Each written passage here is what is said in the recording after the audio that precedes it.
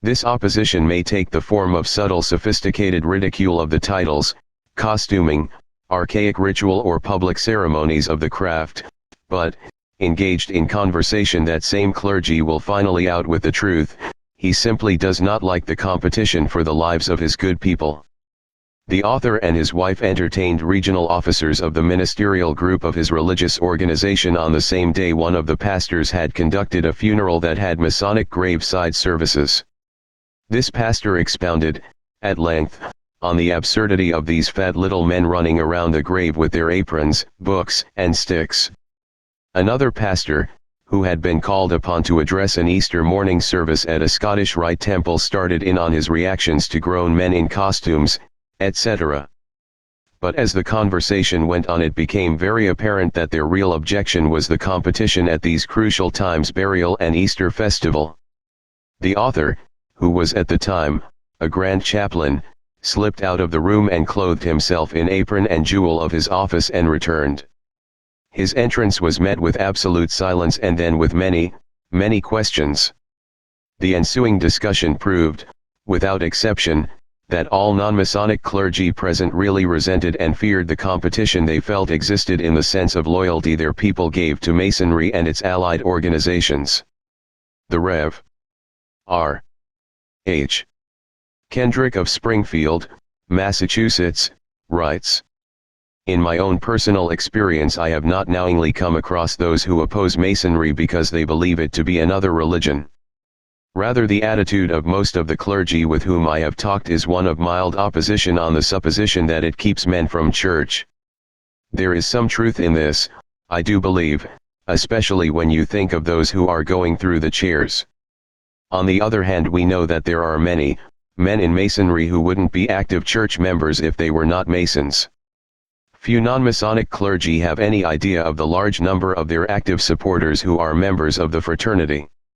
They are aware, unfortunately, of those Masons who use their Masonic affiliation, if such really exists, to serve as an excuse against any participation in the ongoing of life in a positive, creative manner. If a man's life and work proves that he is indeed living up to the ideals as taught by Masonry, then I know of no clergy who would really resent his presence or the presence of Masonry in the life of that man, whether that person be in or out of a religious institution. Many a man owes his beginning in depth of spiritual growth to the lodge. If this be an insult to organized religion, then let it stand as such. Rather, it is a compliment to the fraternity and to the organized religious body in which Masons may affiliate. Masonry has started them on their journey towards light, and in their search they have found light in other places, have recognized it and are using it to shed upon their journey." W. A. E. Johnson, D.D. Superintendent of the Methodist Church, Barberville, Kentucky. There are more than 1,000 Freemasons in Kentucky, and I have never known a man among them who has not been a deeply religious man, especially those who have occupied high offices. This same viewpoint is extended, of course, to the youth organizations that affiliate with the Masonic Lodge in most communities. This author has served as advisor to the Order of Demolay and can testify to that excellent group.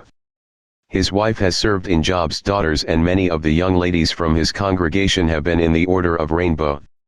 It is time that these groups are seen, not as competition, but as allied organizations, as drive. Billy Graham said, "I find two kinds of young people today. First, and least important, are those given to rebellion and violence. We have always had those, even as far back as Cain and Abel. These vow to annihilate the middle-class morality and ethic, and to toss away the time-honored traditions and ideals of yesteryear.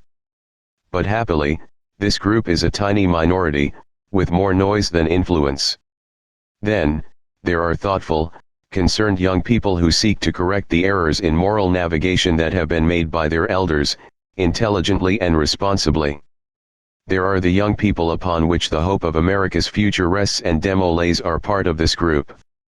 May God richly bless all Demoies as they continue their good work."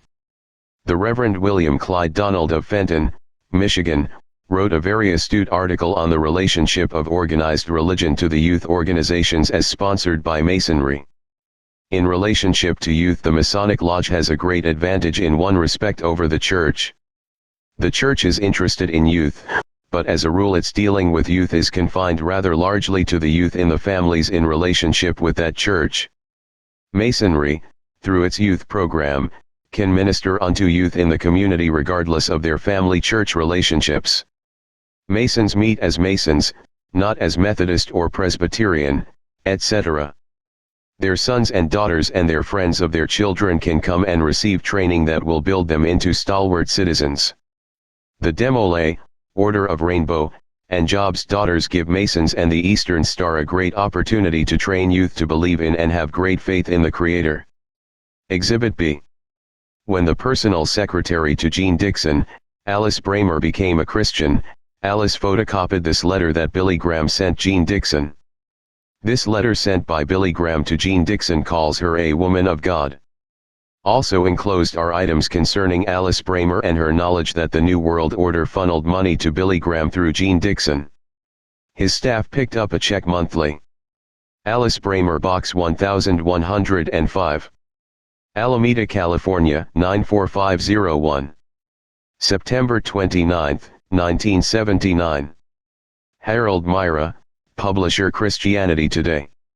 465 Gunderson Drive, Carroll Stream 111.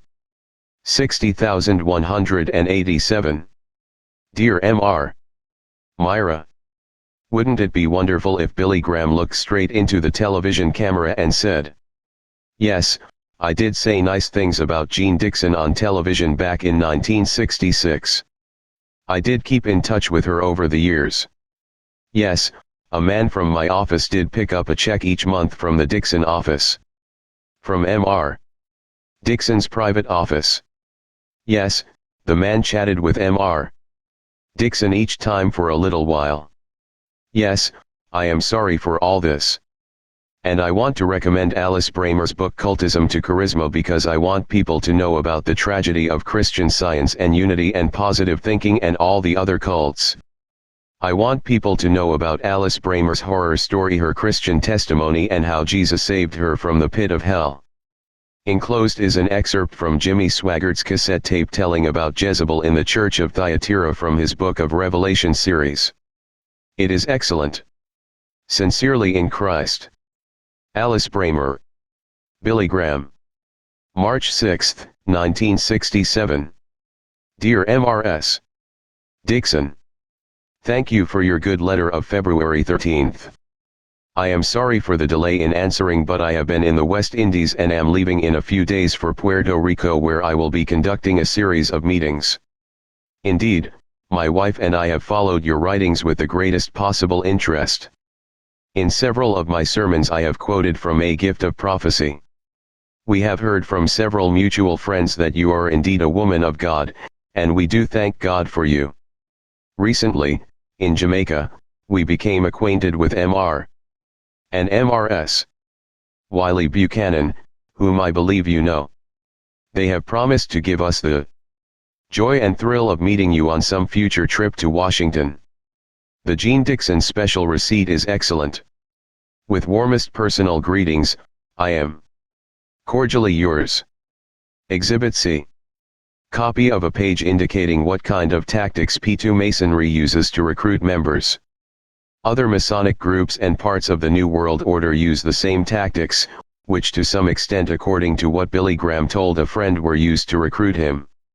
116 In God's Name. The aspirations of genuine Freemasonry were rapidly abandoned, though not officially. Gelli's aim was somewhat different: extreme right-wing control of Italy.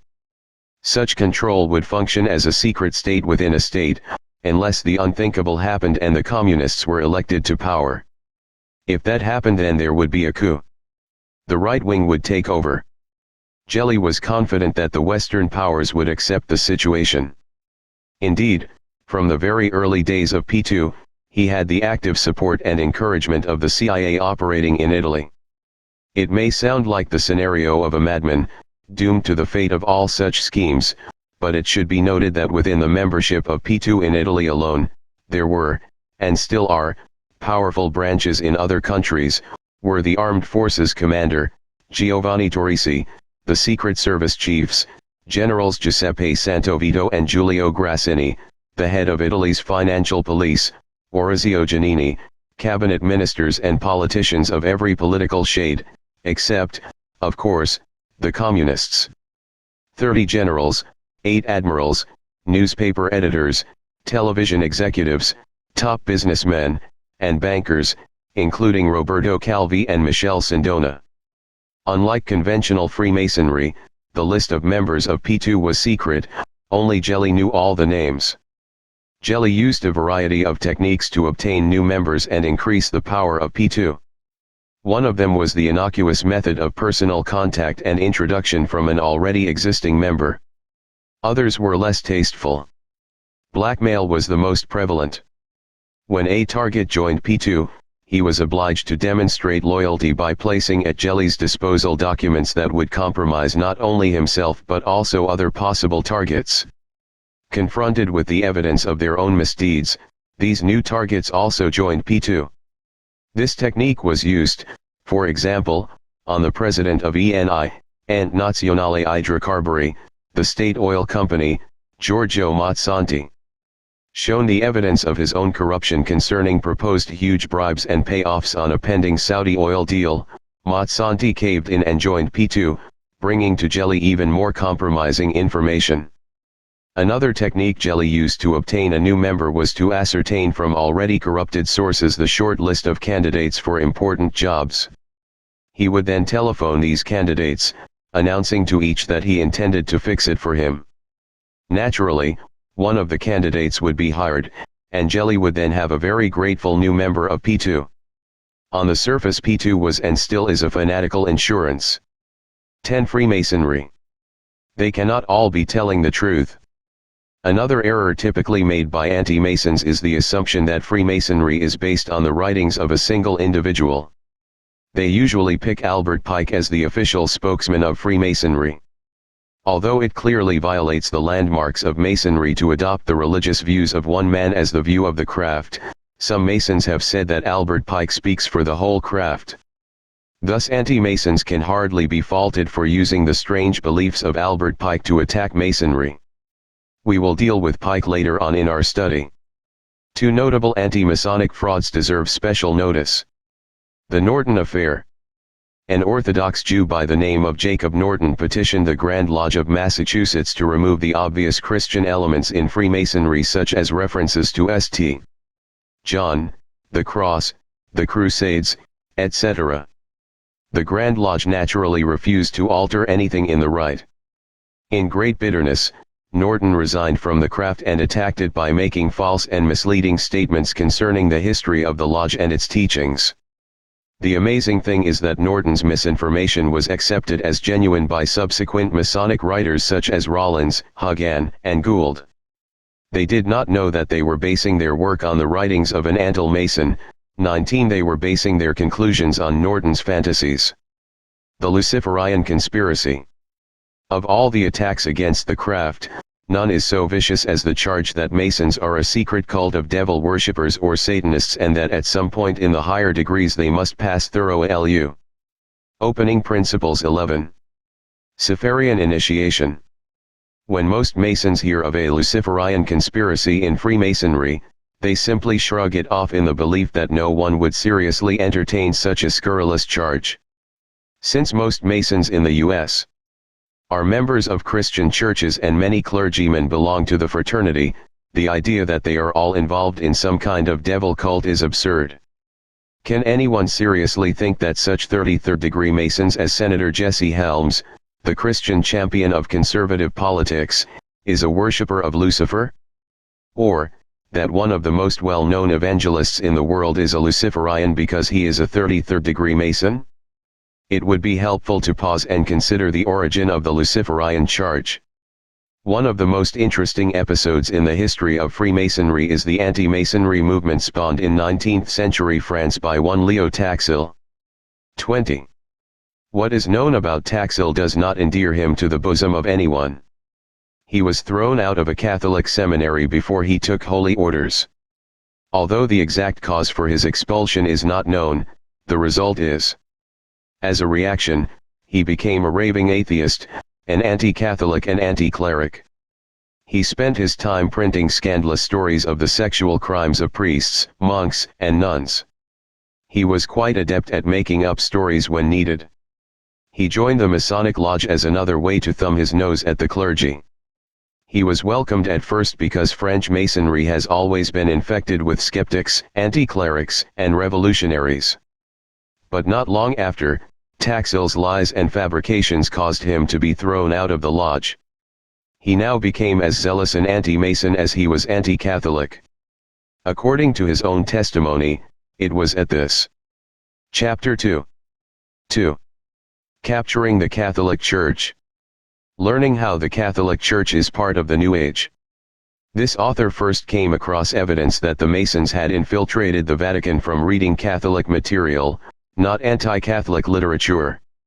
Next, came the discovery from Masonic sources that numerous Catholics down through the centuries have been Masons.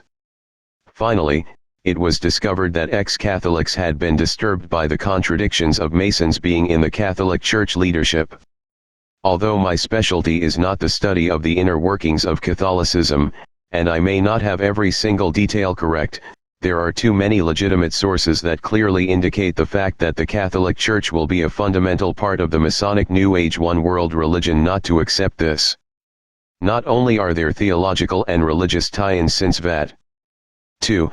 But the Catholic Church also has numerous economic and political connections to the one world power. How this chapter's information is arranged. This chapter will give information on Jewish and Masonic illumination within the Catholic Church. A general overview of a story in regards to Catholic Church and the creation of a one world state. The specifics of the takeover of the Vatican by Freemasonry and its allies in modern times.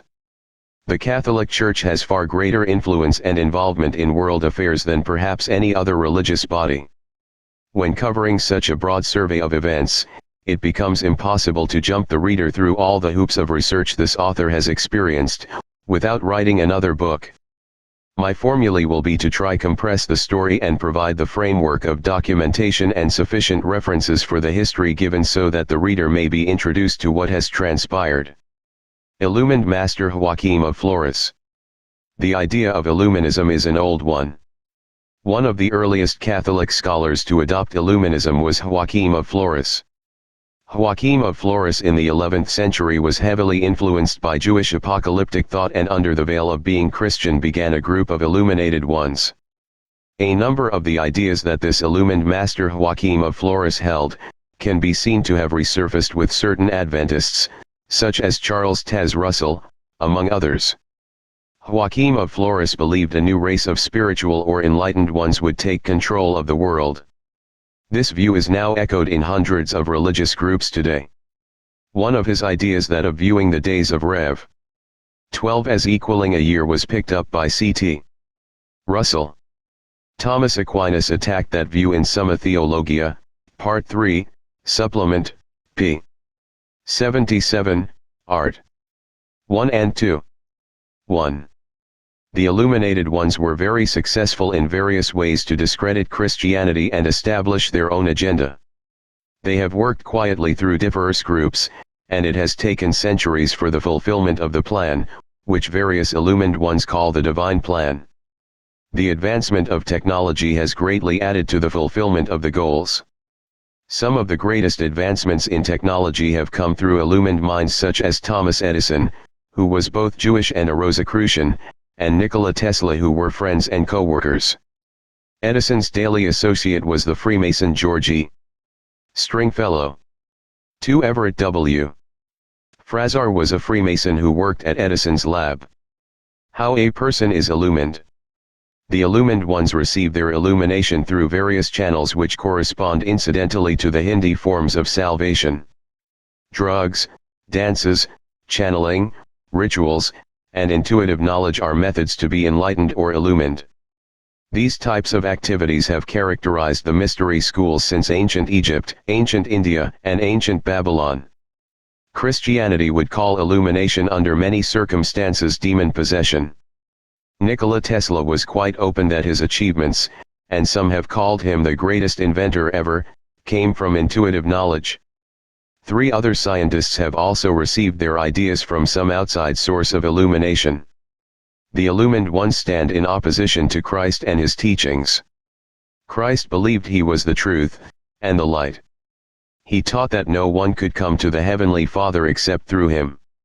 Illuminism teaches disobedience to our Creator God, because it believes men can become gods. This mysticism has worked to destroy all the normal aspects of authority and to glorify Lucifer. This it has done, under many masks. If the Illuminati goals of destruction of family, nation, and Christianity along with the establishment of a one-world government were to be achieved, then the largest religious body, the Catholic Church, would have to be included. The capture of the Roman Catholic Church is one of their crowning achievements. Kabbalistic Jews. Illumined Kabbalist Jews infiltrated Catholicism over the Middle Ages.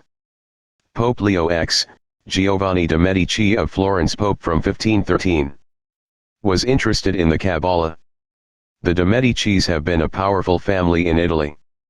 This family provided several popes including Leo XI, Clement VII, and Leo X.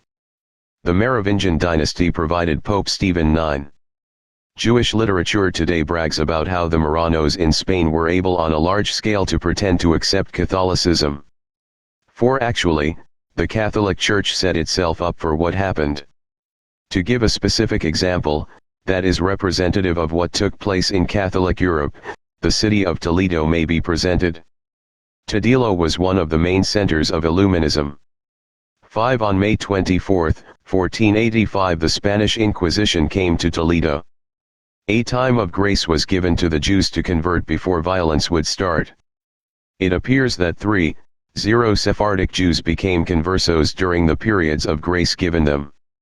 6 It is likely that the Toledo fig Jewish Kabbalist holding the Sephardic tree, Paulus Ricius, Porta Lucas Koch est Porta Tetragrammaton, Justi intrabunt perim, Augsburg, 1516. Population was between 15,0 and 18,0 in 1486. 7 Upwards of 20% of Toledo's population was Sephardic, that is genetically related to Judea and Palestine, and many were prominent citizens. These Sephardic Jews had to march in groups of 5 to 750 person in procession through Toledo's streets to the cathedral and publicly confess their sins. Then they were disabled, that is prohibited in some ways to cramp their style, such as prohibited to hold certain offices and to drink alcohol. The strength of these prohibitions can be seen in that many soon regained their old offices, in spite of the prohibitions. 8 The real effect was to make many Jews who were into the Kabbalah become Catholic in name, and to hide their Jewishness. Many changed their last names, and by some coincidence almost all key public records have disappeared, making it difficult to trace and positively identify who were Jews back then.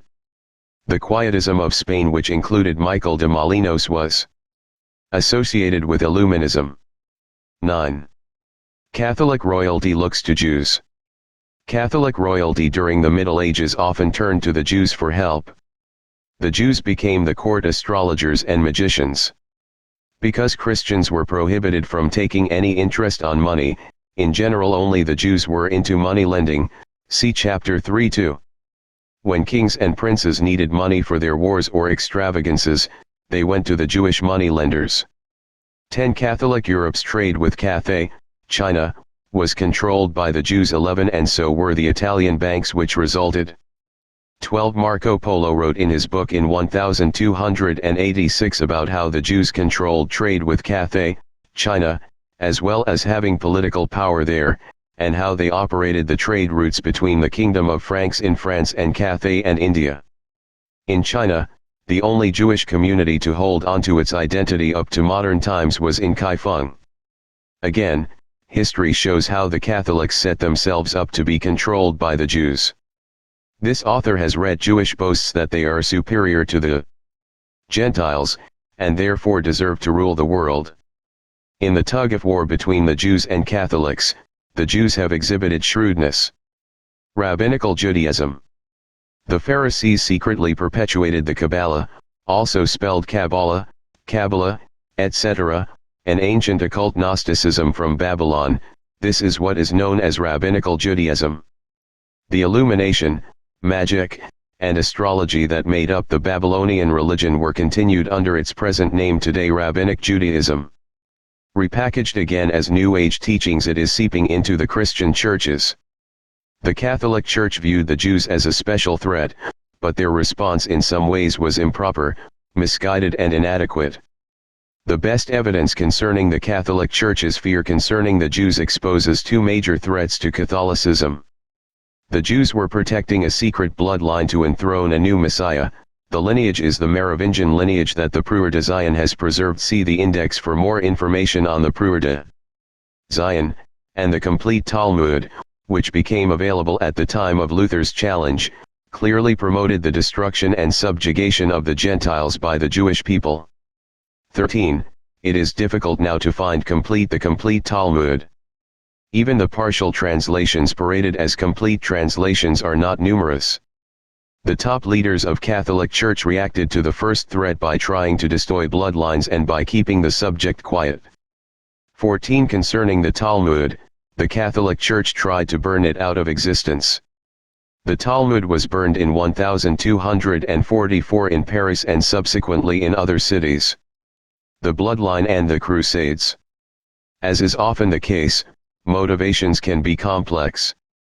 The Crusades were the Catholic Church's response to the horrible conquests by the Muslims. As has often been the case, the Catholic Church has often been her own worst enemy. According to one ex-priest, the Catholic Church had helped finance Mohammed. 15. Mohammed gained much of his religious knowledge from Nestorian Christianity, which pervaded that area of the world. If all that isn't enough to confuse the issue, it appears that the Catholic Pope was prompted to start the Crusades by the secret bloodline considering themselves to be the lineage of King David and Jesus Christ. Using Catholic power, they hoped to gain Palestine, which they considered historically theirs. 16.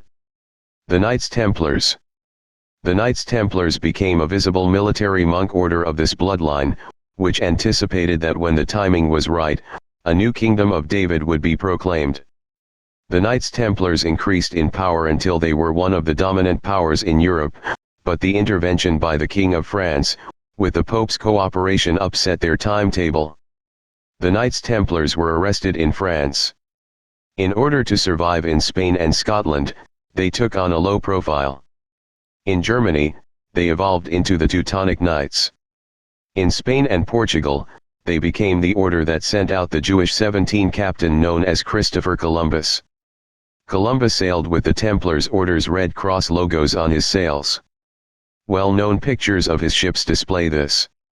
The Rosy Cross, the Red Cross, will reappear in other scenarios connected with secret societies. Undercurrents of the occult seem to never cease. Lorenzo de' Medici, who was a distinguished Platonist and a patron of secret societies, and a member of the black nobility, is said by some to have helped Columbus with the connections to sail. 18. Columbus is said by several historians to have been from Greece. 19. Even if Columbus was of Jewish heritage and from Greece, the records show he was firmly committed to a strong display of Catholicism. Even more plausible than his Jewishness is the strong connection that seems certain between Columbus and secret societies. Even his signature is a cipher. The Order of Jesuits. The Order of Jesuits gave the Illuminists a secret channel to subvert the Catholic Church. Note for instance that the famous Illuminati of Bavaria were created at the Jesuit College at Ingolstadt, Bavaria. Adam Weishaupt, who founded this branch of Illuminati, was a Jewish Jesuit professor. Also note that Ignaz Aurelius Fessler, 1756–1839, who received a Jesuit education at Rop, Hungary, started a Masonic group in Russia in the early 19th century called the Illuminati or Hateful Revolutionaries. 19a. Again, another Jesuit example is Francisco Calvo, 1820–1890. Calvo was a Jesuit priest. Calvo was a 33 degrees Mason. He obtained a Scottish Rite charter from Spain, and organized the Scottish Rite in Costa Rica. 19b. The President of Costa Rica, 1847–49, Drive. José María Castro, was also a co-founder of the Scottish Rite in Costa Rica. The mystic St. Ignatius of Loyola founded the Order of Jesuits. According to the Catholic Encyclopedia, Vol. 16, printed in 1914 with the approval of the Pope's censor and imprimatur, Ignatius of Loyola and St. John of Avila were brought before an Inquisition council concerning links to the Illuminati in Spain, the Alumbrados. 20 This Catholic source also states that the Illuminati believed that they could become the essence of God, and that the highest perfection was in the elimination of all activity, and for the self to be absorbed into God. For them carnal desires and actions are not sinful and can be engaged in.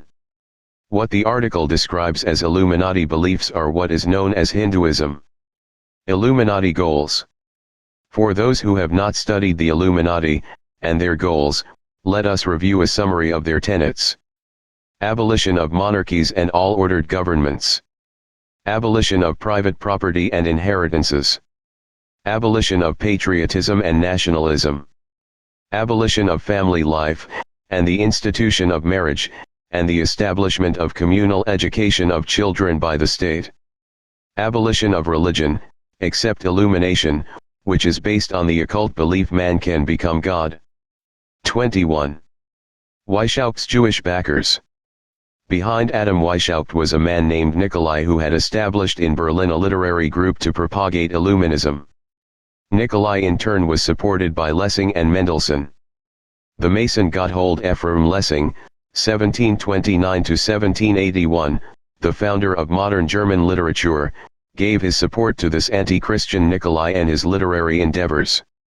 Also one learns in the memoirs of Moses Mendelssohn, that he was behind the efforts of Nikolai. Moses Mendelssohn was part of the International Jewish Kahal, world government. 22 Moses Mendelssohn, aka Moses Dessau, was impressed by the Jewish thinker Maimonides, who taught millennialism, and the Mason Locke who taught the importance of human reason. 23. It was not long before the Rothschilds and other influential Jews added their support to Adam Weishaupt's Bavarian Illuminati. In that day, the Jewish communities were all linked, often their secret communications only needed to be written in Hebrew letters, because outside of some scholars that was enough of a code to keep messages fairly secure.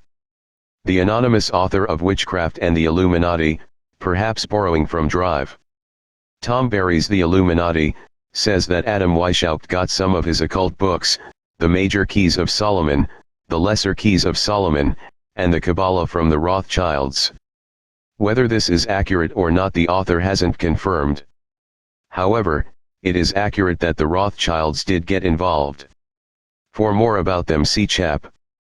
3.3. Most of the groups that have become illuminated, are not called Illuminati. One of the principles of the Illuminati as revealed in the paperwork confiscated by the Bavarian police was that all Illuminati groups had orders to conceal the very existence of their groups, and if known at all to represent themselves as unimportant philanthropic movements. 24 The leaders of these various groups would each get to play roles in the coming planned illumination of the world. And they have. While the Catholic Church has appeared to be a bulwark against Masonry and Illuminism, it has not been exempt from their penetration. Historian Nesta Webster in his book World Revolution seems to desire to limit the involvement of the Jesuits, although he does report that 2 of the first recruits of Weishaupt were ex-Jesuits. Weishaupt attributes his own description of their code of conduct durch Heilig die Mittel, the end sanctifies the means, to the Jesuits. Various Catholic and Jesuit works verify this as a Jesuit attitude. 25. John Robison, who gives an excellent picture in his Proofs of a Conspiracy of the various people who used the Masonic Lodge for devious purposes, indicates in several places that the early Masonic lodges were used by the Jesuits. At this time after King James had fled to France also the Jesuits took a more active hand in Freemasonry than ever. They insinuated themselves into the English lodges. At this time changes were made in some of the Masonic symbols, particularly in the tracing of the lodge, which bear evident marks of Jesuit interference. 26. By adept use of old rivalries, those desiring to create a one-world government have played off their rivals against each other, and sneaked in and captured the remains. This movement is what Robeson in 1798 called the cosmopolitan movement. Cosmos is Greek for world and polis is a city, hence, cosmopolitan in Robeson's use means citizenship of the world. The most zealous cosmopolitans or one-worlders in Robeson's day were the Loge des Chevaliers Bienfaisants at Lyons. Remember, it was from Lyons that the Scottish Rite travelled to the Americas. That lodge's Grand Masters were Duc de Chartres, the next Orleans, and after him Ph. Égalité. The Paris and Strasbourg lodges among others were daughter lodges from Lyons. 27. Principal Catholic strongholds weakened. Poland, because it was such a geopolitical asset of the Catholic Church, was destroyed as a nation by the Masons. 28. The French Revolution, planned by the Illuminati through several secret societies like the Jacobins, wiped out the Catholic clergy without mercy. After the French Revolution, Napoleon and his 4 brothers, who were also Freemasons, 29, continued to break the Roman Catholic Church's power. Napoleon broke the temporal power of the Pope. Napoleon also seized and carted off to Paris almost all the Vatican's archives, where fraternal scholars from several secret orders began examining them. More about this later. If this wasn't enough, the Masons Mazzini and Garibaldi led a revolution in Italy and installed a Masonic government. After Masonry conquered France, Grand Master and Illuminatus Lafayette directed the Mason Bernardo O'Higgins and Simon Bolivar to revolt in South America against Catholic Spain. Likewise, he encouraged Juarez to revolt against Spain in Mexico. Since then, the Masons like Mason and President Diaz of Mexico 30 have held sway over Catholic Mexico. The Mexican government has often been anti-Catholic. 31 Mexico has been a confusion of competing lodge systems. These various revolutions were intended and soused in curtailing the Catholic Church's power. The secret Black Pope and the Company.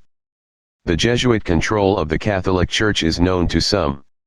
In Italy, the Jesuit Master General is called the Black Pope because they realize how much power the Grand Master wields. Every Catholic country has at some time expelled the order because it wields its own power. 32 The order is also called by the Jesuits themselves the Company.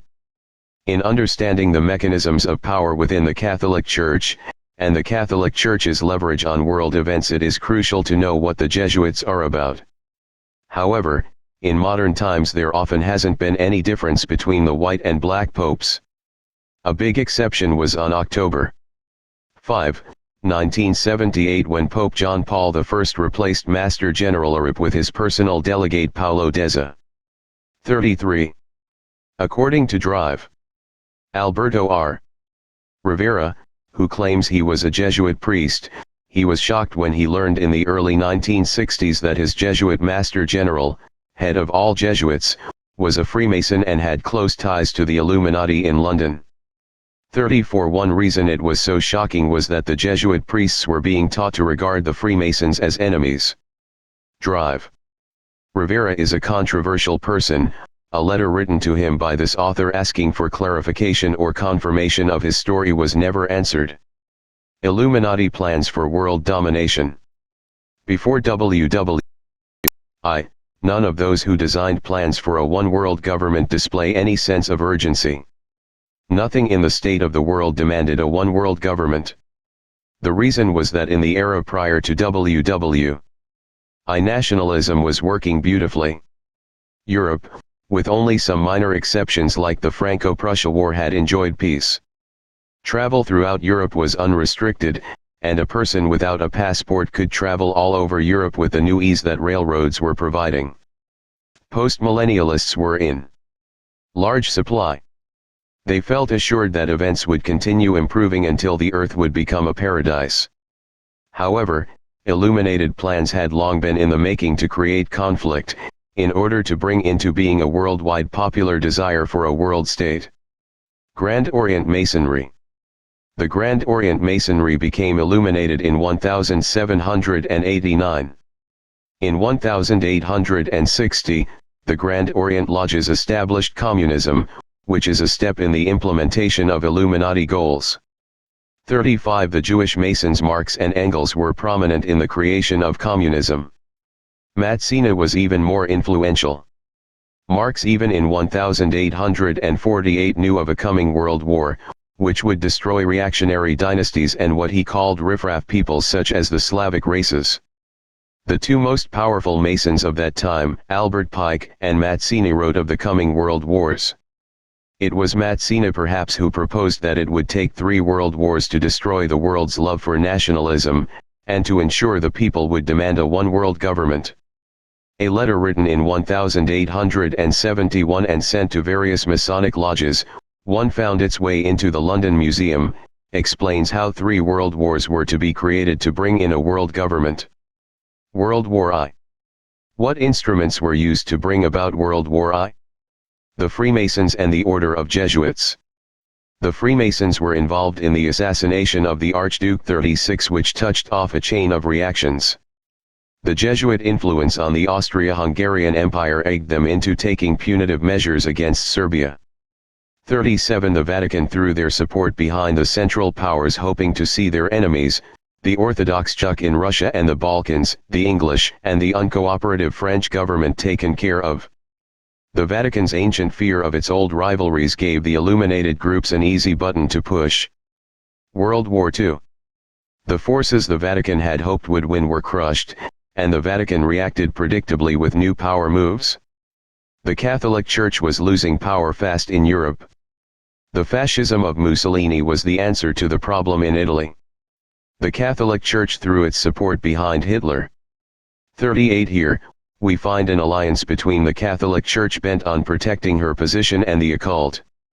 Nazism was different from Mussolini's fascism in that it was the embodiment of the New Age occultic religion that the secret societies had been planning to establish. 39. Hitler gave the Catholic Church great power, but had he won, his ultimate plans were to control and remake Catholicism for his New Age religion. 40. Hitler spoke of the German mission to protect Christian Europe against Bolshevik Asiatic hordes. But this was only political propaganda, as the Nazis were no more Christian than the persecuting emperors of the Roman Empire or Stalin's satraps, 4,000 Roman Catholic priests and monks, and probably as many other dedicated leaders and laymen of the Lutheran and other Protestant churches were killed for resisting the pagan Nazi views and brutalities. 41. The Vatican was manipulated into thinking that Hitler and Mussolini would bring them what they wanted. Both Hitler and Mussolini gave the Catholic Church extensive benefits that boosted her waning temporal strength. 42. Another agreement gave the Catholic Church the exclusive privilege to follow Nazi armies into Russia and convert the Russians. 43. Actually, the Catholic efforts seem to have been counterproductive in some ways, for they set up the Second World War that the illuminated ones had been wanting. Britain and Russia secretly manipulated Hitler into war. 44. Hitler's thinking made him quite easy to manipulate. The 3 Freemasons hold the 3 most powerful nations, Stalin, Roosevelt, and Churchill, all Freemasons, got the war that had been planned. They secretly used the war to further illuminated plans in many ways. 45. The Catholic Church hoped the Nazis would wipe out a secret order that believed they were the blood lineage of Jesus Christ. This lineage was called the Holy Grail. Its secret elimination would destroy a potent rival to the Catholic Church. The Nazis hoped to use the Holy Grail for their own use, and sought not just the blood lineage but the Grail cup that stood for the lineage. Masonry, especially the Mizraim Rite, but also the Scottish Rite, is intimately connected to the preservation of that holy lineage. The destruction of the Orthodox Jews. 2 Orthodox Jews have come out with shocking evidence in their books Perfidy and the Holocaust Victims. What their evidence indicates is that the Zionist and Reform Jews sacrificed the Orthodox Jews of Europe. More and more Orthodox Jews are writing books and telling the truth of their betrayal by the Zionist Jews who were in positions of power. Mikhail Greenwald, a Holocaust researcher, discovered that a certain high-ranking Israeli official named Rudolf Kastner was directly responsible for the slaughter of 1 million Hungarian Orthodox Jews.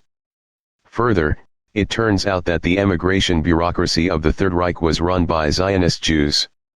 Therefore, the Rothschilds and other Jews of the Reformed variety got out, the Orthodox were abandoned. Powerful Reformed Jews in nations like the U.S. encouraged the prohibitions on Orthodox Jews immigrating before WW2 to safety. It could be said that Jewish power was strong enough to get Roosevelt elected, but not strong enough to raise a protest to get Orthodox Jews out Germany, when Hitler tried to expel the Jews and no country would take them. Jewish authorities. Wyman in the Abandonment of the Jews writes on pages 198 and 199. The Jewish Emergency Committee worked almost alone for the passage, through our Congress, of the Rescue Resolution. Zionist leaders, acting through the American Jewish Conference, even hampered its progress. Stephen Wise had based his testimony on policy set by Zionist leaders of the American Jewish Conference.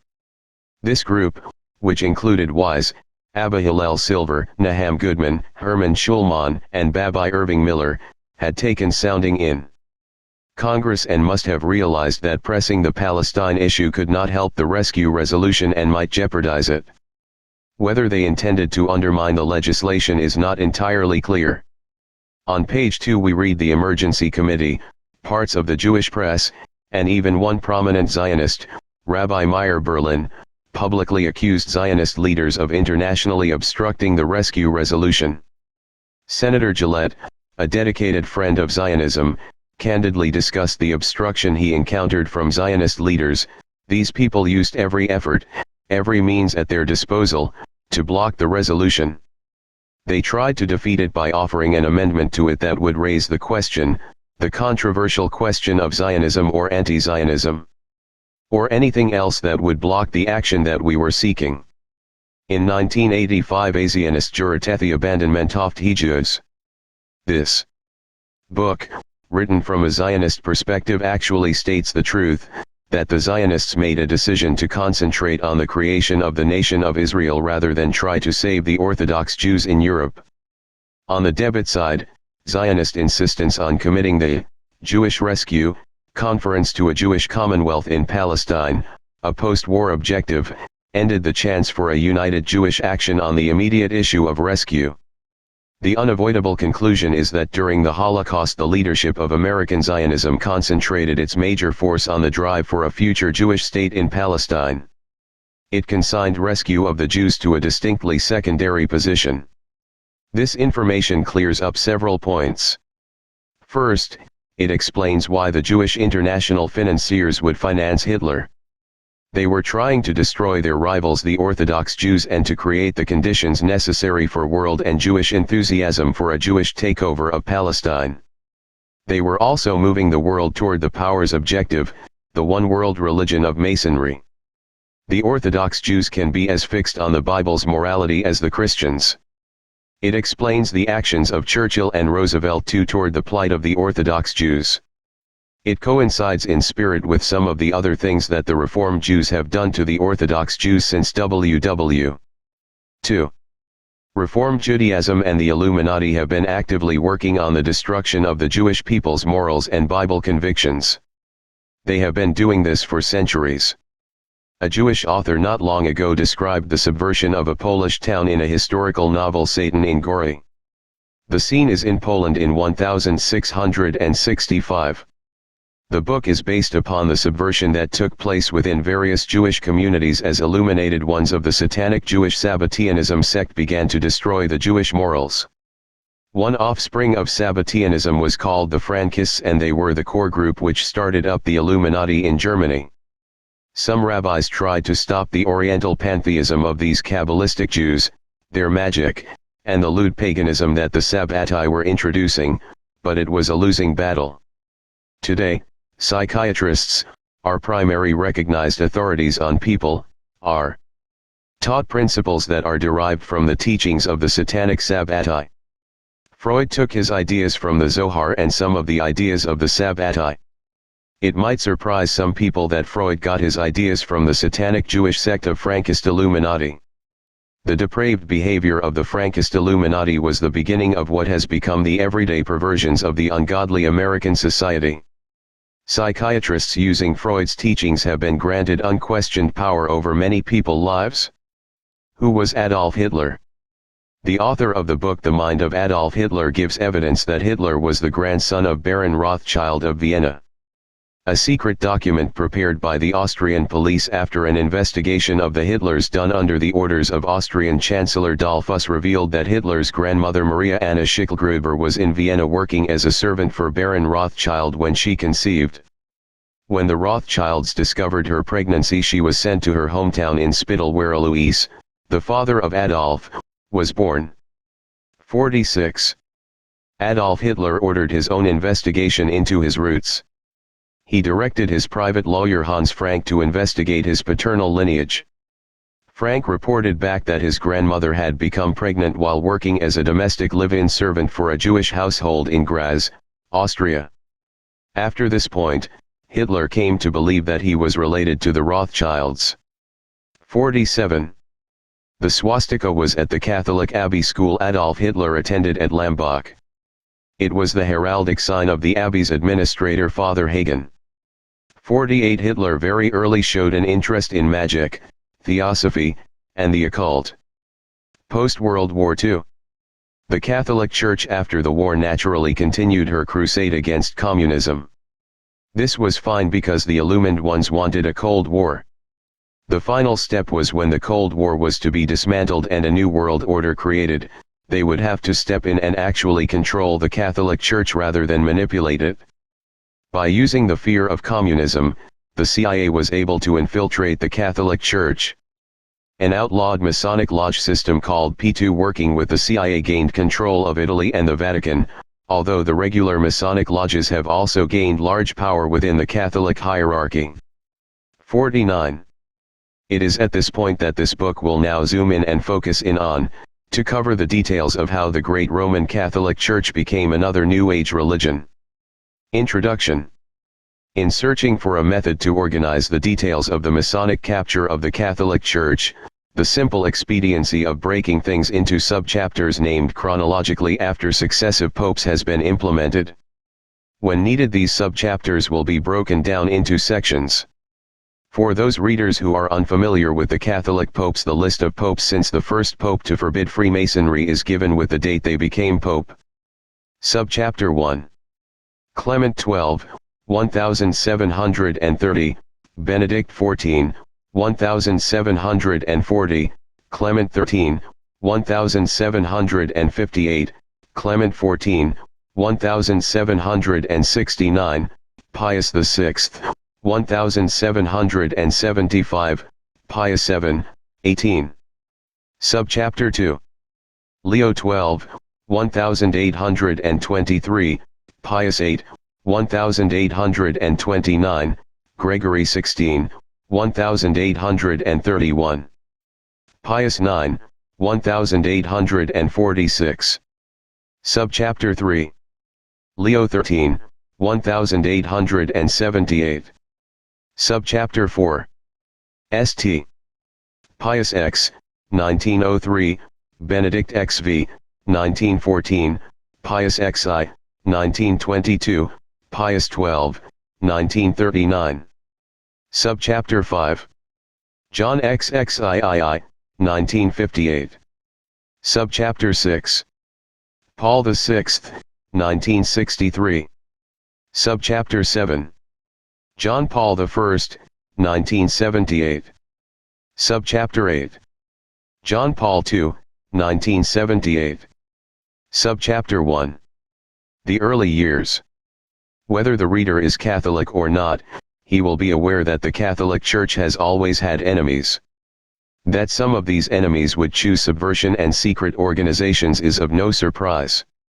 However, those that were opposed to the Catholic Church because of its moral deficiencies and corruptions were not the ones that were willing to be totally amoral to fight the Church. It was not the reformers, but those that wanted to destroy all vestiges of Christianity that were the most dangerous. The Jews had adopted and codified in the Talmud the worst moral perversions. Not even the Catholic Church could tolerate Talmudic Jewish morals. The Talmud instructs the Jews to commit every sin possible against the Goyim, the Gentiles. In numerous obligatory passages it also promotes amongst the Jewish people themselves child rape, Sanhedrin 5:5a and b, 6:9b, 7:6a, Kethuboth lib, sex with animals, footnote to Sanhedrin 5:5a, and a host of other practices called wicked by Christians. This is why the Catholic Church tried to stamp out the Jews, because they practiced disgusting perversions that were codified in the Talmud. The Catholic Church very early on felt that one of their bitterest enemies were the Kabbalistic Jews, and the Catholic Church from the public beginnings of Masonry felt that her Jewish enemies were behind the lodges. Likewise, the Protestants reformers felt most threatened by such people too, not out of racial prejudice, but because they were so destructive to all morals. Calvin and those who ruled Geneva burned Servetus at the stake because he was against what the Church stood for. They weren't burning Catholics, because in the eyes of the Protestants the Catholics weren't challenging the basic tenets of the Scripture. 50. Surely there were times that racial prejudice came into affairs, but the mythical image that the Jews were persecuted down through history because of their race, doesn't hold up historically. Christians are ignorant that the Talmud advises even the best of Goyim, Gentiles, should be killed. Abhoda Zarid 26b, Tosefah. The Jewish-controlled media is not going to expose such terrible Jewish racism, but they have put out shows on TV blaming Christians for the Holocaust. From the beginning the Rosicrucians and Freemasons employed Jewish symbolism and Jewish Kabbalistic magic. The theme of the Masons from the beginning was the rebuilding of Solomon's temple. The temple in Jerusalem had been destroyed according to Christ's prophecy. The rebuilding of the Jewish temple was a Jewish hope that slowly over the years has been adopted by the Christians. Clement XII in 1738 condemned Freemasonry and asked Catholics to leave it and not join. Ignoring the Pope's edicts, the Catholic Duke of Norfolk served as Grand Master of the English Masons, and the Catholic Viscount Montague, who was a key player for the power, and who was head of the English Catholics, also served as the Grand Master of England's Masonic lodges from 1772 to 77. 51. The Masonic lodges became hothouses for every anti-religious sentiment. Within a few years of the public appearance of the Masonic lodges, the governments of Europe were teeming with Masons. The Marquis de Pombal, royal advisor in Portugal, the Count de Aranda, royal advisor in Spain, Minister de Tillet and the Duc de Choiseul in France, Prince von Kaunitz and Gerard von Swieten at the Habsburg court in Vienna, Austria were some of these prominent Masons in high government positions. They addressed each other as brothers of the pyramid and advocated the overthrow of Christian organizations. 52. On July 21, 1773, the Pope abolished the Order of Jesuits. Interestingly, Frederick the Great of Prussia, one of the most important and dedicated Masons that has lived and a homosexual, protected the Jesuits in order to use their services against the Pope and the Bourbons. Is it strange then, that soon afterwards, the Illuminati arose in Jesuit areas, yet appeared not to be connected with the Jesuits? Hecathorn and other writers have noted the close connection between Masonic rituals and Jesuit initiations and rites. 53. Within a few years the French Revolution, a product of illumined Masonry, broke the papacy's control over France. Napoleon, a great Freemason, continued the revolution in the name of liberté, égalité, fraternité, that is liberty, equality, and fraternity. Napoleon proceeded to completely break the papacy. He arrested Pope Pius VI. Contrary to the advice of other Masons, he allowed him to live, but was slow to replace him with another pope when he died. Napoleon permitted Pius VII to become pope. But Pius VII and him didn't get along, and Pius VII ended up arrested. Napoleon treated him according to Catholic sources brutally and forced him to sign away more papal power. When Napoleon saw his position in Europe smashed by the Allied armies, he released the Pope. In 1814, in one Pius VII's first acts after release, he reinstated the Jesuits. 54. During these years of the Pope's captivity, the Masons controlled the Catholic Church. What all they did behind the scenes to the Catholic Church would be interesting to know. They did haul the Vatican's archives to Paris. What is interesting is that they have not revealed whatever great secrets they must have learned from those archives. It can be assumed that perhaps they kept these secrets for blackmail, or to release when to their maximum benefit. These are not the only historical secrets that the Freemasons are guarding. Charles T. Russell saw the capture of the Pope by Napoleon as the turning point in history. He may be correct. Apparently, Freemasonry through the Jesuit leadership and other of their men, have had some control or influence over the Catholic Church since that time period.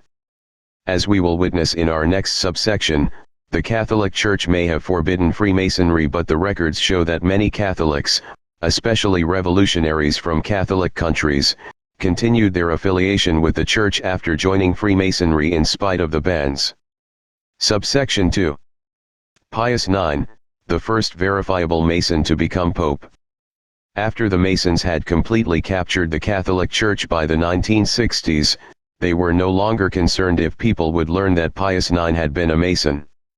In the New Age, April 1962, p. 17, in an article A Pontiff Freemason, an official bulletin of the National Grand Orient of Egypt published in Italian and dated Mar. 1876 records a document No. 13715 bearing the Great Seal of the Grand Lodge Luce Perpetua of Naples, Masonic Lodge Eterna Catena of Palermo, we Master Masons, dignitaries, and officials certify. We have received in this lodge in the form prescribed by our rituals, and with entire conformity to our constitution, the brother Giovanni Ferretti Masti. In the profane and civil year 1839, on the 15th day of the month of August. The article then goes on to discuss how various Masons and various lodges were aware of his membership. After he was ordained to the priesthood, he was appointed apostolic delegate in the Uruguay, where he appeared in the Masonic lodges. This was even known to profane people, non-Masons. In 1873, in an epistle Pius IX denounced Freemasonry as originating from the devil. Garibaldi, a 33-degree Mason, and others had overthrown the government of Italy and installed a Masonic government. Victor Emmanuel had been made King of Italy, and while he ruled he was also the Grand Master of Masons in Italy. After the Pope denounced Freemasonry, a letter signed by King and G.M. Victor Emmanuel was sent out to the Masonic bodies informing them of the Pope's expulsion from the Masons. Subsection 3. Leo XIII. The best anti-Masonic encyclical. During the administration of this Pope, the modernist Catholic movement became active against the traditions of the Church. The director Jean-Baptiste Hogan of the Seminary of St. Sulpice in Paris was an important figure in this movement. Various members of this movement were linked to Freemasonry and excommunicated or suspended. In 1884, Pope Leo XIII sent out the strongest and most comprehensive encyclical against the Freemasons that was ever done. The warning comes across as very sincere. As to whether there was a hidden agenda behind heating up the war of words with the Masons, this author is not aware of any. Occasionally, this author is asked why the Catholics were against the Masons. By the way, this author is not Catholic. Pope Leo XIII answered that well with his encyclical. If any Catholics are reading this, they are requested to read this message from Pope Leo XIII. Masonry hasn't changed, but your church isn't warning its people anymore. Other readers may want to jump over this next part. This condemnation of Freemasonry is so well said that it deserves repeating at least in a condensed form. The Masonic sect Leo, Pope, 13. To all venerable patriarchs, primates, archbishops, and bishops in the Catholic world who have grace and communion with the Apostolic See. The human race divided itself into two different and opposing parties, one of which assiduously combats for truth and virtue, the other for those things which are opposed to virtue and to truth. The one is the kingdom of God on earth. The other is the kingdom of Satan, in whose dominion and power are all who have followed his sad example and that of our first parents. Augustine clearly saw and described. Two loves have made two states, the love of self to the contempt of God has made the earthly, but the love of God to the contempt of self has made the heavenly. Those who follow the evil one seem to conspire and strive all together under the guidance and with the help of that society of men spread all over, and solidly established, which they call Freemasons. Clement XII first signalized the danger in 1738, and Benedict XIV renewed and continued his constitution. Pius VII followed them both, and Leo XII. By the Apostolic Constitution Hugo Gravi or recapitulating the acts and decrees of the above pontiffs about the matter, validated and confirmed them forever. In the same way spoke Pius VIII, Gregory XVI, and very often Pius IX. The purpose and aim of the Masonic sect having been discovered from plain evidence, from the cognition of causes, its laws, rites, and commentaries having come to light and been made known by the additional depositions of the associated members, this Apostolic See denounced and openly declared that the sect of Masons is established against law and honesty, and is equally a danger to Christianity as well as to society, and many princes and rulers of states agreed with the popes, and either denounced Masonry to the Apostolic See or by appropriate laws condemned it as a bad thing in Holland, Austria, Switzerland, Spain, Bavaria, Savoy, and other parts of Italy. Although in our days these seem to no longer care to hide in darkness, but hold their meetings in the full light and under the eyes of their fellow men and publish their journals openly, yet they deliberate and preserve the habits and customs of secret societies. Nay, there are in them many secrets which are by law carefully concealed not only from the profane, but also from many associated, viz. The last and intimate intentions, the hidden and unknown chiefs, the hidden and secret meetings, the resolutions and methods and means by which they will be carried into execution. Hence the difference of rights and of duties among the members, hence the distinction of orders and grades and the severe discipline by which they are ruled. So, by false appearance, but with the same kind of simulation, the Masons chiefly strive, as once did the Manichaeans, to hide and to admit no witnesses but their own. They seek skillfully hiding places, assuming the appearance of literary men or philosophers, associated for the purpose of erudition. They have always ready on their tongues the speech of cultivated urbanity, and proclaim their charity toward the poor. They look for the improvement of the masses, to extend the benefits of social comfort to as many of mankind as possible. Those purposes, though they may be true, yet are not the only ones. Besides, those who are chosen to join the society must promise and swear to obey the leaders and teachers with great respect and trust, to be ready to do whatever is told them, and accept death and the most horrible punishment if they disobey. In fact, some who have betrayed the secrets or disobeyed an order are punished with death so skillfully and so audaciously that the murder escaped the investigations of the police. Therefore, reason and truth show that the society of which we speak is contrary to honesty and natural justice. A good tree cannot yield bad fruits, nor a bad tree good ones. Matt. 7:18, Masonry generates bad fruits mixed with great bitterness. From the evidence above mentioned we find its aim, which is the desire of overthrowing all the religious and social orders introduced by Christianity, and building a new one according to its taste, based on the foundation and laws of naturalism. What we have said or will say must be understood of Masonry in general and of all societies, not of the individual members of the same. In their number there may be not a few who, though they are wrong in giving their names to these societies, yet are neither guilty of their crimes nor aware of the final goal which they strive to reach. By opening their gates to persons of every creed they promote, in fact, the great modern error of religious indifference and of the parody of all worships, the best way to annihilate every religion, especially the Catholic, which, being the only true one, cannot be joined with others without enormous injustice. Those who boldly deny his existence are admitted as well as those who, like the pantheists, admit God but ruin the idea of him, retaining an absurd caricature of the divine nature, destroying its reality.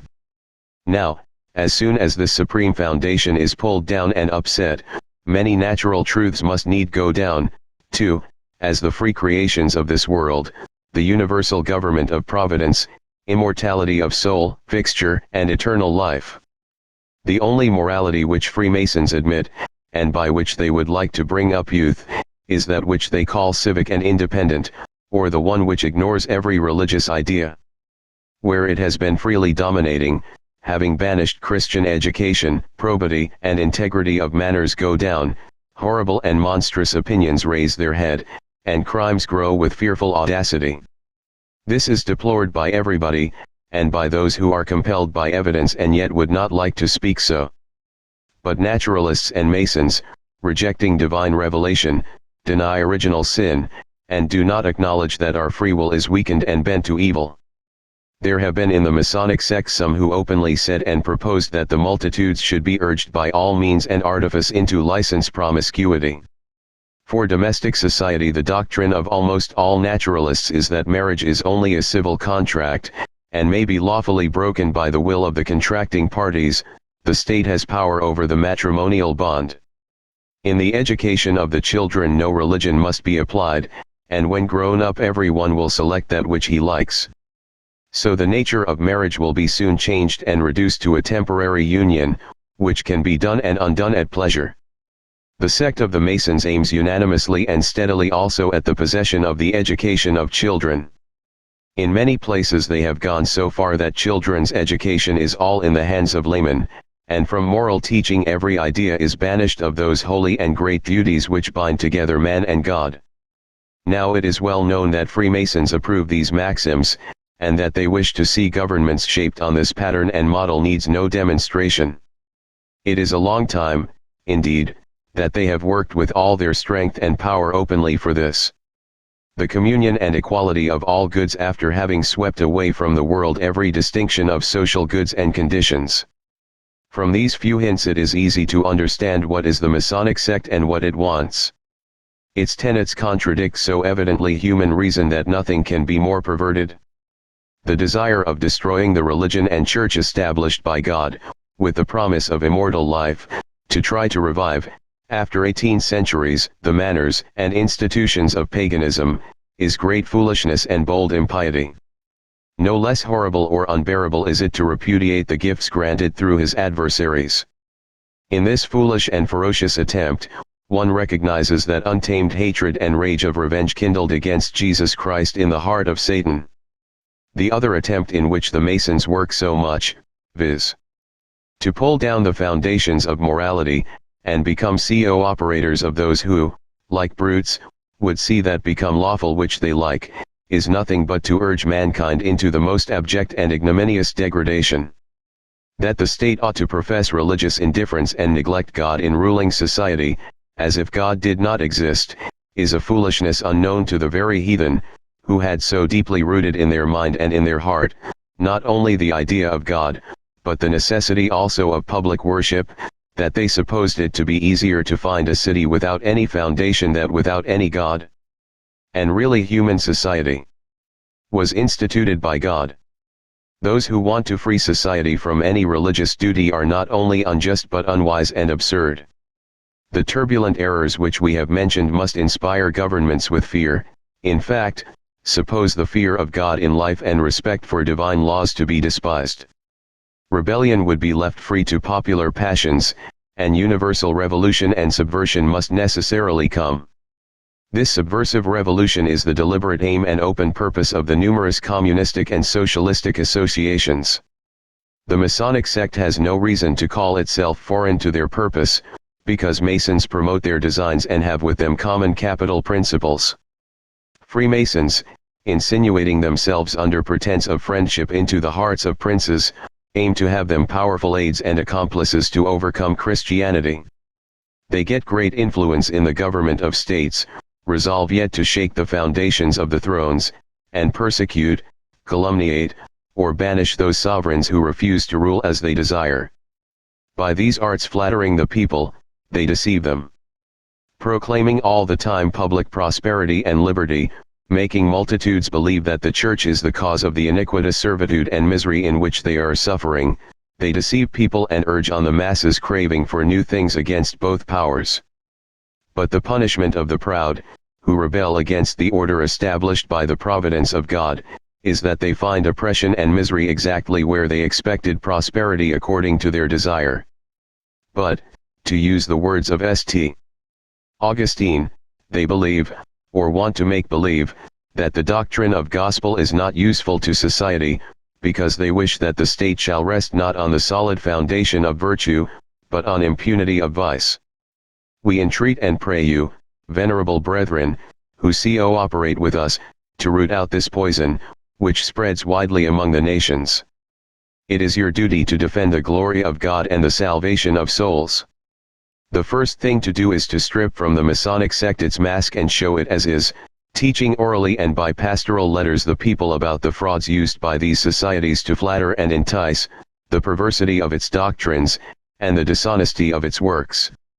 May it grow more and more, this holy congregation the Church, from which, among others, can be expected also this precious fruit of bringing minds back to liberty, fraternity, and equality, not those which are the dream of the Masonic sect, but which Jesus Christ brought into this world and Francis revived. The liberty, we say, of the children of God which frees from the servitude of Satan and from the passions, the worst tyrants, the fraternity which emanates from God, the Father and Creator of all, the equality established on justice and charity, which does not destroy among men every difference, but which, from variety of life, offices, and inclinations, makes that accord and harmony which is exacted by nature for the utility and dignity of civil society.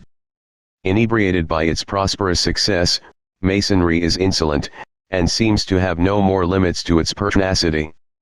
Through their patronage and the perseverance of common prayers, let us hope that God will condescend to piously help human society threatened by so many dangers. Given at Rome. 20th of April, 1884. Leo. pp. 13. A number of Masons took this encyclical Humanum Genus as a joke. They have no sense of a fear of God.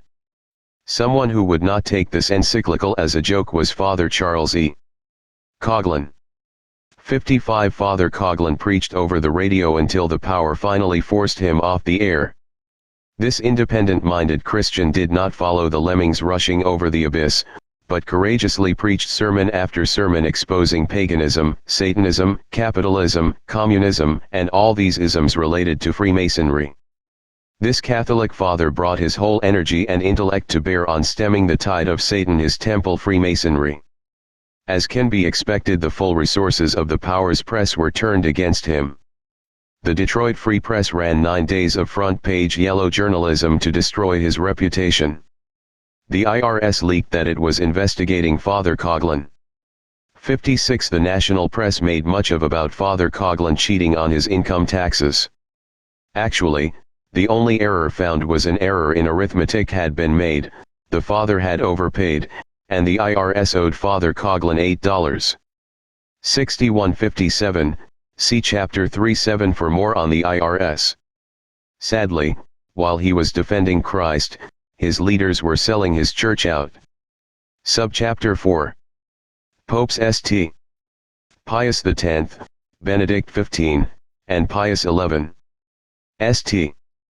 Pius X took over in 1903. Catholicism had some dangerous cracks within its solid-looking walls. The international financiers had the church at their mercy. They could infiltrate the church, spy on the church, etc. But they hadn't moved the church into its role as a major part of the one-world religion.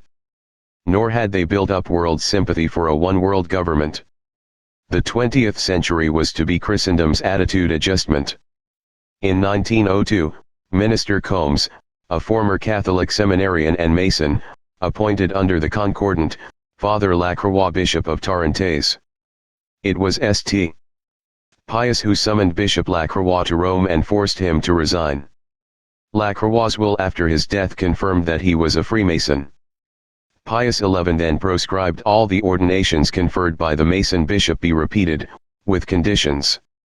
The dissident Lefebvrites that have split with mainstream Catholicism trace back their ordinations to that Mason bishop.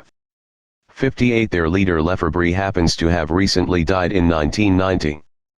Pius XI was pope during the confused state of all the political intrigues of the 1930s. There seemed to be more questions than answers when one investigates the one world power and its dealings with the Vatican during the 1930s. For instance, the Spanish Civil War seems to have been in part contrived by the international Jews and the new fascist dictators. General Franco and his financial backer, John March, were both Marranos Jews. General Franco was reportedly also a Grand Orient Mason. 59 Peter Wyden reports in Passionate Years that archivist Victor A. Burke, of Brandeis University, had found that 40% of the Lincoln Brigade, volunteers fighting against General Franco, were Jewish. Perhaps the only sense of this is to look at the process and not the details. One overall result of the war was that the communists secretly stole the Spanish gold reserve of over $1 billion in gold, and shipped it to Russia. One of the means of transport was the Soviet ship Komsomol that carried the gold, and it arrived in Odessa November 2, 1936. The gold was trucked to Moscow's precious metals deposit, Gokran. 60. The other big result was that Hitler revitalized his military machine, and tested out his new weapons. If the Germans had not been given the opportunity to test their military capabilities, they may have been slower in going to war. A great amount of political maneuvering was taking place. Father Coughlin was trying to warn Catholics of the dangers that were coming, and warning them to vote against Roosevelt. Father Coughlin for years warned people about the Masons. But while he was doing this, Cardinal Pacelli, the Pope's Secretary of State, timed a visit to the U.S. in 1936 that coincided with the elections and gave the appearance of papal approval of Roosevelt to the Catholic voters. Pacelli was of Jewish blood, according to Drive. Rivera. As readers may remember, Cardinal Pacelli had negotiated with Lenin on behalf of the Pope. This was according to Avro Manhattan with the view of supplanting the Russian Orthodox Church with the Catholic Church. 61 When Pope Pius XII, Pacelli, took over 1939, because he was a compromising man, the Mason press. Roosevelt established diplomatic relations with the Vatican, which had been officially ignored since 1867. The Protestants did not disapprove of this move because it was billed by the media as a step to keep Italy out of World War II, which had broken out. The first personal ambassador to the Vatican from the U.S. was the millionaire, Episcopalian, and active Freemason Myron C. Taylor, 1874–1959. The New York Times, November 6, 1936 records Myron C. Taylor's views of Mussolini. One of the many praises he gave is Taylor's declaration, "The whole world has been forced to admire the successes of Premier Mussolini in disciplining the nation." At that point, a bond of cooperation between Masons and the international financiers and the Vatican can be seen quietly working in the background of history. Commenting on the parallel policies that the U.S. and the Vatican entered into during these years in WW. To the former French ambassador to the Holy See, François-Charles Royat, in the Revue de Paris, September 1946 said, "Few people in Europe were aware of the union which was functioning on a spiritual level between the two forces which were represented in the United States and the Holy See, and which were coordinated in each instance that justified joint action." Emphasis added. This book does not have the space to delve into all the politics and cooperation during these years between the Catholic Church and the One World Order, including such groups as the CIA, the Knights of Malta, and MI6. Let it simply suffice here to indicate that there was a lot of activity between the various parties, and a lot of mixing and cooperation. It appears the close relationships were mutually beneficial. Perhaps the Catholic Church in some was naive with who they were dealing with, but that is unlikely considering men like Father Coughlin, and others who were giving warnings. Subchapter 5. Pope John XXIII, a humble beginning.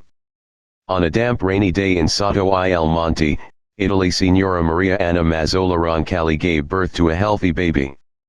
The cross-mountain wind that the people call tramontano was slamming through town, rattling wooden shutters and forcing rain into the damp houses.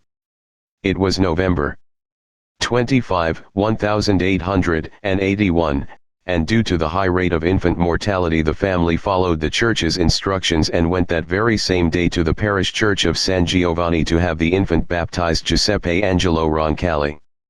Later his names were reversed. 62, and later this child as a 77-year-old man would be known as Pope John XXIII. That name Pope John XXIII is pregnant with meaning. This name that he selected had been anathematized because an anti-pope, an impostor, up to 1415 had used it. Since then nobody had dared use it. The name John is very important to the Masons, for the patron saint of the Freemasons is St. John. Further, a document placed in the National Library in Paris, France prior to 1956, indicates that a man called John XXIII, Jean Cocteau, was the Grand Master of the Preux des Zions 63, the secret order entrusted with the bloodline of the House of David. There was considerable consternation when Roncalli chose the name John XXIII, considering that the anti-pope who had that same name was known only for seducing two women, including his own sister-in-law. Spearman, Neville. The Broken Cross. Piers Compton, 1983. Early years. Due to Masons in the Italian government, Italy entered WW. on the side of the Allies fighting the Central Powers. One of Roncalli's first assignments in WW. I was with a medical unit at Bergamo. While there in March 1916, all the priests in the Italian army were made chaplains and given the rank of lieutenant. Roncalli was both a nurse and a priest to the shattered bodies that came back from the front. After the defeat at Caporetto, masses of horribly wounded men overflowed the entire city, and Roncalli worked night and day giving last rites and comfort to dying boys. Later in the spring of 1917, he served at the front, moving through the mud and rain among the troops in a cassock stained with blood. 64. Later in life, Roncalli would look back and say, "I thank God that I was a sergeant and a military chaplain in World War I. How much I learned of the human heart at that time, how much experience I gained, how great the grace I received." It is hard to fault him for wanting peace, and peace at any price. A letter to his brother Saverio written from Constantinople. April 28, 1938 reflects his desire for peace. "For our own part, let us try to keep the peace with everyone, speaking against no one and staying out of politics." 65. Exactly what he meant by staying out of politics is hard to grasp, because he himself was, to use the words of his biographer, as the bishop's secretary. Roncalli was in the thick of the socio-ecclesiastical politics, which eventually led to the founding of the Italian Christian Democratic Party. 66. But he did try to keep peace with the Jews. As Pope he removed words in the Good Friday liturgy that the Jews disliked, and when speaking to Jews on various occasions called himself a brother to the Jews. 67. Papal Nuncio and the Rose-Croix. Another impact on his life was when he went to Turkey in 1935 as papal nuncio. One book indicates that while in Turkey, he became part of the Rose-Croix, the Rosicrucians. 68. If true, his move after the war to represent the Vatican at Paris, France takes on added significance. Paris is a nerve center for occultic secret societies, including the Masons and especially the Rosicrucians. Interestingly, from 1952 onwards the permanent observer for the Holy See at UNESCO was Roncalli. 69. UNESCO was, as in shown later, a Masonic invention designed to promote the New Age religion. During the Second World War, during the occupation of Greece by Italy, Roncalli felt that the Italian occupation was kind and beneficial to Greece. Writing to his sister from Athens June 14, 1943, he states that Freemasonry was causing a bad division between Greece and Italy. We see how Greece, which is Orthodox and, because it is dominated by Freemasonry, hostile to anything which might draw it nearer to Italy, not because of national interests but because Italy holds the center of Catholicism. Oh, Sister Maria, How I dislike politics and nationalism. It is a real curse for a nation when religion serves as its tool. 70. In spite of his letters expressing disdain for politics, Roncalli was known for his success in dealing with the Orthodox Church's prelates and the Muslim Turkish government. 71. While he served as a cardinal representing the Vatican in France, across Europe the CIA was making payments to the Masonic lodges to rebuild them. 72. The CIA was also making large payments to the Catholic Church. Former CIA agent Victor Marchetti stated, "In the 1950s and the 1960s the CIA gave economic support to many activities promoted by the Catholic Church, from orphanages to the missions. Millions of dollars each year were given to a great number of bishops and monsignors. One of them was Cardinal Giovanni Battista Montini. It is possible that Cardinal Montini did not know where the money was coming from. He may have thought it was coming from friends." 73. Cardinal Montini became Pope Paul VI. He was also at some point a Freemason, and an OSS agent. 74. Even prior to Roncalli becoming Pope John XXIII, Freemasonry had some powerful men in the Vatican. For instance, Cardinal Sebastiano Baggio, his Masonic name Seba, in Lodge number 85/2640, was raised into a regular Masonic lodge on August 14, 1957. 75. Various sources also indicate that the Vatican's foreign minister, at times called the Kissinger of the Vatican, Archbishop Messenger Agostino Casaroli, was initiated into a regular Masonic lodge on September 28, 1957. This author has studied Pope John XXIII to try to understand who he was, and what made him tick. How sold out was he to secret societies, and their ambitions? There are mixed clues. At this point this author has the opinion, that Pope John XXIII was guided more by a sincere belief that he was helping promote world peace than any sinister motivation or evil agenda.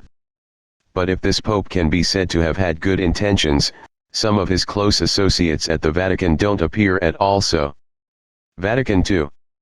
Constance Cumbay in her book The Hidden Dangers of the Rainbow, p. 160, says, "If there has been a single Catholic Pope who permitted the New Agers plan to take root within the Roman Catholic Church, it was Pope John XXIII, who is spoken of reverently by New Agers and Catholic modernists." Vatican II is a hallmark of toleration. It is an edict right in line with Masonic doctrine. For instance, it pronounces salvation to anyone who is good at whatever he is pursuing. Pope John XXIII, who was on record for labor groups, not only allowed Catholics to become Masons but ended the Church's anti-communist stance. Pope John XXIII threw his whole weight into getting Vatican II passed. Some claim the overwork in doing this speeded up his death. In addressing the Vatican II Council prior to it successfully passing Vatican II, John XXIII told them, "Illuminated by the light of this council the Church, we confidently trust, will become greater in spiritual riches, gaining the strength of new energies from it." Unfortunately, the entire Christian family has not yet fully attained unity in truth. The Catholic Church, therefore, considers it her duty to work actively toward the fulfillment of the great mystery of that unity which Jesus invoked with fervent prayer from his heavenly Father on the eve of his sacrifice. The Church exults greatly at seeing that invocation extended, even among those who are outside her fold. Venerable brothers, such is the aim of the Second Vatican Council, which, bringing together the Church's best energies, prepares and consolidates the path toward that unity of mankind which is required as a necessary foundation in order that the earthly city may be brought to resemble that heavenly city where truth reigns, charity is the law, and whose extent is eternity. 76. There he said it. The goal of Vatican II is the unity of mankind to create an earthly millennium. The key commission, group, of Vatican II was the Secretariat of Christian Unity headed by Cardinal Bea.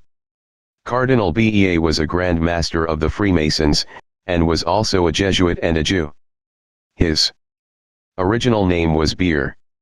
During the Vatican II meetings he flew back and forth from the Vatican to New York, thought to be those of the one world power, to brief these others on what was happening. The Second Vatican Council was announced in January 1959, opened in October 1962, and concluded in December 1965. This author has the entire Vatican II in his library. It is appropriate to clarify that Vatican II does not tamper with the ultimate authority of the Catholic Church but leaves it intact. 7. Authority in the Catholic Church is not the Protestant sola scriptura but ultimately rests with the Church, which then states what Scripture and tradition is. Scripture with tradition then is their authority for dogma. Christ the Word of God still speaks, the Church believes, in the priestly and papal offices, so that they claim infallibility for Christ's Church. See the Catholic Church's Decree on the Church 1:8, 11:12, 1:2, 3. 20. The hierarchy and its power were left untouched. And we will learn more about what that hierarchy is today as we continue to read. In April 1963, Pope John XXIII moved the Roman Catholic Church closer toward a synthesis with communism with the document Pacem in Terris, which promoted compromise with communism. Further, he neutralized the conservatives by adding 12 new cardinals who favored his views. Catholic groups to examine. The student of the New World Order will want to keep track of the following secret societies that involve the Catholic Church. The Order of Knights of Malta, connected to the black nobility. This group connects with the Vatican, CIA, the Mafia, the Preur de Zion, and many of the governments of Latin America. According to one Masonic source, this group is also connected to Freemasonry. Opus Dei, a fraternal organization, in some ways secret, started in 1922, which is amassing increasing power within the Catholic Church. This movement is tied to the French Masonic Grand Orient. 78. The Society of Jesus, Jesuits. This fraternal society has long had connections with illumination, and has been the cutting edge of the Church's strength. They nominally owe allegiance to the Pope, but are practically a power unto themselves. The Pope has the power to try to replace the Master General with his own selection like he did with Arup, but doing that is no assurance of Jesuit compliance. German Novalis said, "This society will be an example of every society which feels an organic longing for infinite extension and eternal duration." Ignatius said, "The more universal your work, the more divine it becomes." Usual training period for a Jesuit is 17 years. The Knights of Columbus, a fraternal organization for Catholics modeled after Freemasonry. Also, the reader should be aware of the following church systems, because they play a role in the Illuminati's power structure. Old Catholic Church. This branch is more occultic than the regular Catholic Church. One of its rites is the English Rite. Became the Liberal Catholic Church. The Liberal Catholic Church, their Christ is Mate Rea, and they follow the Great White Brotherhood. They have a pagan trinity, and practice the occult. Started by a Freemason. Not directly under the Catholic system. Security around Pope John XXIII. The Pope dismissed the colorful ceremonial Swiss Guard from their duty of keeping a nightly vigil outside of his papal apartment. At the same time, overall security around the Pope was beefed up tremendously. Some say these extraordinary measures were to protect the investment secret societies had in the Pope. Subchapter 6. Paul VI. Under Paul VI, the Catholic Church continued down the road toward the New World Order. Some of the noteworthy developments include: liberation theology was embraced by the Church. The Catholic Knights of Columbus and the Masons began working together. The Catholic Church set up Masonic fronts. An outlawed Masonic lodge system developed called P2. Liberation theology. The Pope has never officially blessed liberation theology and has at times not been publicly pleased with it. In a fashion reminiscent of Charles T. Russell, parts of the Catholic Church, Jesuits, Dominicans, Paulist Fathers, etc., began to promote what is actually Judaism as a type of Christian theology called liberation theology. Liberation theology follows Jewish thought in several ways. It is revolutionary and socialist, which are definitely Jewish. It speaks only about Christ's humanity, and it strives for a socialist new order. Yes, liberation theologians have actually called for a new order, which is also called the Kingdom of God, or the Millennium. Catholics are being promised a golden age of Christianity. Where have we heard this before? Quoting from a book on liberation theology by one of its exposers entitled On Earth as It Is in Heaven, Jews, Christians, and Liberation Theology, it says, Christian-Jewish dialogue has thus ceased to be the impossibility it once was. Combining theory with practice, this movement attempts to use the insights of Marxist social criticism to forge a new vision of the Christian message. Most importantly for Jewish-Christian encounter, liberation theologians have gone back to their Jewish roots in the Old Testament. Suddenly Jewish and Christian writers find themselves using the same vocabulary and motifs. 79. The writings of these theologians, liberation theology, express a common conviction that the rights of the poor must be upheld in a quest for the liberation of the oppressed. Thus the kingdom of God, contrary to what many Christians believe, does not signify something that is outside of this world. Each individual must make an effort to bring about a new order, a mission based on Jesus' actions and teachings as recorded in the Gospels. 80. This author's reaction to liberation theology is to be amazed at how sheep-like even theologians are. The people of the new order make it fashionable to believe in liberation theology, a Christianized Judaism, and all the sheep just follow along. Even the Catholics are forgetting tradition and going with the fads. Further, we read under the chapter Common Ground and Shared Concerns, under the section A Marxist Perspective, we are told that Marxism allows the Jews and Christians to have common ground. This shared vision can serve as a bridge between the two traditions. Liberation theology's return to traditional Jewish ideals should make it possible for both faiths to work together for the first time in areas of social concern. As we have seen in their analysis of society and in trying to understand conflict, liberation theologians frequently utilize the insights of Marxism. For liberation theologians, Marxism is essentially an instrument of social analysis. 81. So the dialectic synthesis of Judaism and Christianity is Marxism. Oh, does the reader see how they attempt to control both sides of an issue to control the synthesis? Back then, Australian Carmelite Patrick J. Guerin said, efforts are being made today to replace the Church of St. Augustine, St. Thomas Aquinas, with a new church, the Church of Humanism and Evolution. 82. Jesuit priest Padre Lupe, short for Guadalupe, aka James Francis Carney, writes, we Christian Marxists will have to fight side by side in Central America with the Marxists who do not believe in God, in order to form a new socialist society. A pure Central American model. A Marxist is not dogmatic, but is dialectical. A Christian does not dogmatically condemn anyone, but respects the beliefs of others. A dogmatic anti-communist Christian is not a real Christian, and a dogmatic anti-Christian Marxist is not a real Marxist. Neither communist nor socialist. The universe of man is in dialectical evolution towards the kingdom of God. 83. The Nicaraguan Revolution was a carefully thought-out orchestrated affair. 84. The Sandinistas would have had little chance of installing a Marxist government in a country 91.6% Catholic if the Catholic clergy had not supported revolution and preached to the people that the revolution was a religious matter sanctioned by the Church. Heaven became the earthly paradise of the workers from which capitalism is abolished. 85. The National Council of Churches gave $305,000 in 1981 alone to the Jesuit-staffed CPAD in Nicaragua to help support the revolution.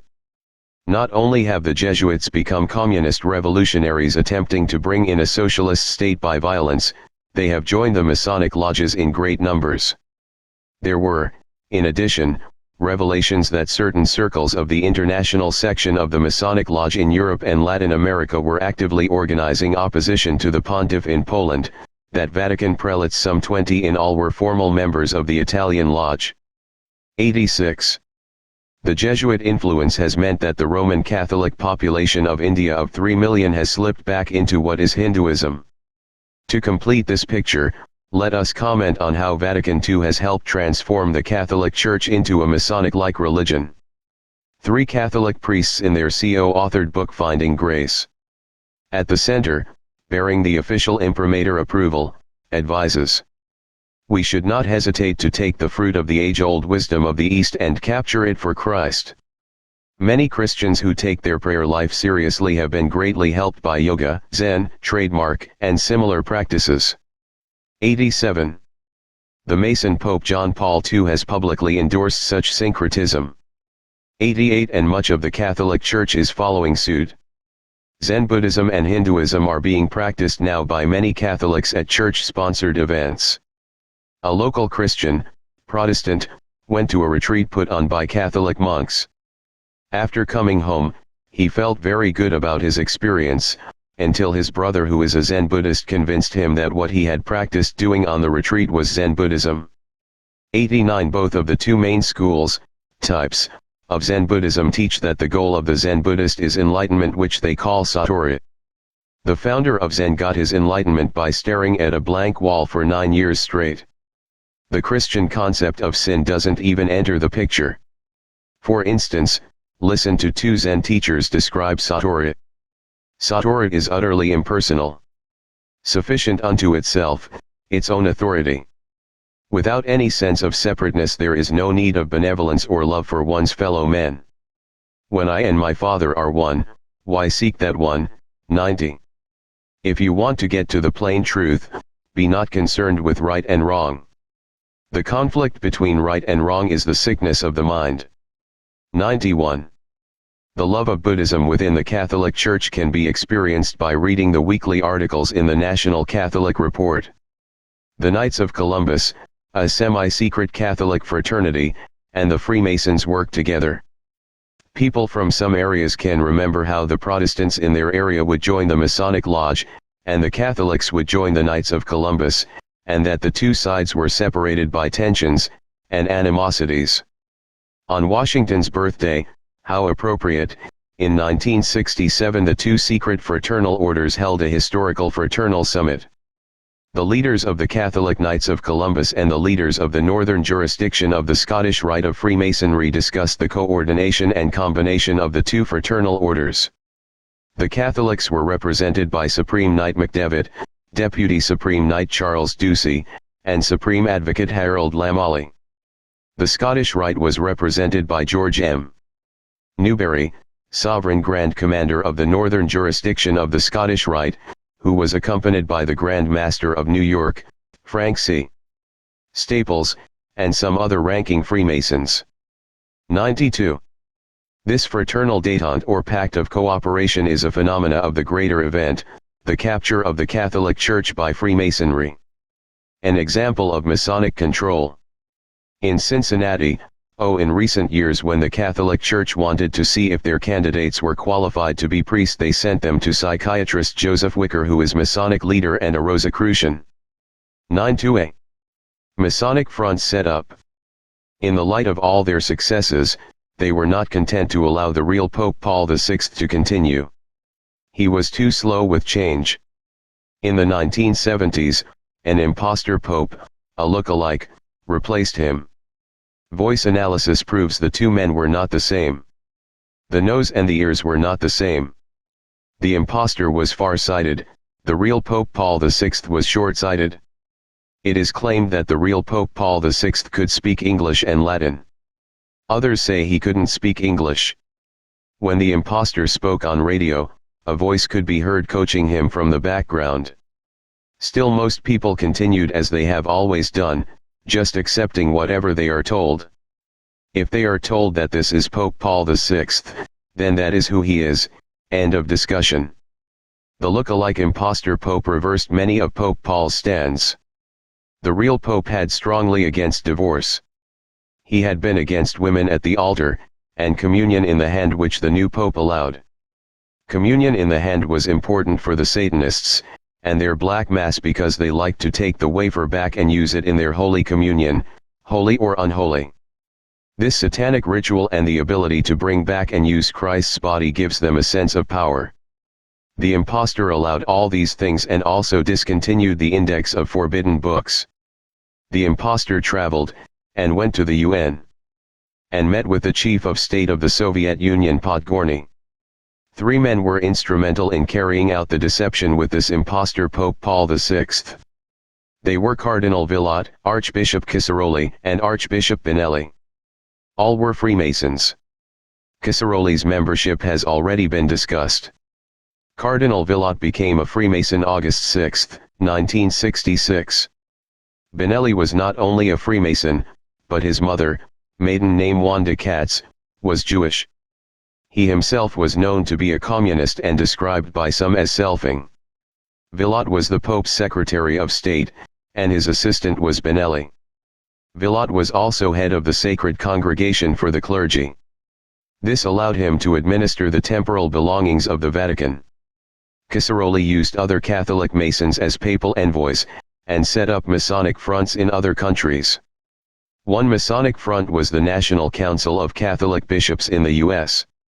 All this Masonic activity and infiltration did not go unnoticed. Cardinal Danilou of France announced that he had a list of the names of Masons who had risen to important positions in the Catholic Church. This 67-year-old cardinal was murdered 4 days after his announcement, May 20, 1974, and the body put in the apartment of a prostitute to discredit him. On June 25 the New York Times ran the story of his heart attack in the stripper's apartment with undertones of a scandal. As did the Sunday Times, June 9. For more on this type of thing see Chap. 37, later in May 1976, another list of Masons holding positions in the Vatican even got circulated in the Vatican 93, but due to the enormous power of the Masons nothing ever came of it. The birth and growth of P2. Under the administration of Mussolini, the activities of the Masons had been sharply curtailed. Yet Mussolini had met with and warmly received the Rosicrucians. 94 In other words, Mussolini was primarily concerned with maintaining power, the Masons were a secret power and therefore a threat, while the Rosicrucians seemed to simply be an occultic religious group. One law from Mussolini's rule managed to remain on the books in Italy that cramped the style of the Masonic lodges. That rule was that they had to report their memberships. It's harder to secretly rule, if the public knows who is a Mason and who isn't. The history of how the Masons got around that law to report their lodge membership lists is the history of P2. Licio Gelli was raised in a regular Masonic lodge in November 1963. He went on to become a 3 degrees Mason and the master of a lodge. The Italian Grand Master approached him with the idea of forming a secret lodge system. With the blessings and help of the Grand Master, Gelli began forming a secret, therefore in Italy illegal, Masonic lodge system called P2 for short. Raggruppamento Gelli Propaganda 2 was the full name. 95. The original Propaganda Lodge was a historic Italian lodge in the 19th century. This group has their own ritual, which include dressing up in black robes and black hoods, like friars. They pledged total loyalty to the lodge, and called themselves Fratelli 96 in Italian. The word for mason, masso, comes from the word for brick. Consequently, the suicide of Roberto Calvi done by his P2 fratelli can be understood. Roberto Calvi, an Italian banker of importance, was a P2 member and P2's paymaster, and was found hanging under the Blackfriars Bridge in London in 1982 with bricks in his pockets. Can the symbolism go unnoticed? The warning must have been clear to the other fratelli. Calvi had 8 bodyguards, armor-plated Alfa Romeos with bulletproof tires, etc. One of the best security systems in Italy. And none of it saved him. But who would join such a fraternity? When one examines how the P2 Masonic lodges operate, the question becomes not who would join, but who wouldn't join. If you have managed to get into a position of power without selling yourself out to the system, then the P2 Masonic system has their ways to recruit you that seem to come straight out of the book The Godfathers. Personal contact by existing members is a nice way to recruit. Potential recruits are especially impressed when they receive a phone call telling them that P2 will fix a certain upcoming job position for them, and then they see P2 has the power to fulfill. If that doesn't make them want to join, then there is always blackmail and threats. There are other more permanent solutions for people who are totally unwilling to bow to terror. When joining, the candidate is required to spill his guts and expose all the dirt he knows, which gives the lodge further material to blackmail not only himself but many other people.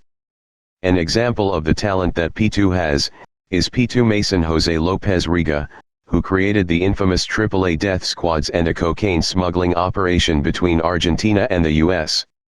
Cardinal Giacomo Lercaro, an influential liberal who helped ensure that Vatican II was adopted as policy for the Catholic Church, was close friends with P2 Mason Ortolani. Ortolani in turn was a businessman, lawyer, ex-head of the Italian SISMI military intelligence during WW2. Nor was Lercaro the only highly placed Vatican friend of P2 Mason Ortolani. Due to a few insurruptible brave Italian law enforcement officers, secret P2 membership lists were seized in Tuscany in 1981. These revealed about 10 names. The lists revealed that most of the power in Italy, not to mention Latin America, had been brought under the lodge's control. In the decade prior to this, various individuals had also been leaking membership lists of high-ranking Vatican officials that were Masons. For instance, El Osservatore Politico, OP, published a list in September 1978 of 121 people in the Vatican, what OP called the Great Vatican Lodge, who were Freemasons of some sort. More were members of the regular lodges than of P2. Is it possible that P2 is a runaway lodge system, a power unto themselves? Even if that is so, and only a few men would know for sure the exact ties P2 has to regular Freemasonry, this author doesn't know. It certainly has been working closely with regular Freemasonry and many of the other groups that Freemasonry associates with. The P2 lodges have connections with the English Grand Lodge, the Trilateral Commission in the US, the Bohemian Grove, and the Club of Rome, not to mention the Mafia and intelligence services, MI6/CIA/ etc. One of George Bush's appointees was P2 Mason Philip Guarino, the vice chairman of his Ethnic Outreach Committee. When his membership became public, he was dropped. The list of P2 members disclosed that the P2 Masonic Lodge system's membership included within Italy 30 generals, 8 admirals, numerous bankers, television executives, newspaper editors, cabinet ministers, politicians, the Secret Service chiefs Giulio Grassini and General Giuseppe Santovito, head of the financial police Orazio Giannini. Some members of the P2 Masonic lodges in the Catholic hierarchy: Cardinal Baggio, Monsignor Donato de Bonis, Vatican Bank, Archbishop Paul Marcinkus, Monsignor Pasquale Macchi, the Pope John Paul's secretary, Luigi Menini, Hugo Poletti, Cardinal Vicar of Rome, Michele Sindona, Catholic financier, Pellegrino de Strabel. Regular lodges: Cardinal Baggio, Monsignor de Bonis, type of lodge unknown, Cardinal Villot, Monsignor Agostino Casaroli, Vat. Foreign Minister. Subchapter 7 John Paul I. In a home partly converted from a barn at Canale di Agordo north of Venice, Albino Luciani came into the world on October 17, 1912. The young man grew up in poverty. The book The 5 Wounds of the Church by Antonio Rosmini deeply influenced Albino Luciano. These two items, his compassion for the poor, due to his roots, and his desire to return the Catholic Church to its Christian roots, brought on by men like Rosmini, go a long way in explaining how he acted when he was elected Pope. As Provicar General of Belluno, he enjoyed reading, cycling, and climbing mountains. He was a man of real character.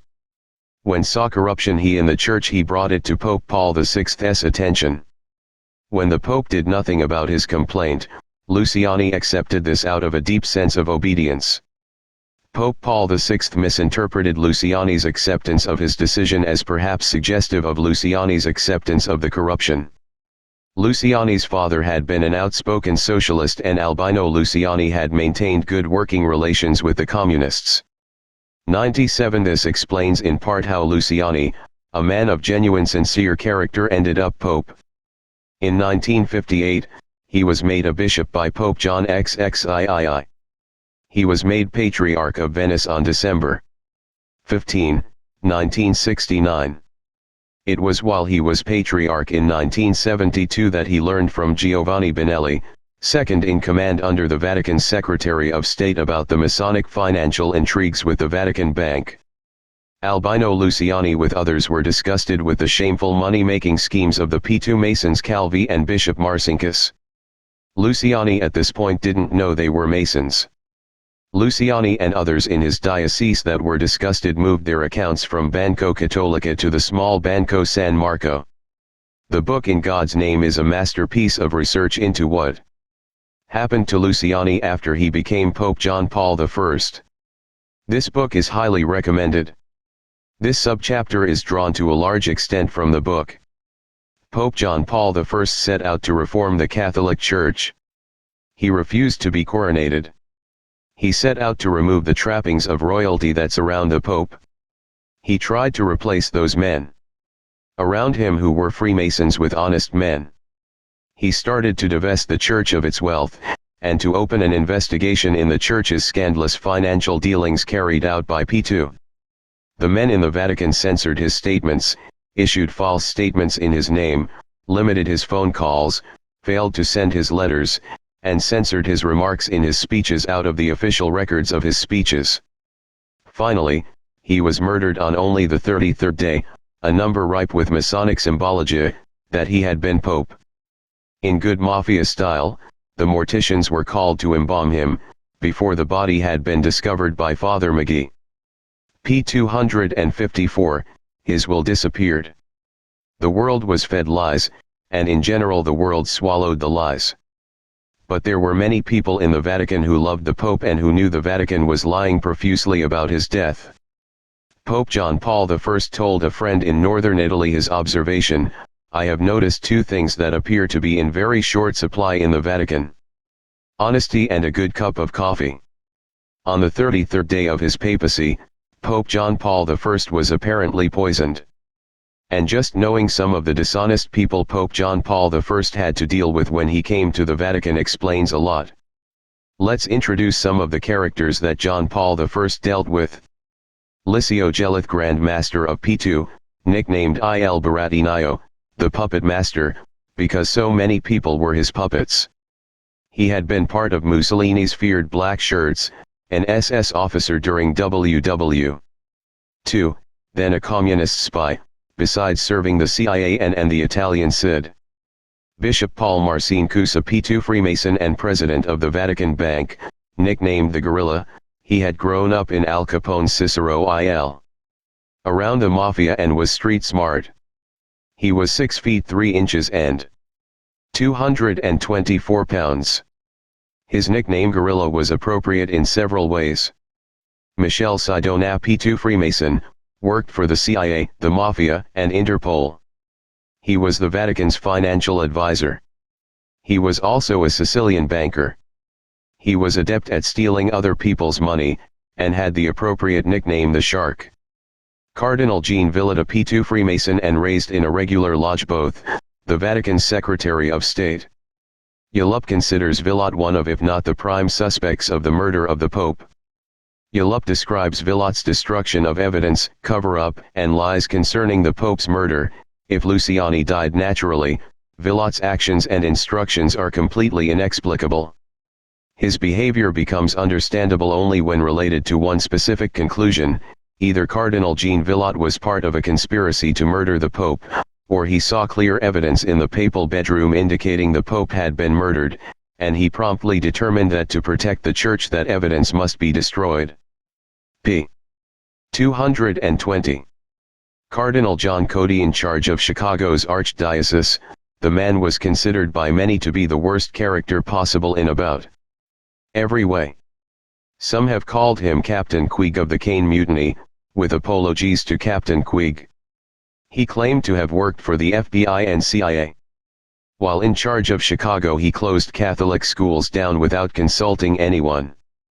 p. 189, he had total control of several large parishes during his lifetime. No one knows how many millions or billions of church dollars he siphoned off for himself. John Paul I tried to remove him 1 week before John Paul's murder.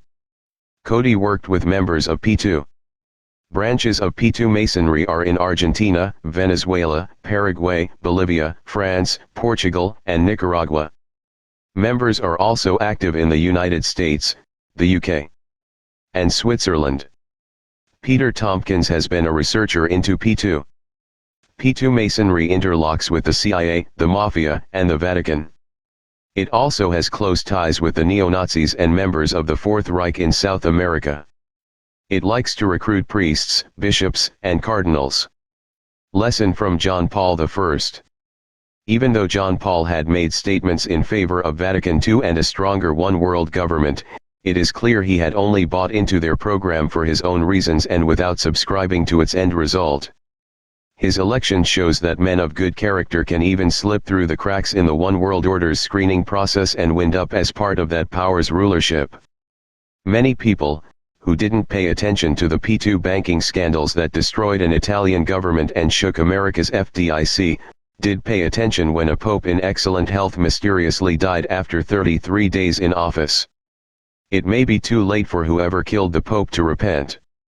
Villot died shortly after the pope died, as did a number of other important people. P2 Mason Sindona, and drug dealer, involved in the collapse of the Franklin National Bank in New York, went to prison. Before dying in an American prison, he told an interviewer how America's leaders were giving America to the Russians. When the USSR supposedly bought wheat from the US, the Soviet Union was allowed to pay for its purchases in the following manner: the Central Bank of Hungary, acting for the Soviet Union, placed an order to sell the dollar short for $20 billion. Secretary of the Treasury John Connolly then devalued the dollar by 10%. The Soviet Union made $4 billion on its short-selling operation, and paid for the grain. They had $2 billion profit from the short-selling operation and $2 billion from the 10% devaluation of the dollar. Sindona said, in its fathomless naivete, the United States has provided the Soviets with $4 billion, money that has since doubtless been invested in the destruction of its benefactors. I began to see that America was the consort of her own ruin. The Curse of Canaan, p. 62. Subchapter 8 John Paul II. The Catholic Pope today is John Paul II, a Polish Jew and a Freemason. Under his papacy, all the corruption of the P2 lodges within the Vatican finances and the infiltration of the Masons in all positions of the Catholic hierarchy continues. As a result of this, we now find the Rockefellers spending vast sums of money on various Catholic schools and projects. Lawrence Rockefeller, multimillionaire, gave the New Age Catholic priest Matthew Fox a grant so that he could write the satanic book The Coming of the Cosmic Christ. 98 Matthew Fox is a Dominican priest who believes in such things as phallic worship, reverence for Mother Earth, and Jungian psychodynamics. Fox's monism teachings are 3,000-year-old Hindu teachings. Other New Age Catholics like Kenneth Wapnick are now spreading the good news of the New Age. The Vatican under John Paul II undertook one of the largest projects in recent history. The Catholic Church, with the blessings of the New World Order, created the Solidarity movement in Poland, and by 1986 it was estimated that the Catholic Church had sent over $1.00 to Solidarity. The purpose of this was all revealed before it happened by a defector from Russia who described in detail how communism had planned to allow Eastern Europe to open up, and how this was all part of a plan for the eventual unification of all Europe and Russia. John Paul II. It is not surprising, knowing that John Paul II is a Freemason, that he has been placing many Masons into key positions. All the barriers have come down to Catholics joining the Masons. The barriers have slowly come down. John XXIII officially allowed tolerance of Masons, although the books still forbid Catholics from joining. The Masons had continually joined in increasing numbers from after WWI onward. 101 in 1974, Pope Paul VI gave permission in particular cases, which conveniently allowed many American Catholics to join the Masonic Lodge. 102 Pope John Paul II placed into canon law a rule that took effect November 27, 1983 that eliminates the ban on Catholics being Freemasons. 103. Now Catholics are subjected to Masonic propaganda from their own official magazines. The U.S. Catholic Magazine of March 9156:2233 is almost a recruiting article for the Masons. The article shows pictures of bricks, plumbline, and trowels to portray the false image that the Masons simply are an extension of the construction workers. To explain what the Masons are all about, they interview various Masons and their answers are duly recorded. They meet monthly to conduct their ancient ritual. And simply to socialize. This last item is really what the Masons are all about. p. 31, in many ways they resemble the Knights of Columbus, who can be thought of as Catholic Masons. p. 32, the Freemasons are Boy Scouts for adults. Today the Masons are essentially a genial service organization. p. 33. The article quotes Masonic historian Williamson, who guesses that there are hundreds of thousands of Catholic Masons today. Towards the end of the article, a low-key recruiting suggestion can be seen in the subtitle in bold letters: "You're welcome. The Kingship of Christ and the Conversion of the Jewish Nation" by Rev. Dennis Fahey. This Catholic book published in Ireland is so well written that all Christians would do well to read its expose of Judeo-Masonic naturalistic forces.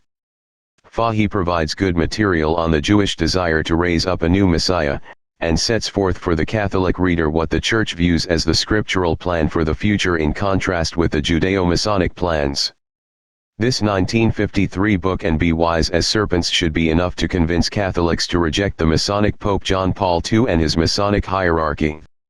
The Kingship of Christ and the Conversion of the Jewish Nation by Rev. Dennis Fahey. This Catholic book published in Ireland is so well written that all Christians would do well to read its expose of Judeo-Masonic naturalistic forces. Fahey provides good material on the Jewish desire to raise up a new Messiah, and sets forth for the Catholic reader what the Church views as the scriptural plan for the future in contrast with the Judeo-Masonic plans. This 1953 book and Be Wise as Serpents should be enough to convince Catholics to reject the Masonic Pope John Paul II and his Masonic hierarchy. Recommended for further study. In God's Name by David A. Yulup. This book's cover says, "This extraordinary book, product of more than 3 years' intensive investigation, unfolds a story so powerful in its revelations, so persuasively argued, so shocking in its inescapable conclusions that it is certain to make a stunned world take note." The book reveals the details of the murder of Pope John Paul I and the Masonic control of the Vatican. Along with this book, Be Wise as Serpents, In God's Name should be read by every Catholic who wants to know who is running his church. Notes. Summa Theologia was trans, in Fathers of the English Dominican Province. London, 1932, pages 142 to 144. Denslow, 10, 0 Famous Freemasons. Tesla, Nikola. The Wall of Light. Publ. By Arthur H. Matthews, 1971, cf. pp. 4-6. The Beinibirith Magazine, April 1940, p. 234. Sunt Spanish and Portuguese colonies in America had a large number of people who practiced Catholicism in the open and Judaism secretly. This author has come across similar statements in Jewish writings indicating that many Jewish Marrano conversion were simply one of convenience, and were used to subvert the Catholic Church. Another example, now and then one reads or hears of non-Jewish families in Spain, Portugal, and elsewhere who in the privacy of their homes quietly preserve certain customs and ceremonies that stem from a distinctly Judaic heritage. Domestic observances. Handed down from generation to generation. In some instances, the people who cherish these traditions are fully cognizant that there is a Jewish strain in their ancestral background. In others, they have no inkling of it at all. Pollock, Michael. Mandarins, Jews, and Missionaries: The Jewish Experience in the Chinese Empire.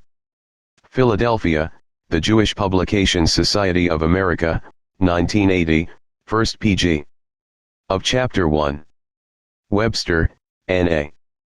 Illuminati Art. In the Catholic Encyclopedia. Vol. 16, New York, The Encyclopedia Press, Inc. 1914, p. 46. Martz, Linda. Converso Families in 15th and 16th Century Toledo, The Significance of Lineage Sepharad. Madrid, Spain, Revista Sepharad, CSIC, 1988, p. 119. This information is based on a number of historical studies and M.S. Ibid. Ibid. p. 119 to 121. See further. Villanueva, Francisco Marquez, Converso y Cargos Consejos en el siglo XV, Revista de Archivos Bibliotecas y Museos del XVIII, 2, 1957, pp. 503 to 540. The Catholic Encyclopedia, Vol. 16, New York, The Encyclopedia Press. 1914, p. 46. Mooney, S.C. Usury Destroyer of Nations. Boring, or, CPA Publishers, Arig. Warsaw, O. Theopolis, 1988, pp. 46 to 47. However, when the Jews were kicked out of England in 1290, nominal Christians stepped in and took over the practice of loaning on interest. Martin, Gilbert. Jewish Historical Atlas. Collier Books. The 1152 AD Census of Venice shows 13 Jews. They were required to pay 5% on their money lending operations. Mullins, The Curse of Canaan, p. 77. The complete Talmud is available in 29 volumes. However, there are a few Christians that have dared to compile quotes from the Talmud to expose to Christians what it really teaches. Its blatant hatred and planned destruction of the Gentiles is shocking. The Rev. I.B. Pranaitis compiled a good book, The Talmud Unmasked, originally printed in St. Petersburg, Russia, in 1892. He paid with his life for doing this. Read Holy Blood, Holy Grail. Concerning burnings of the Talmud, there are a number of historical documents such as Bull. Rom. Pont. 4, p. 509. This is according to Alberto Rivero, but whether he has any proof of this or not, this author is not aware. Read Holy Blood, Holy Grail. A leading Spanish historian who spent much of his life studying Columbus, after years of research came to the conclusion Columbus was Jewish. His book puts this view forward. Interestingly, G.O. W. Baird, 33-degree Mason, also describes Columbus as Jewish in his article The Discovery of American History, The New Age Magazine, July, 1922, p. 404. Also Manly P. Hall writes in his book America's Assignment with Destiny, pp. 50-58 various reasons for believing that Columbus was looking for Plato's Atlantis when he sailed, that Columbus was from Greece, and that Columbus appears from his writings to have been working for secret societies. There does seem to be much mystery and controversy about who Columbus was. Hall, Manly P. 33 degrees, America's Secret Assignment with Destiny. Los Angeles, CA, Philosophical Research Society, 1951, pp. 56-7. Kinoyutas, Seraphim G. University of Athens. Christopher Columbus, a Greek nobleman. 19b. Ibid. Vol. 1, p. 172. 20. Illuminati Art. In the Catholic Encyclopedia Vol. 16, 1914. p. 46. See also Illuminism Art. In Brit. 9th ed. Which backs up what the Catholic Encyclopedia says. In this vein, Jack T. Chick notes that Ignatius of Loyola was a member of the Alumbrado. 19b. Ibid. Vol. 1, p. 172. 20. Illuminati Art. In the Catholic Encyclopedia Vol. 16, 1914. p. 46. See also Illuminism Art. In Brit. 9th ed. Which backs up what the Catholic Encyclopedia says. In this vein, Jack T. Chick notes that Ignatius of Loyola was a member of the Alumbrado 19a. Denslow, 10, 0 Famous Freemasons Vol. 2, p. 45. Illuminati in Alfredo but offers no documentation to the assertion. Webster, Nesta H. World Revolution. London, Constable and Co. Ltd. 1921, p. 22. This is based upon the Bavarian Illuminati papers seized and published by the Bavarian government and distributed to all the governments of Europe. Samuels. Memoirs of Moses Mendelssohn. Longman and Co. p. 159. Appendix. Jasper, Alfred Art. Moses Mendelssohn in Great Jewish Personalities. Clinton, Mass. B'nai B'rith Department of Adult Education, I-960, p. 13. This is also in other sources such as Diamond, Max. The Jews in America. New York, Simon and Schuster, 1978, p. 69. Webster, O.P. CIT. p. 23-24. The book Edward Beecher. The Papal Conspiracy Exposed. New York, Arno Press, 1977, ESP. pp. 111-113, is one source of Jesuit quotes showing this attitude that the end sanctifies the means. Robeson, John. Proofs of a Conspiracy, a Rig. Pub. In 1798, reprinted by Western Islands Boston, 1967, p. 15. 27. Ibid. pp.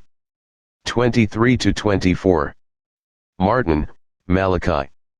The Keys of This Blood, pp. 521-29. These pages detail how the Polish Freemasons destroyed the nation of Poland, because Poland was a geopolitical asset of the Catholic Church. Denslow, William R. 10, 0 Famous Freemasons. Vol. 3, p. 253. Napoleon, his government, his army commanders, and his relatives were all deeply into Freemasonry. The Empress Josephine was initiated into adoptive Masonry. Napoleon's brother-in-law Murat, Napoleon's stepson, and his nephew Jerome were also Freemasons. Proceedings of the Grand Lodge of Illinois, 1909, p. 101. Interview with ex-Catholic priest. About the Jesuits. Edmund Paris. The Secret History of the Jesuits. Trans.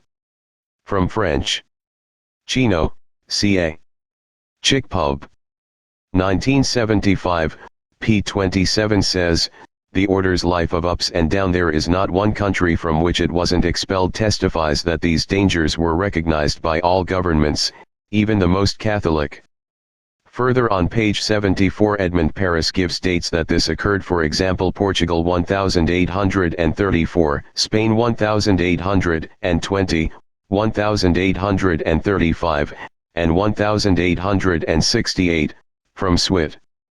In 1848, Germany in 1872, and France 1880 and 1901. Malachi Martin in The Jesuits, The Society of Jesus and the Betrayal of the Roman Catholic Church gives the same type of details about the order's explosion but from his Catholic viewpoint. Martin, Malachi.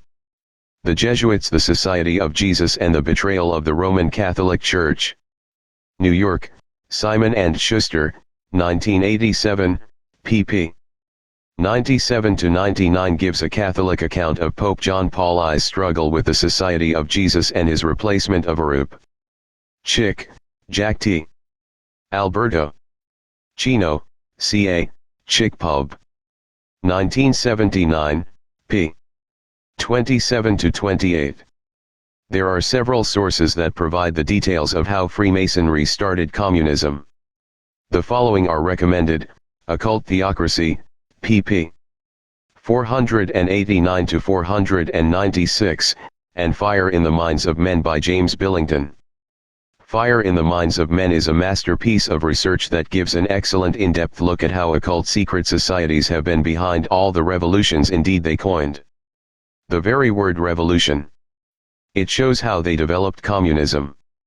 Billington had been a historian that seemed to be part of the system. He was a CFR member. The system let the book slip, not realizing what this great historian was doing. Since then, the system has tried to suppress the book. Investigations into the Archduke François Ferdinand discovered the co-conspirators of the assassination were all three Freemasons, and that the Masonic Lodge was behind their actions.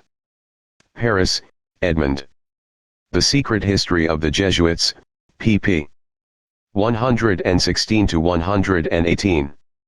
Read The Secret History of the Jesuits, and Avro Manhattan's The Vatican in World Politics. The New Age magazine praises Manhattan's book. It is hoped that readers by the thousands will procure this book. Humanists, Unitarians, Masons, and others connected to the New Order endorsed the book in 1950. The reader should be alert that Chick Pub is much into Avro Manhattan's books, and some of their other policies are suspect too. However, even though Avro Manhattan had the support of the Freemasons, and Manhattan doesn't disclose what the occult secret societies were doing, the book still contains lots of good research. The great machinery of Catholic influence at some point had to be brought under the New Order's direction, so even books endorsed by the New Order exposing that machinery are helpful. Read Jean-Michel Angebert's The Occult and the Third Reich and Trevor Ravenscroft's The Spear of Destiny. Association, 1949, pp. 184-190. 41. Jurjevic Ratibor Ray. M. The Contemporary Face-Off Satan. Denver, Co., Ichthys Books, p. XXXI. Association, 1949, pp. 184-190. 41. Jurjevic Ratibor Ray. M. The Contemporary Face-Off Satan. Denver, Co., Ichthys Books, p. XXXI. Manhattan, Avro. The Vatican in World Politics. New York, Geyer. Read The Secret History of Jesuits and Avro Manhattan's The Vatican Billions. Hitler agreed that the Catholic Church could send missionaries into the Soviet Union, as long as they were sent through the German Catholic hierarchy. Manhattan, Avro. The Vatican in World Politics. New York, Geyer Associates, pp. 348-49, and others. Read Stalin's War, excellent research on how Stalin manipulated Hitler to go to war. Also read Eustace Mullen's The World Order pp. 62-64 on how the international financiers manipulated Hitler toward war. Also read about the British intelligence operations and about how deep British intelligence pervaded the Nazi command structure. Not only did the British secretly manipulated Hitler toward war, but their intelligence and knowledge of the German codes made the war much more of a turkey shoot than is imagined or disclosed by the history books. It is documented how they allowed the Germans some success in order to keep secret their intelligence sources, for instance the German air raid on Coventry. The British allowed many civilians to die, rather than tip the Germans off. Hitler was aware that all his plans were showing up in Allied hands. That is why he personally did the planning for the offensive known as the Battle of the Bulge. For the role that Allied intelligence played in deceiving Hitler, note how Hitler's chief of intelligence Gehlen went to work immediately for U.S. intelligence after the war. Note in the book The Secret of Stalingrad how Gehlen, helped by Soviet intel, misled, or deceived, Hitler into disaster at Stalingrad. The benefits for the Illuminati from their WW2 included such things as the creation of the United Nations, accumulation of vast wealth by the financiers, the creation of stronger intelligence services, secretly under their control, the transfer of vast amounts of material and technology to Russia, including the material and technology from the US to build an atomic bomb. And finally, they were able to create the roots for another war, the Cold War, which would be essential as a cover to further consolidate their control and give them the excuse for much of the nefarious actions done in the name of the Cold War, that actually were to aid the New World State. Langer, Walter C. The Mind of Adolf Hitler. New York, Basic Books. Inc. Pages 1-102. Morin. Maxine. Histoires grandes puissances. Payot Paris, 1958, p. 134. 48. Ibid. p. 234. Read in God's Name by David A. Yulup. The Catholic Church challenged the authority of the Bible itself in Canon Law 750. Salvation through faith in Christ was also challenged by Canon Law 849. The Council of Trent 1545 is an example of how the Catholic Church had some serious non-Christian views. Mullins, The Curse of Canaan p. 98. Martin, The Jesuits pp. 213-14. Cf. Occult Theocracy. Campbell, Thomas J. The Jesuits. Vol. 2. New York, The Encyclopedia Press, 1921, pp. 687-688. Ward Lewis B. Father Charles A. Coughlin, an authorized biography. Detroit, M.I., Tower Publications, 1933. 56. Ibid. p. 233. 57. Ibid. p. 234. Catholic source. Several sources this author has read indicate this. The only reference located when writing this was the controversial book The Godfathers, Chick Publications, p. 21. The Godfathers purports to tell Alberto Rivera's story. My letter of inquiry about the details of The Godfathers sent to Rivera went unanswered, although I got on his mailing list. A bulletin by Roy and Ray Livesey, November 1991. Kidderminster, Works. N. Provides evidence Rivera is a fraud. This being the case, it remains for individuals to decide what details Rivera has said are true, and which have been fabricated. Mullins, World Order p. 101. Ca. Chick Pub. 1982, p. 89. Ca. Chick Pub. 1982, p. 89. Manhattan Avro. The Vatican-Moscow-Washington Alliance. Chino. New York, Hawthorne Books, Inc. 1963, p. 25. 63. The ceremony that Roncalli went through is described in the rare document Les Prophéties du Papagene XXIII by Pierre Carpi. The Paris National Library has a copy. This document has come to the attention of several investigators and is referred to in the New York, Hawthorne Books, Inc. 1963, p. 25. 63. The ceremony that Roncalli went through is described in the rare document Les Prophéties du Papagene XXIII by Pierre Carpi.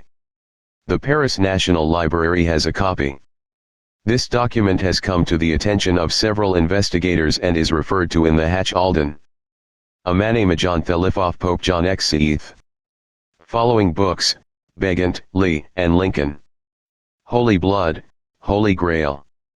New York, Del Pub. 1983, p. 159. Compton, Piers. The Broken Cross. Neville Spearman, 1983. During Roncalli's initiation ceremony, the master used white gloves and a sword was touched to his head while Roncalli kneeled down on his right knee. Roncalli chose the name John and received a number. He took a solemn oath not to reveal the order's secrets. Later he would be friends with men such as President Auriol of France, hardly someone that a devout Catholic would be compatible with. Hatch, O.P. CIT. P 60-61. Family. Origin in Italian. Asciovanexii letterii familiari. By Edizione di Storia e Letteratura, 1968, New York, McGraw-Hill Book Corp. 1970, p. 352. 66. Hatch, O.P. CIT. p. 49. 67. Kelly J. N. D. The Oxford Dictionary of Popes. Oxford Eng. Oxford University Press, 1986, p. 322. Family. Origin in Italian. Asciovanexii letterii familiari. By Edizione di Storia e Letteratura, 1968, New York, McGraw-Hill Book Corp. 1970, p. 352. 66. Hatch, O.P. CIT. p. 49. 67. Kelly J. N. D. The Oxford Dictionary of Popes. Oxford Eng. Oxford University Press, 1986, p. 322 WHITE, Dorothy, translator. Pope John XXIII Letters to His. The Prophetess of Pope John X Seeth, 1976, referret one Holy Blood Holy Grail p. 160. Kelly, O.P. CIT. p. 321. White, Letters to His Family O.P. CIT. p. 436. Manhattan Avro. The Vatican Moscow Washington Alliance p. 105. Cf. Mullins, The Curse of Canaan p. 210. Yalup Davida. In God's Name, an investigation into the murder of Pope John Paul. New York, Bantam Books, 1984, p. 108. Concerning his role as an OSS agent, Begant, Lee and Lincoln in the Messianic Legacy p. 306 mentions this. Yalup in God's Name p. 209. Information was originally leaked by a disenchanted P2 Mason. Hatch, O.P. CIT. p. 18-19. Divine Revelation, Para. 10, p. 755 and the Code of Canon Law Canon 212 promulgated by the authority of Pope John Paul II, 1983. Translation done under the auspices of Canon Law Society of America, Washington, D.C. Published by the Paulist Press, 1985. These retain the Catholic Church's authority over the mind and will of the people. Family Protection Scoreboard. Liberation Theology. Will it liberate or enslave people? Costa Mesa, CA, National Citizens Action Network, 1989, p. 29 under paragraph 28 Spain. Conchir Buckdan. On Earth a Citizen Heaven Jews, Christians and Liberation Theology. Maryknoll, New York Orbis Books. 1987, p. 7. 80. Ibid. p. 62. 81. Ibid. p. 115. Giron Patrick J. The Wee Tenth Cockle. Britain's Pub. Co. 1968, p. 75. Father Carney's autobiography as quoted in Martin, The Jesuits. Pages 19 to 20. Martin, The Jesuits, p. 57. Ibid. p. 76. Keating, Abbot Thomas OCSO, M. Basil Pennington, OCSO, and Thomas E. Clark, S.J., Finding Grace at the Center. St. Bede Publications, 1978, pp. 5-6. In the Art. Spiritual Vision of Man, El Observatore Romano, February 10, 1986, p. 5. We read Pope John Paul II's words to the Hindus of India in 1986, India's mission is crucial, because of her intuition of the spiritual nature of man. Indeed, India's greatest contribution to the world can be to offer it a spiritual vision of man. And the world does well to attend willingly to this ancient wisdom Hinduism and in it to find enrichment for human living. Emphasis added. Anecdote related to this author by a person involved. Ross N.W. ed. The World of Zenanius West Anthology. New York, Vintage Books, 1960, p. 47. 91. Ibid. p. 335. Kaufman Christopher J. Faith and Fraternalism: The History of the Knights of Columbus 1882-1982. New York, Harper & Row, p. 406. 92a. Ralph Epperson in a talk gave this information based on a May 8, Washington Press News article. Yallop, David A. In God's Name. p. 177. Various accounts by Clemmer's Rosicrucian Group. This author got a good understanding of P2's origin from Yallop's In God's Name. The banking scandals that P2 was involved in made the major media, including London Times, Newsweek, and Time magazine. The books The Messianic Legacy and The Vatican Billions also discuss P2 and its origins, as well various newsletters, and other sources. For those who have access to Italian publications, there is also much information on P2, after the banking scandals in the 1980s exposed its lodge system. Various sources give these descriptions including Manhattan. Vatican Billions, p. 233. Kelly J. N. D. The Oxford Dictionary of Popes. Oxford Eng. Oxford University Press, 1986, p. 325. Mars, Texi. Ravaged by the New Age. p. 29. Art.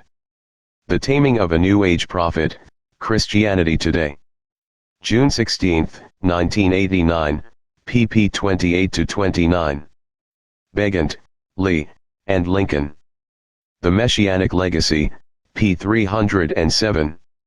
Manhattan, The Vatican Billions, p. 302. Ibid, and other sources. This is in Canon Law, Canon 1374, its text and commentary are on p. 923. Yallop in his book In God's Name p. 326. Also notice this change. Chapter 2. 3. A Revolution in the Minds of Men. You will learn how the Unitarian Universalist Church ties in with the Illuminati and Freemasonry. You will find out the biography of one of the most influential Masons in U.S. history who is relatively unknown, Hosea Ballou. You will discover the little-known details of how the Unitarians and Masons conspired to create revolution in the U.S., which led to the Civil War. What is Yale's power? Harvard was started as a college in 1636, and Yale in 1701. A Harvard alumnus who planned to send his son to Yale said all the Harvard men are working for Yale men. Why is it that Yale men have so much success over Harvard men? Why? What is Yale's power? What is the Unitarian Church's power? There were Lutherans, Catholics, long before there were any Unitarians in this land. Lutherans outnumbered the Unitarian Universalist Church by over 60 times the membership, and the Catholic Church is over 3 times the size of the Unitarian Church. But the political power of the Unitarian Church has been enormous compared to these other groups. For example, there have been at least 4 Unitarians elected U.S. President. There has never been a Lutheran, a Pentecostal, nor a Mennonite president. There has only been one Catholic president. Why? What is the Unitarian Church's power? The power of the New World Order is the power of the Unitarian Universalist Church and Yale College, now University, which was associated with the Unitarians. The Universalist and Unitarian churches have been essentially Masonic denominations. It was appropriate that when the Illuminati and Illuminated Masonry branched out to the United States, that they chose the Unitarian Church as an important center of their activities. They followed their pattern of founding Illuminati cells in universities, such as they had done at the University of Ingolstadt, and the group at All Souls College, Oxford University. Yale was a natural shoo-in for them. And it was from Yale University, a center for the Illuminati, that 3 Yale men in the 1850s went over to the University of Berlin to learn Hegelian philosophy, which they imported back to the U.S. and totally revised American education. Their revolution in how we teach our children to read is why phonetics are not taught, and the look-say method, even though students learning phonetically are reading better and national reading scores are going down with look-say. 2. They obviously have other educational priorities. Who are the Unitarian Universalists? The Unitarians and Universalists have merged their denominations. A brief overview of the Unitarian Universalist Church will show how the Church fits in the New Order. Today, they openly promote the New Age movement and a universal church. It resembles Reform Judaism so closely that Rabbi Kahane said Unitarianism is indistinguishable from Reform Judaism. The rabbi said, the American Jewish religious theories that came into being included the Reform brand, whose distinguishability from Christian Unitarianism was evident only to the keenest of scholastics or philologists. 3. The Unitarian Church has its share of Jewish members, and the original founders often have links to important bloodlines. If this church is so powerful, why haven't people heard of it? Good question. In 1852, the Unitarian Reverend Theodore Parker praised the high-ranking Mason Hosea Ballou, 1771–1852, for having created a revolution in the thoughts and minds of men more mighty than any which has been accomplished during the same period by all the politicians of the nation. 4. If the Mason and Universalist Hosea Ballou wrought such a powerful revolution in men's minds, why doesn't history record his achievement with fanfare? Perhaps, the same reason they haven't advertised how the order wrought such a revolution in America's education system. The control and direction they have given our lives is far more pervasive than most Americans have any clue about, and they most likely prefer it to remain that way. The Unitarians and Universalist churches were originally separate. Outside of the Masonic Lodge, or away from Masonic gatherings, the Universalists and Unitarians, during Hosea Ballou's day, went separate ways. The Unitarians were Universalists, belief-wise, in disguise, and later the groups would merge. However, at the time of Ballou the Unitarians were still congregational in name, and up until the early 1820s still received state money collected from the universal religious tax levied upon the entire population for the support of the established Congregational Church. Although the Unitarians did not believe in the concept of sin, the atonement of Christ, the deity of Christ, the judgment of Christ as the Almighty, the miraculous conception of Christ, and many other fundamental Christian doctrines, they carried the label Christian, and in the U.S., a nominally Christian nation, were state-supported until 1820. In contrast, to the wealthy and influential members who made up the Unitarian churches and received state support, the Universalist churches were made up of common people. Hosea Ballou misrepresented and ignored by historians. To dispel some of the misrepresentations about Ballou, the Universalist Historical Society published a book. One myth that they did away with is that Hosea Ballou was the originator of his own religious beliefs. The book's author, Ernest Cassara, criticizes past writers on Ballou. Most serious of all, their work nourished the myth that Ballou was purely an original thinker. They believed that he had arrived at his theory of atonement, his Unitarian conception of God, his Arian conception of Christ, and many aspects of his thought simply through an independent study of the Bible. 5. Hosea Ballou, 1771–1852, was more influential in his time than the New Thought Unitarian. Masons such as William Ellery Channing and Ralph Waldo Emerson VI, who both have been given more attention by historians than Ballou. By the way, William Ellery Channing had a Jewish heritage. Ralph Waldo Emerson was raised by his Mason stepfather Ezra Ripley. Emerson praised his stepfather's religious views. 7. Power of the written and spoken word. The story of Hosea Ballou shows the power of the written and spoken word. How much support during his lifetime did the Masons give Ballou? That would be an extensive study. However, it is easier to pinpoint the three biggest influences upon his life, fatherly influences aside. Ballou was greatly influenced by a mystic named Caleb Rich. The second big influence was the Masonic author Ethan Allen. And the final big influence, particularly upon his theology, was the books by the Masonic deists of that age. Ballou's life parallels Jos. Smith's and C.T. Russell's in some ways. Hosea Ballou's early life has affinities to both C.T.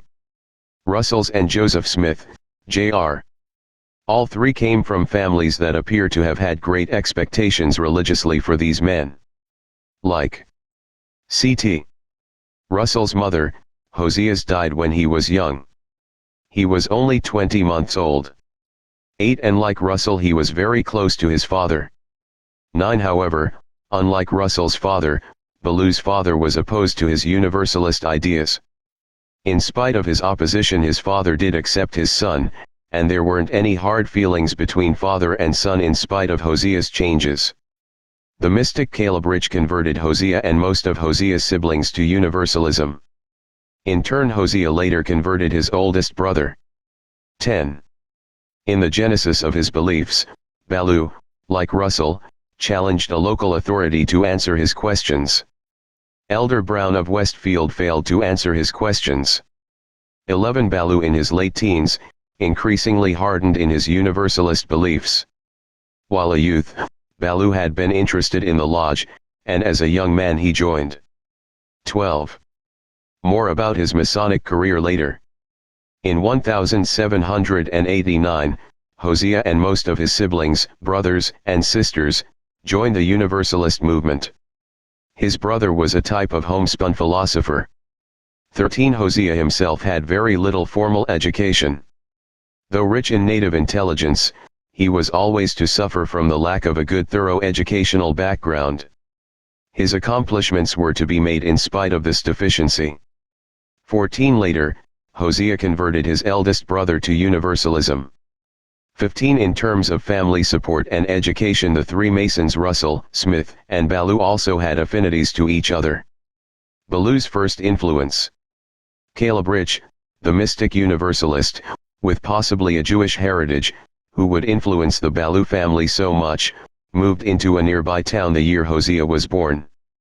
16. This mystic received his theology from a series of dreams and visions. 17. Caleb Rich, on the basis of his visions, started a church named the General Society. 18. The General Society had members from the nearby towns of Warwick, Richmond, and Jaffrey. 19. It is considered likely that Hosea as a boy participated at some of the General Society's events. Some of Hosea's relatives joined this General Society. 20. Ballou's second influence. The next influence on his life was the Mason, again with a possible Jewish heritage, Ethan Allen. Ethan Allen's book Reason, the Only Oracle of Man, changed Ballou's thinking. Allen's Masonic membership has been debated back and forth. The author tends to side toward the evidence that he was a Mason. Records from lodges back then are often non-existent, and it is not that perilous to believe statements of people that he was a Mason. Masonry was very strong in that area and not only influenced Ethan Allen, but also the family of Joseph Smith. The connections between the Universalist Church and the origins of Mormonism will be discussed elsewhere, as well as the Masonic tie-ins. Ballou himself cites Masonic deist writers as the source of his views. It may be proper for me here to state one circumstance, which, no doubt, had no small tendency to bring me onto the ground where I have, for many years, felt established. It was my reading some deistical writings. By this means I was led to see that it was utterly impossible to maintain Christianity as it has been generally believed in the Church. 21. Ethan Allen's book was rather rare, because after lightning struck the print shop and burned up most of the newly printed books, the printer destroyed most of the rest because of the book's atheistic views. At least one copy circulated among the Universalists, from hand to hand most likely, and Ballou reads such a copy. 22. From Allen, Ballou learned to examine everything, especially Scripture, from the light of reason. The doctrine of the Trinity seemed contrary to reason to Allen, so Ballou, following his cue, also rejected the Trinity. 23. Allen was forced, because of his rejection of the Trinity, to change his view of the atonement of Christ. So he dismissed it altogether. Discarding the atonement of Christ meant discarding the concept of sin. 24. Allen's book, which he called Oracles of Reason, and others called Ethan Allen's Bible, had a profound effect upon Ballou, as is evidenced by Ballou's 1805 treatise on atonement. Ballou's third influence. Ballou was also familiar with another Mason deist, Thomas Paine. Although he didn't share Paine's views, he felt they were healthy for true Christianity. Ballou wrote that he felt rigid Christians have done more harm to the religion of Jesus than his open enemies from Celsus down to T. Paine. 25. His close friend Caleb Rich got him together with his wife-to-be, the daughter of one of the few Universalist families in the area. 26. Although the Masonic Reference Book 10:0 Famous Freemasons is generally very accurate, it does make a mistake about Ballou. Contrary to their statement, Ballou was not ordained a Baptist minister. Rather, in the fall of 1789, the Baptist Church excommunicated him. 27. However, the Universalist Church did ordain him in September 1794 at their Oxford General Convention. 28. Hosea Ballou then went on a non-stop preaching traveling schedule similar to the three Masons C.T. Russell, Lorenzo Dow, and William Miller. He preached nearly every 29. evening. In May 1802, four Universalist groups formed sister societies in the Woodstock area. They named their societies the Liberal Catholic Society of Woodstock, the Independent Catholic Society of Woodstock, the Catholic Benevolent Society in Heartland, and the Universalist Society of Bethel. 30 leading citizens of the area joined the Universalist Societies. 31, so it is possible that other Masons in the local became involved with the societies. Ballou's Masonic career. After being raised in one of the lodges of one of the towns that he lived in during his early years, he moved to Dana, Mass. in 1794, and then to Barnard, VT in 1803. Ballou became active in the Masonic Lodge.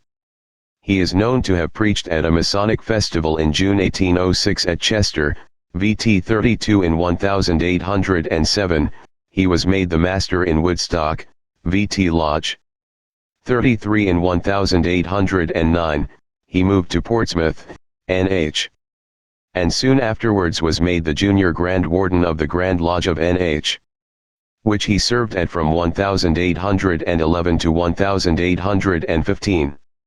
34 in 1817, he moved to Boston and became the minister of the Second Universalist Society. 35 and joined the Mt. Lebanon Masonic Lodge in Boston. 36 Ballou was a member of that lodge until his death in 1852.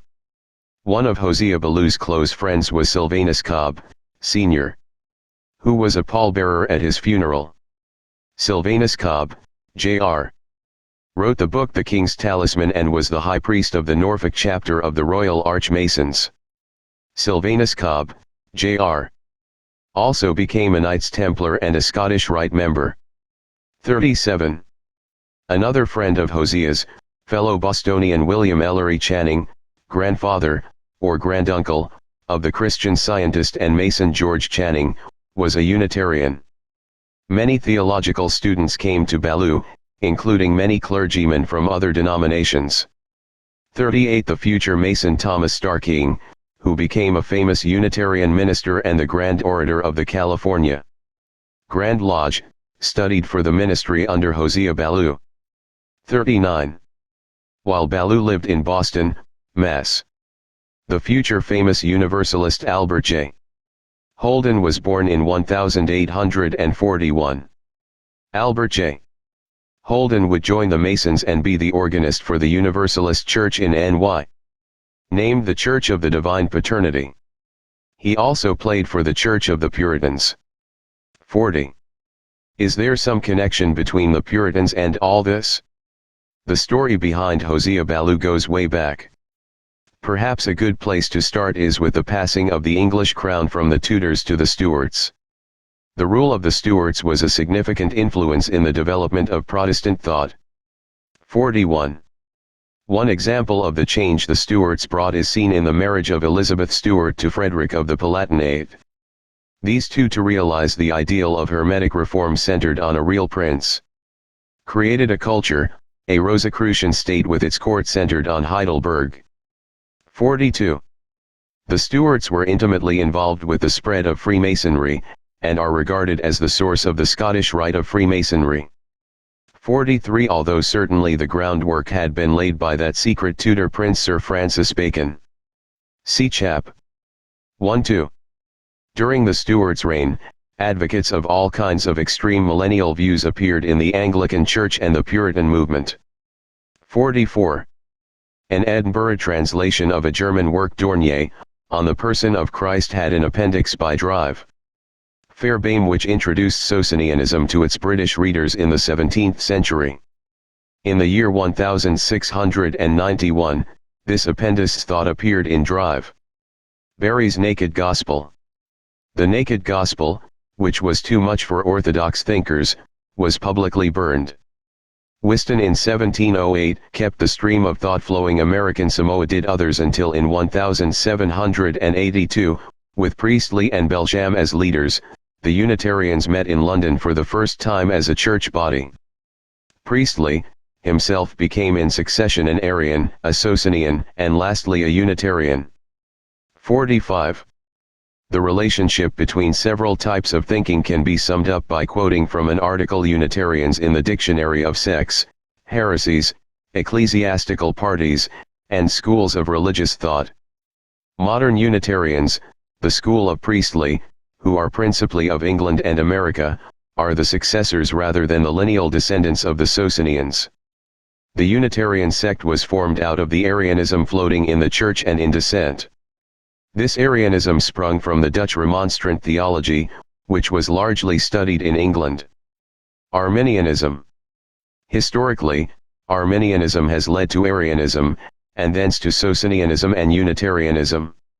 46. Socinianism had strong German and Polish Jewish ties and origins. In other words, although some of these isms are thought of as Christian heresy, if a person examines back to their roots, one discovers their roots in the past were not Christian. Initially, the Unitarians used Presbyterian chapels for worship, but later shifted to Puritan churches. 47. Prof. F.A. Christie has done a scholarly work entitled The Beginnings of Arminianism in New England, which details how the early Puritan Church in New England had advocates for Arminianism within it. The beginnings of the Unitarian movement in the U.S. go back to the first Puritan settlers, some of which were Unitarians, but nominally called Puritans. The Puritan churches are now called Congregational churches. The Congregationalist, Rev. Experience Mayhew, gave a message in 1744 in favor of Arminianism. Another minister, William Pynchon, in 1650, wrote out in favor of liberalism in his Meritorious Price of Our Redemption. The beginnings of the Unitarian movement go back to the first Puritans, and some of these families involved links to Jewish bloodlines. The Universalist movement also can be studied in the lives and writings of such Puritan pioneers as Rev. John Murray, 1816, and Rev. Elhanan Winchester, 1836, Jonathan Mayhew, 1763-64, and Charles Chauncey. Chauncey's Universalist views can be seen in such works as The Mystery Hid from Ages and Generations. 1784, 46. The historian will also note that these liberals were in correspondence with British Unitarians. Thomas Belsham's Memoirs of the late Reverend Theophilus Lindsay M.A. 1812, provides a look at the communication kept up between the British and American liberal Congregationalists. They weren't yet known as Unitarians. There were also ties to Jews. For instance, one prominent early Unitarian minister, Rev. Samuel J. May, records how close his family was to the Jewish family of M.M. Hayes. M.M. Hayes was also an active Freemason, and Samuel called him uncle. Perhaps to date, the best historical look at the movement is Richard Eddy's Universalism in America, Vol. I 1636-18. Harvard College, now University. Harvard was started by the church and became a hotbed for liberals such as Henry Dunster and Charles Chauncey. For instance, Rev. Joseph Avery, 1751-1824, graduated from Harvard with honors in 1771 and went forth as a prominent congregational minister practicing magic. The Salem witch trials were but a small distortion of the symptom of an occult problem under the Puritans. Some hold that the witches were the ones who were involved in condemning the women.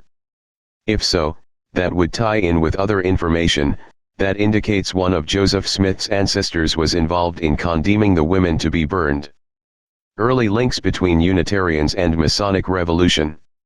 Harvard, a church school, brought in professors like Karl Fallen of Gießen, Germany. Karl Fallen helped create the Bund der Jugend, League of Youth, in Europe, which was a revolutionary movement with links to the Carbonari and the Masons. These movements at times moved under the guise of the Swiss Bible Society. In August 1819, ministers met at Carlsbad, Germany, and denounced the movement, which then was broken up by the arrests of its members. In late 1824, Fallen left Switzerland to be a Unitarian minister at Harvard. 48. Later links between Unitarians and Masonic Revolution. Our next topic is a group of Unitarian conspirators, who are relatively well known in American history as ministers and for things other than revolution. John Brown is a legend of American history. John Brown had a group of men who he led intent on starting a revolution, a slave revolt that was meant to have far-reaching effects. But John Brown did not do this on his own. What men supported John Brown, supplied him with his money and arms. And who was the real John Brown? John Brown was a Mason. 49. Thanks to the Masonic scandal, the murder of Morgan, John Brown was now being drawn toward the ideas of conspiracy and secret organization.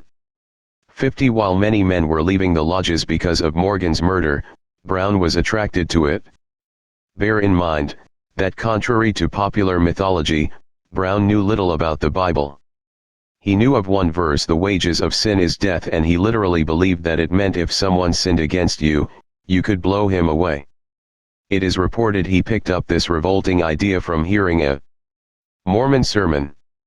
The Rosicrucian leader George Lippard, member of the Brethren of Light, who was seeking to create a brotherhood which was to be a poor man's masonry, personally influenced John Brown to become rabidly anti-slavery. 50. John Brown's eldest son John Brown, Jr., who also murdered and stole alongside his father, was a faithful Mason. 51. John Brown, Jr., was also a lecturer on phrenology. 52. Phrenology was immensely popular among those turning away from formal religion. 53 Three avid students of phrenology who also supported John Brown and his sons, besides the actual secret six, were Drive, Samuel Howe, Ralph Waldo Emerson, and Sen. Charles Sumner. Masonic historians have tried to characterize John Brown as anti-Masonic, but this author finds nothing to substantiate that claim. They make a big deal that supposedly John Brown said the rituals were silly. Whether he did or not, simply calling the rituals silly is no indication he was anti-Masonic. Indeed, his uncle was the master of the Hudson Lodge No. 68 where he was raised as a Mason. 54 John Brown worked with him and other Masons during his lifetime without any problems. For instance, August Anchel Bondi was a Jewish Freemason who fought with John Brown in the Kansas battles of Blackjack and Osawatomie. 55 One might better describe these battles as butcheries. Anyway, this Jewish Freemason Anchel Bondi, before he joined with Brown, was a long-time revolutionist, having fought in the Masonic-created Metternich Revolution, and against Spain in the Masonic-created revolution in Cuba. 56. The Scottish Right's New Age magazine has an article about how the Masons started and led the Cuba Revolution. 57. Another tie-in that John Brown had with the occult was his membership in the Rosicrucian fraternity. He was on their World Council and Council of Three. 57. One of his Rosicrucian fraternity brothers, William Lloyd Garrison, would help him in starting armed revolution to free the slaves. Garrison had joined the American Rosicrucians first, established the American Anti-Slavery Society in 1832, and become a member of the Order of the Rose in England in 1834. 57b. The inner group of the conspiracy for Brown's revolution. The Secret Six, which was the inner core of the conspiracy for armed revolution, were Rev. Thomas Wentworth Higginson, Rev. Theodore Parker, George Stearns, Gerrit Smith, Franklin Benjamin Sanborn, Drive, Samuel Gridley Howe. The inner group might better be described as Unitarian than Masonic, because although some were Masons, it is known the group itself consisted of Unitarians. This core group consisted of 6 men, who in turn can be traced back to the Bird Club. Before giving the history of their plotting, and mentioning the contributions of others, let us examine these 6 men. Unitarian Rev. Theodore Parker was a big reader. His personal library was 12 volumes. He associated with the social experiment at Brooks Farm 58 and believed in evolution before Darwin.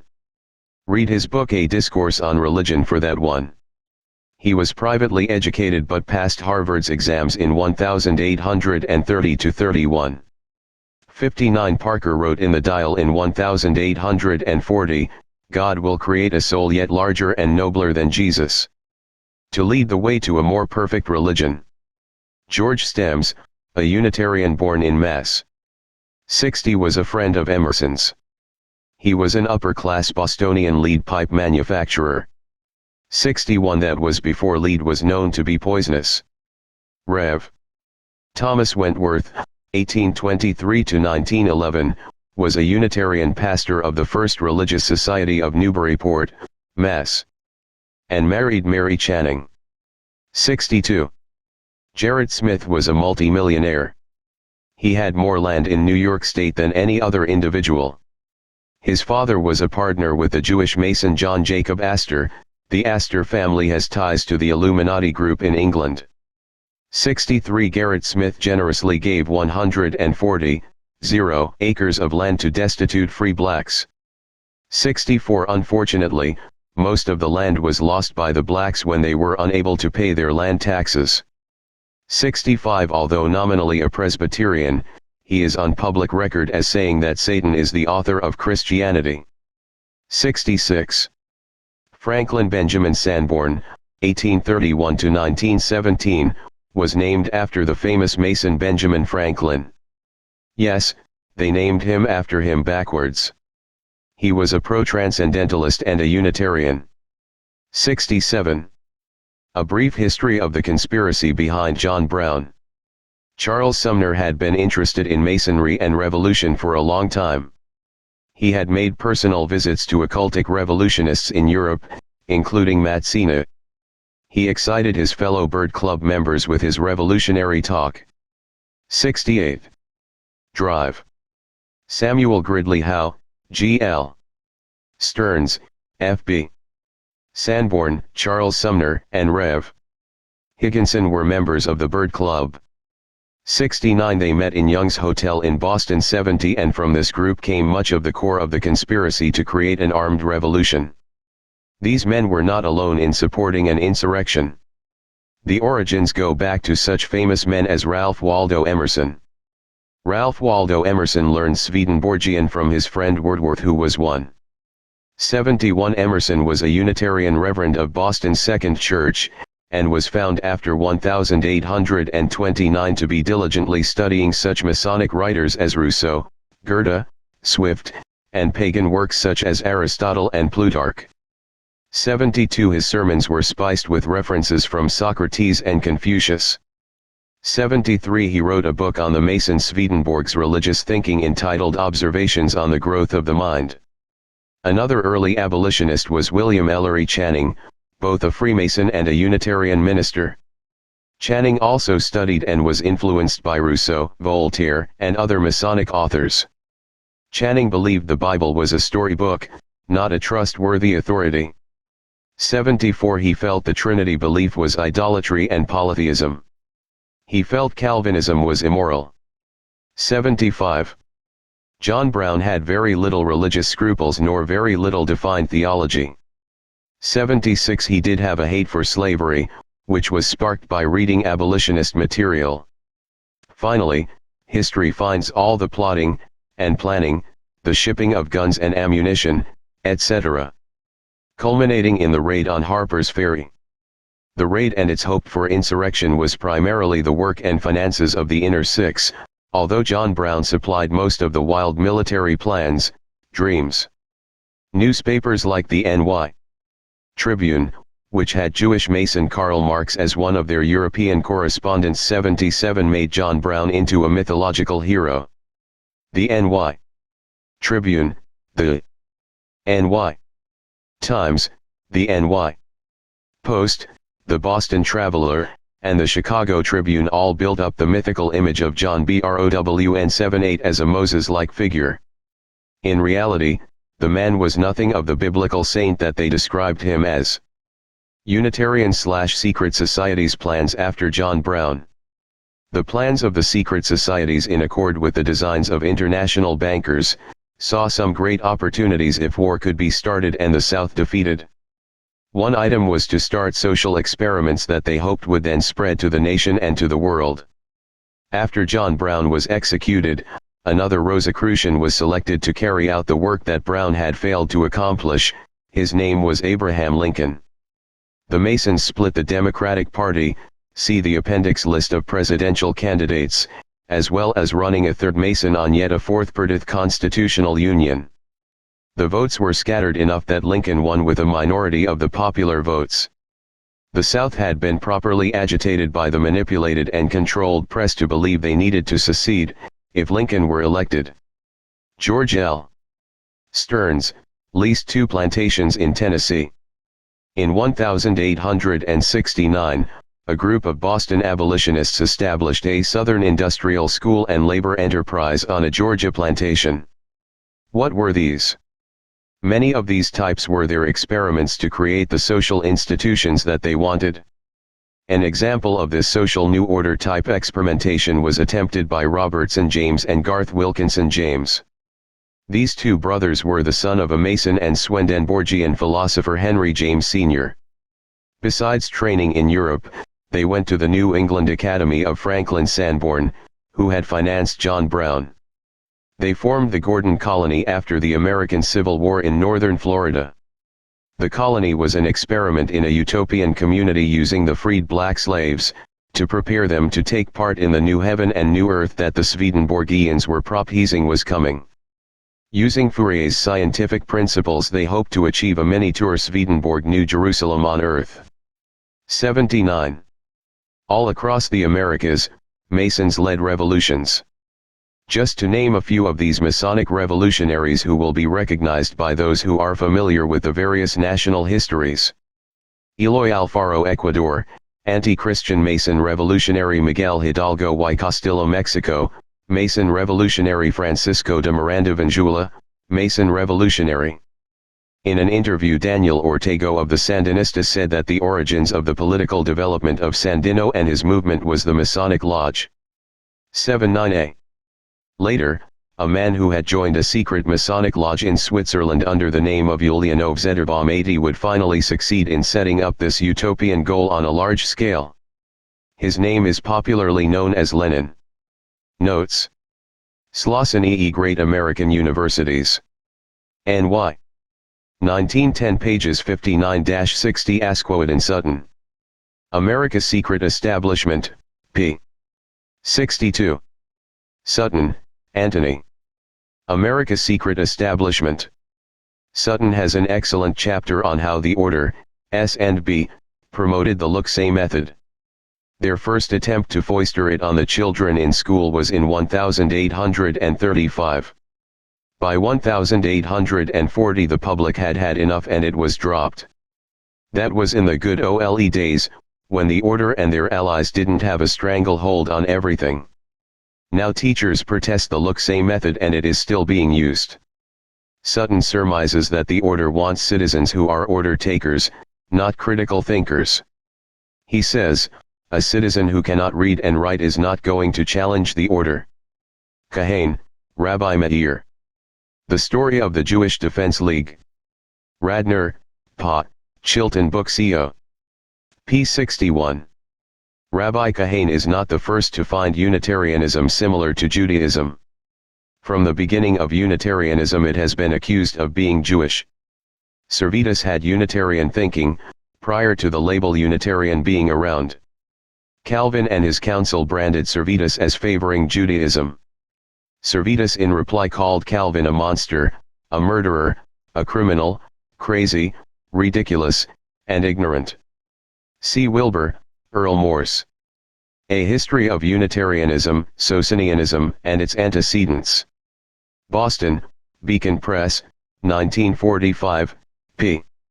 171, 174.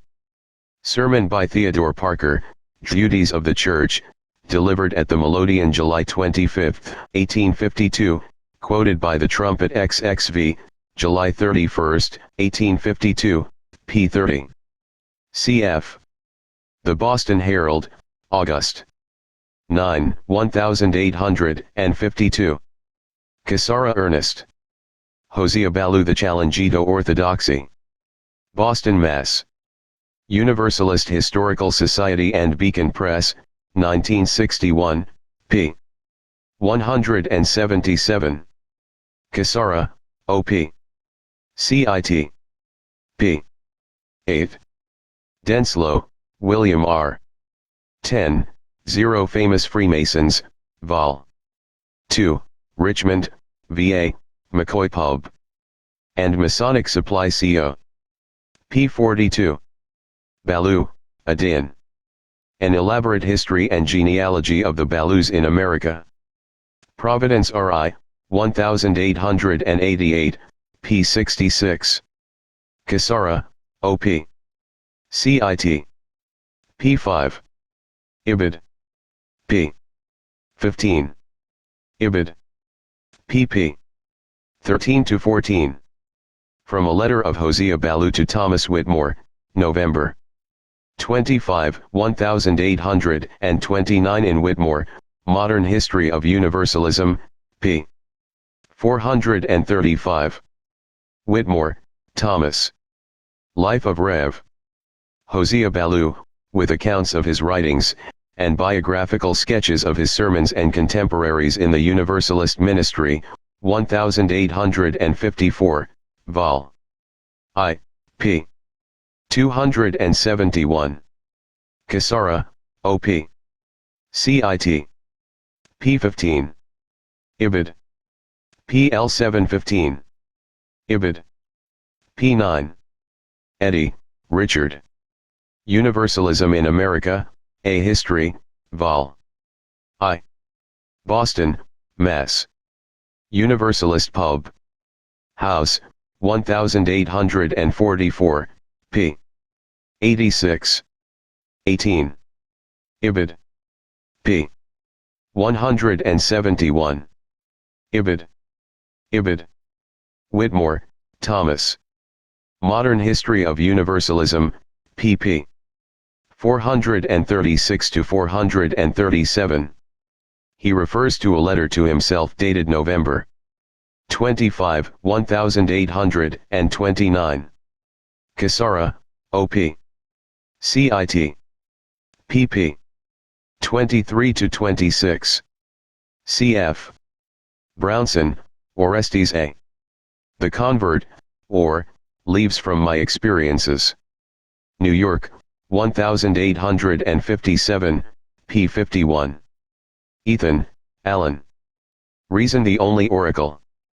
Bennington, V.T., 1784, pp. 34 to 46 with Cassara, O.P. CIT. p. 23. 24. Allen, O.P. CIT. Pages 352 to 363, 405 ff. Ballou, Hosea. Series of Letters in Defense of Divine Revelation, p. 111. Hosea Ballou speaks positively towards the deists in strictures on a sermon entitled Religion a Social Principle, by William Ellery Channing, pp. 12 to 14.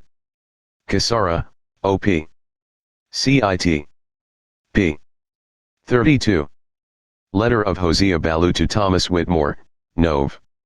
25, 1829 in Whitmore, Modern History of Universalism, p.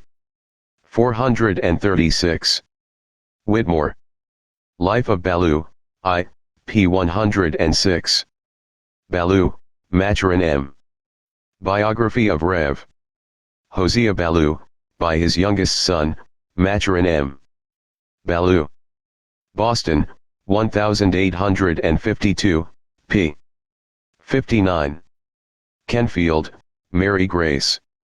Early Universalism in Vermont and the Connecticut Valley Manuscript, at University. Hist. SOC. Woodstock, V.T., 1941, p. 202. Also Darling, Nancy A. A Brief History of the Universalist Society of Heartland, V.T., during its first century with biographical sketches. Castleton, V.T., 1902, p. 9, cf. Dana, Henry Swan. History of Woodstock, Vermont. Boston, Houghton, Mifflin Co. 1889, pp. 397 to 98. Kenfield, O.P. CIT. p. 22. Ferris N.H. Ballou. 5 Sermons. Denslow, O.P. CIT. pp. 90 to 104 and Vol. 1, p. 53. Whitmore, Life of Ballou, Vol. I, p. 271. Cassara, O.P. CIT. p. 176. Denslow, O.P. CIT. Vol. 1, p. 53. 37. Ibid. Vol. 1, p. 229. Cassara, O.P. CIT. Denslow, O.P. CIT. Vol. 3, p. 25. Ibid. Vol. 2, p. 243.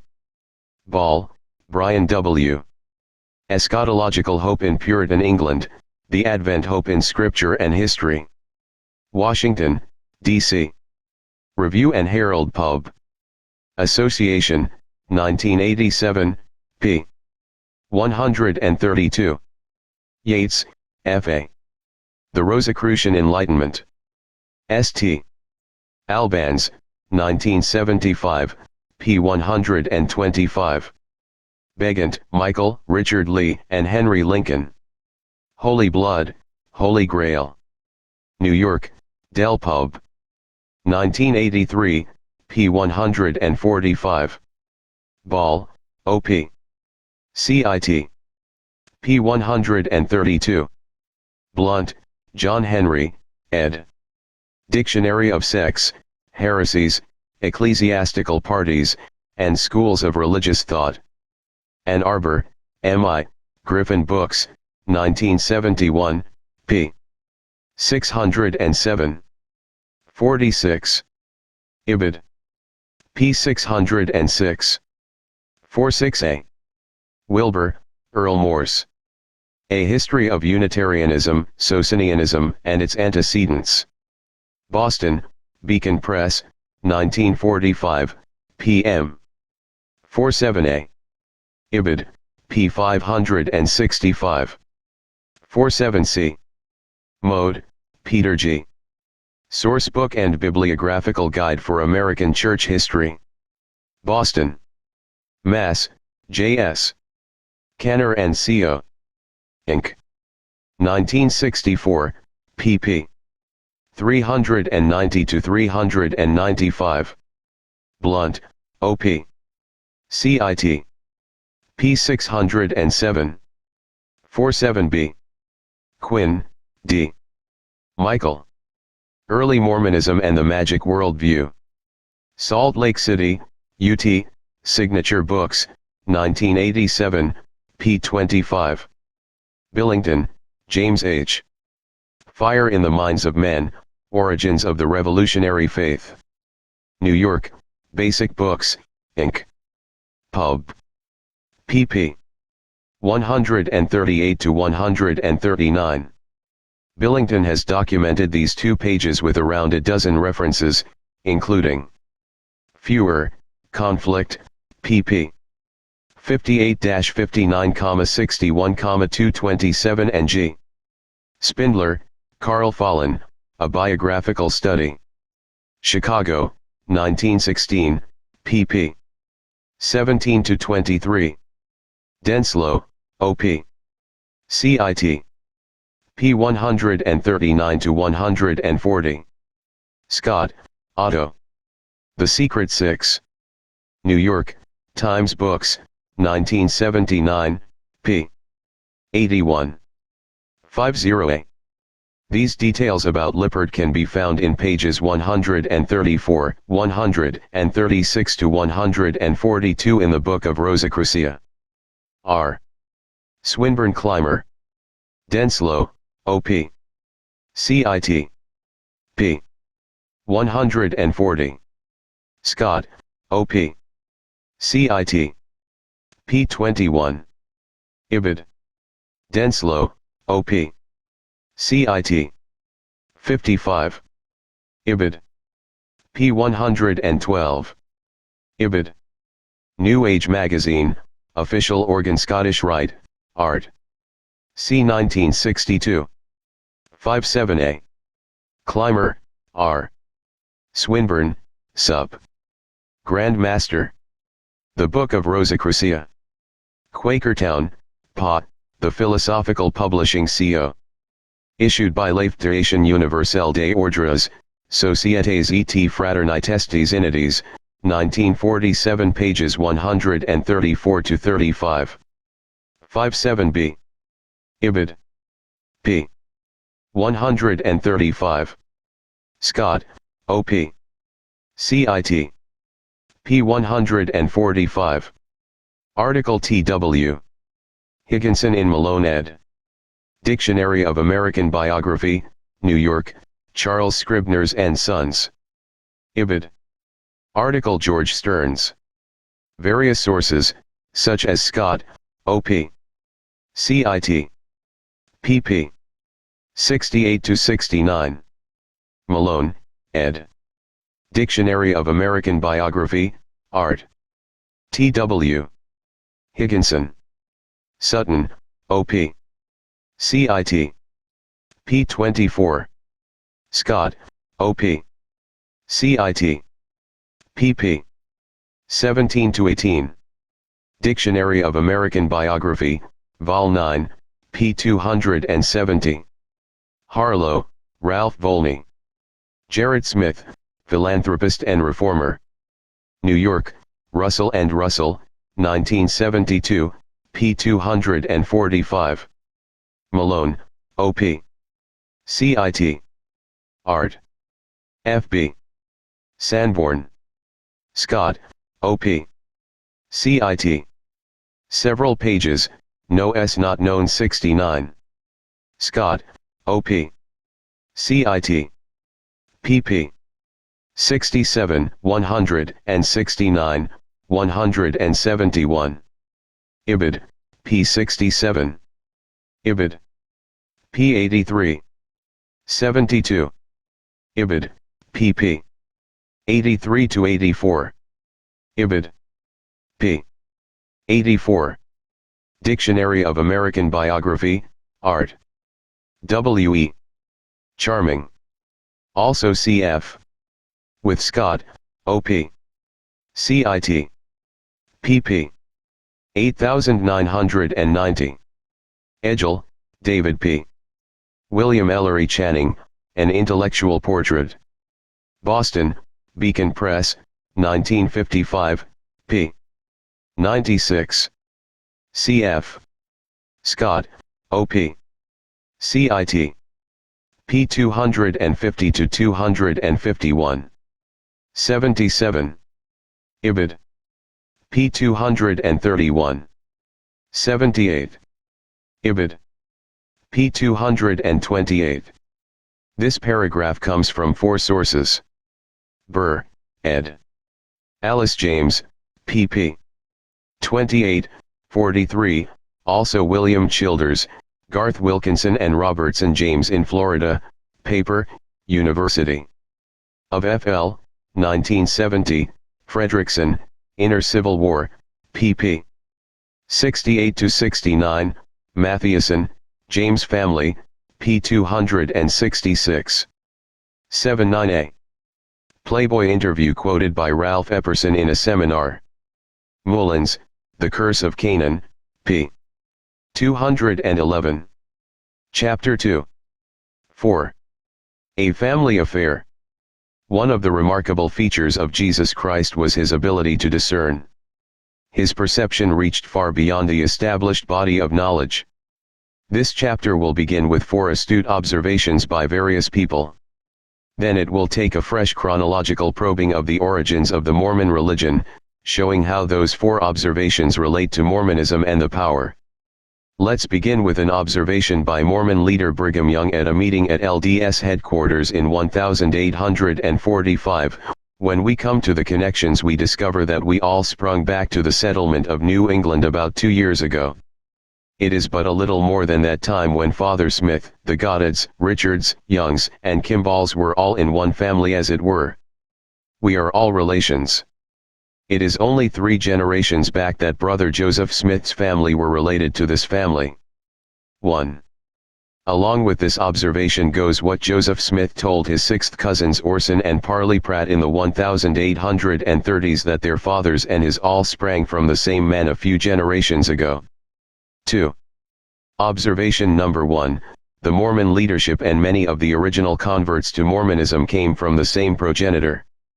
Bernard DeVoto, a scholar studying Mormonism, wrote, "Some subtlety of climate, racial stock, or social organization on the frontier of New England and New York made the air fecund. A circle described on a radius of 150 miles around such a center as Pittsfield, Massachusetts, would include the birthplace of 90% of the American sex and of an even greater percentage of their prophets. Many prophets before Joseph Smith revealed God's will within that circle, and many more came after him." 3. Observation number 2, 90% of America's new religions and even more of her prophets came from a certain racial group of people located in the geographic area defined by a circle with a radius 1 miles around the center pt. At Pittsfield, Mass. A very controversial book arrived in 1982. This author has read the criticism of the book, and although some of the book is pure speculation, and one-track scholarship, this author also agrees with that book's three authors that the bulk of the research is not refuted by any of the critiques. To quote a small portion which briefly summarizes an intricate story, we have formulated a hypothesis of a bloodline, descended from Jesus, which has continued up to the present day. But our researches have persuaded us that the mystery of Rennes-le-Château does involve a serious attempt by influential people to re-establish a Merovingian monarchy in France, if not indeed in the whole of Europe, and that the claim to legitimacy of such a monarchy rests on a Merovingian descent from Jesus. And it would be apparent why the protocols of the elders of Zion speak of a new king of the holy seed of David. 4. The researchers establish that the Masons are intimately part of the conspiracy to establish a new Messiah, who is a descendant of Jesus Christ, claimed descendant, that is. Observation number 3, the Masonic lodges have been part of plan by a powerful bloodline which claims to be the lineal descendants of Jesus, and seeks to establish their rule. The machinations of this bloodline underlie much of the political and religious activities of Europe, especially Scotland and France. William J. Schnobelen, who became a master Mason, and a Wiccan high priest, and studied in the esoteric European Masonic rites and had the highest Druid witch as his mentor, later went on to join the Mormon Church. His book Mormonism's Temple of Doom is an astute observation of how magic, Masonry, and Mormonism's temple ceremony are the same. On one page alone he indicates 15 ceremonial similarities, p. 43. The grips, oaths, prayers, garments, and the Mormon temple's designs are copied from magic and Masonry, and are complete with occult significance. 5. Observation number 4, the most sacred Mormon religious ceremonies, which are held in their temples, come from Masonry and magic. All three are practicing what is called the occult. The Puritans. The revival of Chiliasm in the later Middle Ages had been kept alive in the Middle Ages in Jewish apocalypticism. Throughout the Middle Ages, Jewish teachers and commentators, studying Old Testament prophecy and even astronomical phenomena, predicted the appearance of the Messiah and the establishment of a messianic kingdom. 6. Jewish Rabbi Abba Hillel Silver wrote, "The hope of the Messiah did not at any time disappear in Israel." 7. The great Jewish philosopher Maimonides felt that belief in the Messiah was an essential article of faith. King Messiah will arise in the future and will restore the kingship of David to its ancient condition. He will rebuild the temple and gather the exiled of Israel. All the laws will return as they were in the past. This belief system also included a belief in a resurrection of the dead, a last judgment, and a new Jerusalem. The last great king would be a human figure with the blood of David, the Messiah. 8. The beliefs called Chiliasm or premillennialism were branded as Jewish by both Luther and Calvin, and the Augsburg Confession of Faith.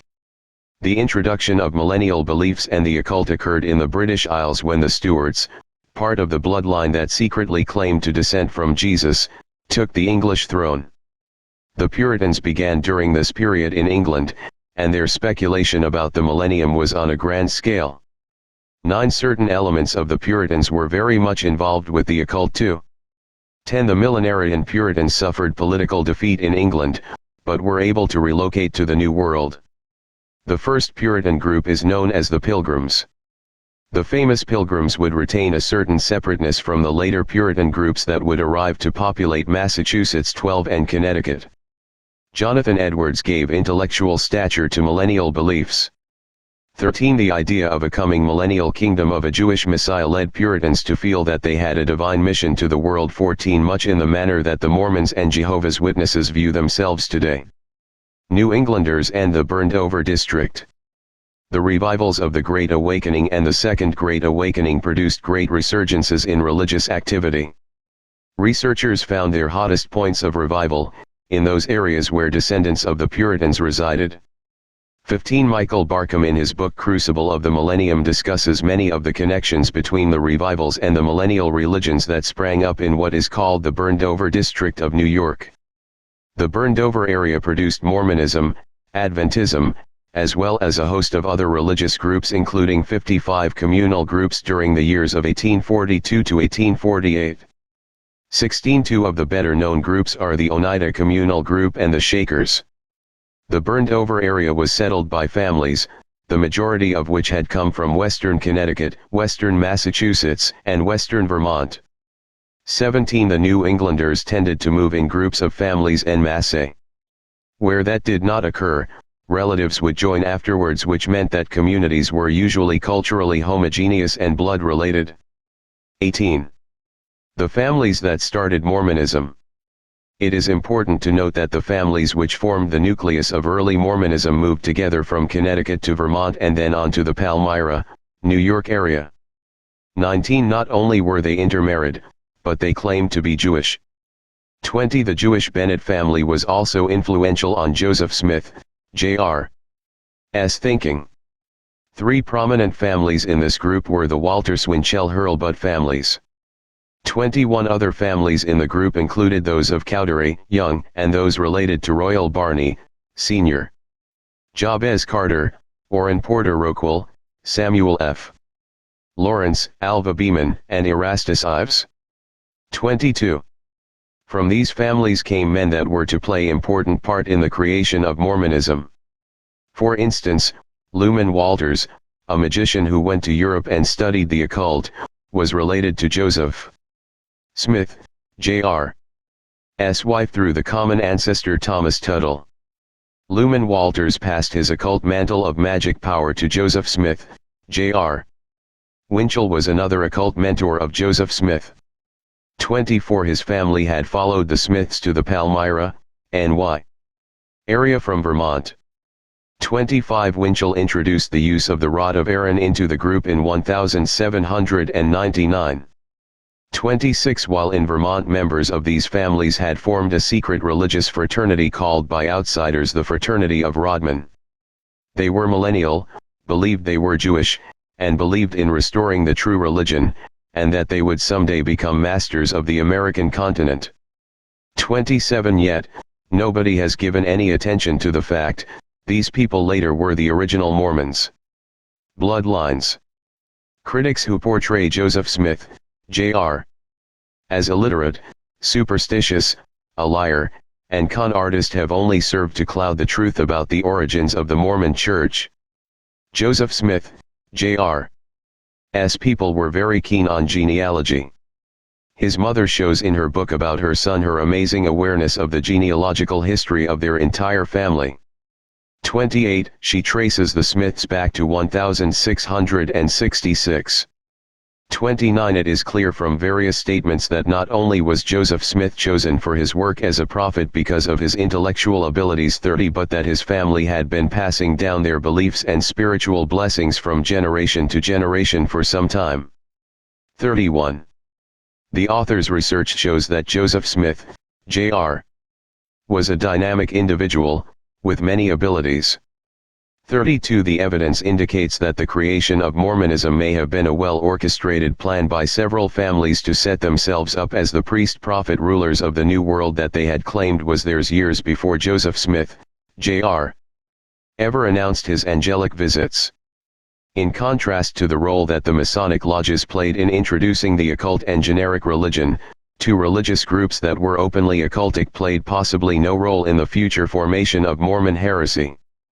These were the Rosicrucians and the Moravian Brethren, whose leader Count Zinzendorf was head of the Rose-Croix from 1744 to 1749.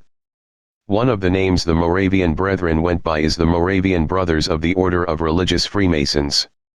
Many of the Moravian Brethren were of Jewish blood, although nominally Lutheran. They were Gnostic. 33. Various books written by Rosicrucians and Freemasons, which promoted magic, astrology, mysticism, rationalism, deism, and various mystery religions and the occult, were popular in colonial New England and made an impact. A study of men connected with forming new religions, repeatedly indicates the far-ranging impact of men like Boehme, Voltaire, Paine, Swedenborg, Charles Fourier, and others. Acting behind the veil of the Masonic Lodge, wave after wave of new thinking rolled into America. Later, this chapter will discuss how the Philadelphians, organized by the Masons 34, would influence Saint Simon through his friendship with the Philadelphian leader Jacques Bazin. Saint Simon wrote The New Christianity, and his ideas generated religious and communistic experiments 35 that eventually would influence the Mormons to adopt communism. The Fraternity of Rodsmen. After Nathaniel Woods was excommunicated from his ministry with the Congregational Church, he formed a secret religious group 36 that included the parents of Joseph Smith, Jr. 37. Through congregational records, the link between the Winchells, Woods, Cowderys, and Smiths can be made.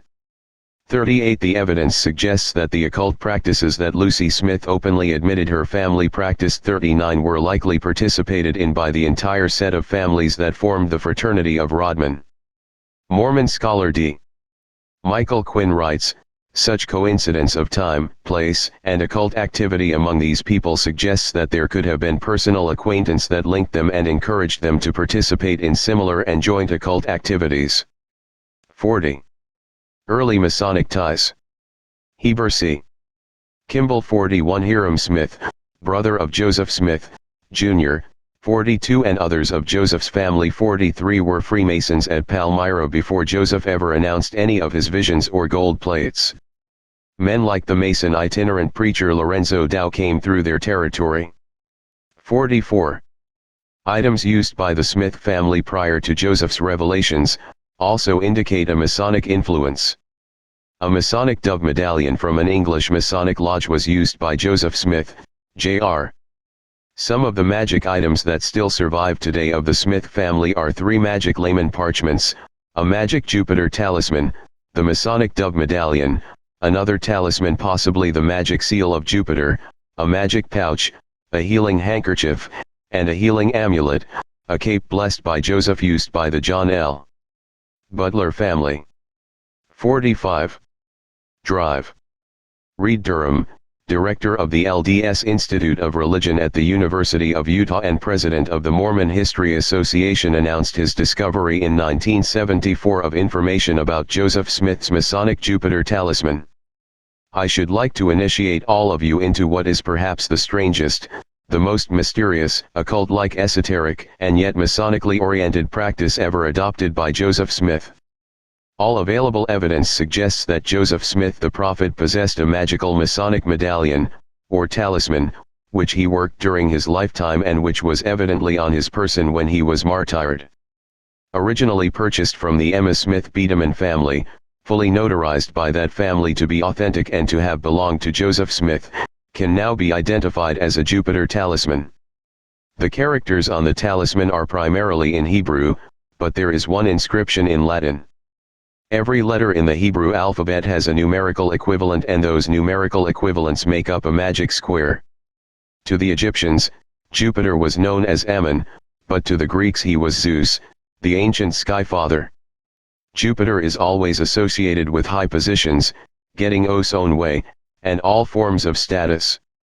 The purpose of the table of Jupiter in talismanic magus, magic, was to be able to call upon the celestial intelligences, assigned to the particular talisman, to assist one in all endeavors. The names of the deities which we gave to you, who could be invoked by the table, were always written on the talisman or represented by various numbers. 46. A guest in the Smiths' home around 1830 wrote, "This Joseph Smith, Sr., we soon learned, from his own lips, was a firm believer in witchcraft and other supernatural things, and he had brought up his family in the same belief." 47. In the rituals of the 13th, 14th, and 21st degrees of Masonry, the legend, derived from Kabbalistic sources, is told of Enoch's gold plate. The resemblances to Joseph Smith, Jr.'s story about finding the gold plates is interesting. The stories are basically identical, which suggests Mormonism may have been founded from the beginning on a Masonic legend. 48. The use of crystal gazing, which the Smith family, including Joseph Smith, Jr., and their friends, used, was called scrying and was practiced in the Masonic lodges. 49. These points have been brought out to give the investigator the feel that the fraternity of Rodman, which are known to have used the rod of Aaron to obtain Revelation 50, may have also had affiliation with witchcraft and masonry. The leaders of the fraternity had previously been notable citizens, and one had been a state legislator. 51. The fraternity felt led to build a temple. 52. The fraternity became apocalyptic and upset the non-believers in the area. The night that the fraternity prophesied would bring an apocalyptic event, January 14, 1802, only brought gunfire from the Middletown, VT. militia who were frightened by the group. 53. One witness claimed Joseph Smith, Sr. was one of the leaders of the fraternity. Justice Winchell, who was involved in the fraternity, became the Mormon prophet to be's occult mentor. 54. After 1802, the group began moving to Palmyra, NY. It has been interesting to note that Palmyra, NY, repeatedly shows up in this author's Masonic research as a real stronghold of Masonry, and Poultney, VT, as a place where new religious ideas seem to appear. 55. Israel established by Masons. 9 years after the Smiths had moved to Palmyra, NY, the Jewish Mason Mordecai Manuel Noah re-established a city of refuge for the Jewish people of the world in Buffalo, NY, which was about 90 miles from the Smiths. The great event was on September 15, 1825. The National Advocate advertised the event, calling on Jews worldwide to participate in the founding of the City of Refuge. What is interesting is that this great ceremony ended up as a Masonic parade and a Masonic ceremony where a cornerstone of Ararat was placed with the inscription, "Hear, O Israel, the Lord is our God, the Lord is one." Ararat, the Hebrews' refuge, founded by Mordecai Manuel Noah. The sandstone monument was placed with a Masonic ceremony. The Reverend Addison Searle of the Episcopal Church of St. Paul played a big role in the event. The church ceremonies opened in the Episcopal Church led by the Reverend, followed by a Jewish Declaration of Independence, and a call for Jews around the world to gather in the state of New York so that they could enlighten themselves and qualify for a restoration to their ancient heritage. Afterwards, Noah returned to New York City and advertised his re-establishment of the Jewish nation. This strange event seems most odd. Why the Masons in Buffalo went to such lengths for such a ceremony isn't clear, nor is Noah's authority to be a judge of Israel. 56. The Restoration. A Masonic kingdom ruled by the lineal descendants of Jesus. Joseph Smith, with outstanding talent in Kabbalistic wizardry. 57. Set out to restore the priesthood of Israel and restore the religion of Jesus. 58. Joseph Smith's restoration was in fact in line with the Masonic/Rosicrucian beliefs of esoteric Christianity, a type of occultic secret mystery religion taught by the higher Masons, supposedly the original Christianity. Smith, September 1832. Revelation describes a lineage for his beliefs that rests on esoteric Christianity. 59. Manly P. Hall, 33°, calls this mystic Christianity, and describes it in detail in his book The Secret Teachings of All Ages. Smith made a revision of Genesis called the Book of Moses, which was in line with the occultic mystic Christian teaching 60 and its Gnosticism. Emanuel Swedenborg was a Hermetic philosopher and mystic Christian Mason of high rank. Smith was familiar with Swedenborg's teaching 61. Indeed, Swedenborg's publications were on the shelves at Smith's hometown library and circulating through the Smiths area. 62. Smith adopted Swedenborg's concept of three heavens, with the highest being what Swedenborg called the celestial kingdom. The Kabbalah, which forms a basis for mystic Christianity, also provides Smith for some of his answers that are canonized as scripture in the Mormon Doctrines and Covenants. Compare DNC 77:2 with Seder Olam Quest. 24. Compare, cf. DNC 77:4 with Seder 1am. Question 23, cf. DNC 77:8 with Seder 1am. Question 42, and DNC 77:15 with Seder Olam. Question 58. Joseph Smith believed the Jewish Kabbalah was sacred knowledge which had been passed from God to Adam and from Adam to Enoch, to Noah, on down the line through Melchizedek to Moses. This priesthood has performed magic. Remember, the Kabbalah is intimately part of magic. Indeed, much magic derives from the Kabbalah. The Masons, Rosicrucians, and mystics like the Ephrata Commune were already practicing the order of Melchizedek when he established the order of Melchizedek after the order of Enoch. By the way, the mystics at Ephrata had baptized the dead long before Joseph Smith copied this mystic ritual. 63. Joseph Smith, in a fashion like various Masonic and magic groups, gave his Mormon leaders and himself new names. 64. Smith's new name was Enoch. 65. Masonry claimed to be derived from the ancient mystery religion. 66. And it was those mysteries that Joseph Smith intended to restore. In D&C 76:7 Smith announces, "And to them will I reveal all mysteries of my kingdom from days of old, and for ages to come." Joseph Smith needed to restore the mystery religions involved in mystic Christianity, because he believed the magic and occult in Freemasonry was only a shadow, a vestige of the real thing. An examination of Masonic literature prior to the 20th century will reveal teachings on the lineage of Jesus Christ, the importance of the Holy Grail, a bloodline from Jesus, the mystical meaning of the crucifixion, the discipling of Jesus by Eastern gurus and other ideas. These are mentioned here, because the lack of public awareness of the old age of these teachings. Joseph Smith was not the first to claim Jesus was married to Mary Magdalene and sired a royal bloodline through her. 67. The New Agers today are not the originators of the idea that Jesus was a Hindu adept, initiated into the temple of Melchizedek like Pythagoras. Even Justin Martyr noted that the Christian Christ was a parallel to the sons of Jupiter of the pagan mystery religions. 68. This explains how important it was to Joseph Smith's family that he was a son of Jupiter. And his type of knowledge was preserved in the Masonic lodges.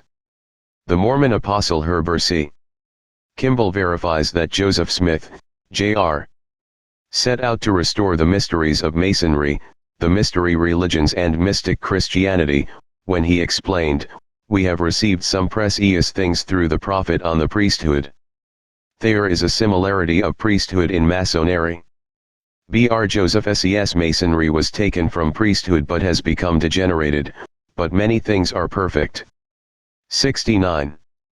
Joseph Smith was speaking about tokens, signs, keys, and other Masonic things before he was initiated into the Masonic Lodge in 1842. 70. Joseph Smith claimed that an angel brought him the lost keyword to several Masonic degrees, that would allow him to progress further than the highest Masons. 71. The concept that Mormonism was a higher form of Masonry can be seen in the Mormon writer M.F. Cowley's book Wilford Woodruff, p. 160. The fraternity sought for in that organization, Masonry, was superseded by a more perfect fraternity found in the vows and covenants which the endowment in the house of God afforded members of the church. Joseph Smith, Jr., set out to create a high-level super-rite of Masonry, perhaps meant to be supreme over all the other rites. Along with this, he took the practice of white magic to its highest level in North America. That is why the highest Druid witch in North America advised his student witch Schnoebelen that if he wanted to practice the highest form of white magic, he should become a Mormon and partake of the temple ceremonies. 72. This will surprise many people, especially many Mormons, until they understand magic. An expert Enochian magician quotes the supreme evil magician Crowley, 33 Degrees Scottish Rite and other rites, as defining magic as the science and act of causing change to occur in conformity with will. This expert magician further explains, essentially, magic is the ability to bring about a will change. Suppose that you are hungry. When you will yourself to eat, and then fix yourself a sandwich and eat it, you are performing magic, at least to a degree. If you will to converse with a friend, and then pick up a phone and call him or her, you are a magician. We all go through life performing magic. Most of it is so ordinary that we don't think of it in magical terms, but any will change in ourselves or in our environment is magic. 73. From this the reader will realize that many Mormons have been duped into practicing magic in the Mormon temples without knowing it. One doesn't have to know he is practicing magic to practice it. However, for those men who have joined witchcraft before joining Freemasonry or Mormonism, they recognize the close parallels of the Masonic initiations from the beginning with witchcraft, and Mormons going to the temple endowments with prior witchcraft experience recognize the parallels with the endowment ceremonies. Schnoebelen was one of the few men to have gone through witchcraft, Masonry, and Mormonism and to have forsaken it for Christ. His book does an excellent job of revealing the magical meanings and powers involved in the Mormon temple ceremony. See book recommendations at the back of this chapter. Even his book doesn't cover all the similarities, by the way, which are not coincidental. They are too numerous to be coincidental, but even more important, the history of their origins show that it is not coincidence. Why did the Mormon leaders decide to keep this all secret from their own people?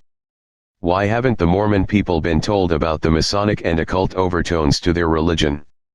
First, they have gladly been told if they look close at what has been said.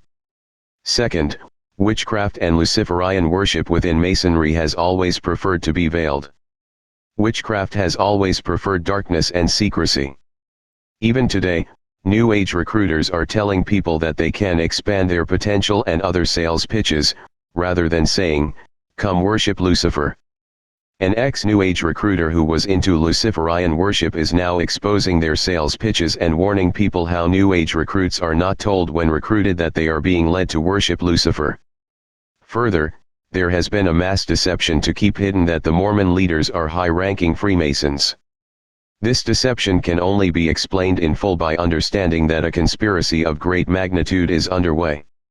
It appears that before the Mormons got their recruiting spiels worked out, that some of the original missionary elders were telling people about the mysteries. They were very soon instructed by Joseph Smith, Jr., not to ever tell converts about the mysteries. Joseph Smith's instructions to the elders to keep mum about the mysteries are preserved in a book compiled by Joseph Fielding Smith of his teachings entitled Teachings of the Prophet Joseph Smith. Elders to preach repentance and let mysteries alone. Declare the first principles, and let mysteries alone, lest ye be overthrown. 74. Strive not about the mysteries of the kingdom, cast not your pearls before swine, give not the bread of the children to dogs, lest you and the children should suffer, and you thereby offend your righteous judge. 75. See footnote for further references. As early as 1843, a Mormon secret order called the Holy Order, which involved both men and women, had been created. This order wore a special garment with the Masonic square and compass.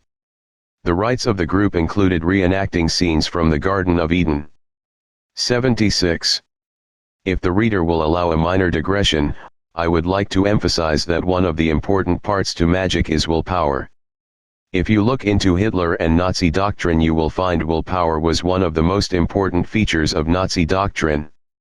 Why? Hitler and many of the Nazi leaders were into witchcraft. Did the Nazis overtly tell the masses that their willpower doctrines were witchcraft renamed? No.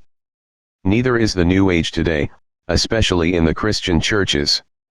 98% of the Christian churches in the Puget Sound area are preaching New Age doctrines of some kind. 7. The idea of willpower is being promoted hard in many Christian churches. The world power has suppressed all the information they could about the Nazi satanic religion, because it touches too close to home. 78. Joseph Smith's mother wrote, "Let not the reader suppose that we stopped our labor and went at trying to win the faculty of abrac, drawing magic circles, or soothsaying, to the neglect of all kinds of business. We never during our lives suffered one important interest to swallow up every other obligation." 79. To paraphrase Lucy, she is saying that the faculty of abrac, and these occult practices were important, but not to the point of making the Smiths unbalanced. The Smiths were able to carry out all their other obligations in life. Masonic sources show that the faculty of Abrac went back in Masonic history even predating the founding of their constitution. 80. For more information concerning the Masonic way of winning the faculty of Abrac, the reader is encouraged to read the sources indicated in the footnote. William Wines Phelps in the town of Canandaigua close to Joseph Smith's home, discussed in 1828 in the Ontario Phoenix, August 25, 1830, about the very ancient Masonic charm, or the way of winning the faculty of Abrac. Both Lucy, CPG 37 of her book, and Joseph Smith, Sr.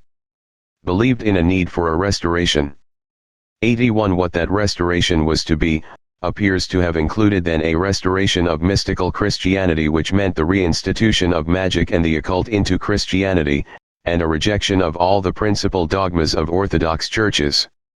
Both of Joseph, Jr. S. parents repeatedly went on record repudiating all the denominations that then existed. The Restoration movement was not an organized body but rather variously believing individuals, including men like Roger Williams, that believed there were no real Christian churches. Williams didn't even believe the church he led was real, but he looked for a future restoration.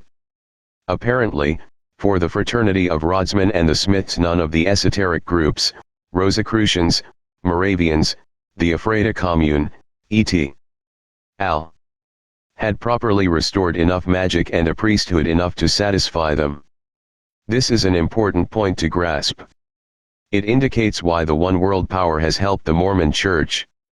Lucy and Joseph weren't blindly lashing out at Christianity, they knew exactly what they believed in, and it wasn't being taught in the Christian churches.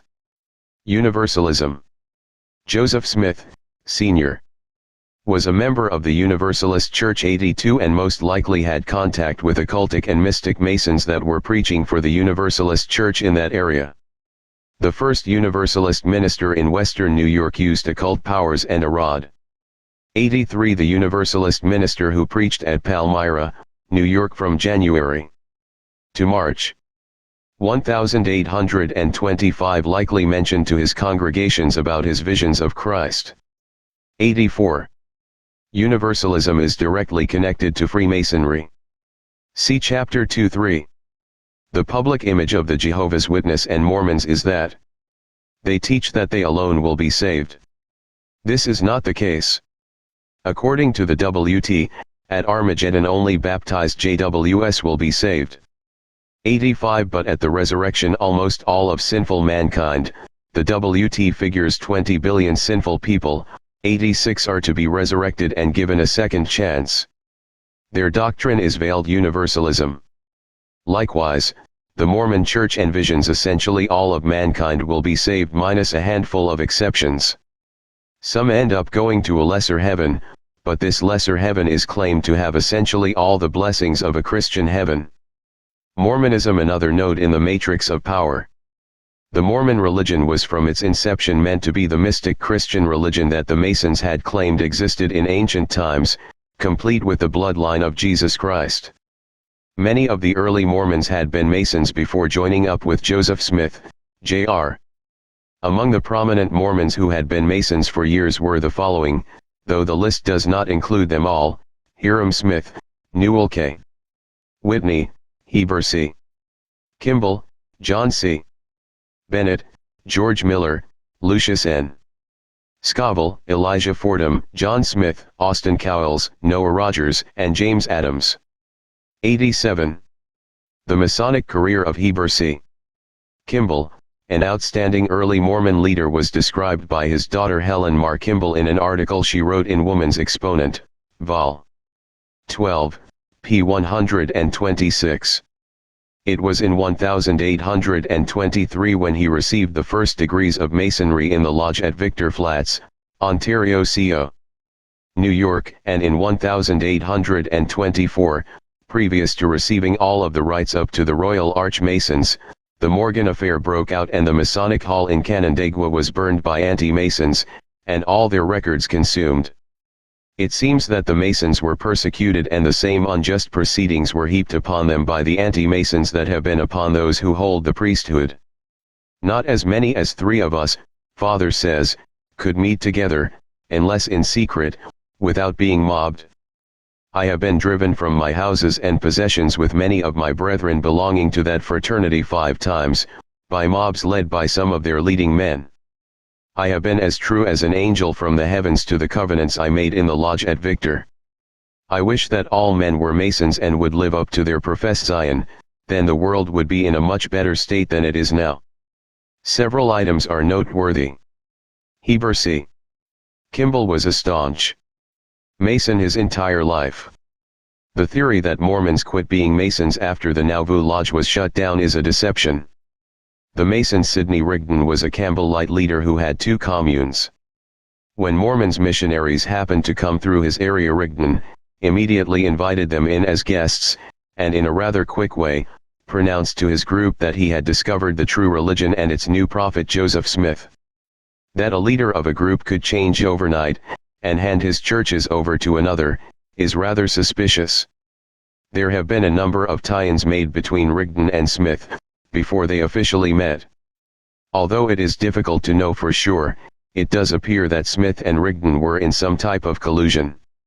Alexander Campbell, who disliked Freemasonry, but had tried to work with Sidney Rigdon, wrote, Rigdon had been for some time diligently engaged in endeavoring, by obscure hints and glowing millennial theories, to excite the imagination of his hearers, and in seeking by fanciful interpretations of Scripture to prepare the minds of the churches of northern Ohio for something extraordinary in the near future.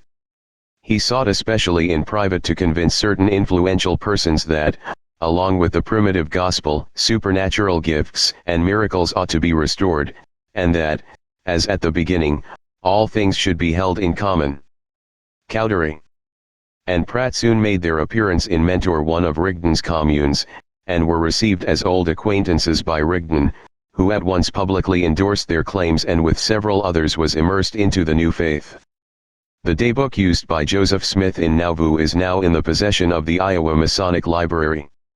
It reveals that the Masonic Lodge funds were considered but a part of the Mormon community's resources. 88. Interestingly, Horace Greeley, a Republican candidate for president in 1872, and the publisher of the important New York Tribune, would give much publicity for the Millwrights 89 and some for the Mormons, while at the same time denouncing Masonry. Greeley also supported Communism 90 and the occult and Spiritism that oddly enough was what the European Masons were promoting. All this at the same time he was maintaining a highly visible anti-Masonic profile. Is the reader beginning to see how this conspiracy operates? And this book was written in order for Christians to realize that just because someone is publicly against Masonry doesn't mean he is against the New World Order. They feel they are sure to win, because they have camouflaged their power in a matrix with seemingly independent nodes. Let us return to the restoration that Smith was bringing to Christianity. Mormonism isn't simply the temple ceremonies, but it encompasses an authority structure of priests and a priest/king/prophet ruler along with its mass of revelations and doctrines. Many of these revelations are simply the regurgitation of Masonic beliefs from the ages. Even the approach to doctrine is definitively Masonic. A most remarkable book line upon line put out by the liberal Mormon scholars shows the remarkable parallels between the generic theology of the Masons and the generic theology of the Mormons. As the LDS Church promotes such men, even while criticizing some of their findings, one concludes that this book's scholarship and documentation is not only accurate but approved. Mormon scholar Stephen L. Richards writes in this book, "Dogmatism and bigotry have been the deadliest enemies of true religion in the long past. The very elasticity of prayers, ceremonies, and procedure is additional evidence to me of the adaptability of our religion to human needs and therefore of its divinity." 91 He should have added their elasticity of what is doctrinally and fundamentally true also, for line upon line clearly documents that every major Mormon belief has gone through changes. Change and development characterize Mormon doctrine, consistency does not. For instance, on p. 178, Mormon scholar Bride Kirkland states, Smith himself departed radically from his own teachings, giving precedent for Young's additional innovations. 92.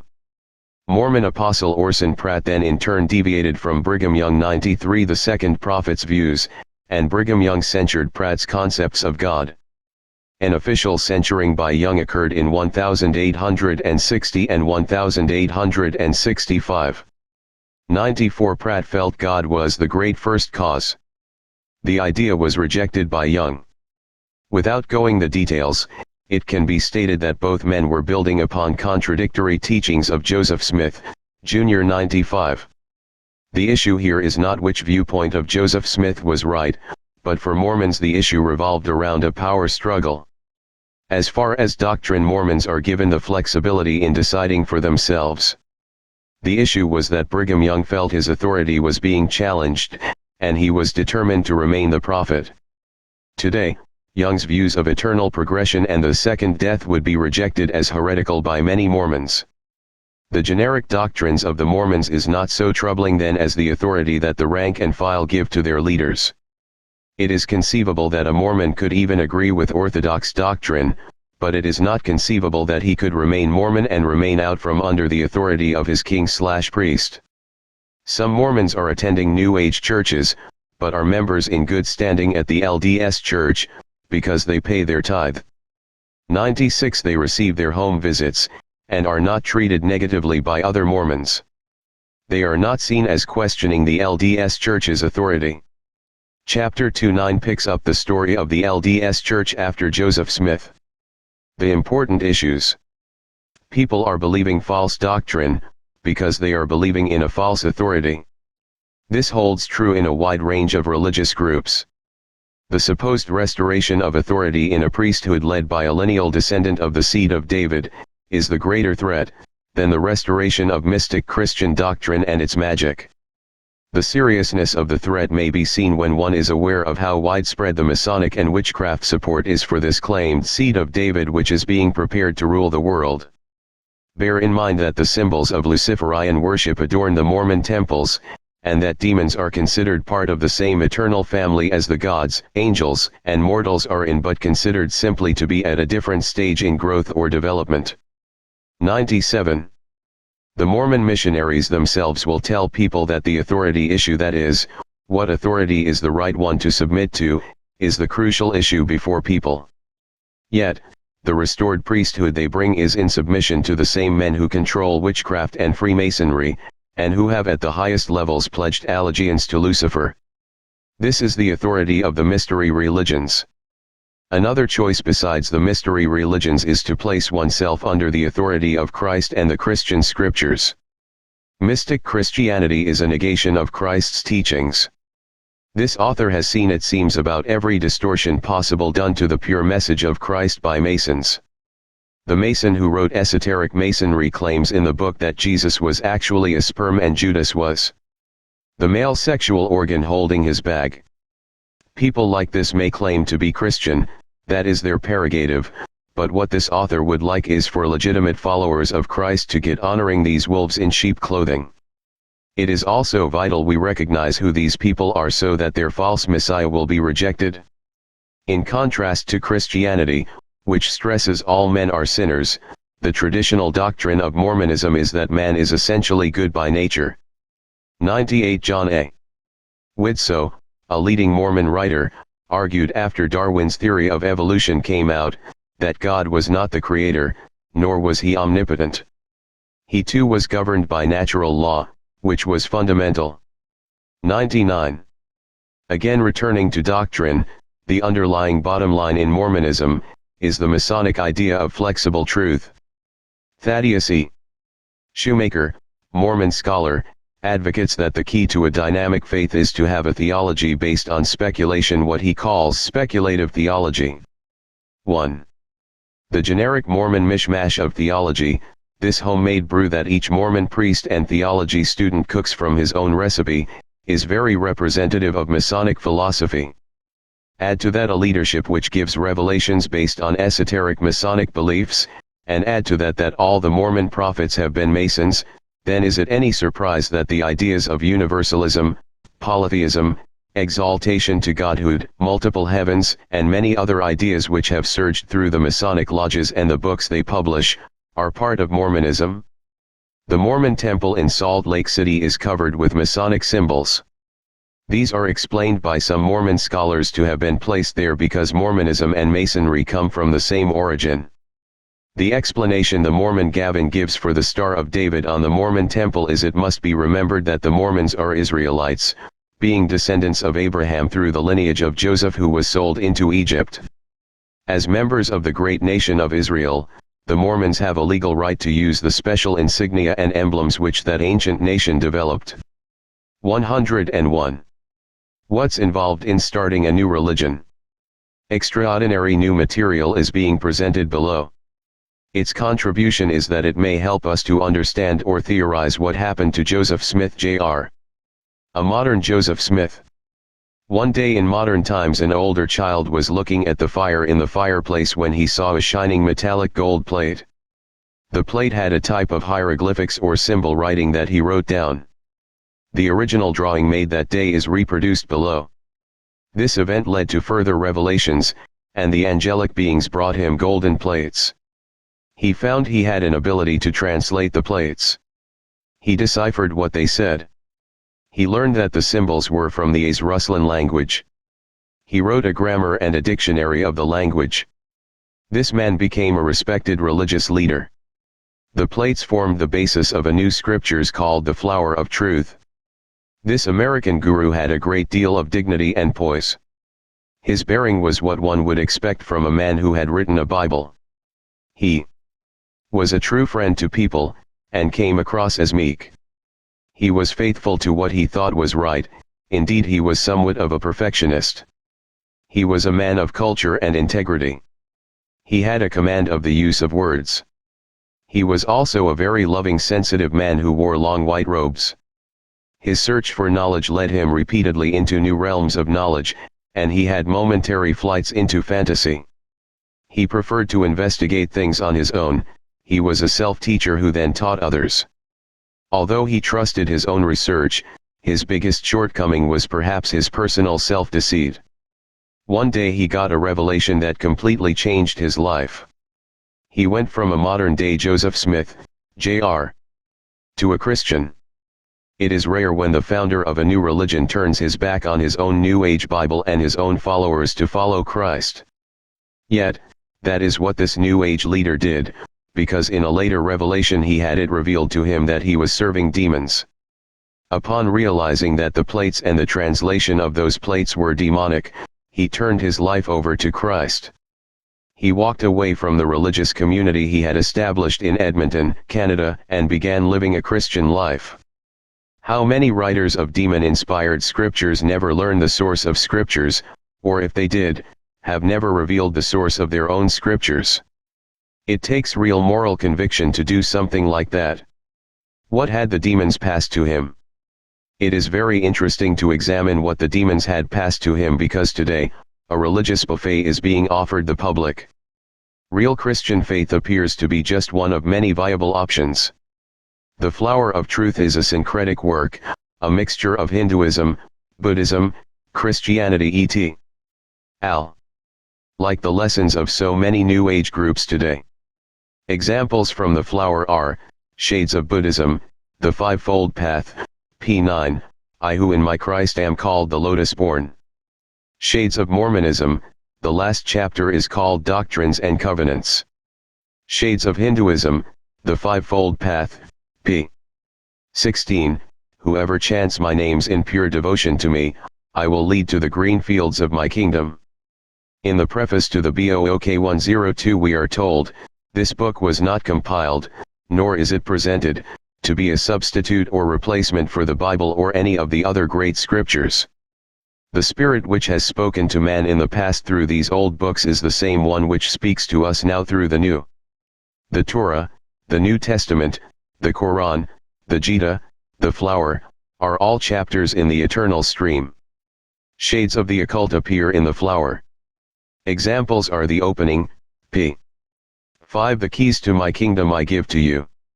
The opening, p. 3 All men shall desecrate my temple. But wherever the ash will come to rest shall spring up as a legion of phoenix from the flame's endless temples. Even more significant than how eclectic the book is is that it puts forth all the lies of Satan. Examples are: the opening, p2 there is no death. All men are saved. The law, p4 I'll say unto you, verily, after death I do not punish. Revelation, p3 we are presented situational ethics. There is no man that knows what is truth and what is untruth, except judging for himself only. Below, published for the first time to the public in any book, are the original drawings, which were entrusted to Drive K.V. Tampan, and were in the care of this author for a while. Now after 10 years, the public is permitted to see the original demon-inspired drawings, which now form a testimony of a great victory for Christ. Recommended for further study on Chapter 2. 4 is Schnobelen, Mormonism's Temple of Doom. This book is an excellent introduction to the parallels between witchcraft, Masonry, and the Mormon temple ceremonies. The book has received much flack because its critics are simply not well informed about the practices of witchcraft, and the hidden side of Mormonism. Tanner, Gerald and Sandra. Mormonism, Magic and Masonry. This is good historical research into the early connections. The Tanners fail to inform people of the connections that exist today, but the book is excellent material on the early Mormons. The Tanners have some of the best material on the Mormons for the interested researcher. Notes: Quinn, D. Michael. Early Mormonism and the Magic Worldview. Salt Lake City, UT, Signature Books, 1987, pp. 94-5. Ibid. p. 92. Devoto, Bernard. The Centennial of Mormonism, A Study in Utopia and Dictatorship in American Mercury, January 1930, revised version in Forays and Rebuttals. Boston, Little, Brown, 1936. Begant, Michael, Richard Lee, and Henry Lincoln. Holy Blood Holy Grail. New York, New York, Del Pub. D.I.V. A Bantam Doubleday Del Pub. Group, 1982, p.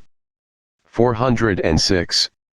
The conclusion of the book is best understood by reading the whole book. The observation number 3 then is based not on p. 406 but the entire book. Their sequel to this book, The Messianic Legacy, indicates that the guardians of the bloodline are elusive. Apparently for a short period they were wanting to inform the world of their existence. Schnobelen, William J. and James R. Spencer. Mormonism's Temple of Doom. Idaho Falls, ID, Triple J. Pub. 1987. Olson, V. Norskoff, ed. The Advent Hope in Scripture and History. Washington, D.C. Review and Herald Pub. S. 1987, p. 110. Silver, Abba Hillel. A History of Messianic Speculation in Israel from the 1st through the 17th centuries. Boston, Peter Smith, Pub. 1959, p. 36. Quoted in Advent Hope in Scripture and History from the Pattai, Messiah Texts, pp. 323,324. Barkin, Michael. Crucible of the Millennium. Syracuse, New York, Syracuse University Press, 1986, p. 21. A number of studies have looked into the prevalence in the British Isles and within the Puritans of magic, including Witchcraft in Old and New England by George L. Kittredge, Witchcraft of Salem Village, by Shirley Jackson, Witchcraft at Salem, by Chadwick Hansen, and Witchcraft Delusion in New England. 3 vols. By Samuel G. Drake. Barkin OPCIT. p. 21. Barkin, O.P. CIT. p. 21. Ibid. Ibid. p. 23. Ibid. p. 82. 17. Ibid. p. 105-18. Ibid. pp. 105-6. Quinn, O.P. CIT. pp. 82-96. Ibid. pp. 31, 84. Descendants of the Ancient Jews p. 31. 21. Ibid. p. 84. 22. Ibid. p. 82-96. Ibid. p. 82. Ibid. Ibid. p. 95. Ibid. p. 85. 27. Ibid. pp. 30-32, 84-97. 28. Smith, Lucy. Biographical sketches of Joseph Smith the Prophet and his progenitors for many generations. Liverpool, Eng. Pub. By S.W. Richards for Orson Pratt, 1853. Chapters L7 are about the Mack family history. Pages 38-44 give lists of genealogical names of the Smith family. 29. Ibid. p. 38. Brodie, Von M. No Man Knows My History, pp. 18, 85 tells about Joseph Smith's talents. Shook, Charles A. The True Origin of Mormon Polygamy. Cincinnati, O., The Standard Pub. Co. 1914, p. 20 states, even in the old Green Mountain State, before the Smith family emigrated to the Genesee country, the then West, Mrs. Smith's mind was made up that one of her sons should be a prophet. The weak father agreed with her that Joseph was the genus of their 9 children. So it was established that Joseph should be the prophet. All acquainted with the facts agree in saying, Mormonism dwelt first in Joe Smith's mother. Launius, Roger D. Joseph Smith 3 Pragmatic Prophet. Urbana, I.L., University of Illinois Press, pp. 7-8. Page 10 says, on one of these 2 visits, according to Joseph Smith 3, the Mormon prophet with another, laid his hands upon my head and blessed me, as his eldest son, to the blessings which had come down to him through the blessings of the progenitors. This quote was originally in Smith, Joseph, Art. Pleasant Chat, True.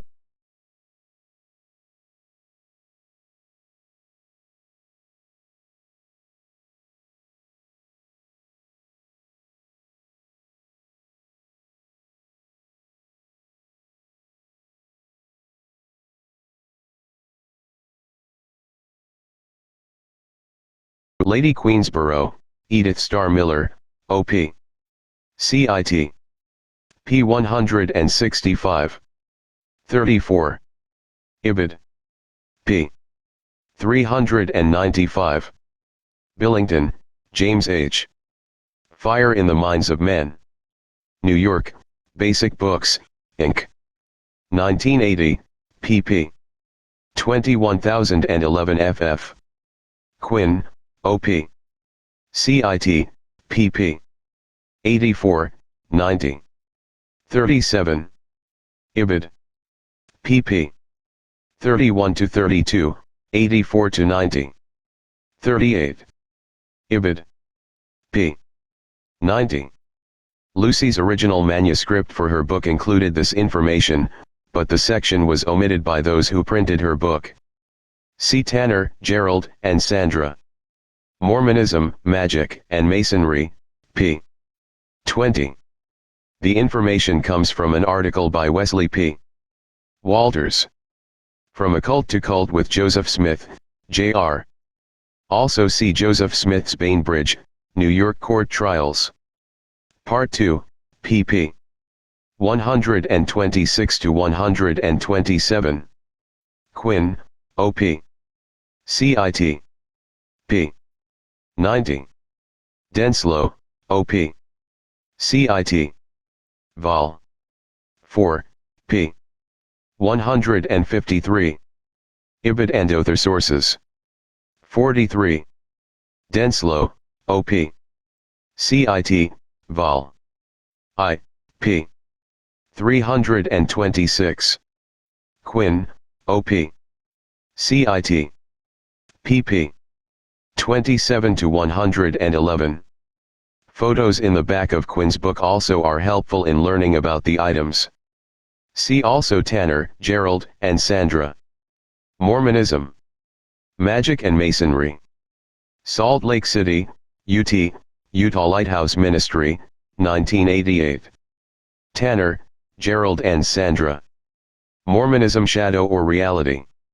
Salt Lake City, UT, Utah Lighthouse Ministry, 1982, p. 49c. Quinn, O.P. CIT. p. 28, Lapham 1870, 2:384, also Ships 1985, 8, Hedengren 1985, 148, d. Morgan 1986, 220-21, along with Tanner's Mormonism. Magic and Masonry. 1988, p. 18. Tanner's, J. and S. Mormonism. Magic and Masonry, pp. 47-52. Best Ehrman, Theodore. Crystal Gazing. New Hyde Park, New York, University Books, 1965, p. 27. Quinn, O.P. CIT, p. 32. Ibid. p. 31. Ibid.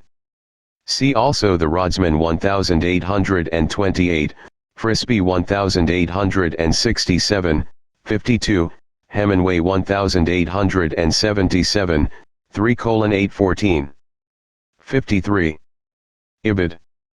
p. 31. 54. Ibid. pp. 31-32, 84-90. For example, in the proceeding of the Grand Encampment of Knights Templars. 34th Triennial Conclave, printed in Louisville, KT for the Grand Encampment in 1919, p. 595. We learn that out of 15 Grand Commanders for the whole state of New York, Palmyra, a tiny town, has provided 2 Guaranese CS, and the nearby village of Elmira has provided 1 other New York GC. Considering the size of New York City during this entire period, this is truly remarkable that such a village would provide so much leadership. Friedman, Lee M. Jewish Pioneers and Patriots. Philadelphia, PA, Jewish Pub. SOC, 1942, pp. 110-113. Brody, O.P. CIT. p. 85. 58. Ibid. p. 84. 59. Quinn, O.P. CITP. 177. 60. Ibid. p. 167. 61. Ibid. p. 174. 62. Ibid. And see Western Repository. December 6, 1808, H. Adams, 1817, p. 203, Paul, 1982, p. 347. 63. Ibid. pp. 180-181. 64. Ibid. p. 181. 65. 66. The researcher is directed to the book Holy Blood. Holy Grail. It provides many references to get the researcher started on this. Hall, Manley P. O.P. CIT. P. CIMR. Quinn, O.P. CIT, p. 185. Quoting H.C. Kimball, 1842. McGavin, E. Cecil. Mormonism and Masonry. Salt Lake City, UT, 1954, p. 49, and other pages. Lady Queensborough, OP. CIT. p. 459. Schnoebelen, Mormonism's Temple of Doom, p. 11. Ingenito Marshagervis ed. National New Age Yellow Pages. Fullerton CA, Highgate House, 1988, p. 59. Smith Joseph Jr. Compiled B. Joss. Fielding Smith. Teaching Soft Prophet Joseph Smith. Salt Lake City.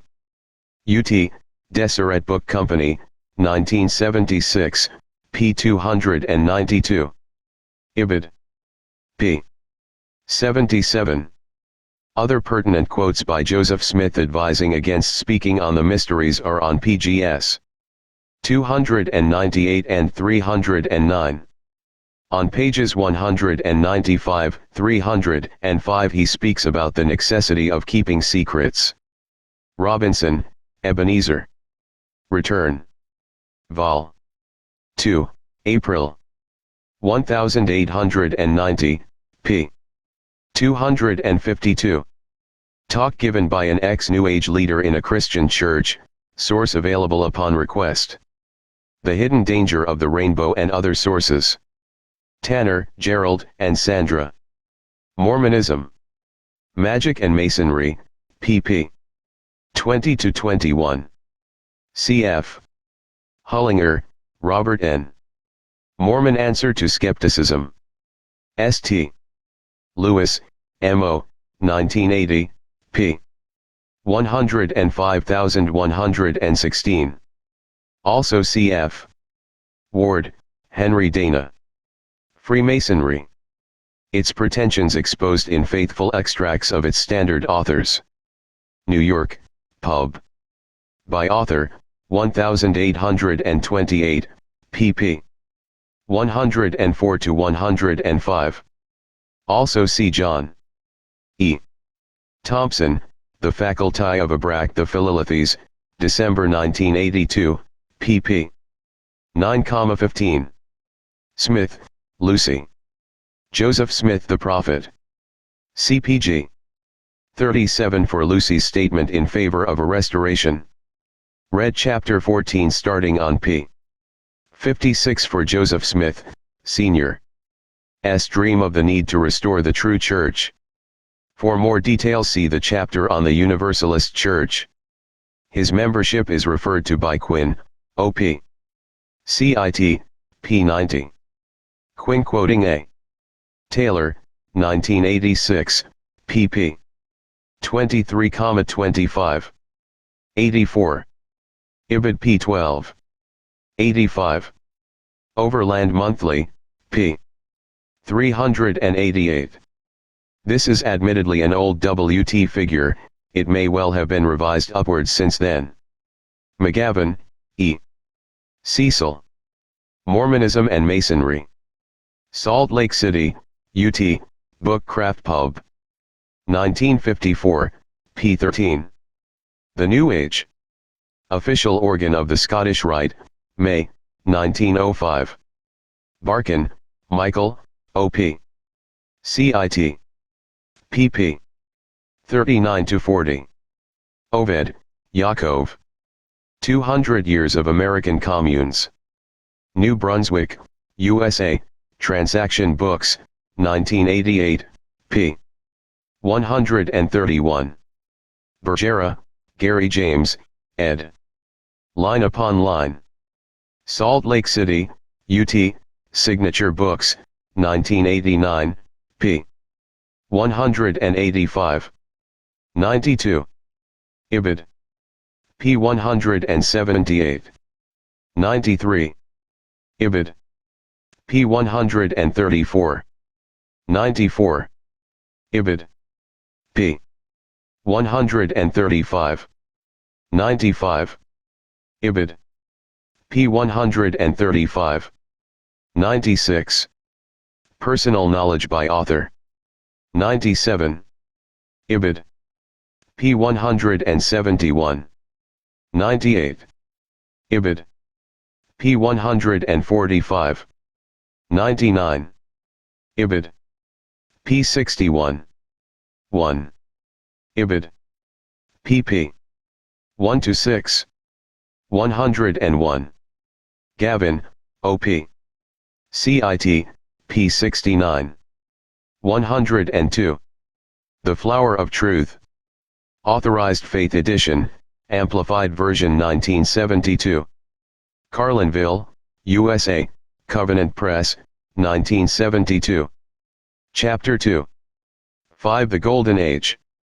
The Christian scriptures in Revelations refers to a period of time that the saints will reign with Christ. And they lived and reigned with Christ for 1,000 years.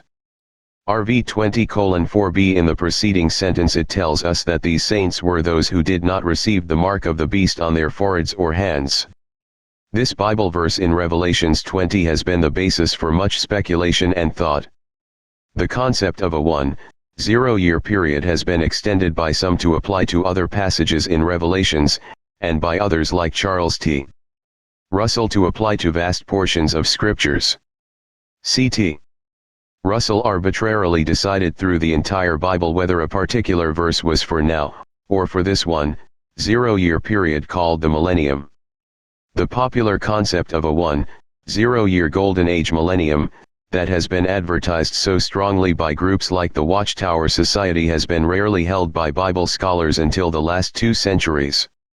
The appearance of this millennium concept on the modern scene has actually derived its principal impetus not from Bible study as much as from a wide spectrum of Masonic-started groups ranging from the secular communists and socialists, the Second Adventists, certain Rosicrucian groups, and the Jehovah's Witnesses. This chapter is not an investigation into the meaning of Rev. 20 and what the Bible says about the millennium. It is an investigation into how the conspiracy has used and manipulated people with these millenarian visions. According to Scripture, Satan quoted Scripture to Christ. The catch was his motivation was wrong. A worldwide phenomenon. Millenarian visions have been a global phenomenon. Secret societies which have continued the ancient mystery religion, have believed in the pagan idea of cycles, and reincarnation, which has as a part of its system of thought the revolution back to a golden age. The pagan religious concepts of a golden age, the term is nowhere in the Bible but often in classical Greek and ancient Egyptian literature, have been easy to promote in Christendom, because of their close affinity to the Christian scriptures. A present-day example is Hans Hofer, who in 1985 came out with his book The Final War. Hans Hofer is socialist with Fabian beliefs, whose mentor was the Fabian Bertrand Russell. One from Germany, Hans now lives in Australia. His book is being pushed by some esoteric groups even now that the Iron Curtain has fallen in Eastern Europe. Let us read some snippets from his book that summarize his Fabian beliefs. I still believe in a coming golden age, a time in which suffering is little, where justice prevails and where good men and women reign on this planet Earth. This new golden age brings fulfillment and happiness to all who understand the law of politics and economics, and accept other nations, and let them live their own way of life according to nature's laws. The Final War, p6. To know the golden age is coming is good, joyful news for those who have children that they want the best for. p7. All wars from the early beginning of mankind were nothing other than a selective process towards the will-be world leader. Until this process is complete, there will be no peace. Warfare goes on until only one is left, and this one will be world leader. Unless we have a world leader, a one-world government, there will be no peace, harmony, controlled trade, or lasting prosperity. p9. Therefore, all those wars have been nothing else than for the natural selection process for the would-be world leaders. p11. Now after this great struggle, the selection process towards world government, a new world communism will take over the world, which will be a far better system of communism. p32. The USSR will declare world government before the year 20.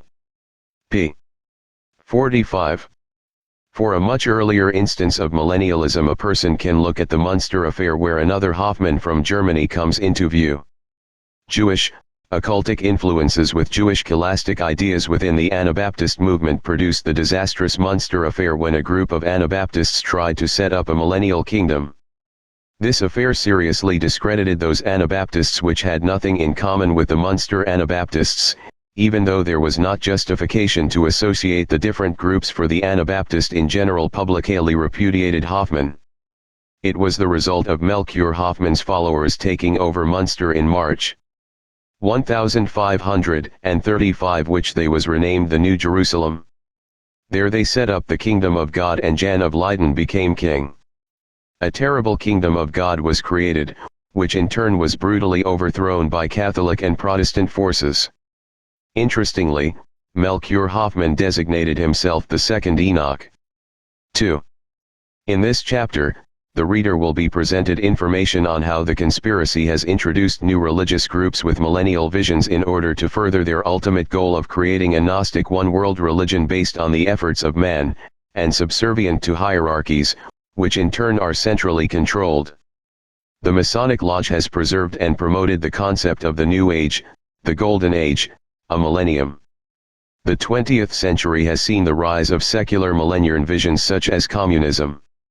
With the introduction of the New Age movement, the vehicle of promotion has shifted back more to a religious millennialism as the end of the 20th century is approached. The distinction between religious and secular millennial views is blurred in real life. Secular ideologies, while lacking religious symbology, have replaced the various parts of religion with secular equivalents. Men from various groups have coordinated their millennial views, so that it becomes difficult to identify the individual millennial movements as strictly secular or strictly religious. This is illustrated by a letter which appeared on the front page of the New York Daily Tribune, March 15, 1843. The letter was written by a Boston abolitionist who later that year attempted to establish the Skaneateles community, a utopian experiment using Robert Owen's secular millennial ideas. The letter was addressed to Albert Brisbane. Albert Brisbane was America's principal exponent of the French occultist and utopian philosopher, Charles Fourier. A close relationship exists between the secular utopian communities established in the US and the UK, and the secret occult fraternal orders in Europe and Fourier. The reader is encouraged to read Fire in the Minds of Men, for a scholarly history of the connections. Then he encouraged, if still wants to pursue such a study, to look at the individual experimental communities. The letter reads: The millennium of the sacred writers and the golden age of the poets have buoyed up the drooping heart in every age and every condition of life. The harmony of the material world, its ability to supply our wants, and the constant swelling up of the soul for a purer and better state, convince every reflecting mind that a benevolent Creator designed man for happiness in the present state of existence, in spite of all the teachings of the Church. In 1820, the Anglican Church, which was heavily mixed with Masonry, saw some thousand Anglican priests and radicals band together and announce that the Second Advent was due not in some hazy future date but at any moment. 3. General Lafayette. The year was 1825 and the country's attention was focused on the famous French General Lafayette, a member of the Illuminati, who was touring the United States. At every town the Masonic lodges went to great lengths to prepare great festivities. General Lafayette had possibly been given his position in Washington's Revolutionary Army due to his Masonic connections, although initially the Americans had been somewhat cool to putting him on the staff of the Continental Army. The foreign military experts taken in by the American Continental Army were all Masons. Prior to Lafayette's original arrival in the colonies, French agents, with ties to the Grand Orient Masons, had been stirring up trouble in the British colonies. After the American Revolution's end, Lafayette went back to France, where he was to play a role in the French Revolution. Lafayette was one of the most powerful men within the secret Masonic societies of France. He did have his secret Illuminati superiors. He was not only a high-ranking Freemason, but a leader of the Carbonari, called Forest Masons. It is interesting to note that the man the Masons selected to wine and dine with Lafayette in the New York area on his 1825 tour was a farmer from the town of Poultney, VT. At this point in history this Mason farmer had not distinguished himself in anything especially except his fervor in Masonry. This Mason was William Miller. He was aided by the Masonic deists in his area to broaden his knowledge.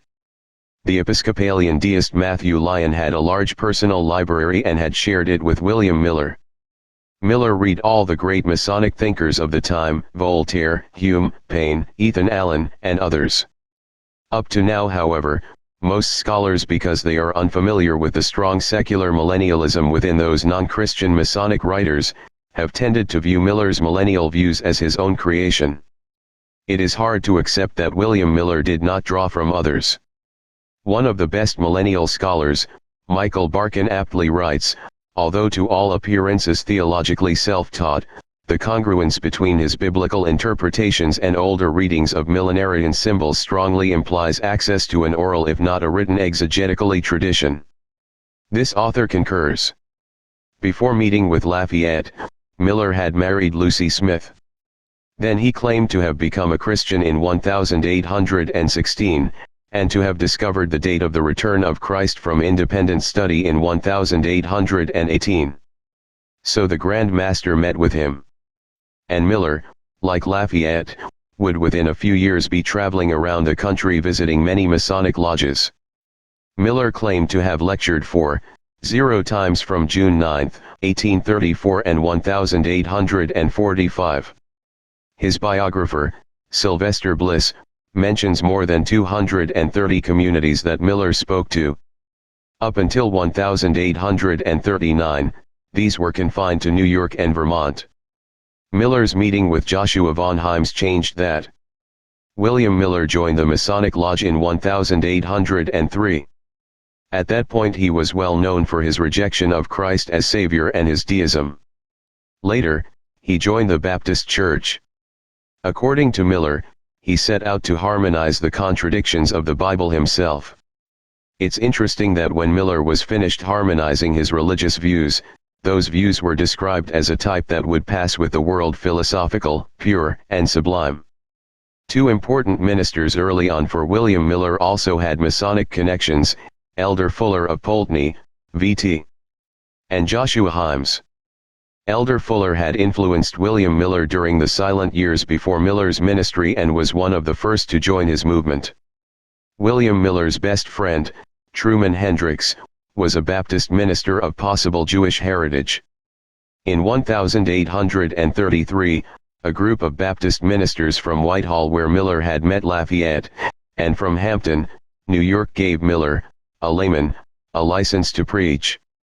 For a layman to receive such a license was unusual, especially since it was clear at that time that William Miller was preaching the return of Christ and that the millennial age was soon to come in 1843. Soon afterwards, another strange and unique document was put together by 17 clergymen from various denominations authoring Miller to preach. As these denominations often back then had heated squabbles over doctrine, it was very unique that such a variety of denominations would give Miller such a document to authorize him to preach. It smells of Masonic influence. The Masons at the time were powerful within the clergy. According to the scholar Whitney R. Cross, about a fourth of all Protestant ministers were Masons, in that region of the U.S. The Masonic Lodge recruited men of influence, politicians, merchants, and clergymen. Cross adds, though their congregations were not, and like any group of private individuals interlocked against competition on economic, political, or social levels, they the Masons subverted the democratic process. Also interesting is an analysis of the 1850 census. It reveals the following statistics about the Adventist movement and their leaders. 20% were farmers, 6% were merchants, 13% were craftsmen, and 45% were ministers. The Adventist movement drew from all types, but consisted mainly of Methodists, and of small-town New Yorkers with New English heritage.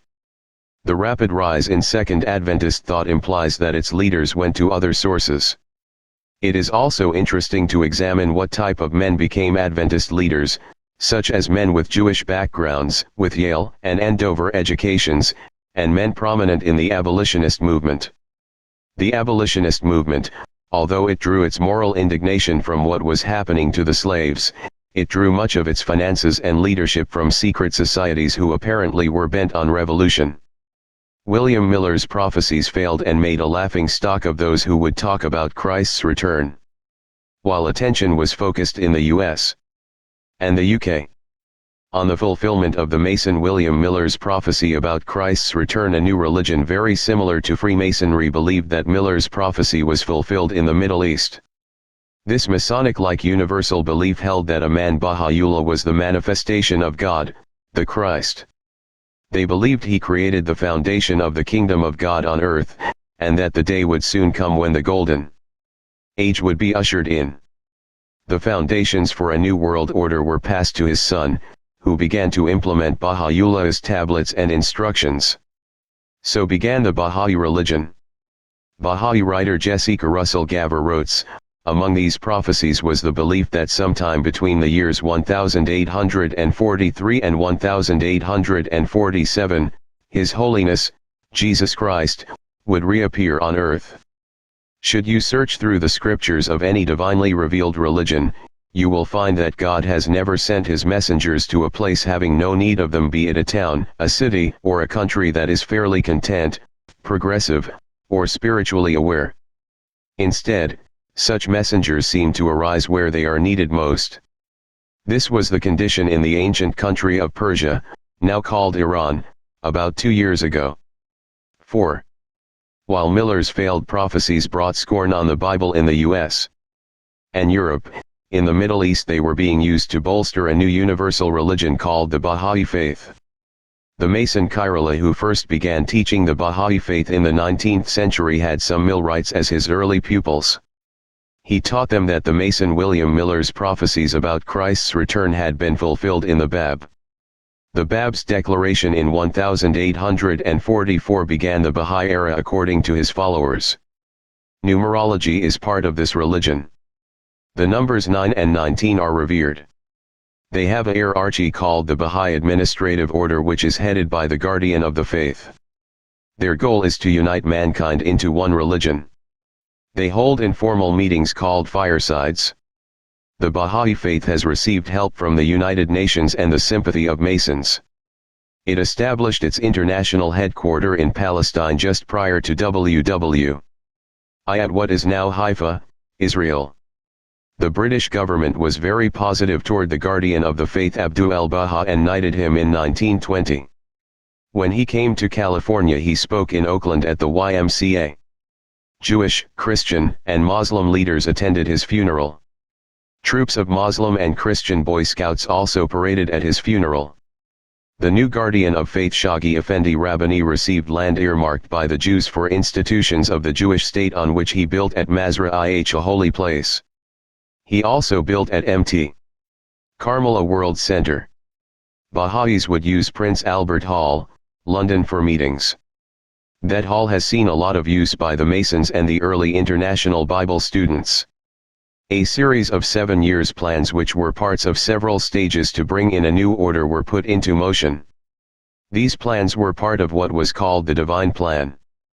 A universal house of justice was established, and its pronouncements are put forth as divine. According to Baha'i teachings, the cradle of the New World Order is to be America. They believe the troubles the world is suffering and will go through are the birth pangs of the New World Order. A new race of spiritual beings is to come under their tutelage. They do not believe in the concept of sin. Although they build temples and other religious buildings, they claim not to be a church. In the book The Dynamic New Religion Baha'i Faith, it states, someone who is attracted to the Baha'i Faith finds that he is on the threshold of a new spiritual experience. He learns that God loves those who work in groups, and that his chief purpose in this age is to create unity. To do his part in building a new world order, each person has to develop new qualities of character, which the Baha'is feel their teachings demonstrate. 5. In contrast to Jesus, who was concerned about sin and spoke, "Blessed are the poor in spirit, the Baha'is believe having poverty of the spirit is the worst situation. 6. They, like other New Age groups, they believe man is going through evolutionary stages. The Baha'i way of life is clearly in accord with Masonry, which believes that by following their path a man will receive salvation.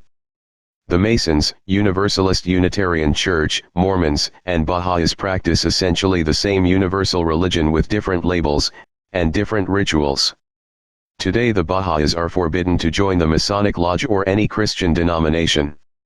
They don't need to join the lodge, considering they are committed to much of the same thing. Interestingly, it was Masons and the Chicago Masonic Temple that got the Baha'i religion going in the United States. The man who began propagating the Baha'i religion in the U.S.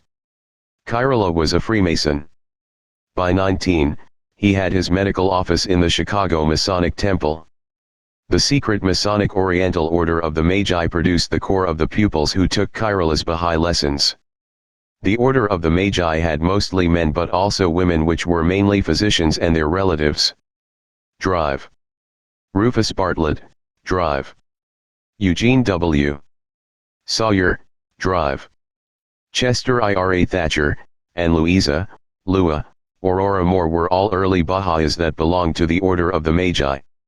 A comparison of the names of a number of the prominent early Baha'is in Chicago, including those of the Order of the Magi, with this author's list of Chicago's Oriental Consistory, Scottish Rite, membership fails to produce any dual memberships. It is not clear to this author just what the relationship of the Oriental Order of the Magi to the Oriental Consistory, Scottish Rite, is. Baha'i Drive. Chester I. Thatcher also had his business office within the Chicago Masonic Temple, and is believed to have probably been a Mason. It is also believed that the Order of the Magi rented a room within the Chicago Masonic Temple. 6a. Baha'is are not only committed to a one-world religion but also a one-world government. Their leader is called the Herald of the New Age. They work hand in hand with many other agencies working to bring in a new world order, and those that are helpful to the cause, such as now, NAACP, Kiwanis, and others. An overtly satanic lodge system and the Golden Age. One lodge system that is overtly satanic is the Golden Dawn. In their publication Watch Jerusalem in 1948, they tell readers that Armageddon is to happen during the 1990s. 7. In another publication, they tell us the Aquarian Age is already upon us, and it, too, is radiating a most powerful influence. The Aquarian Age will be in full power all through the coming millennium. In fact, right now it is preparing the way for the millennium, the 1,000 years of peace. 8. Masonic Views. In Mystic Americanism, billed as a book for every Mason and for every man and woman who is looking for the fulfillment of prophecies, it teaches that the defeat of the dragon will reopen the teaching of the Holy Grail, which is illumination of the Sioux. A new dispensation is coming. Supposedly, the cycle of Jesus of Nazareth is over, and we must discard that old cycle for the new one we are in. My question is it really outdated? And what are they trying to replace it with? Nothing but the oldest superstitions around from ancient India, Egypt, and Babylon. Personally, the New Age looks like the old cycle. The millennial view secular and religious. As mentioned earlier, it is difficult at times to label someone's millennium hope either way. For instance, do we define the social gospel of the Federal Council of Churches of Christ as secular or religious millenniarism? If religious, then are we not characterizing communism as religious, because the man who wrote the social goals for the FCC was Communist Party member Henry F. Ward, who was professor of Christian ethics at Union Theological Seminary in New York. Ward believed that Jesus' kingdom of God was a collective concept embracing the whole social life of man on earth. 9. Ward saw his position in the FCC as a chance to effect the collectivist kingdom of God in American society. Ward's student, the Mason and socialist Bishop G. Bromley Oxnam, future FCC president, embraced Ward's socialist views. See Chap. 2.8. Later Oxnam responded to critics by claiming he departed from Ward's position in 1958, but Edgar C. Bundy's book Apostles of Deceit, p. 227 tells a different story. The stream of secular millennial hopes. The stream of secular millennial hopes such as Fabian socialism, communism, et.al. have been part of the revolutionary forces unleashed by Luminism. This author has been requested to diagram how all these groups and people relate. However, to do so would be a meaningless jumble of interconnecting lines. It is most appropriate to understand these groups and people as moving parts of a stream unleashed by and fed by the Illuminati and illumined groups. Two stream illustrations are provided, one giving some of the groups, the other prominent people. What does this have to do with Christianity and the one world religion? Socialism, aka communism, with its secular millennial hope was the real religion of the leaders of the National Council of Churches of Christ. In the U.S., over 1 NCC leaders had affiliations with Communist Front organizations, including a number of prominent ones who were Communist Party members. 10. The NCC secular millennial hope is illustrated in a policy statement issued by the NCC's General Board in 1965. We have pushed our machines with their mechanical minds and vast powers outward into space among the stars and inward into the secrets of matter and men, and into the fields, the factories, the mines, and the marketplace. A world without hunger, nakedness, or human beasts of burden is now a real possibility, no longer a visionary dream. 11. The man-made millennium of liberation theology. Perhaps nothing more vividly illustrates how the New World Order can use religion to manipulate people to fight for their own enslavement as liberation theology. Liberation theology, or more accurately liberation mythology, holds that men will establish a new Jerusalem. Liberation theology strategies for accomplishing the new earth vary from teacher to teacher, but can be basically summarized by saying that the principles of the Bavarian Illuminati and Karl Marx are to be put into practice through revolution, liberation struggles, to create the new earth, the kingdom of God. Who began liberation theology? Liberation theology was started by various ministers who were Marxists, socialists, and one-worlders. The roots of the movement began with the men who preached the social gospel, such as socialist clergyman Drive. Walter Rauschenbusch, a crucial influence on the Federal Council of Churches. It began first with the Protestants and then spread to the Catholics, especially the Jesuits. In 1959, Ernst Bloch, a Marxist posing as a Christian, published Principles of Hope, Prinzip Hoffnung, trying to mix Marxism and Christianity. In 1965, the German Protestant Jürgen Moltmann published what is commonly called the foundation of liberation theology, a theology of hope. During the 1960s and the 1970s, the World Council of Churches began to support revolutionary struggles. In July 1968, at the Uppsala, Sweden Assembly, the WCC made a commitment to help create a one-world government. They decided to fund third world liberation movements. From there on, the WCC has increasingly pledged itself to liberation theology. Examples of how liberation theology has functioned. The WCC gave $157,820 to North Vietnam during the Vietnam War between 1966 and 1970. They gave the revolutionary group SWAPO $740, and the communist ANC received $362, 12 Christians who belong to denominations within the WCC, such as the Episcopal, Presbyterian, United Methodist, et.al., must bear responsibility for the bloodshed caused by WCC funding various terrorist groups, because their churches contribute large sums to the WCC. A new phase of liberation theology took place when basic Christian communities (BCC) were set up in Nicaragua and helped bring in the Marxist revolution. The BCCs began spreading throughout Latin America.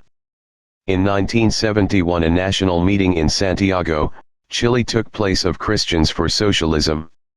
The next year, an international meeting in Latin America took place with over 4 Protestant and Catholic Latin American liberationists from all over South America gathered. In 1981, John Paul II replaced the Master General of the Jesuits with his own choice because Arup had not controlled liberation theology. This move was a superficial political gesture on the part of the Pope.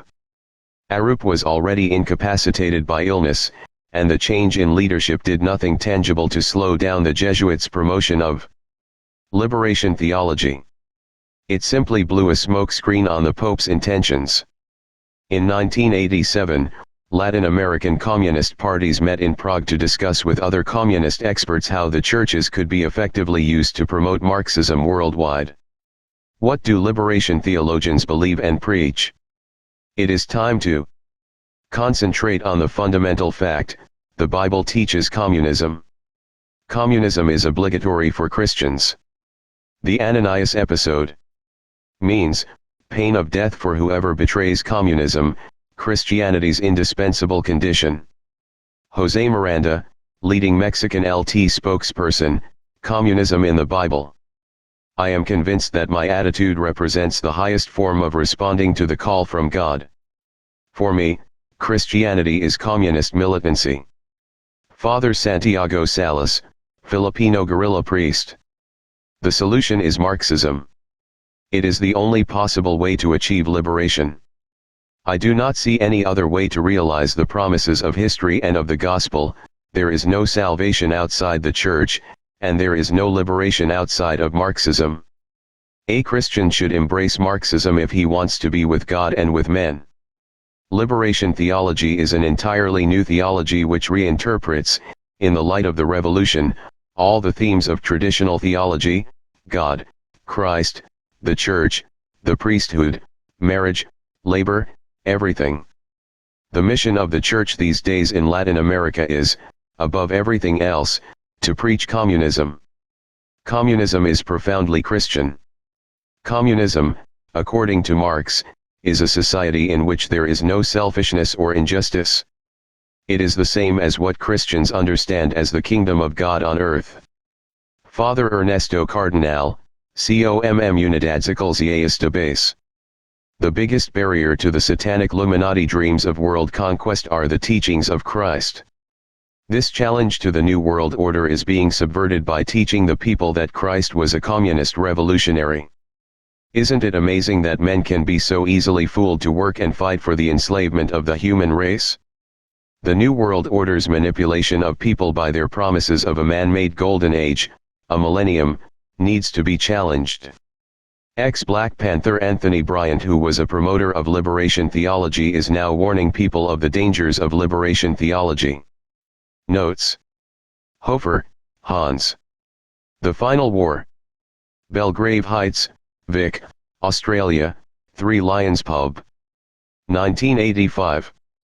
P7. My thinking is very much influenced by the great philosopher Bertrand Russell. The Complete Writings of Menno Simons. Scottsdale. Pot, Herald Press, 1956 pp. 7-11. Faiths, Cults, and Sects of America, p. 57. Gaver, Jessica Russell. The Dynamic New Religion Baha'i Faith. New York, Award Books, 1967, pp. 46-47. Lbid. p. 24. Lbid. p. 18. 6a. Stockman, Robert H. The Baha'i Faith in America Vol. 1, Origins 1892-19. Wilmette, I.L., Baha'i Publishing Trust, 1985, pp. 61, 89-90. Frater 7th Degree. Watch Jerusalem. Los Angeles, CA, The Golden Dawn Press, 1948. Frater 7th Degree. This Final War. Monograph No. 28, Los Angeles, CA, The Golden Dawn Press, 1950, p. 3. Singer, C. Greg. The Unholy Alliance, p. 357-58. Singer, O.P. CIT. p. 350. Minutes of the General Board, December 2-5, 1965, Christian Concern and Responsibility for Economic Life in a Rapidly Changing Technological Society. As quoted by Singer, O.P. CIT. McElhenney, William, Art. The WCC, A Haven for Marxists. Family Protection Scoreboard, Special Edition on Liberation Theology, Costa Mesa, CA, NCAN, 1989, p. 21. Chapter 2. 6. The Healing Light. Mary Baker Eddy attempted to reinstate primitive Christianity. Her brand of religion was very popular among Jews and Freemasons, as this chapter will bring out. The sequence of events that led to her quest for the metaphysical laws that govern healing started with an accident, a fall on ice one stormy cold February day in 1866. Prior to falling, Mary Baker Eddy, a childless, sad, frail 60-year-old woman, had been just sitting around waiting to die.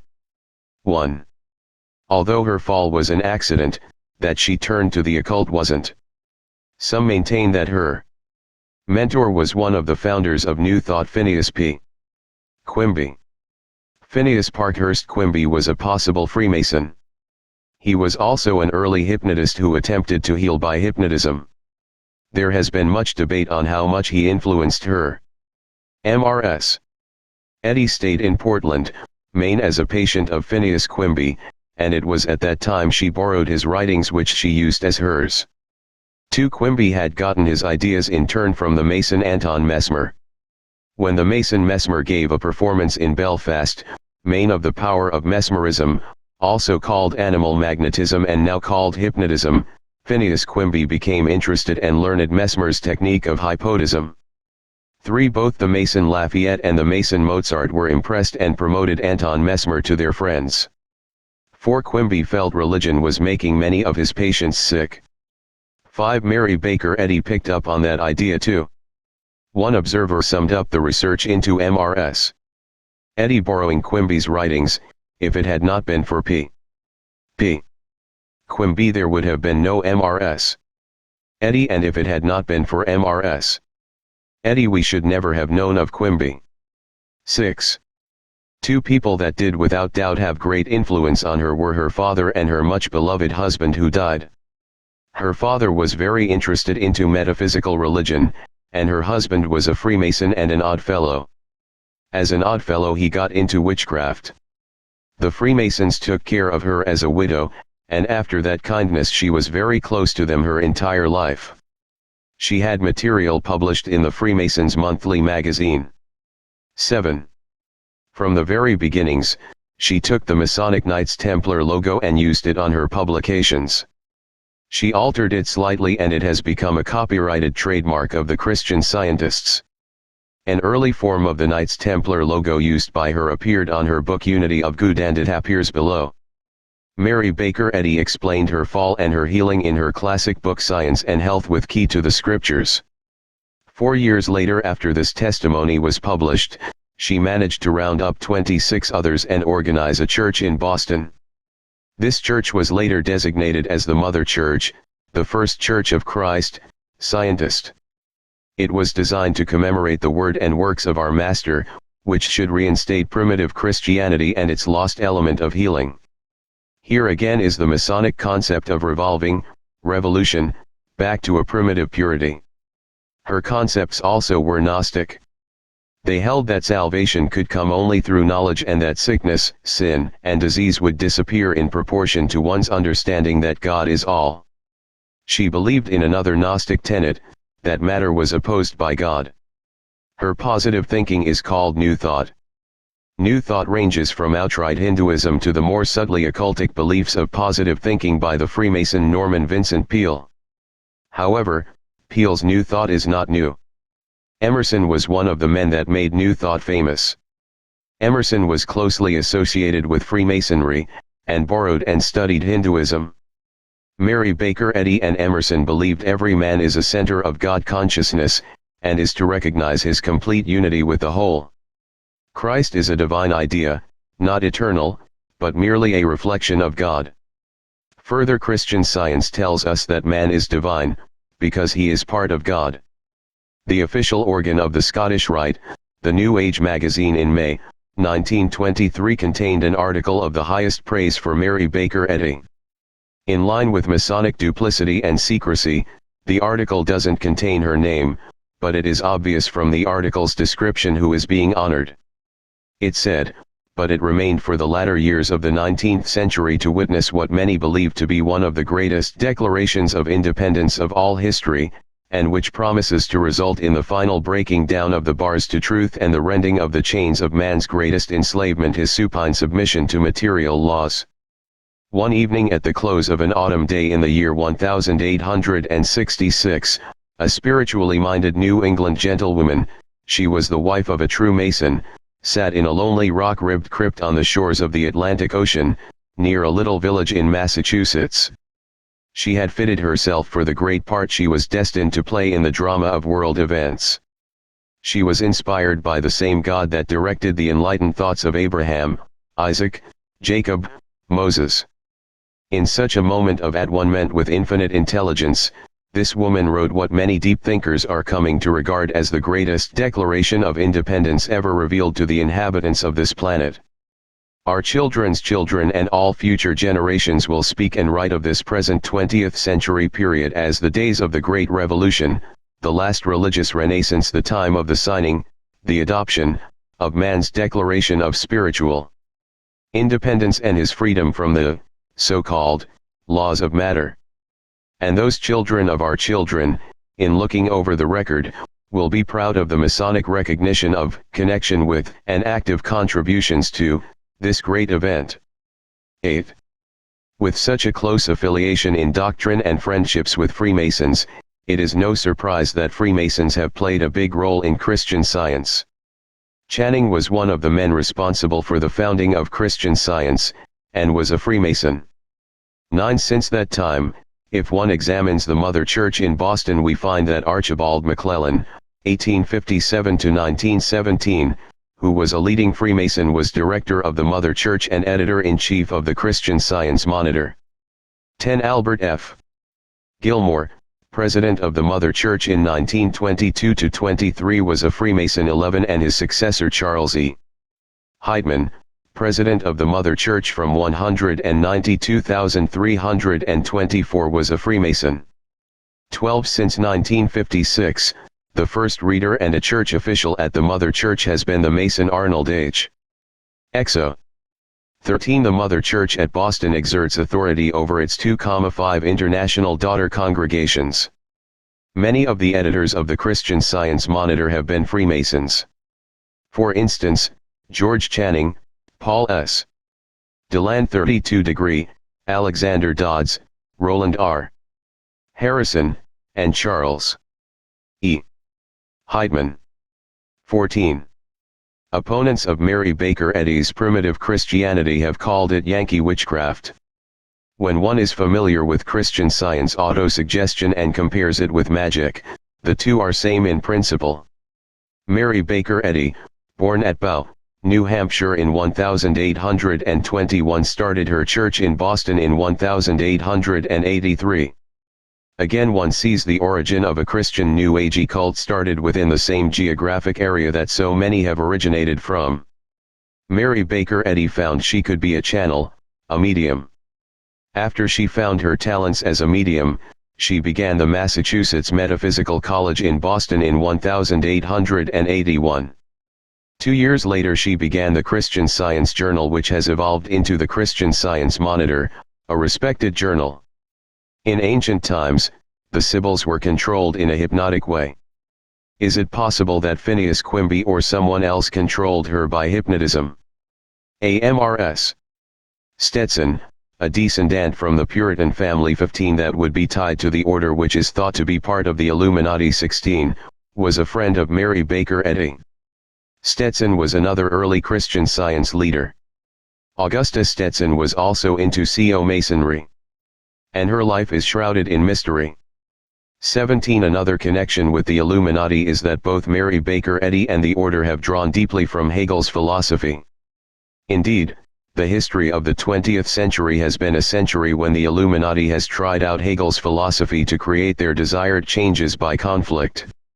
Mary Baker Eddy early on in her original writing plagiarized Francis Laber, who had written The Metaphysical Religion of Hegel. Mary Baker Eddy was part of the Baker family by birth. The same prominent Baker family of today. Many of the early converts to Christian Science were the wealthy and/or Jewish people. Because Christian Science stresses mind power, many Jews were attracted to it. 18 So many Jews belong to the Christian Scientists that one person who deals with Jews lists Christian Science as a Jewish group. 19. The New Thought by the 1880s was a collection of philosophy from such men as Confucius, Emerson, Buddha, and others. In charge of the school for sons and daughters of Christian Scientists from grades K through college was the 32-degree Freemason Frederick E. Morgan. The name of the school is Principia et Elsa, 2. And he served as its president from 1938 to 54, after serving as its director since 1919. He has also been on its board of directors since 1942. 20. Not only are the Masons controlling Christian Science thought, but Christian Science thought is being used to subvert the mainline Christian churches. 2 books which reveal how Christian Science thought has infiltrated into Christian groups are A Different Gospel by Drive. R. M. C. Connell and Occult ABC by Kurt Koch. The healing light of Christian Science has been to a large degree Jewish Masonic light. Notes. Faith, Cults, and Sects of America, p. 72. Dresser, Horatio W. ed. The Quimby Manuscripts. New York, The Julian Press, 1961, cover and text. Ibid. p. 8. Ibid. p. 6. Ibid. p. 12. Ibid. p. 14. Peel, Robert. Mary Baker Eddy, Vol. I. The Years of Discovery.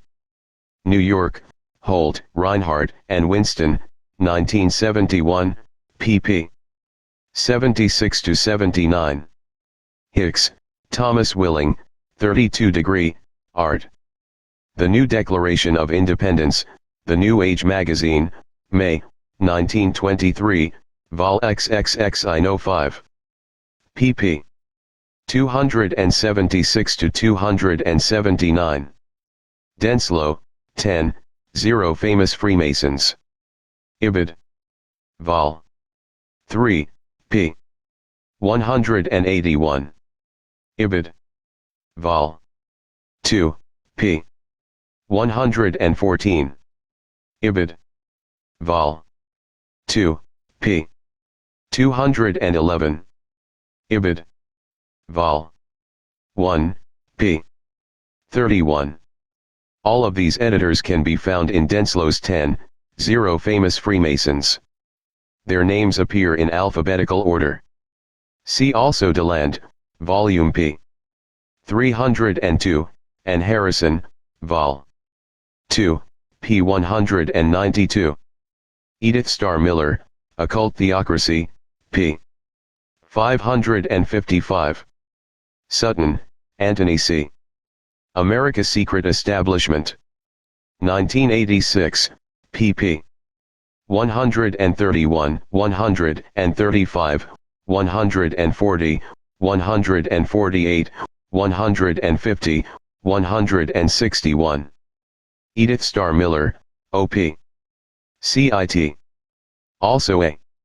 Stetson's membership is noted on p. 738. Lascelles, Ruth Spector. That They Might Be Saved. Van Noz, C.A. Rock of Israel Press, 1985, p. 15. Ibid. Denslow, O.P. CIT. Chapter 2. 7 Councils of Heresy. 3 items you will learn. Asterisk the details on how the Masons working with the New World Order built the World Council of Churches. Asterisk how groups like the CIA have closely monitored letters, telephone conversations, the media, etc. In the United States. Asterisk that the center of world intelligence and political power is geographically in Great Britain. The plan, to be detailed and documented elsewhere. The plan was to create a world government. 3 world wars would be created. 1. The first would set up an Illuminati-controlled government in Russia. The Second World War would allow them to conquer Europe from their secure base in Russia. The Third World War would be an imitation of the biblical Armageddon. These wars were to occur during the 20th century. The 20th century was to be a century of terror and war, so that by the time the Third World War was over, the world would beg them for the new order. They would be asking them to bring in the strong one world government that they wanted to establish. We would ask them for what they wanted to do over 2 years ago. The plan called for controlled conflicts.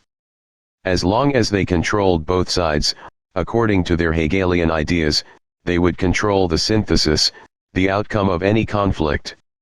In the 19th century, both the Scottish Rite and the world's Jews had their own secret intelligence networks. 2. During the 19th century, the machinery was put into place and tested. 3. In the 20th century, this machinery used. Only the finishing touches are being put into place, before the unveiling of the One World New Order. 4. Because the center of power is in Great Britain, a great deception has taken place. Great Britain has given up her empire, has seemingly lost her power. The Masons in Great Britain try harder not to be seen associated with revolution, and not to be associated publicly with the occult. The British MI5 and MI6 operate under far greater secrecy than the American CIA. The power in Great Britain that issues directives has been kept very secret. Under the disguise of conquering nature, of protecting us from enemies, which they themselves created, sometimes real sometimes fictitious, they have built powerful systems and technology to enable a few hundred men to rule over the billions of mankind. C.S. Lewis foresaw what was happening in his book The Abolition of Man, pp. 68, 69, 70, 71. This book, due to space, must limit its material to what relates to the religious side of the New Order. This chapter is about how secret intelligence cults have played a part in the formation of the New Age religion. The intelligence groups and the Freemasons, which intertwine, 5. Not only have infiltrated into the councils of Christendom but actually direct them. This is why the World Council of Churches WCC and other councils will be covered in this chapter along with the intelligence cults. It is important for the reader to realize that both sides of many issues are controlled by the New Order. Indeed, many of the issues are contrived by them to manipulate us. In the past, some astute observers have noted that many of the powerful Christian men in the councils, FCCOC, WCC, etc., were actually promoting a socialist agenda, and not a Christian agenda. Their interpretation of this was that these men were communists. In reality, these men were not communists, but men promoting the divine plan of ages of the secret societies. They were promoting the Masonic One World New Order dream. Capitalist money and tech built communist Russia. During the Russian Revolution, while Trotsky was publicly making anti-American speeches, the U.S. and Britain 6 were secretly aiding the new Russian government. U.S. troops were ostensibly sent to protect the Trans-Siberian Railroad from the Bolsheviks, but the actual reason was to ensure that the Japanese didn't enter Siberia, until the communists took over. 7. When these American troops left Vladivostok, Russia, the communists gave them a thank you farewell. 8. American equipment and military trainers were secretly sent to help the Communist Army in 1919. 9. President Wilson quietly sent Elihu Root, Kuhn, Loeb lawyer, to Russia with $20 million out of a special war fund. This transaction was revealed in congressional hearings on Russian bonds, HJ 8714. U5. Also, this amount was recorded into the congressional record on September 2, 1919. The New Age magazine, official organ of the Scottish Rite, throws some light on this in an article Freemasonry in Russia. During the 19th century, Masonry was regarded in Russia as a nest of atheistic revolutionaries and those working for the overthrow of Christianity and lawful government. At the end of the 19th century, a group of Russian Masons went to France and there joined lodges, some under the jurisdiction of the Grand Orient of France and some under the ancient and accepted Scottish Rite, such as Cosmos and Mount Sinai. On their return to Russia, they founded two provincial lodges, the Polar Star in Petrograd and Regeneration in Moscow. By 1909, 6 lodges had been established. At this point, McKee, one of Masonry's leading authorities, states, there was a pause in their activity due to police restrictions. These lodges were reopened in 1911 and worked under the Grand Orient of France with virtually no ritual and with avowedly political aims in view, namely, the overthrow of autocracy. In 1913 and 1914 this organization had 40 lodges. A split occurred about 1916, and 10 lodges were said to have gone out of existence. The Revolution of March, 1917, and the establishment of the provisional government were inspired by and operated from these lodges. 10. There you have it from the horse's mouth. The Masons caused the Russian Revolution. However, this information will not be put into its full context for you by the Masons, for if the full context is seen, we realize that Jewish Masons, who were controlled and financed by international bankers interested in a new world order, caused the Russian Revolution. They will not tell you that Marx and Lenin, whose heads have adorned many a socialist poster around the world, were both Jewish Freemasons. 11. They will not tell you that the American Scottish Rite was in full cooperation and communication with the Grand Orient Lodges. 12. They will not tell you that almost all of the revolutionaries were Jewish. 13. They will not tell you the part that the Rothschilds played, through their American proxies, to provide the Russian Revolution financial aid to prop it up. Lord Milner Rothschild is said to have given 21 million rubles. 14. John Schiff, another Jewish banker who was related to and worked with the Rothschilds, is said to have given $20 million. 15. In return for that help, $20 million in gold was later shipped by the communists to Schiff's Kuhn, Loeb and Company. 16. J.P. Morgan and Co. sent the new communist government several millions of dollars of Red Cross money. 17. After the revolution, the Masons and Jews seemed to drop out of the picture. 18. Since their obvious involvement in starting and directing the Russian Revolution can only be partially hidden historically, it was imperative for them that they seemed to drop out of the picture. 19. A few showcase trials against Jews and Masons and a few showcase mob attacks with worldwide publicity, and the world has been convinced now that Russia is anti-Jewish and anti-Mason. 20. It is important to allow the reader to realize this deceptive front. Otherwise, it will not make sense when the reader learns about American Christian Masons who are on important councils working on a socialist agenda. Because after the Russian Revolution, the Masonic Lodge tried to place themselves at the forefront of the crusade to save America from communism. Actually, what they were doing is helping to promote a conflict that they had been helping construct for years. The Rockefellers and the Harrimans can be seen donating time and money to both sides of the conflict. 21. Background. 22. In 1920, the Bolsheviks began taking over the Russian oil fields. The Caucasus oil fields had slowed down, because the oil fields were not managed and water percolated into the wells. The Baku oil fields had required 50 feet of drilling per month to keep up production, but under the Soviets the average drilling per month in 1921 was 370 feet. 23 rotary drills would be needed as part of the solution to get the oil fields producing, but the Soviets didn't have any. 24. Pravda announced in its September 21, 1922 issue that an American company, International Barnstable, would provide the technology and management to get Russia's oil field back into production. A frame, on the U.S. Department. Decimal file, records that Americans went into the oil fields to superintend the work. 25. Who was the chairman of International Barnstable? A 32-degree Mason named Matthew C. Brush. In July 12, 1925, an agreement was reached between W.A. Harriman Co. of New York and the USSR for exploitation of the Chiaturi manganese deposits.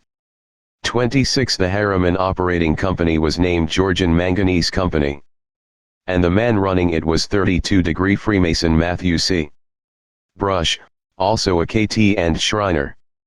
In 1924, Harriman, S&B order, gave a loan to the Soviets. This was against U.S. law at the time, and the Department of State at that time had jurisdiction to investigate. But it didn't even after the loan's existence had quietly slipped through the power's censorship and appeared in the London newspapers. The Federal Council of Churches of Christ. It is with this backdrop that we can proceed with our story about the FCCC. J.P. Morgan, who along with the Rockefellers were Rothschild agents 27 to carry out the Rothschilds' designs, put up money to bring together Christians in an ecumenical unity. It was this ecumenical movement that C.T. Russell advertised with praises in his W.T. magazine, yet never joined. 28. J.P. Morgan was trying to give a little nudge to the activities of the Masons, who through the Unitarian and Universalist churches had been trying to create an ecumenical movement. 29. The Unitarian Church has had strong Masonic, and to a lesser degree Skull and Bones order, leadership and money. It was a radical departure from Orthodox Christianity, deriving its religious philosophy from the German idealism of the Mason Kant, of Hegel, and English Romanticism. It was transcendental and pantheistic. Transcendentalism helped create the abolition movement, socialism, and eventually the social gospel. Their idea was to recreate the success of the Masonic Lodge on a much greater scale. Benevolence was the key. The success of Masonry to bring divergent religious elements together and to calm the Christian scruples was through benevolence. It was seen as a tried and tested method to mold the Christian elements into a one-world religion. Masons, Socialists, and Unitarians, who were possibly also Masons, were quietly placed into the leadership of the Christian ecumenical councils where they proceeded to slowly and skillfully redefine the Christian gospel. The Christian gospel came to be defined as a social gospel based on the goodness of man without mention of Christ's act of atonement and mankind's sin. While thinking they were rediscovering a lost Christian teaching benevolence, the major denominations were slowly being recreated into Masonic institutions. Institutions that engaged in benevolence, believed in magic, and were tolerant of everything. The Federal Council of Christ, the World Council of Churches, and the National Council of Churches have given religious sanctum to their programs by carefully couching their programs with veiled language that sounds Christian to the naive. They have used every trick in the book. Transcendentalism working on the New England mind resulted in the Presbyterian split between the old and new schools in 1837. A great retreat from Calvinism toward Arminian theology took place in all denominations, especially in New England's Congregationalism. Instead of talking about God's election of man, the Christians began emphasizing only man's election of God. In discussing the origins of the FCCC, C. Greg Singer states, involving he denial of man's total depravity, the departure from Calvinism brought with it an optimistic view of human nature. This optimism promoted not only the belief that man must and can cooperate with God in the achievement of his eternal redemption, but also its corollary that man in the same manner can achieve a millennial existence on earth. This fondness for millennialism brought with it an addiction to reform, which swept the nation in the 3 decades before 1860. Arminians, Unitarians, and devotees of the cults joined hands in the quest for utopia under the banners of millennialism. 30. The Christians were now adopting 2 ideas of Masonry: the revolution back to a golden age found in Eastern mythology and the idea of using benevolence to hide their lack of interest in faith in the personal God of the Bible. Prior to the Confederate States of America's defeat, the Unitarians and their international banker friends had several plans for the South. See Chap. 2-4, the defeat of the South opened up several opportunities. The Congressional Plan of Reconstruction of the South was to be precursor of what they intended later for the whole U.S. 31 Masons in the South with connections to the big bankers advised Southerners that they needed the big financiers and their technology. 32 The international bankers bought up land in the South from destitute Southerners. 33 Religious reformers and experimenters went to work. 34 In much of this they seem to have failed.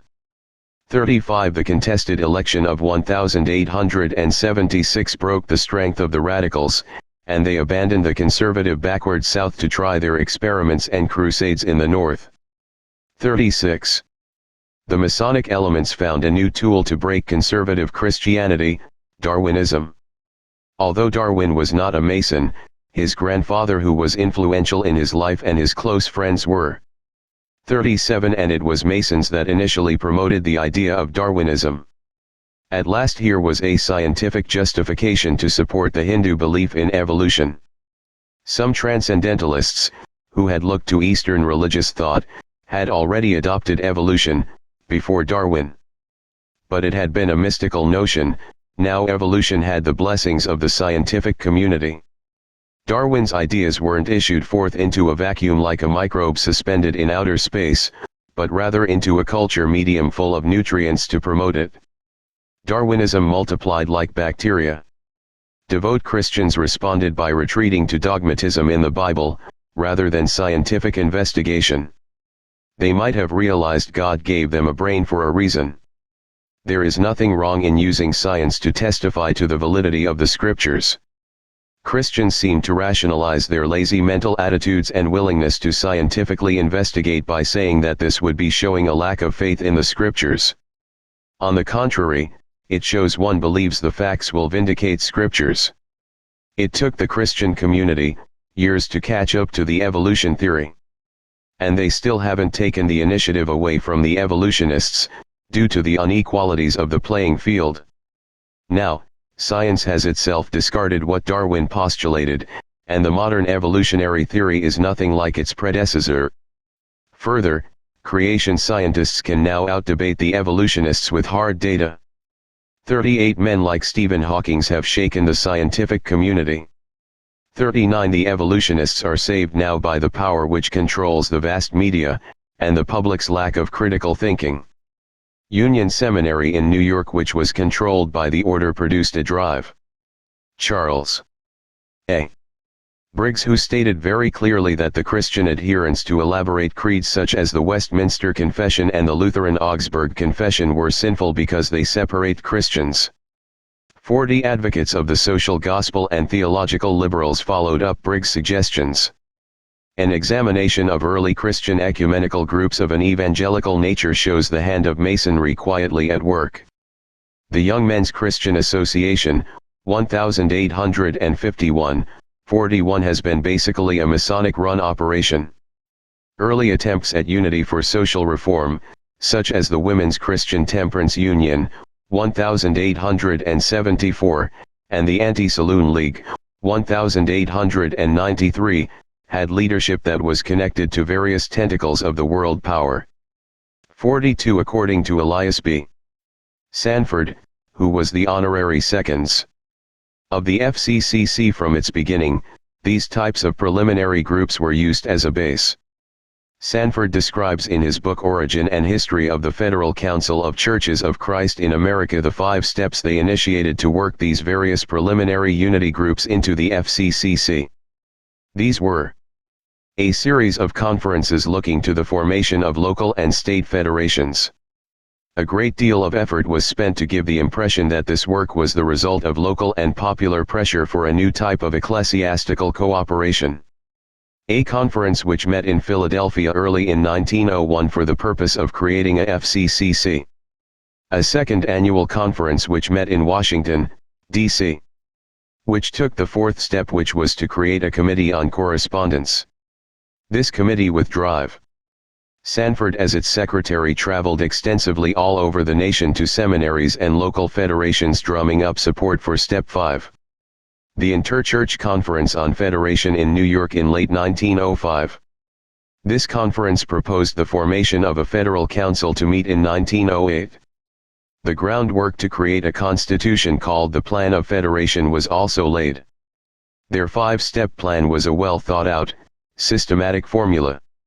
When the Federal Council of Churches was officially launched, the criteria for a group to be accepted was merely that it receive a 2/3 vote of acceptance. There were no creedal stipulations.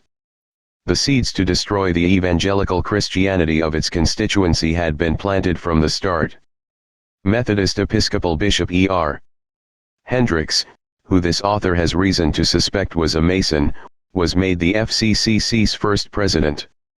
A committee on the church and modern industry came up slyly with what became known as the Social Creed for the FCCC. It wasn't until much later that the churches discovered that the Social Creed, with 9 articles, was originally written for the Methodist Federation for Social Service.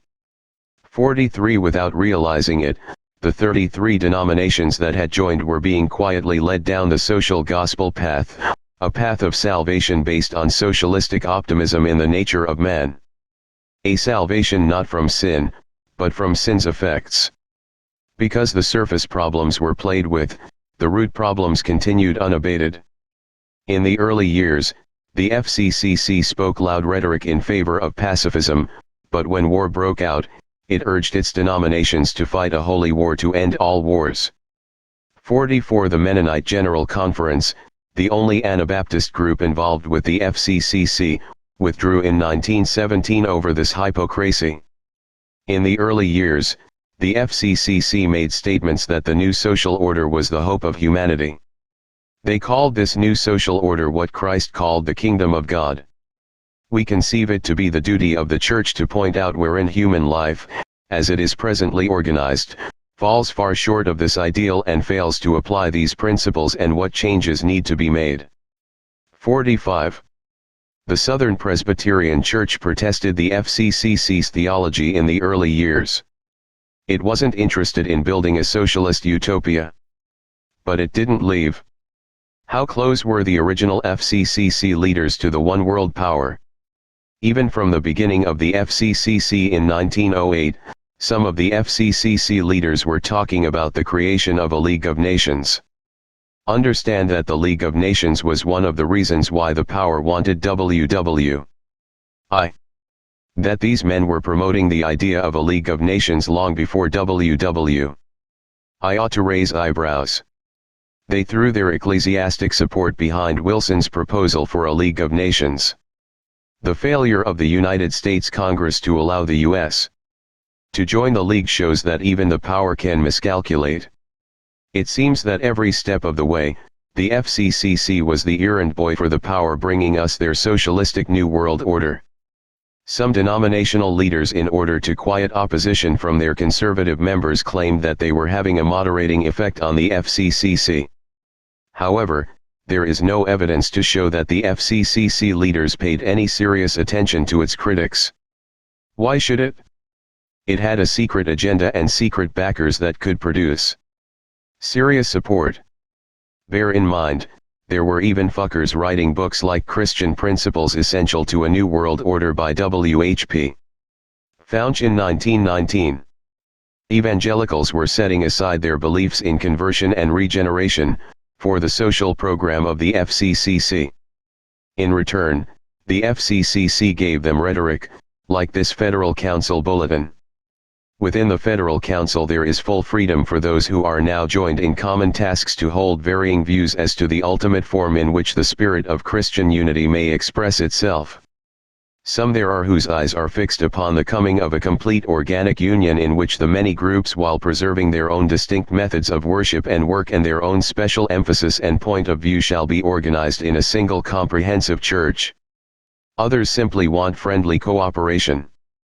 Both groups can meet in hearty accord in the Federal Council. 46 comments. My comments on this are as follows. For Christians there is but one freedom, the freedom to do what is right. There is no freedom in being unequally yoked with those who don't want to do what is right. Today, good men are afraid to be good. Many Christians today are afraid to stand up for what is right. Toleration has been drummed into their heads. but what is tolerated is sin. People today do not realize that the people who are preaching liberation and freedom, are the ones who enslave men to drugs, bad habits, hatreds, and other evils. The socialist new order that the FCCC leaders talked about wasn't full freedom. When men don't want to confront the issue of sin, and the FCCC didn't, then in the long run they will settle for slavery to sin. FCCC's theological origins. Singer states, there can be no doubt that the theology of the council was liberal, with Unitarianism and higher criticism its chief characteristics. Its leadership was hostile to evangelical Christianity. 47. Chapter 2. 3 presented how Unitarianism was essentially a Masonic religion with ties to the order, one possible Illuminati power group. FCCC leadership. Who was this leadership which was hostile to evangelical Christianity? Consider some of the following. These Masonic memberships are from reliable sources such as the Masonic Reference 10.0 Famous Freemasons. S. Parks Cadman Freemason, served as the president of the FCCC, and also, though he was a socialist and unevangelical, was put on the FCCC's radio broadcast as their evangelistic program during the early years. Drive. Ernest H. Charrington Freemason, served as vice pres. of the FCCC. Henry St. George Tucker Freemason, pres. of the FCCC during the 40s. He emphasized in the Federal Council bulletins that doubt is cast on the sincerity of Christians because of the racial problems of America. Did he ever preach anything about the sincerity of the Masonic Lodge being in question due to their racism? Never to my knowledge.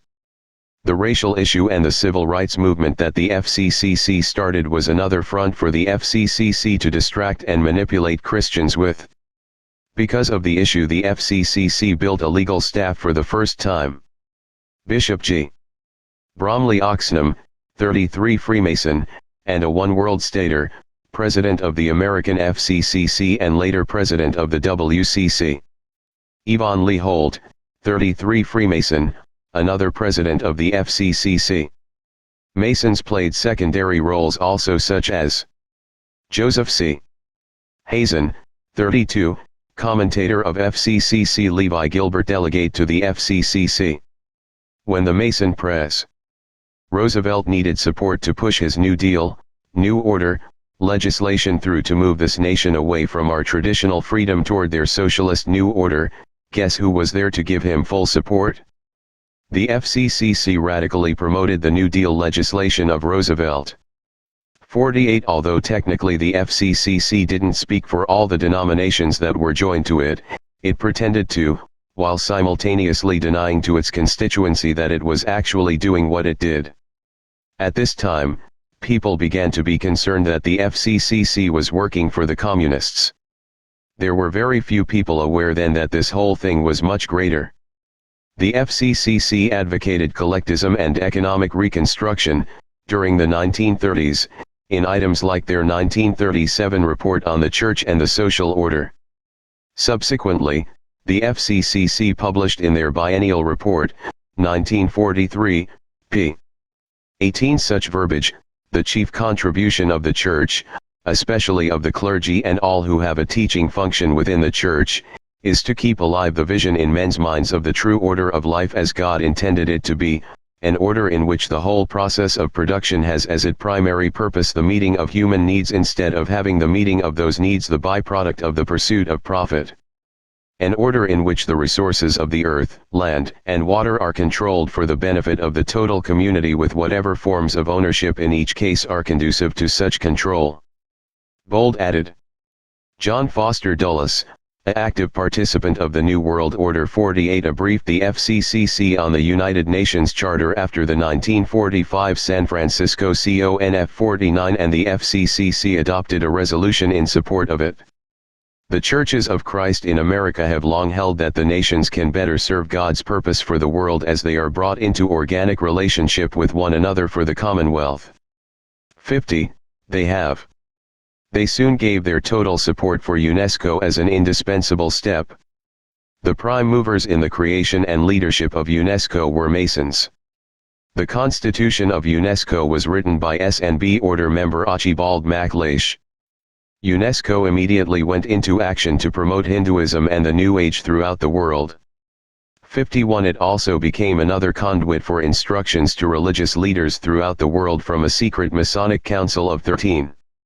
52. The list of non-governmental organizations that were in a consultative and associated relationship to UNESCO, Report of the Director General, 1991 for the time period 1988 to 1989, shows the following organizations both associated with and advising UNESCO: the International Council of B'nai B'rith, Ecumenical Institute for the Development of People, International Association for Religious Freedom, Catholic International Education Office, International Young Christian Workers, and a host of other Jewish, Catholic, and Hindu organizations. But the FCCC wasn't big and powerful enough to carry out the function the power had for it. Even in 1933, comments in the Christian Century had been made: the Federal Council has exhausted its present commission. New conditions require that it be recommissioned with a new charter, to be set free from inertia. 53. In 1942, they began to create the NCC. On November 29, 1950, the National Council of Churches was created. Notice the name of Christ was dropped in the change from the FCCC. Again, one notes men like William C. Martin, 32, Freemason, was made press of the National Council of Churches, and Hugh I. Evans, 33, U.S. Rep. World Council of Churches. 32° Freemason J. Edgar Hoover also watched over the FCCC for the power. He had his FBI agents within the Federal Council of Churches of Christ leadership.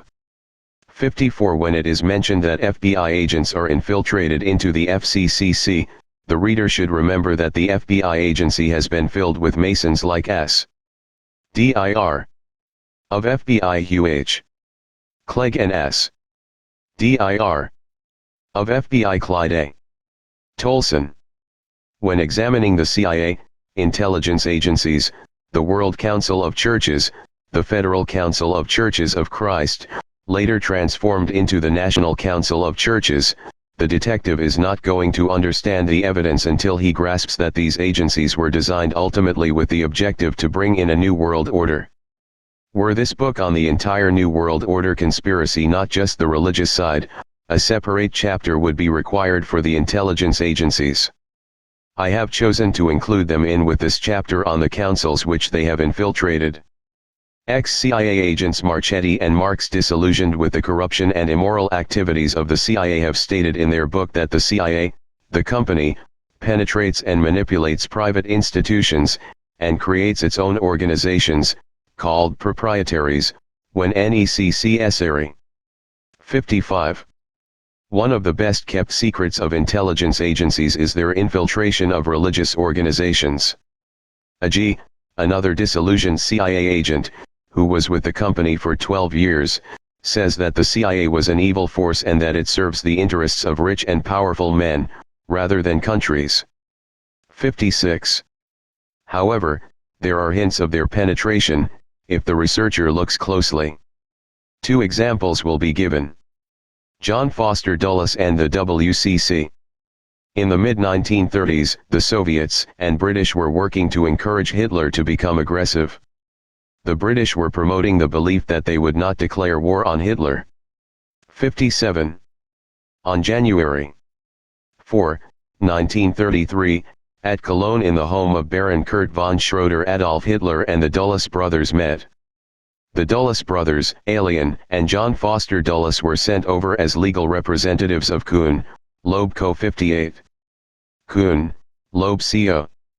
had given large short-term credits to Germany and wanted a guarantee of repayment. They also wanted to assure Hitler that they would guarantee him the funds necessary to install him as Chancellor of Germany. 59. Later, Allen would become head of the European branch of American Intelligence, OSS, and his brother John Foster would become Secretary of the Federal Churches of Christ. John Foster would serve on various FCCC activities, including being the chairman of the Commission on a Just and Durable Peace.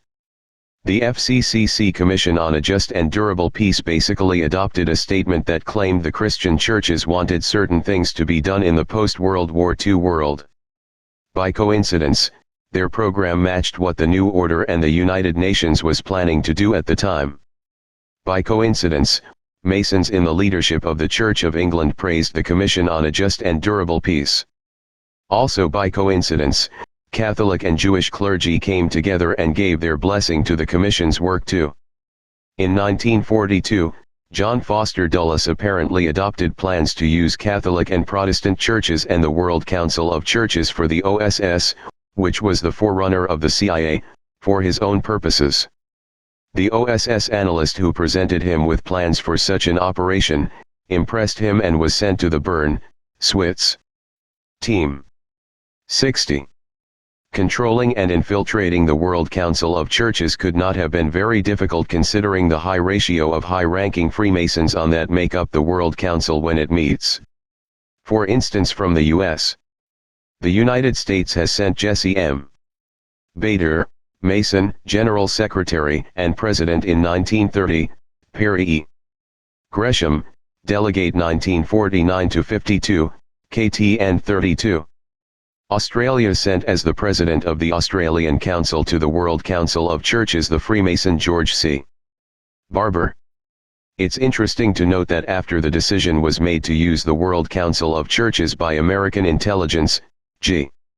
Bromley Oxram, 32 and KT, 33 in 1949, was given the position of President of the American Fed.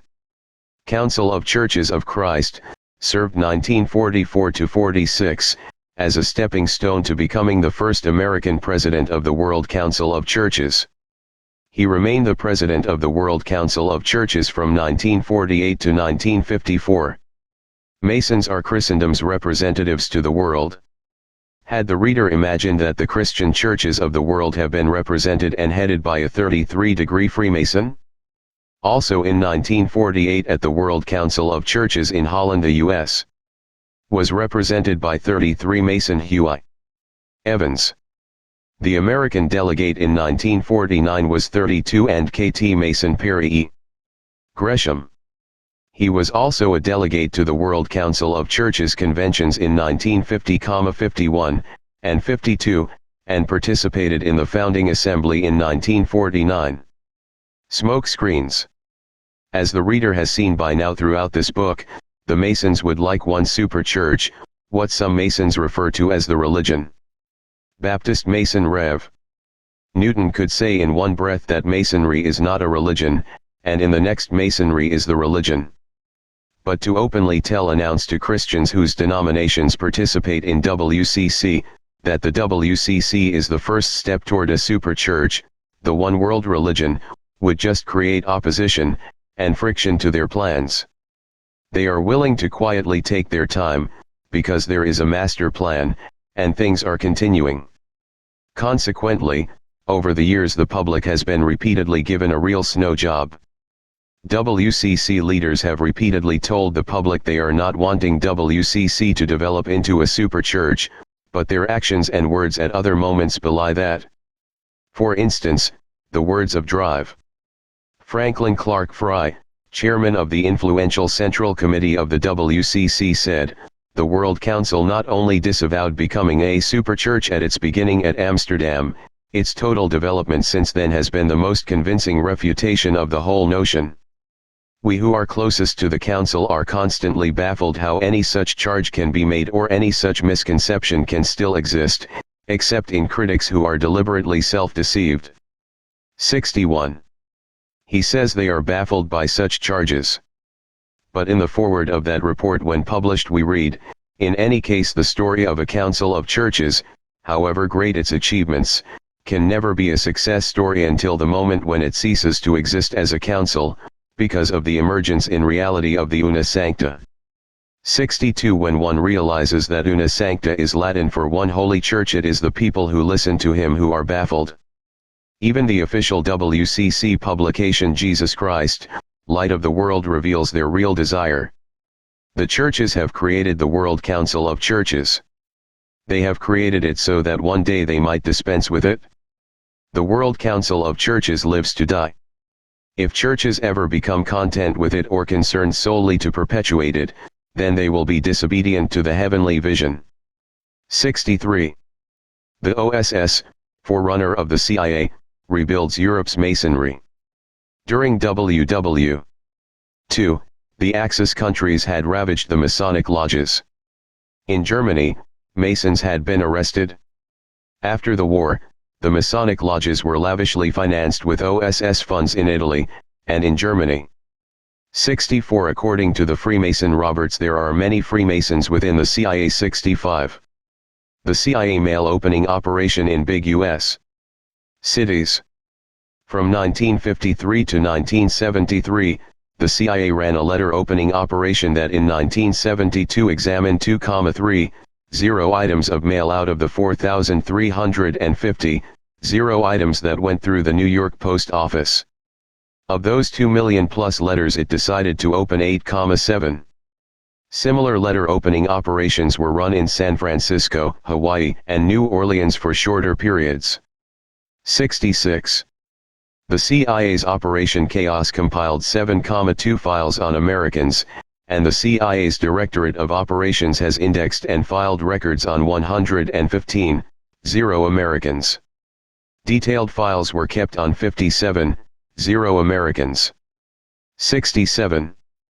The American taxpayer in 1974 was estimated to be paying $5 billion for espionage, and for the year 1967 it was officially admitted that the CIA alone cost $1.5 billion. 68. We asked them for this, and we have allowed them to do what they want. As an ex-CIA agent said, it does whatever is required to achieve its goals, without any consideration of the ethics involved or the moral consequences of its actions. The intelligence agencies have no accountability except to God Almighty, and of any group they perhaps feel more at ease with using any means. Anything that works has become their method. They are a cult that is a powerful tool in the hands of the conspiracy, because the public and courts want their operations kept secret. The public would not stand for a real investigation, because they are so intimidated that national security demands secrecy and practically a hands-off policy. The Anglo-American intelligence cult. The British, the Americans, Canada, Australia, and New Zealand intelligence agencies are secretly working together. Jeffrey T. Richardson and Desmond Ball in their well-researched book The Ties That Bind examine that cooperation in detail. The cooperation began early on, was very close in WW II, and was reaffirmed in the Yakuza Agreement in 1947. 69. All personnel now cleared by the British sign at statement declaring security to other co-operating governments. The Americans and British have been the dominant powers in the world for the last 200 years. Even without knowing about the secret agreement to cooperate, most people would expect that the American and British are working together. The most important intelligence relationship Britain had was with the United States, which I knew, from extremely reliable sources, collected more than 85% of Western intelligence material. 70. If the U.S.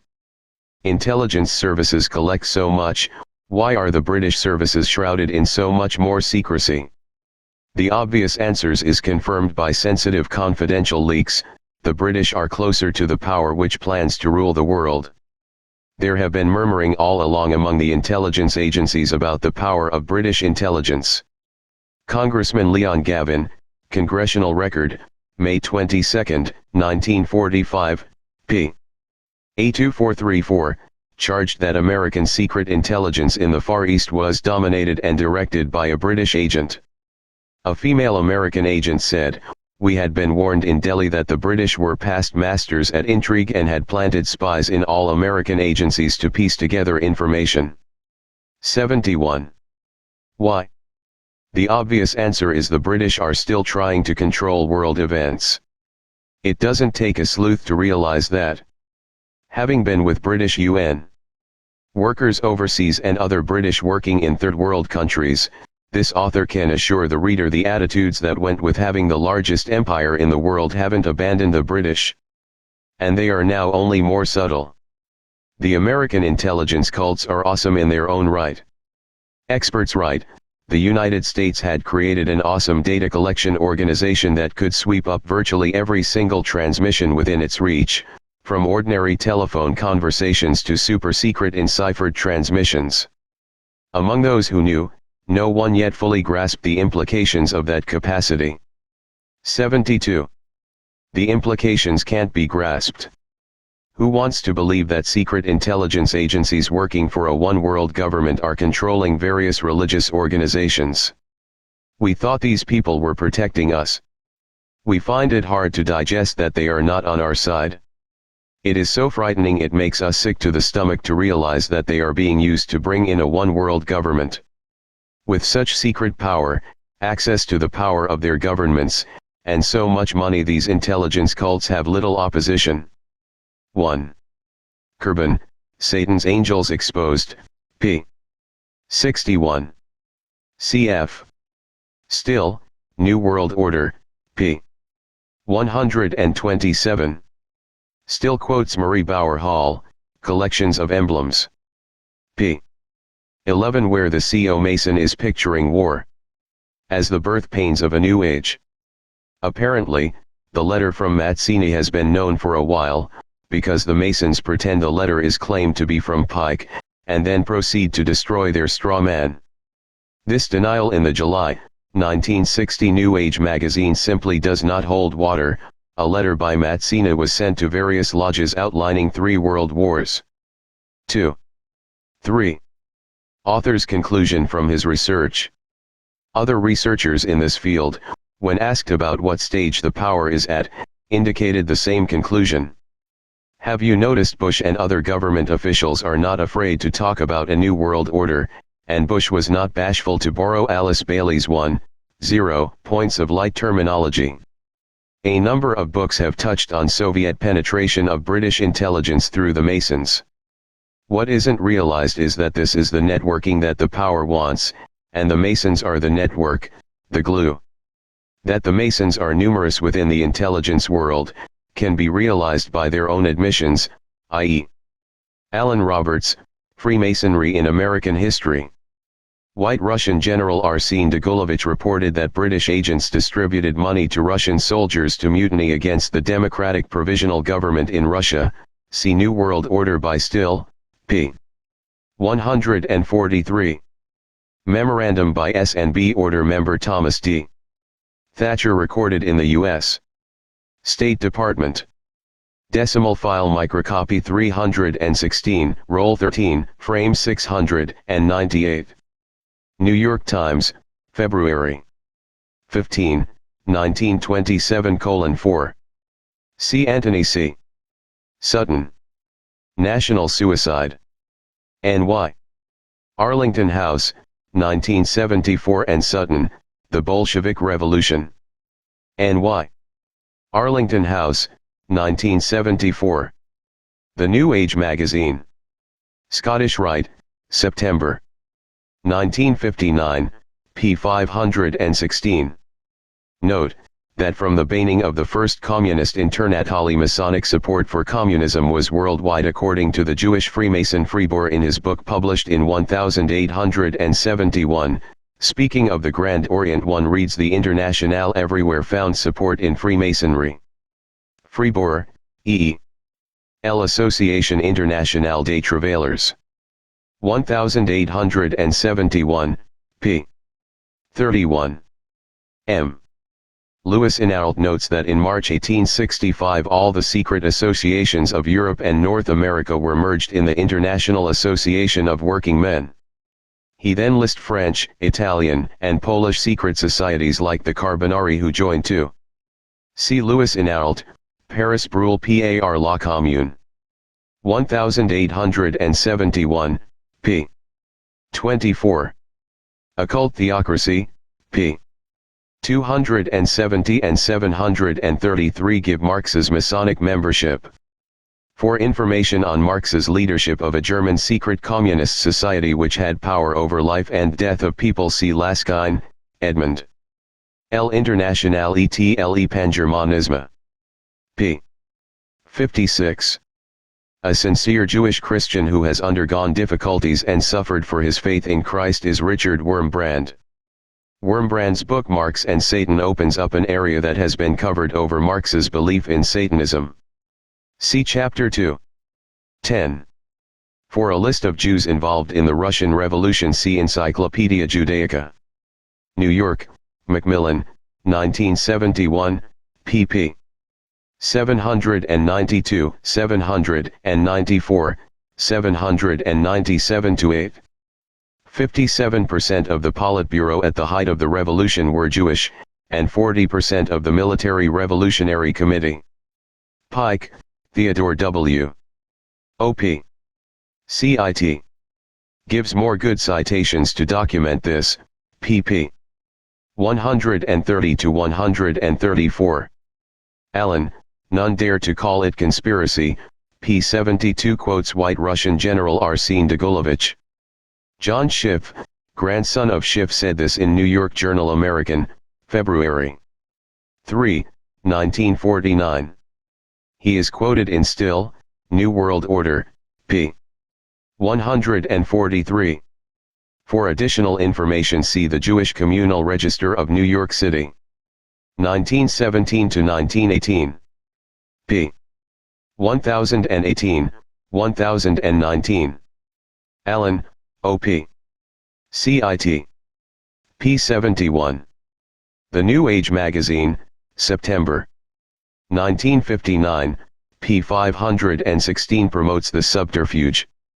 The Fourth Congress of the Communist International at Moscow, 1922, resolved that all communists belonging to Masonic lodges must sever this connection at once. However, some fraternal lodge system, perhaps renamed, seems to have very secretly persisted. Reed Pike, Theodore Winston, Israel Ardudi Ardulma. p. 154 to 162. It is strongly recommended that if the reader wants the details of how the Order, the Rockefellers, and the Harrimans have helped fuel the Cold War by helping both sides, he should read America's Secret Establishment by Anthony Sutton, and New World Order by Eustace Mullins. This is condensed from Sutton's America's Secret Establishment. Sutton, O.P. CIT, p. 149. Pravda, Art. By Serebrovsk, chairman of Isneft, quoted by Sutton, p. 149. U.S. State Department. Decimal file, microcopy 316, roll 107, frame 1167. Concession agreement between the government of the USSR and W.A. Harriman and Co. Inc. of New York. Moscow, 1925. Mullins, Eustace. New World Order. pp. 9-10. W.T. Magazine. Researcher Singer, who wrote the definitive work on the FCCC, concluded that the Unitarian and Universalist churches were behind the early ecumenical movement. This author's research, see Chap. 2-4, shows the close ties these two groups have with Masonry. Singer, C. Gregg. The Unholy Alliance. New Rochelle, New York, Arlington House, 1975, p. 13. Singer, C. Gregg. A Theological Interpretation of American History. Nutley, N.J. 1964, pp. 88-91. Two prominent examples are the Mason Lewis Parsons, the Provisional Governor of Alabama, and the Mason James L. Orr, the Provisional Governor of Florida. Both encouraged Southerners to sell to Northerners, and both encouraged Northern investors to come to the South. The Mason Parsons even toured the North for this purpose. Powell, Lawrence N. New Masters, Northern Planters during the Civil War and Reconstruction. New Haven, Yale University. Press, 1980, p. 37. Read Lawrence Powell's New Masters.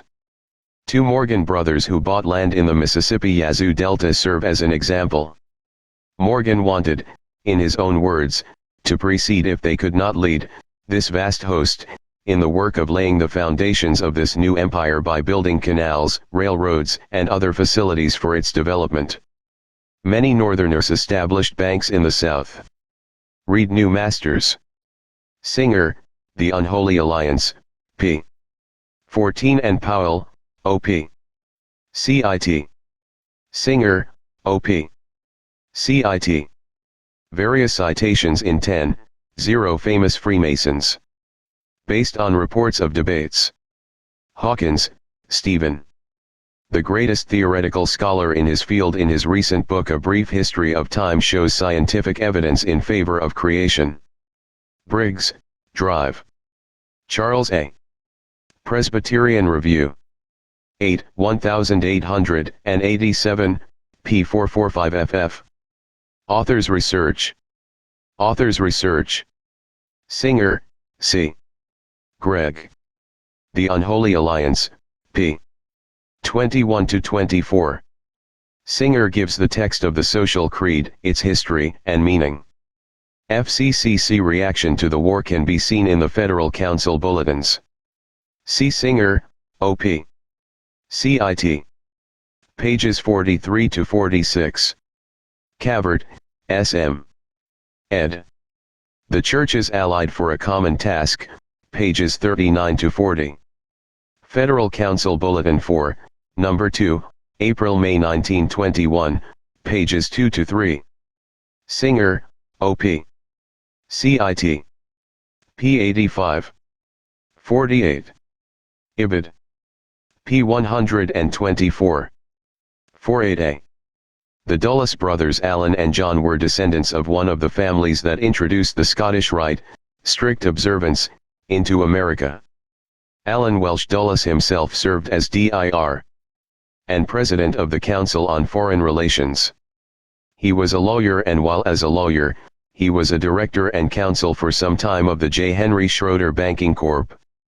of New York, the American branch of a British banking house of German origin that had extensive interests in Latin America and Europe. See Cyclopedia of Amer. Biog. 49. Ibid. p. 138. FCCC Annual Report.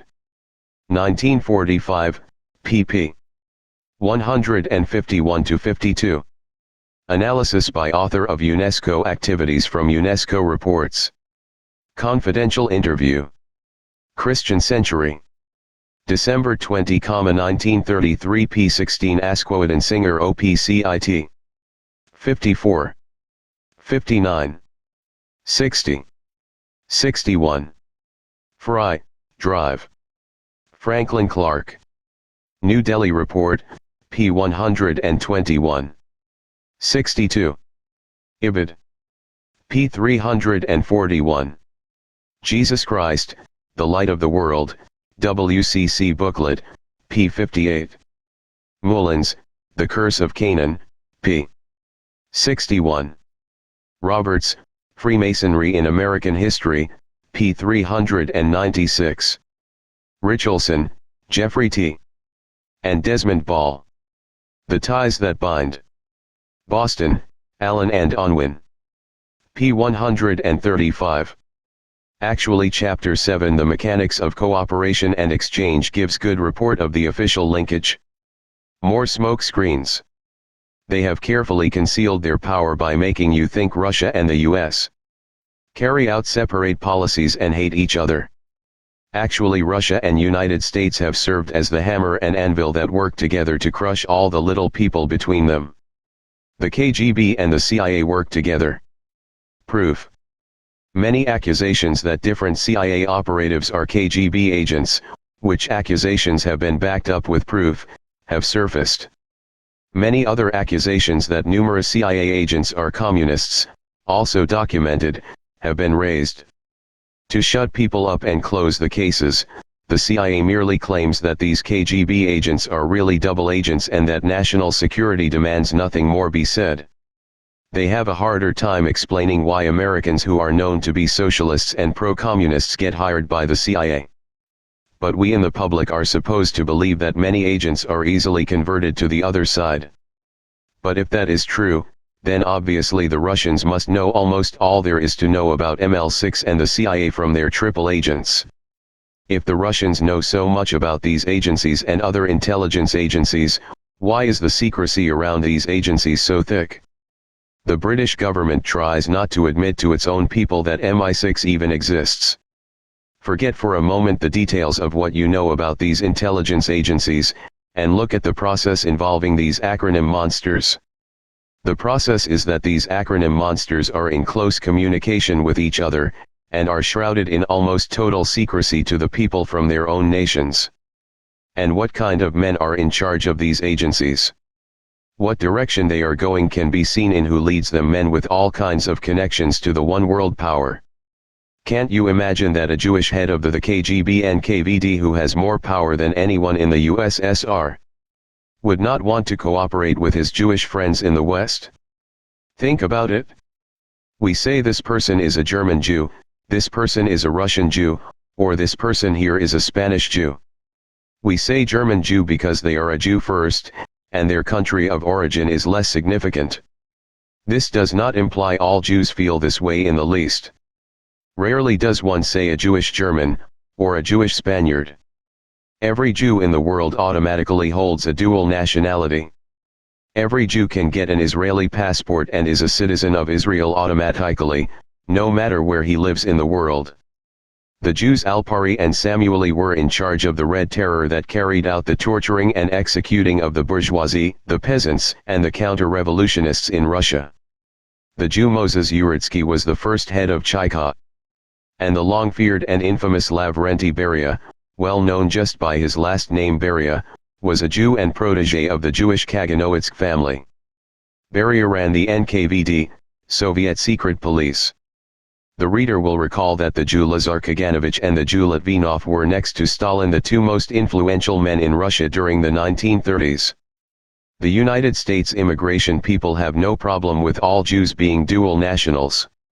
However, I can remember a dual national, a Canadian American, being detained at the US-Canada border. They were detaining him to try to force him to renounce one of his two citizenships. I can remember like yesterday the harsh treatment they gave him, and can contrast that in my mind to the ease I've seen all Jewish people travel. Why is it that Jewish dual nationals, whether important like Henry Kissinger and ABC's Ted Koppel or Imam Portant, can fly around the world with no problem even stopping into the most anti-Israeli nations? Pike in Israel. Our duty. Our dilemma does a good job in blowing away the smoke screen that Russia is anti-Jewish. He also documents how the most pronounced favoritism has been given Jews by the Russian government, who are allowed to immigrate from the Russian police state. Jews. Practically no Gentiles have been allowed out, in contrast to the millions of Jews allowed to freely immigrate, the bulk of which come to the US. Israel in reality follows orders that come out of Great Britain through MI6. Why would they? Because the Jews in Great Britain control MI6. I have just offered you top secret information, that is of the highest confidentiality. You can do with it what you want. Chapter 2. 8 Mormons, Munas, and Masons. Who are the LDS Mormon leaders? The Mormon Church, which is headquartered in Salt Lake City, is named the Church of Jesus Christ of Latter-day Saints. The corporation of the President of the Church of J.C. of LDS is set up to hold the property and copyrights, etc. of the hierarchy. However, an extensive set of corporations, dummy corporations, etc. also exist to manage a far-ranging financial empire under the exclusive control of the head of the Mormon Church. The head of the Mormon Church is called President. He and 2 other top leaders of the Mormon Church are called the First Presidency. The First Presidency has authority over all matters pertaining to the Church. 1. The next in order are the 12 Apostles. They hold the same authority in all parts of the world that the first presidency does at home. The 12 have a president. This presidency is obtained by seniority of age and ordination. 2. These 15 men are followed by the 70s. The 70s are groups of men whose groups also have a presidency of 7 men over their group, and these intermediate presidents interface with the 12 apostles.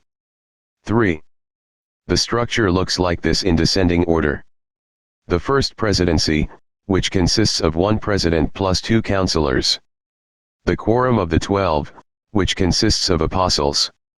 The presidency of the 70, called members of the presidency of the 70. The first quorum of the 70, members come from the different church districts. The second quorum of the 70, members also come from the different church districts. What are the 2 Mormon priesthoods and their relationship to the hierarchy? There are 2 priesthoods, the Aaronic and Melchizedek, and their relationship to the hierarchy is described by President Joseph F. Smith. Ascending the scale of authority, the titles and callings of deacon, teacher, priest and bishop come within the purview of the Aaronic priesthood, while those of elder, 70, high priest, patriarch, apostle and president are offices and callings in the Melchizedek priesthood, to which the Aaronic priesthood is an appendage. A full equipment is thus shown for the government and conduct of the church both spiritually and temporally. 4. Like the Watchtower Society, the LDS Church power structure is set up to govern its members totally in both spiritual and temporal affairs. What the Mormon first presidents are. Various ex-Mormon Masons indicate that all of the presidents, also called prophets, of the LDS Church have been Freemasons. Because this has come from several reliable sources, none of which can be named, it stands the test of being accurate. This is why 33-degree Mason Norman Vincent Peale has always been good friends with the Mormon prophets. At the 85th birthday of current Mormon prophet/President Spencer W. 3 RIC. It AFL1YC, I. IGW, TFL if is. Lee. F4SOJ/ICFAN. Kimball, who is as mentioned also a Mason, Peale was the keynote speaker.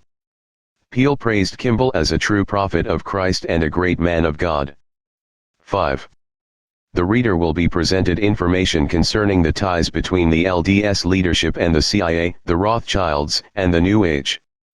Confidential sources also reveal that couriers have been used to carry commands directly to the LDS leadership from the center of power in England. Some of these courier routes are through UNESCO and intelligence agencies. Again, because this came from different sources that were not in touch with each other, it must be considered reliable. The connection between Masonry and Mormonism. Blanchard, 33-degree Mason, in his book approved by the highest Masonic authorities, states that Mormonism and Masonry are legally the same institution. The 2 institutions are morally and legally the same. 5. Mervyn B. Hogan, who is one of the best Masonic writers, when he was selected to be a Blue Friar in 1976, presented his paper Mormonism and Freemasonry, the Illinois episode.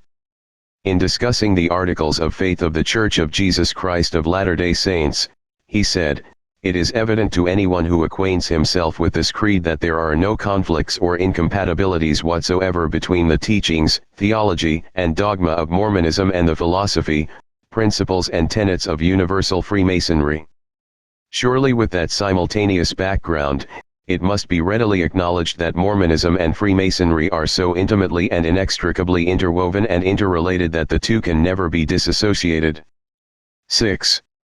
A Mason within the lodge can say what Hogan spoke and be commended, yet a non-Mason saying the similar things about the Mormon Church to a Baptist church watched Mason Baptists get up from the pews disgusted and leave in the middle of his talk. 7. To quote only 2 Masons of the many who have noted the connections between Masonry and Mormonism. The general outline of the endowment ceremony, and the signs used therein, are closely connected with Masonry, and, in spite of Mormon denials, it is easily established that a certain amount of the early Masonry which was used freely in the temple ceremony still survives. Mason Stuart Martin, The Mystery of Mormonism. p. 308. Not infrequently the question is asked, does the Mormon Church make use of the Masonic ritual in its temple ceremonies? The reader will be left free to make his own deductions. Past Grand Master S. H. Goodwin. Goodwin then proceeds to mention many similarities between Masonry and Mormonism in his book Mormonism and Masonry. The observable phenomena. Because individuals that reveal information about the instructions that the Mormon leadership are taking from the New World Order are in the gravest danger, it is more sensible to discuss the observable phenomena. These phenomena are more or less public record, what must remain secret testimony shall. Who is orchestrating the Mormon Church activities? The answer is not as hidden as one might assume. The following are all observable phenomena, that did not take any cloak and dagger activity to learn. William Schnobelin's books describe the connection between witchcraft and the Mormons. Talks with New Agers. Reveals that they view the Mormons as co-workers in the work to enlighten the world with a higher consciousness. Clearly there appears to be some kind of an arrangement of cooperation. Again, confidential sources indicate that the Mormon temples are used by non-Mormons for witchcraft ceremonies. Such cooperation can only come from the authority of the First Presidency.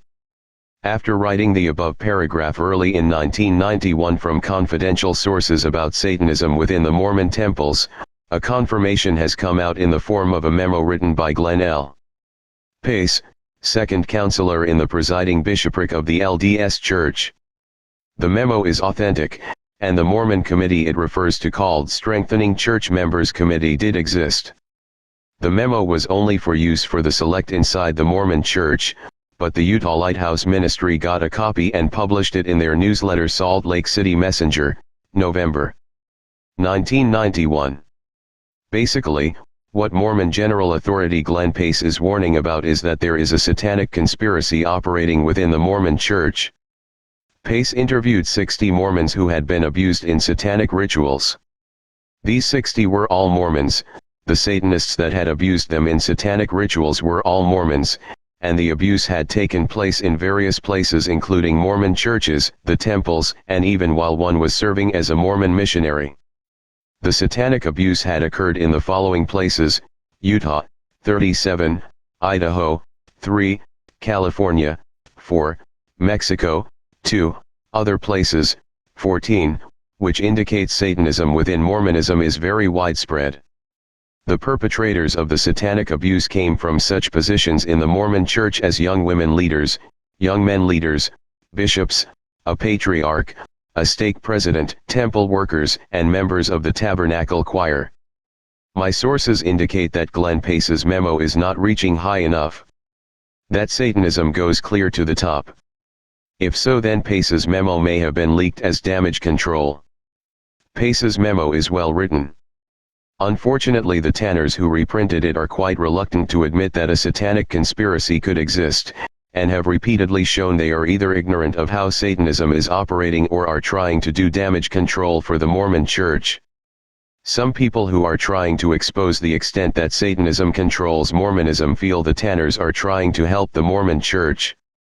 Within recent years, several outstanding events have given the public knowledge that Satanism is widespread within Mormonism, but somehow the lid continues to prevent it becoming public knowledge.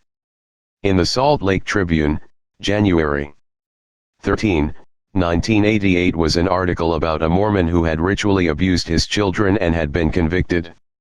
The case was in Provo, and the Tribune had run an article on December 16, 1987 discussing the testimony of a therapist who alleged that within one ward as many as 40 people had been ritually abused.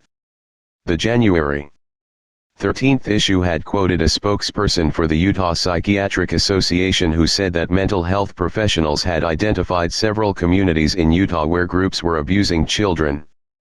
Other cases of child abuse by Mormons continue to occur. This author has personally known one perpetrator in Kansas and one in Oregon. From personal knowledge of the Mormon Church, it can be honestly stated there is little protection within the Mormon Church against Satanism, and members who lean that way that the author has met, were never to his knowledge rebuked by the church or other members.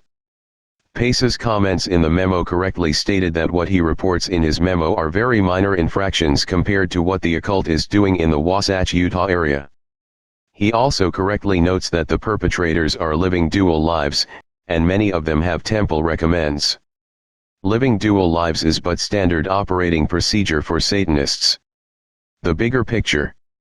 Only through a good grasp of the bigger picture does this cooperation become more visible. Chap. 3.3 discusses the role of the Rothschilds, who helped finance the Mormon Church.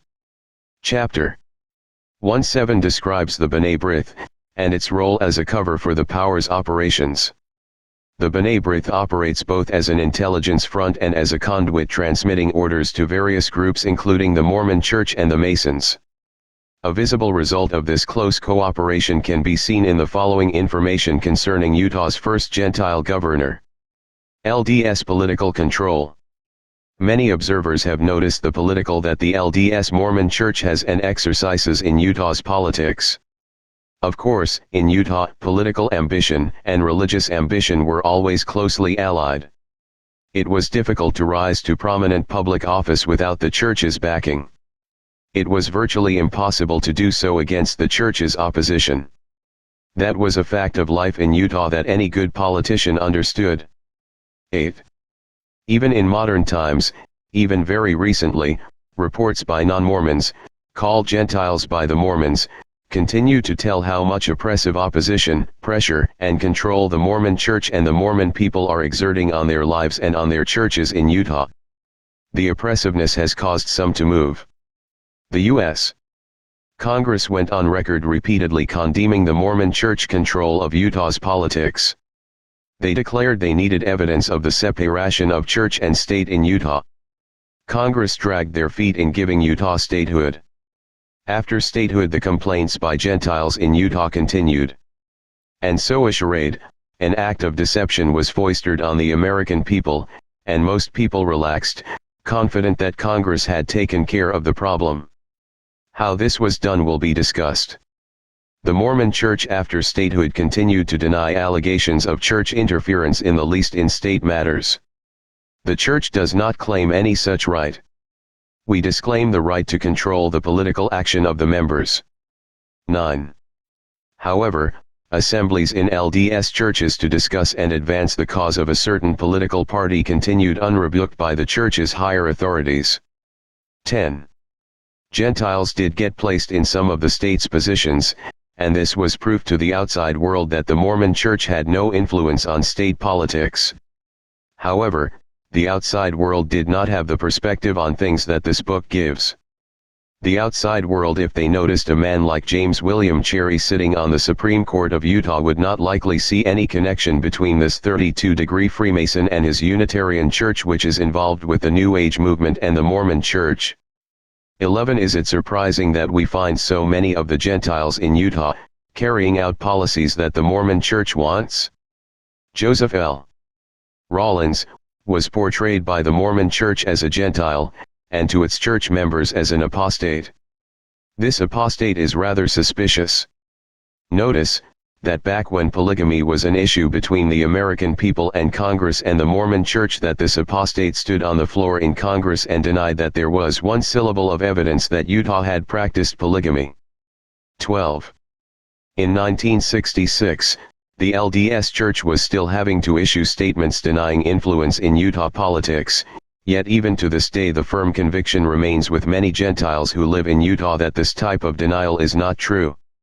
They notice the rumors that circulate through the LDS churches about which candidate the church is in favor of. It is understandable how such rumors could be circulated with or without the church's responsibility, so the LDS Church cannot be blamed unless there are actually people who are able to state that the origins of some of these voting rumors are known by them, to start with someone in the hierarchy. In early Utah, at a time when political tension was high between Gentiles and Mormons in Utah, the election of the first Gentile Utah state governor helped to diffuse the tension. His name was Simon Bambuga. Looking beyond the surface, it is noteworthy that none other than the most prolific Mormon writer who defended the Mormon religion, B.H. Roberts, nominated Simon Bambuga at the state Democratic Convention. 13. Simon Bambuga was a great man for the Mormon Church. He diffused tension, detracted attention from the Church's power, and dispelled the bad publicity of the image of LDS control in Utah. He also carried out a program in public office that was extremely pro-Mormon. He could get away with a pro-Mormon attitude because he wasn't Mormon. Gov. Bambuga opposed anything that opposed the Mormon Church, whether it was anti-Mormon information or anti-Mormon legislation. Simon Bambuga was a Freemason, and he was also a high-ranking member of B'nai B'rith. 14. He was Jewish and had recently immigrated from Germany. The Pruer Zion and Mormonism. According to the genealogies put out by the Mormon leadership, who happen to be all related, they are descendants of the Merovingian dynasty. The Merovingian dynasty is supposedly the house of David and the bloodline through which the new Christ is to come. Merovi was the first Merovingian king. His sons Clovis I was the second Merovingian king. The tomb of Clovis I contained hundreds of small miniature solid gold bees. The bee was the Merovingian symbol. The Merovingian bloodline went into the Habsburgs. When Napoleon married the Habsburg Marie-Louise, they had sewn onto their coronation robes the Merovingian gold bees. The bee is the state symbol of Utah, and a widely used Mormon symbol, such as with their Deseret Industries. The Mormon Church leadership ties in very tightly with the New World Order and may very well play a significant leadership role. The CIA, FBI connections.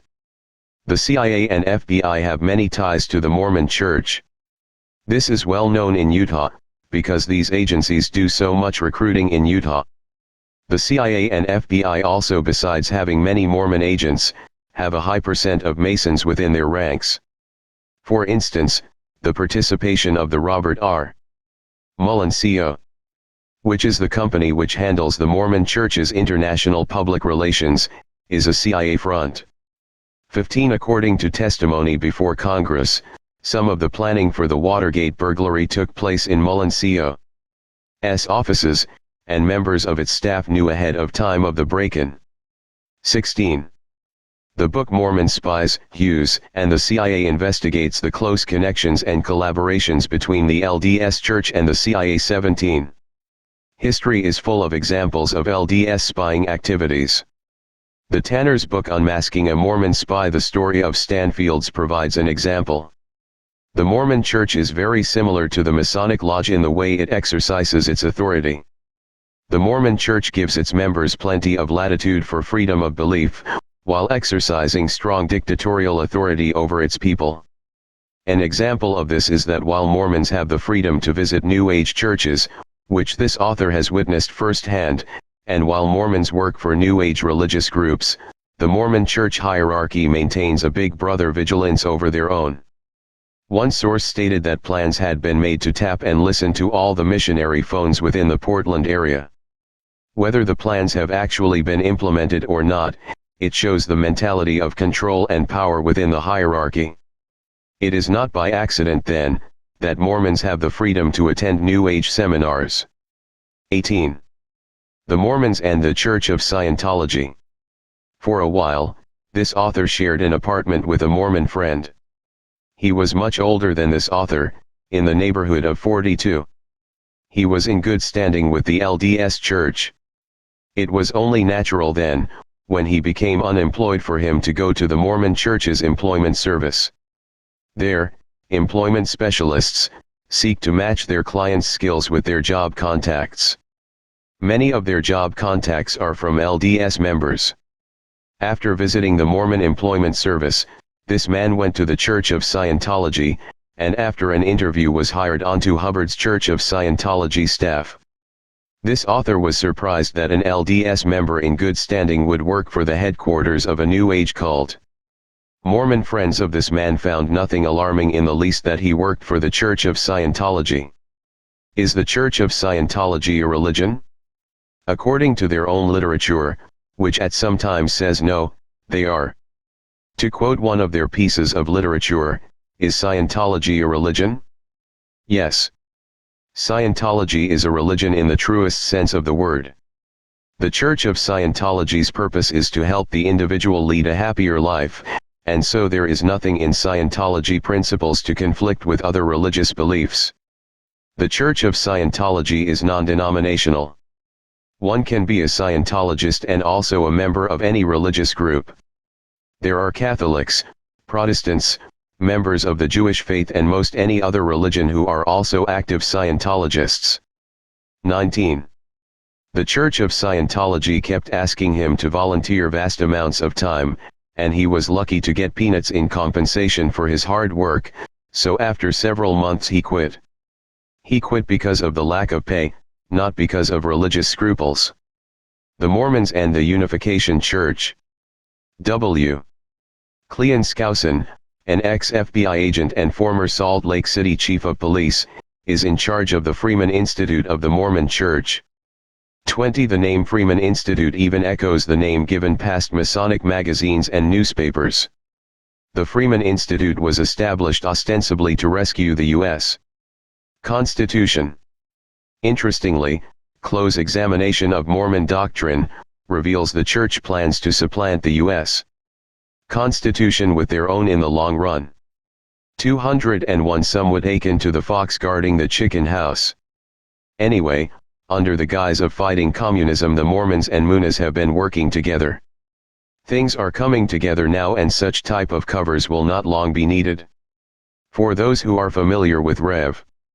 Moon's claim to be Jesus Christ 21 and the Moonies' belief that they will install their man as the world's future ruler, it seems that the Mormons and Moonies are strange bedfellows. How can the Mormons and Moonies work together when they both claim the same thing for their own respective group? Shouldn't the Moonie threat to take over the world be as serious as a communist takeover to the Mormons? When the Unification Church was taken to court by the IRS, the Mormon Church along with the ACLU, the Unitarian Universalist Church, the National Churches of Christ, the American Baptists, the African Methodist Epis Church, and the Freeman Institute supported the Unification Church's position. The Mormon Church only gave amici curiae support, in contrast to the sum of these groups which participated even more. 22. W. Cleon Skousen has worked in close cooperation with Rev. Moon's COUSA organization, and he and other members of the Freeman Institute would participate in COUSA conferences. The Moonies COUSA organization has declared, "We affirm that the God of Judaism, Catholicism, Protestantism, the Mormons, the Unification Church and the God of all religions are one and the same." 23. Emphasis added. After all the self-proclaimed Christ's son Myung Moon's pretensions to fight communism, Moon went to Moscow and declared that Russia was to play a major role in the plan of God to construct a world of peace. 24. Panda, a business which is headed by Moon's closest associates and chief lieutenant, is investing $1 billion in a major automobile plant in Red China to produce cars, the Chinese version of the Chevrolet Chevette, that will be sold to the United States. 25. Moon advocates the internationalists' line for global free trade. Rev.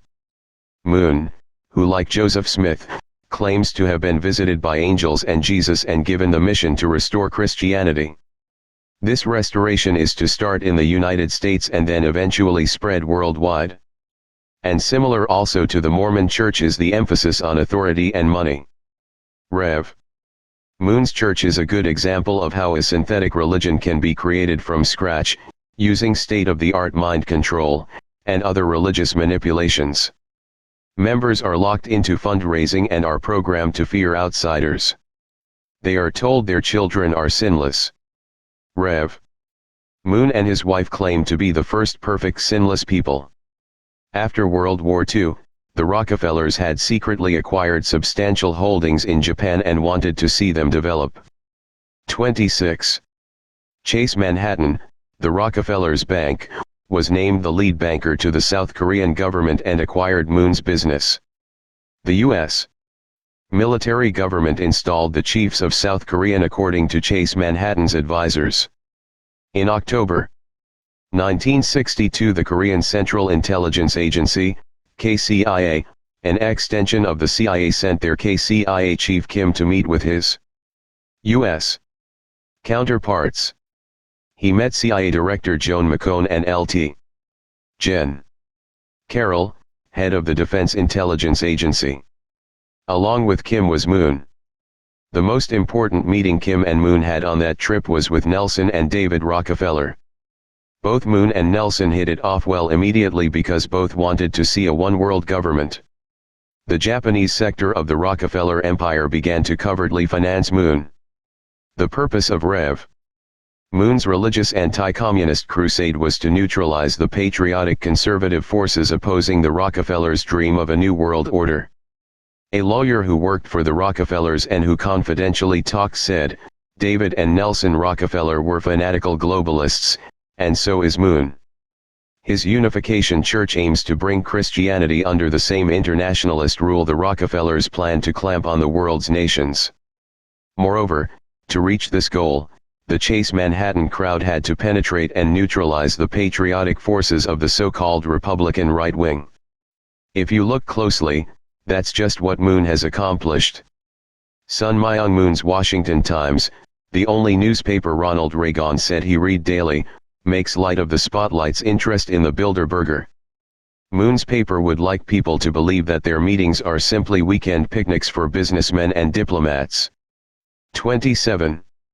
Moon promotes globalism within his church by fixing the marriages for all his adherents, and these marriages often mix different nationalities and cultures together. This is further enhanced by sending different nationalities to other lands to work and the communal living situations that the Moonas live in. W. Cleon Skouson's anti-communist crusade and his book against communism is a joke. He gives the readers of his book no historical perspective of what has really happened. He gives no hint that communism and Mormonism were both started by Masons. He gives no hint that the Mormon Church practiced communism before the communists. When the Mormon Church's communism failed, the Church moved into capitalism. This shift happened toward the end of the 19th century. The Mormon Apostle Canon said in reference to Mormonism, one of the most promising modern experiments in communism has been frustrated and brought to ruin. 28. Kuhn, Loeb and Co., which financed the Mormon Church in 1898-29 is also known to have financed the Bolshevik Revolution with $20 million. In 1918 and 1922, the Reds repaid in gold, 6 million rubles in gold was transferred from Russia to Kuhn, Loeb, and Co. 30. Brigham Young described the Mormon leadership's real attitude toward democracy. He said, every government lays the foundation of its own downfall when it permits what are called democratic elections. 31. The Mormon Church went into capitalism like socialist Russia is doing today, not out a change in doctrine, but because communism failed to work.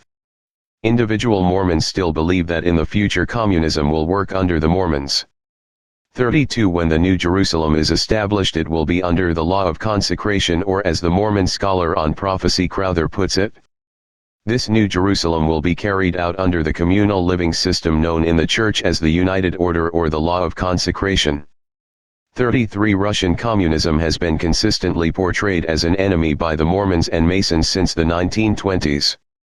This pattern of creating two opposing forces such as the anti-communists, the FBI, Mormons, Church of Scientology, and Scottish Rite, and the communists, leftist labor unions, socialists, Russians, Chinese, has been the masterful outworking of the one world power's belief in Hegelian philosophy.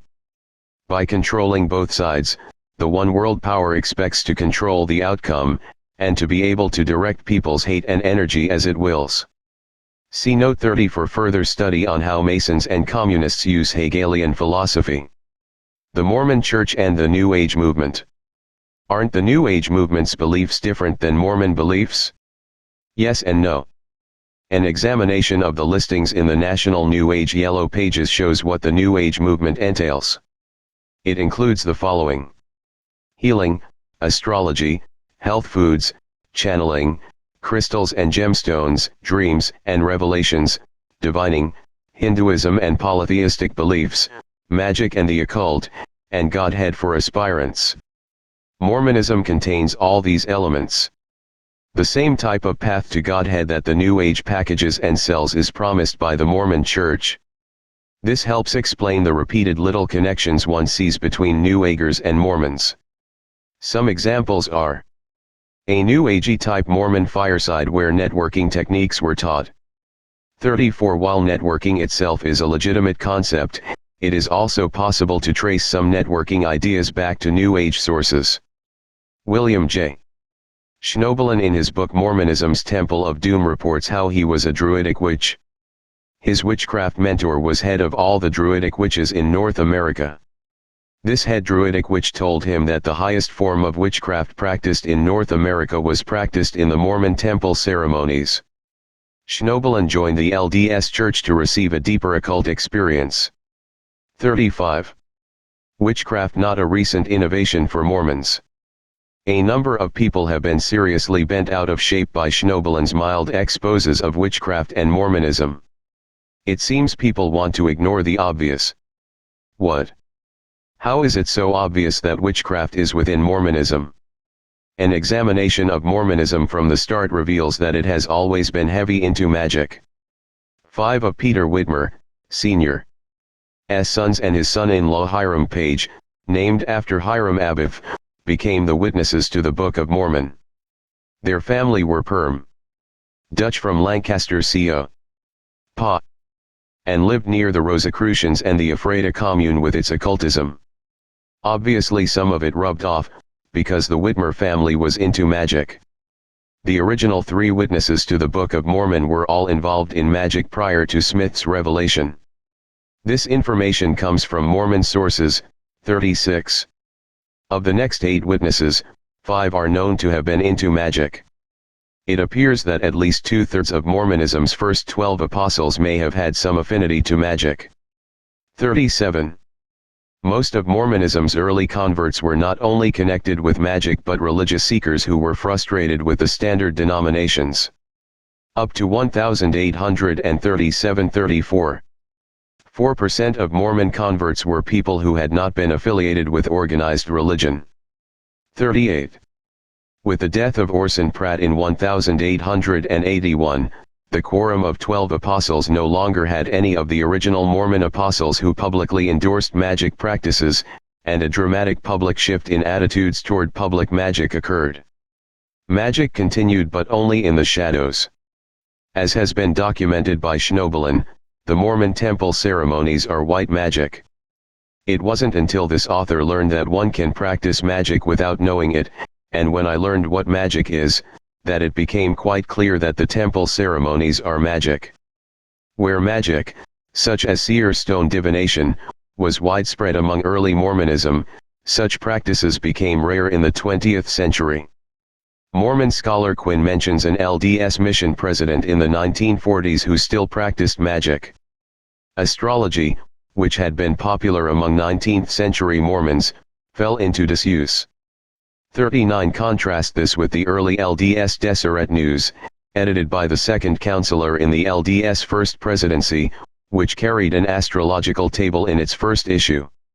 The use of astrology among the Mormons goes back to the order or fraternity, called by outsiders the Fraternity of Rodman. Mormon William W. Phelps, whose family is linked to the fraternity, published an almanac in 1863 which refers to the LDS use of astrology and the two prophecies. The moon's days in the signs of the zodiac are also given near enough for the general reader. His 1865 Deseret Almanac also had zodiac information. Many Mormons have enjoyed the practice of the Mormon religion, but felt very disturbed by the temple ceremonies. Many are so disturbed they never return after their first experience. They have good reason to be disturbed. Notes. John Taylor. Millennial Star 13:337-338, November 15, 1851. Ibid. Ibid. Joseph F. Smith. Millennial Star. 67:628, September 1905. 4a. Hunt and McMahon. The Seduction of Christianity, p. 68. Scottish Rite Masonry, Vol. 2, p. 373. Roberts, Freemasonry in American History, pp. 243-44. As related to author by a Christian ministry. Knife, Stephen, and Gregory White Smith. The Mormon Murders. New York, New American Library, 1988, pp. 336-337. It may be argued that these authors aren't the top authorities on Mormonism. But there are many other qualified observers who have said similar things. This quote was simply easy to find. The National Cyclopedia of American Biography, Vol. 39, N.Y., James T. White and Co. 1949, p. 13. The Herald, newspaper, October 22, 1892 cf. Frank J. Cannon's book. The National Cyclopedia of American Biography, Vol. 39, p. 13. His Masonic membership is mentioned in 10:0 Famous Freemasons. Deseret News, December 19, 1893. Taylor, Samuel W. Rocky Mountain Empire: The Latter-day Saints Today. N.Y. Macmillan Pub. Co. Inc. 1978, p. 115. The National Cyclopedia of American Biography, Vol. 20, p. 49. He is also mentioned in the book 10:0 Famous Freemasons. Tanner, Gerald, and Sandra. Mormon Spies, Hughes, and the CIA. Salt Lake City, Utah Lighthouse Ministry, 1978, ESP. pp. 12-4, but the whole book relates to the topic. Ibid. PL and other pages. Tanner, Gerald, and Sandra, OP. CIT. Witnessed by author. Church of Scientology brochure. Various sources: common knowledge. 20a. Various LDS statements document this. As a starting point on studying Mormon plans and prophecy for the future, read the respected Mormon historian Dwayne Crowther concerning the coming New Age millennium, etc. in his book Prophecy: Key to the Future. The HIS. Ministries International, P.O. Box 21918, Salt Lake City, has put out a tract, The Mormon Plan for America, which outlines the coming theocratic world government the Mormons expect. Rev. Moon's claim are widely known. For primary documentation is Ken Pseudo's 120-day training manual, pp. 152-160. Hansen, George. To Harass Our People, the IRS and Government Abuse of Power, pp. SS44 SS46. COL. Bohai Pak, Opening Address, 6th COUSA Conference, held at the Key Bridge Marriott Hotel, Arlington, VA, November 17-20, 1983. Copy of speech given to delegates. The Orange County Register, April 15, 1990, p. G4. Art. Auto deal made with Red China Spotlight, January 1990, p. 3. Spotlight, January 1990, p. 5. Quoting Drive. Gunnar Gorglid, the Swedish economist who is a UN consultant on Asian affairs. Spotlight, September 9, 1990, p. A4. Taylor, O.P. CIT. p. 134. Ibid. p. 66. W. Klein-Skousen, The Naked Communist, Salt Lake City, Ensing Pub. Co. 1958, p. 12. Young, Brigham. Journal of Discourses, 14:93. Interviews with various Mormons. Crowther, Dwayne. Prophecy Key to the Future, p. 91 cf. Journal of Discourses, 21:150-53. From author's own experience. Schobelen, William J. and James R. Spencer. Mormonism's Temple of Doom. Idaho Falls, ID, J. Pub. 1987, p. 22. Quinn, Early Mormonism and the Magic Worldview, 1987, p. 194. Ibid, p. 195. Jorgensen, 1974, p. 47 as quoted by Quinn, OP. CIT. p. 195. Quinn, OP. CIT, p. 217. The Reorganized Latter-day Saints. The Reorganized Church of Latter-day Saints is the second largest Mormon denomination. The members of this church view the Book of Mormon as scripture, and are led by a prophet, but are in practice different than the LDS Church. A new Tower of Babel. The design of the long-awaited RLDS Temple, built on the site of the world's future millennial capital, was the responsibility of the First Presidency and the presiding bishopric. Some people were alarmed when the long-awaited RLDS Temple in Independence, MO was planned with a spiral design similar to the famed Tower of Babel. Scholars have long viewed the spiral Babylonian ziggurats to have been the design of the first Tower of Babel.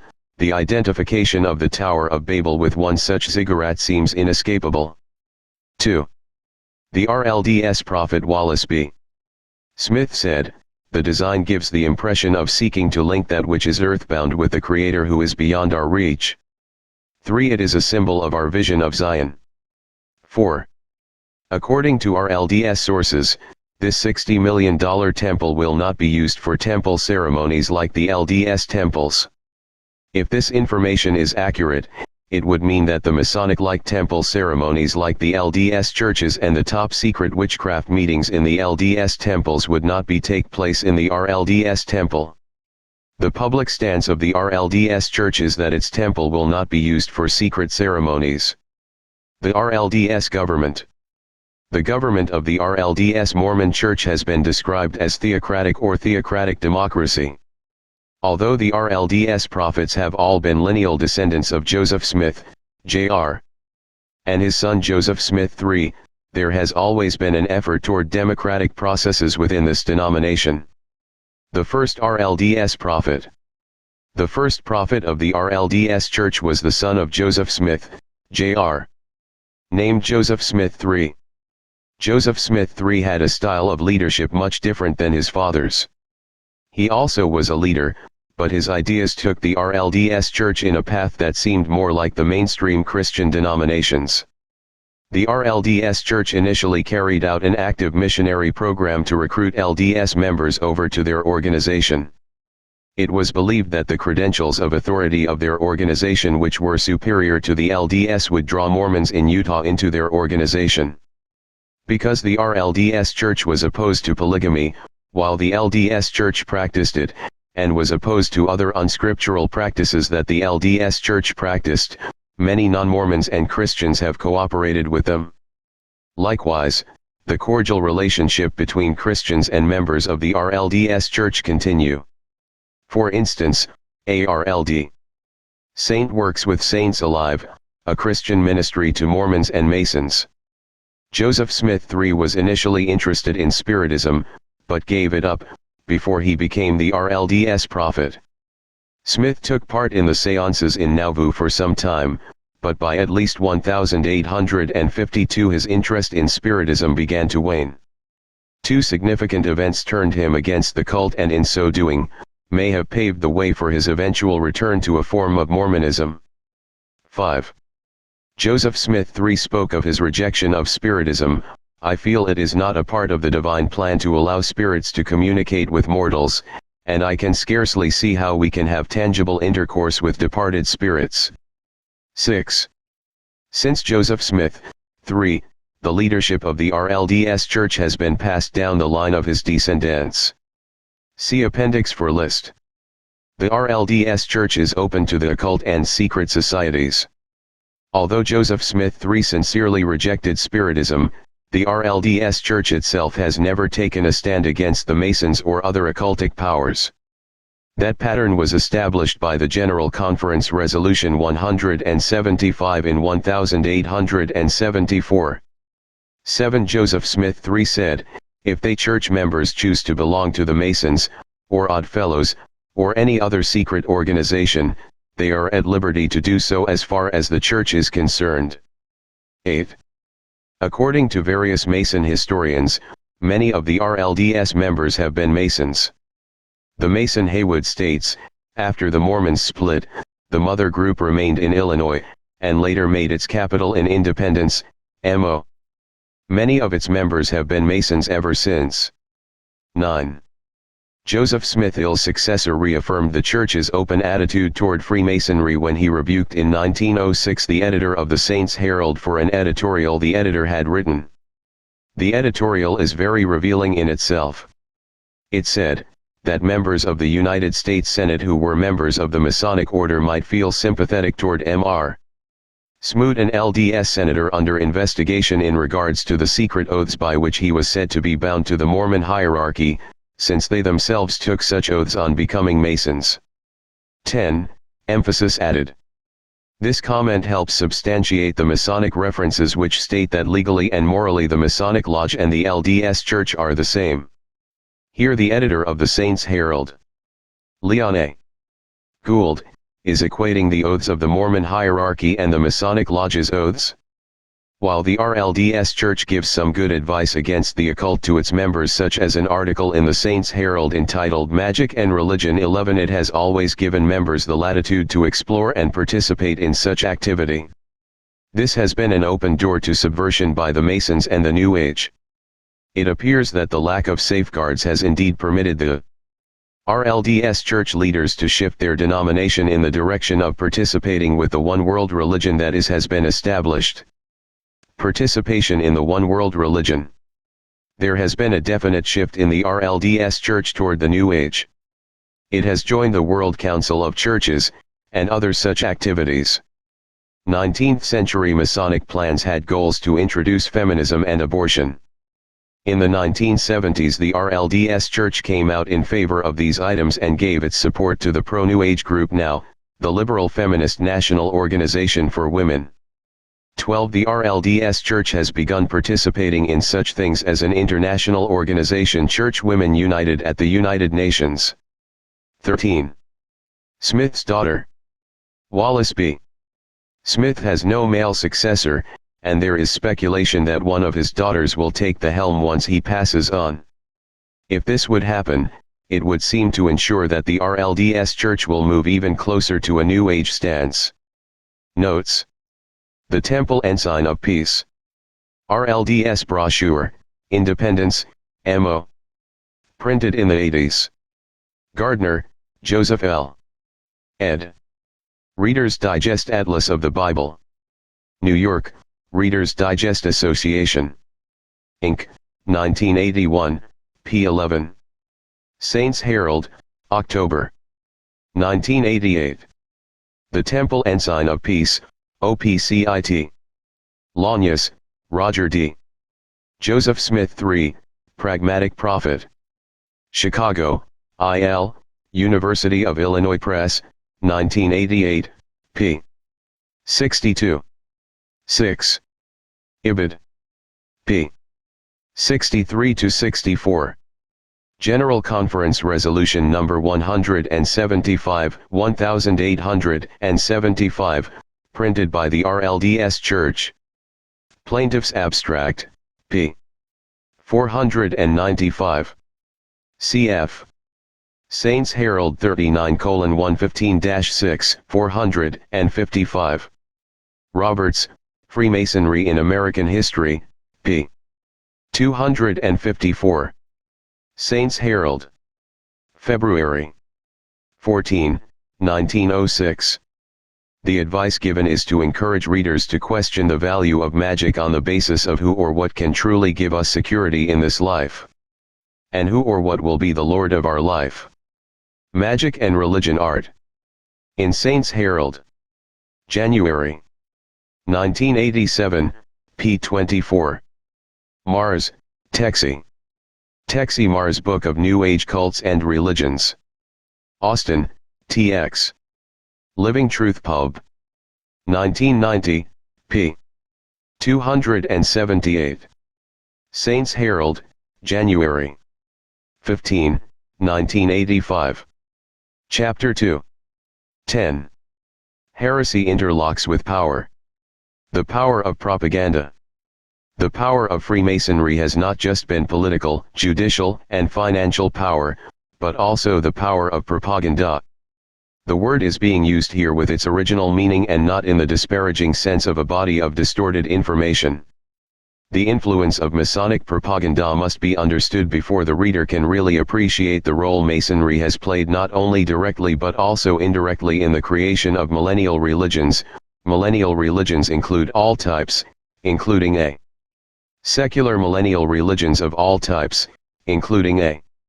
Secular millennial religions such as communism, b. Pagan Gnostic millennial religions such as the Nazi religion, the New Age movement, and their allies the New Thought churches, and c. Christian Gnostic millennial religions such as the Jehovah's Witnesses, Mormons, Second Adventists, and certain dispensationalists. The connections between Masonic propaganda and the creation of each of these groups is there for historians to see, if they choose.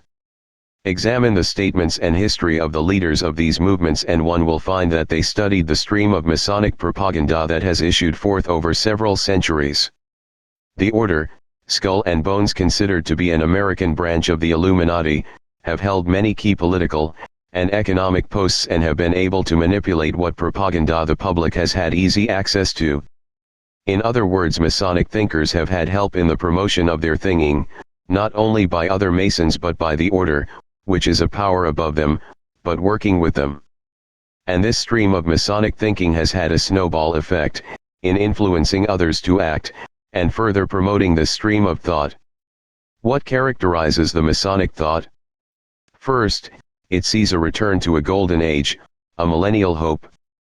This is often connected with the re-establishment of some Messiah king/priest to rule. Reason and Gnosticism and evolution are promoted. Christianity is attacked or limited, and secularization is promoted. The subterfuge in much of this is amazing. For instance, the JWS under the guise of religion have helped ban religion from public places. The best understanding of what is happening is not to look at labels, but the process, what happened. For instance, whether a communist calls his belief a religion or not, is not relevant if his belief is in essence a millennial religion. Granted, it is a religion without many of the normal religious trappings. Although a closer look reveals most of the trappings of religion are there, under a new cover. The separation of church and state, the promotion of feminist rights including abortion, and the New Age religion have been promoted by the Masonic lodges, not just individual Masons. This gives the reader a quick overview of the Masonic stream of thought. Two charts follow which should help the reader grasp the extent to which Western civilization has been shaped by this massive, sometimes a quiet undercurrent of Masonic thought.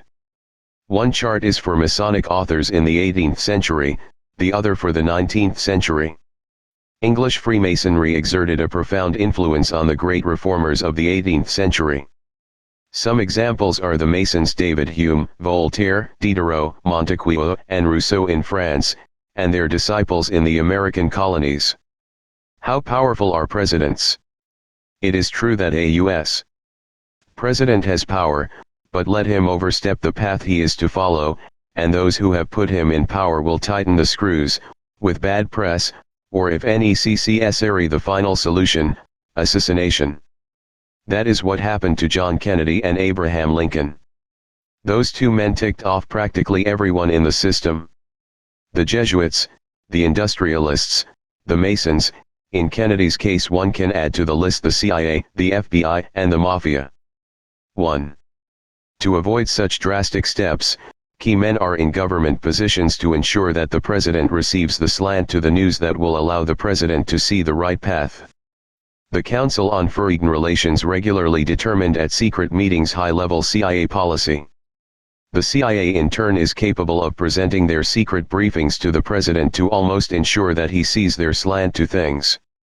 2. The foundations are one conduit of control. They create and implement government policies through their staff people which are salted throughout the U.S. government. 3. That the New World Order must use the CIA, FBI, and the foundations shows that it has to work secretly. As a cover for their secret invisible government, they run carefully screened hand-picked men in expensive democratic elections. This allows the populace to continue believing what they want to believe. Most people want to believe they are superior to others, and our democratic system allows Americans to be proud. That the one world power pays for these expensive charades, shows how important secrecy is. The success of Big Brother in 1984 was exactly the type of control that they have been successfully using: double-speak, hate politics, divide and control, rewritten history, etc. These same tactics are being used powerfully on the religious scene. Forgotten history. Years ago, this author came upon several areas of religion that are examples of history being lost. This author is very devoted to the Holy Bible and its age-old wisdom. It was clear from the scriptures in both the Old and the New Testament that taking interest, any interest, was contrary to scripture. I discovered that interest-taking had been forbidden by most Christians until the 19th century. The New Order has erased our memory of that issue, and for a good reason. That is one of their principal methods of robbery and control. Because this is one of their primary weapons, and it is also a religious issue, Chapter 302 will deal with just the issue of interest-taking. Formula for power. The close interweaving of Gnostic thought into the Masonic stream is important in terms of understanding how power is created. The principle knowledge is power is skillfully used by Masonic religions. For instance, the W.T. May 1, 1922, p. 132 states C.T. Russell is the only source of knowledge about the divine plan of God. Then to repudiate him and his work is equivalent to a repudiation of the Lord. Joseph Smith, Jr., and the Bhagwan Sri Rajneesh, and so many others, by virtue of their claims to special knowledge, have created an automatic power base. One has to come to them for knowledge. Knowledge is power, especially if one controls who the experts are. Likewise, the order along with Masons in so many of the key positions have determined who our experts are in the various fields. Look who gets Rhodes scholarships. Look who get prominent academic positions. Look who gets their books published. Their people are often placed in positions when thousands of better candidates are overlooked. By influencing who we think our experts are, they automatically have created a power base. This is why some of the most prominent Christian leaders have gotten their positions. Some of these men, our poor theologians, are not the loyal to Christ deep thinkers Christianity needs, no, but they are the system selected.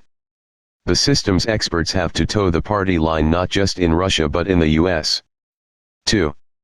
Scientific American got rid of science writer Forrest Mims 3 when they found out he admitted he doesn't believe Darwin's theory of evolution. 4. Influential Masonic authors of the 18th century. Name lifetime organization influence. Locke 1632-1704 Rosicruc. Promoted reason. Voltaire 1694-1778 Mason promoted atheism, deism, and alien life. Emmanuel Swedenborg 1688-1772 Mason mystic / hermetic thought, ch. of New Jerus / SW. Right. Christopher Martin 1733-1813 Mason Germany S. Wieland Voltaire. Goethe 1749-1832 Mason. Sir Francis Bacon 156116226 ROSI. And Mason New Atlantis, made. Eng. Into scholarly lang. Replacing Latin. Karl Kraus 1781-1832 Mason promoted 1 WD. Government W/pantheistic rel. Thomas Paine 1737-1809 Mason promoted deism. Atheism, Age of Reason. Moses Mendelssohn 1729-1796 Mason promoted rel. Toleration. Benjamin Franklin 1706-1790 Mason coined God helps those who help themselves, pantheist. Ethan Allen 1737-1789 Mason promoted deism, reason. Claude Adrien 1715-1771 Mason Helvetius. Patrick Henry 1736-1799 Mason promoted liberty/revel. William B. Lake 175718220 ROSI. Mystic Mystical Poetry. RTN. To Nature Communism.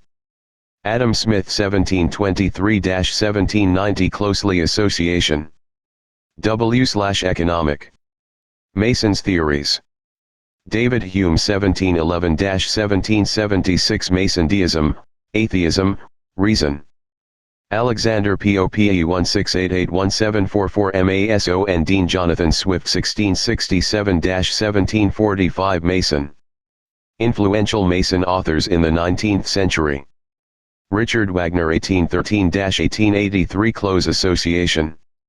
Misfoundational. Ideas for Nazism.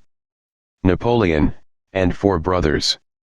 1769-1821 Mason Europe's Judicial and Diplomatic Systems. Erasmus Darwin Mason. Charles Darwin, and Association W/Mason's Atheism. Evolution. Karl Marx 1818-1883 Mason Socialism, Section. Millennial Hopes. Friedrich Engels 1820-1895 Mason Funds for Marx. Rudyard Kipling 1865-1936 Mason Enhanced West's View of India. Sir Arthur Conan 1859-1930 Mason Spiritism, the Doyle Occult. Saint Simon 1760-1825 Illuminatus Revolutionary Thought led to Marxism.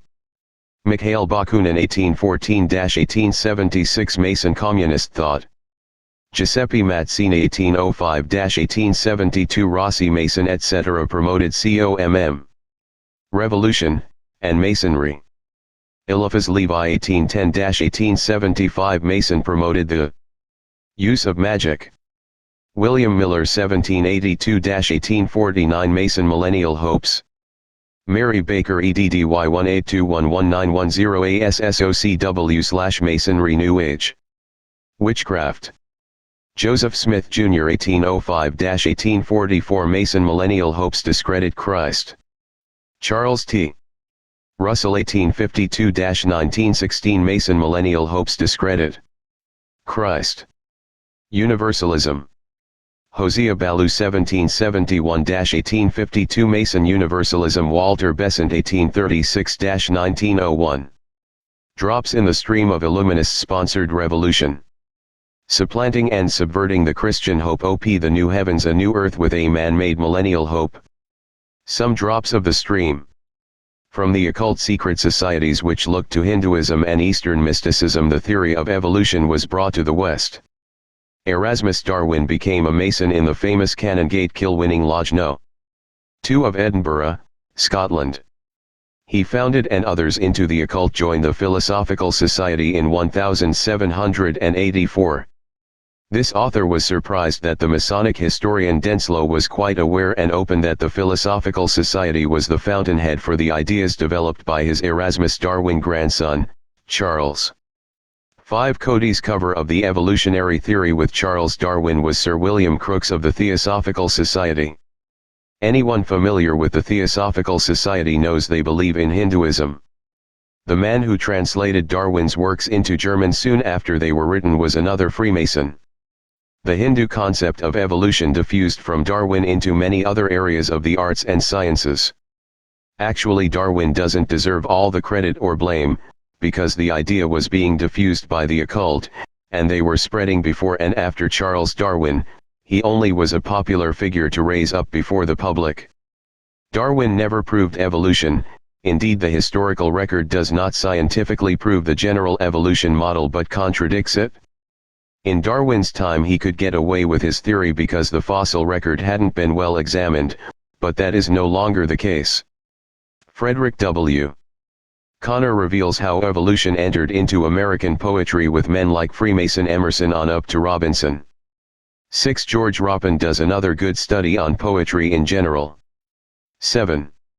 Leo Hankins reveals how Darwinism entered into English novel writing with his book Darwinism in the English Novel. 8. Selsom covers how Karl Marx drew on Darwinism. 9. On and on Darwinism went permeating itself through all the arts and sciences. All the time being paraded as scientific, while its true occult origins were kept secret. See the spin diagram to see its diffusion. Spin diagram to be located here. Entitled Diffusion of Hindu/Eastern Mysticism Evolutionary Thought into the Branches of Knowledge. Power Religion. Education has been elevated by them to be the panacea for every ill. This attitude is deeply embedded now in the various churches. This secular Gnosticism has created the followers and the leaders, and their system selects their men as leaders. If the public knew the details of how the order, illumined groups, especially the Masons, have conspired to elevate certain academic gurus for us to follow, they would realize how the pretended pyramid of knowledge has helped create a pyramid of power. As discussed in the chapter on education, John Dewey, the main creator of modern education, was financed, instructed by, and promoted by the order. Some in the order even create their own universities. An example is the University of Chicago, started in 1890 with Rockefeller funds. The Rockefellers started others too. Christ rejected power religion. There are quite a number of recent books that try to get the public to believe Christ believed in power religion and hidden knowledge. This is such a distorted view that in spite of all the propaganda out there, it should be easy for the sincere person to be shown in the scriptures that it is false. Although Christ was intimate with 12 men, and then had his 70, and then the masses, his teachings were in contradiction to this Gnostic idea of a hidden knowledge. This will be dealt with in depth later. Suffice it to say, that Christ did not advocate using hidden knowledge for power, and he showed no desire to create any power base of goodness. This is why so many rabbis have a hard time interpreting Christ correctly. They think he failed as a candidate for David's throne. They think in terms of power. Secular and religious authorities have been set up who claim to have special knowledge. The men who have controlled the advancement and placement of others are a particular group of men, who are related in some fashion to each other. The particular heads of these groups claiming special knowledge are then controlled by an elite group. For instance, the leaders of the communist country of Russia have been selected by them. The leaders of the Mormon Latter-day Saints, and New Age groups receive instructions from them. The careers of thousands of our leaders like Henry Kissinger and Richard Nixon have been created and directed by them. Various channels of control are in use. One council controls religion. Manly P. Hall sat on this council of 13 and was able to use UNESCO to channel communications from Britain. British military intelligence is also used. When one sees the connections between the Masons and the FBI and CIA, and then the connections all of these have to the Mormons for instance, then one is able to see how a complex set of secret networks can transmit secretly through a host of routes. Another blatant example are the connections between the directors of the intelligence cults of the CIA and the FBI and the One World Power and the Masons. For a particular route to be revealed, means only that another needs to be implemented. The intelligence cults of the FBI and CIA will be examined in detail later. Examples of how the conspiracy directly provides power to their network of offspring will be the next feature of this chapter. We will examine how the same people who funded the communists funded the Mormons. We will see how the channel of communication and orders for the power, UNESCO, was created by them. We will examine how the prominent families that make up the order, the power here in the US, happened to be the families that were prominent in the creation and control of the Jehovah's Witnesses. We will see how a wellspring of Unitarian heresy was directly run by the order. We will examine specific ways the Masons have promoted the New Age movement, and how the New Age movement has been systematically planned, and is not an accident of history. All these are examples of what has been happening on a worldwide but secret level for several hundred years. An aristocracy. In dealing with the conspiracy of power, it becomes evident that not only is networking and associations important, but also family lines and family ties. Authors, who are not even aware of the conspiracy of power, have written books exposing that America has an aristocracy, but America's aristocrats are very low-key compared with Great Britain. Even today, the privileges that the British aristocracy still retain are easily seen by those who are not so fortunate in birth. Everyone is aware that Britain has an aristocracy, but one has to try to convince Americans of theirs. At the very top of power in the US is a tight group of 20 to 30 families that intermarry and interact. Particular members of these families are selected for membership in a few secret groups such as the Skull and Bones Order, which has been a cell for the power. The Skull and Bones Order, as the reader may now realize, is strongly suspected as one of the American chapters of the Illuminati. Those in the Skull and Bones Order, if they are involved in religion, tend toward the Unitarian Church, which presently is merged with the Universalist Church as the Unitarian Universalist Church and is actively promoting the New Age movement. The order works hand in glove with another group also called the Order, that is the Independent Order of B'nai B'rith. It is no surprise then to learn that the B'nai B'rith also has connections to not only Freemasonry but the Bavarian Illuminati. Both the Order, SNB, and the B'nai B'rith work through the Masonic lodges. In studying UNESCO, it is apparent all three groups have power in UNESCO. Notes: Mars, Jim. Crossfire: The Plot That Killed Kennedy. New York, Carroll and Graf Pub. 1989. Mars spends a separate chapter on the means, motives, and opportunities for each of these groups. Ralph Epperson in his lectures provides circumstantial evidence that tends to link the Masons to the assassination of Kennedy too. Prouty, L. Fletcher. The Secret Team, the CIA and its allies in control of the world.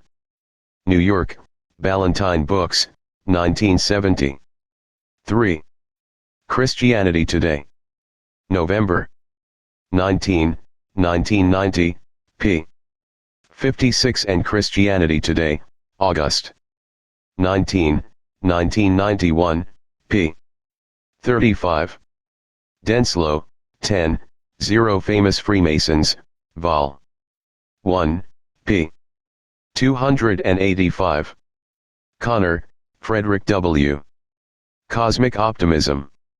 Gainesville, FL, University of Florida Press, 1949. Roppen, George. Evolution and Poetic Belief. Oslo, Norway, Oslo University Press. Henkin, Leo J. Darwinism in the English Novel. New York, Corporate Press Inc., 1940. Selsom, H. Art. Charles Darwin and Karl Marx, Mainstream, Vol. 12, No. 6, June, pp. 28 and 36. Chapter 2. 11 Reviving the Mystery Religions. You will learn the names of members of one of the most powerful occult ruling bodies in the world.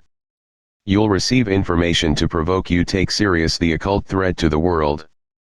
You will develop a better understanding for where witchcraft and Satanism are operating with concealed identities.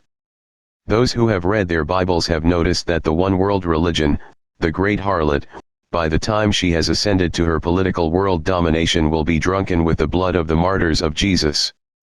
RV 17:6. Dave Hunt and Texie Mars are two Christians who write books warning about the coming new order. They have taken two opposite views of the situation. Sometimes they quote the same material and get two different views. Dave Hunt's books forecast peace and prosperity and a rapture of the saints. He tells us that reports about the dangers from the CFR and the Trilateral Commission, communism, socialism, and New Age groups are overblown. It might be appropriate to quote the man himself. In contrast to the gloom and doom and frightening forecasts of the vast majority of Christians and non-Christians alike, we shall propose a contrary scenario, a coming new age of unprecedented peace and prosperity just over the horizon. Peace, prosperity, and the coming Holocaust, p. 18. As proof of this, Dave Hunt quotes a number of experts, researchers at Rand Corp. PLL, Herman Kahn, head of the Hudson Institute, P12, and Robert Mueller, a man Hunt describes as certainly one of the best informed men in the world, P12. By the way, all of these people are intimately connected to the New Order, and Mueller is not just one of the best informed, but one of the most dangerous men in the world for Christians. Much of an alarmist nature has been rumored about a conspiracy among top political leaders in Washington to betray America's national interests. However, the trilateralists and CFR people are invariably referred to with exaggerations. Does this hypnotic control extend to every nation on earth? That seems a bit too much to believe. If they indeed have the power to do so, one wonders why these internationalists haven't yet installed their puppet world ruler. Exaggerated reports like the above could be dangerous. Peace, prosperity, and the coming Holocaust, pp. 47-48. In fact, the rapture is the only conceivable event that could cause the entire world to unite in a new world government and a new world religion and to submit suddenly to the leadership of the Antichrist as the world dictator. Global Peace, p. 204. Communism's Humpty Dumpty would seem to have fallen so far and shattered so badly that even the fabled KGB will not be able to put it back together again. Global Peace, p. 60. Texie Mars on the other hand quotes the writings of New Agers such as Alice Bailey, Benjamin Creme, M.E. Hazelhurst, Misha Sama, David Spangler, Ruth Montgomery, Moira Timms, Barry McWatters, G.I. Gurdjieff, and Maharishi Mahesh Yogi, who apparently all believe that Christians practicing the old-time religion will not survive the shift to the New Age. In a condensed summation, these New Age leaders declare that the earth will be purified and cleansed of those people not fit for the New Age. These people will be sent to another dimension, will pass into spirit, and be neutralized, and be washed away for their karmic debts. These euphemisms remind us of the words of New Age adept, and I refer to him thusly because I have seen New Agers refer to him thusly and because I am familiar with his religion, Adolf Hitler, and how he planned to cleanse Europe. Alice Bailey describes that cleansing as a penalty to the Jewish people because of their bad karmic debt. These New Agers make it sound like Christians will be eliminated for their own good. The plagues of Revelation are special packages of karma visited upon the obstinate that they might awaken to their wrong attitudes. Animals that don't adapt become extinct. Remember, survival today means understanding and responding to change within the context of the internal revolution. 2. Mars, Hunt and the Bible. Both Hunt and Mars feel the Bible backs their view. This is why I have chosen not to quote scripture to inform you what the New World Order is doing. I believe in scripture, and that the sincere moral spirit-led seeker will find the true interpretation as God's grace permits. But this book and its research stand on their own, without pulling some Bible text out of Ezekiel or Daniel. Open your eyes, hypocrites. Jesus, who obviously didn't take Dale Carnegie's course on human relations, calls the people who came to hear him hypocrites. When you see a cloud rising out of the west, immediately you say, "A shower is coming," and so it is. And when you see the south wind blow, you say, "There will be hot weather," and there is. Hypocrites. You can discern the face of the earth, but how is it you do not discern this time? With all our technology, is our discernment any better? Let me inform you of a south wind. A certain policeman has already informed us that he has seen the lists of people the U.S. government part of Bush's New World Order plan to arrest. See Chapter 39 for more about this. Let me inform you of the south wind. A friend of mine received all the election statistics on a map months before the actual election of Bush and Dukakis. These figures were not projections, they were the planned results. Hunt would have you believe that it's ridiculous, alarmist, and dangerous to hear that CFR people in Washington, D.C. might conspire and have power. He says if they were so powerful they would put their own man in office. Mr. Hunt, for your information, they have been placing their own men in even before the century, see appendix, and have had the power to keep it from the general public. A graduate research project at Florida State University on Who's Running America told the American people after intensive study that power in the United States of the media, various economic fields, politics, etc., is concentrated in an elite, and that the policy of that the government carries out are decisions made outside of the elected government officials. There is nothing alarmist in their book which records their research finding, but it is just one more report of that south wind that we should discern. Let me also inform you that there are many leaders in this nation and the UN, who we know are into witchcraft and the New Age. This chapter will discuss that some more later. Men of power are turning to the leaders of satanic groups for power and money. The army has developed its own psychic warriors, an actual military unit made up of demon-empowered men, paid for by your tax dollars. Why would these people want to arrest God-fearing, peaceful, good-intentioned Christians? Is this simply because George Bush likes Alice Bailey's books? What do they have to fear from Christians? The answer to these questions is the topic of this chapter. This answer will in part answer why the New Age movement is promoted by the One World Order. Promote? Didn't the New Age movement just happen? No, it's been promoted by some very powerful people. See Chap. 3.3. For instance, rock music stars which are idolized by the youth of the world have been instrumental in bringing millions of young people in Eastern mysticism and the New Age movement, and into Satanism. For instance, Warner Brothers and CBS, owned by Jews, have not ceased to put out some of rock's most objectionable material. Warner's produced Frank Zappa's The Mothers, Prince's Dirty Mind, Exile's I Want to Kiss You All Over, and Alice Cooper's I Love the Dead. CBS Records produced Tasha's Legalize It, Pink Floyd's The Wall, Drive, Hook's Sloppy Seconds, Ted Nugent's Scream Dream, and others. Atlantic Records, located in Rockefeller Plaza, New York, Capitol Records, and Elektra/Asylum have also produced Objection Alba Records. Teenagers are not foistering these evil records on themselves. It is not by accident that a record company cuts a certain record.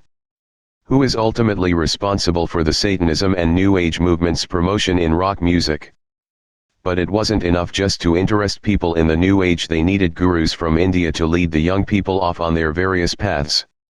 So the VHP, Vishva Hindu Parishad, was formed.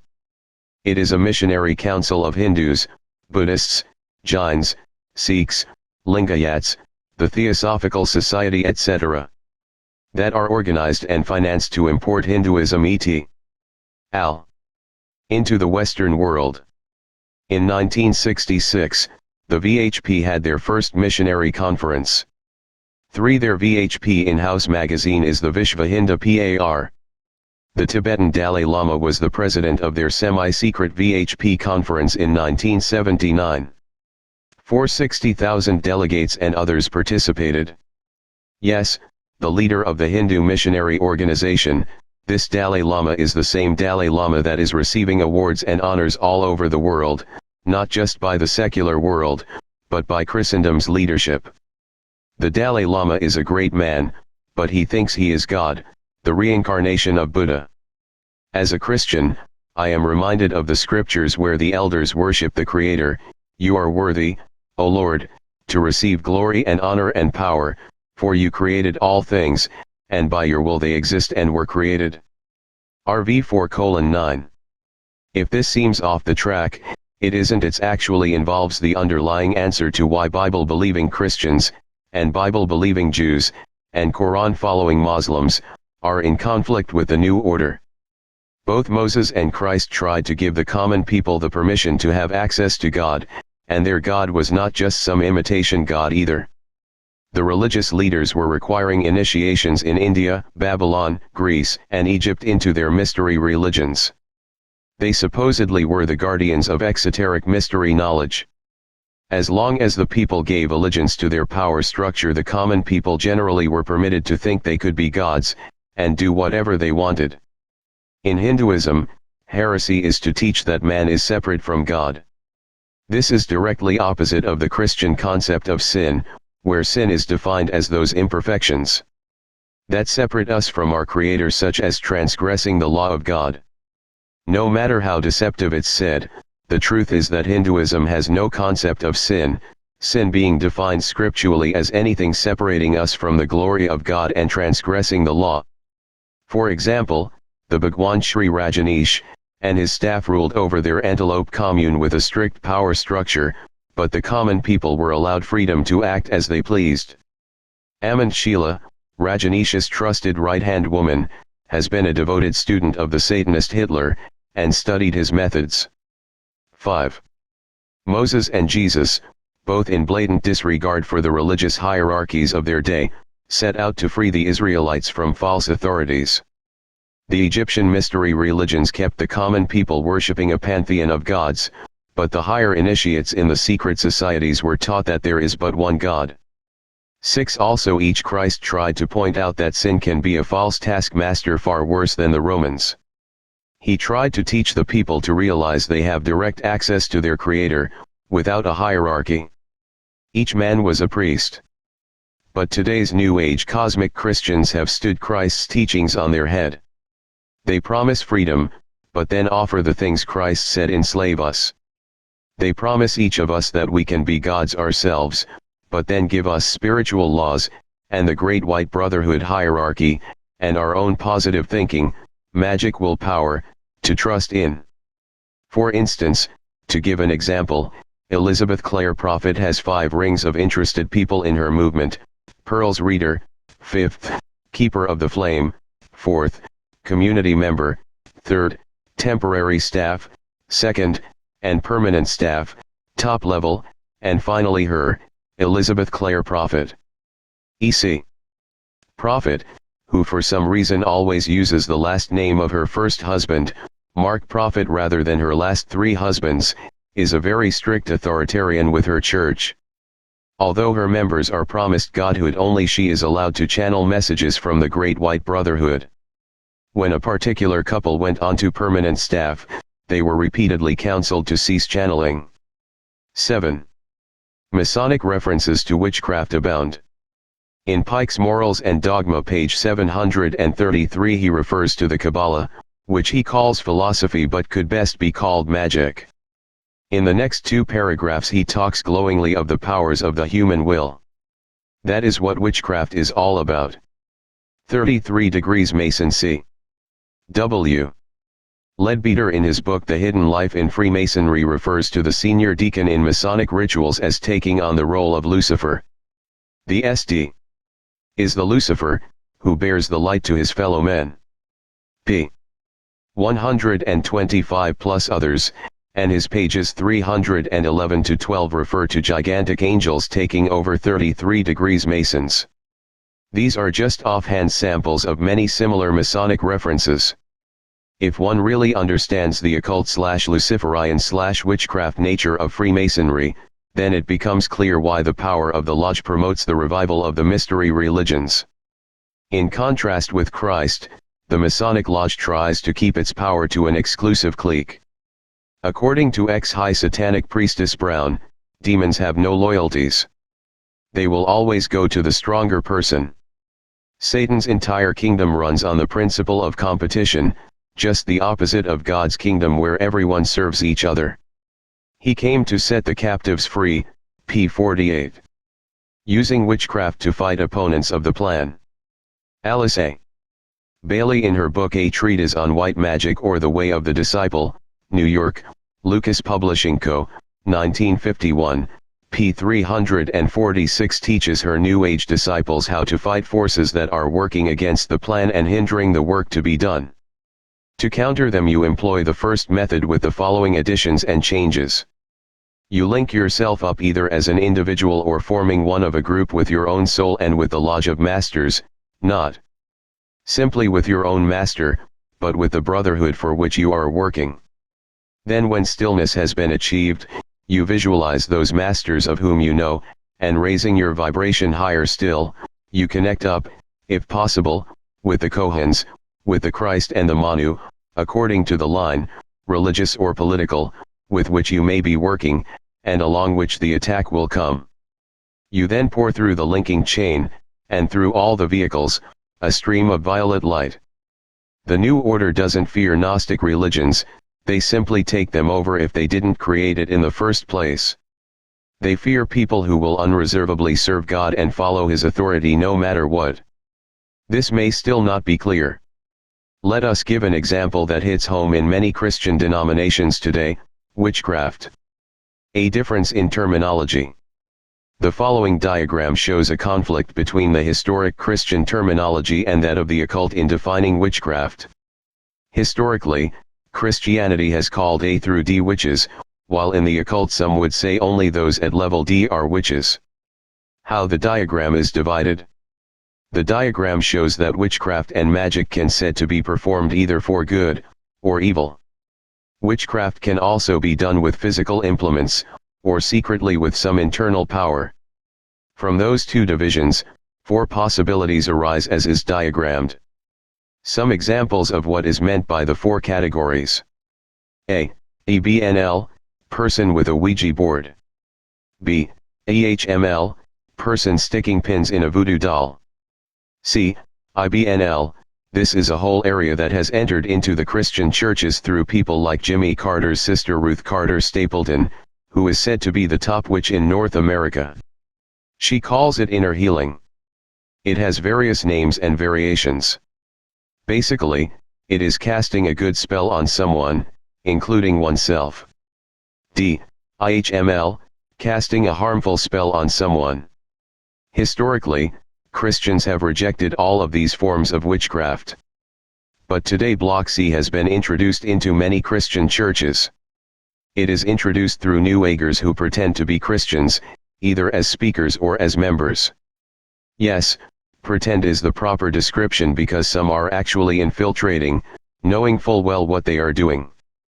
Kurt Billings, whose mother was a high witch, was trained by the New Age to infiltrate churches posing as a born-again Christian. He told his story on Praise the Lord, Beaumont, TX. 8 men like Kurt who were taught how to infiltrate and subvert the Christian churches are trying to warn the Christians. The New Age also uses books such as How to Write Your Own Ticket with God to promote their witchcraft too. St. Paul, Minnesota is one training center for witches to infiltrate the Christian churches posing as Christians. 9. The Pentecostal and Charismatic movement has been infiltrated, including portions of the leadership. 9a.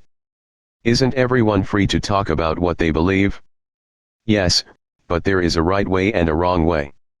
Let's give a true but an extreme example. When the Bhagwan Sri Rajneesh came to the US, his members dressed conservatively and joined a good-sized Christian church in California pretending to be Christians. When Rajneesh had a majority of his people as members, they voted the church to Rajneesh.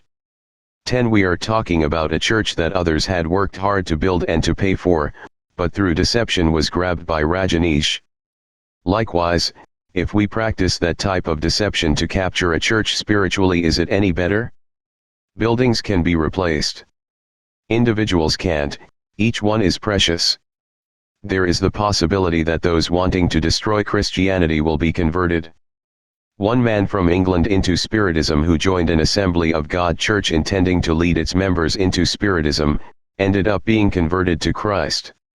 11. This author is aware of a few others too who were Satanists that were sent to destroy churches and converted to serve their Creator.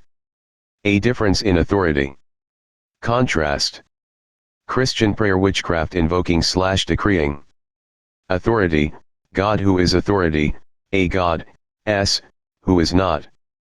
Supernatural and involved. Involved, God-like power given to everyone. Supplication of Trust WORDSINVOKESPIRITUA Laws of Spirit World. Not to be done ritually, or formulae and ritual, repetitions in vain repetitions, by Spirit speaking through the heart. Called faith, trust, hope called scientific. This is in part the reason the world order is promoting the New Age movement. The New Age movement is subtly creating a different authority than God Almighty. The Christian Creator can't be controlled. He is a rival authority to those in power, and they can't tolerate a rival. In order to mask their own dictatorship, the New World Order is permitting almost any type of carnal behavior to its duped slaves. H.G. Wells felt the New World Order needed to create a rulership, a caste as he calls it, that would be quasi-religious and would pander to all your worst instincts. 12. At the very top of the power structure of the New World Order are the Rothschilds. See Chapter 3.3 for a more in-depth look into this dynasty. Prominent members of this family in recent times have been Philippe, the leader, Edmund, Victor, Guy, and Nathaniel. Philippe is a business partner with Queen Juliana. See Chapter 2.12 for a discussion of their role. The upper levels of witches believe that the Rothschilds are lesser gods in bodies.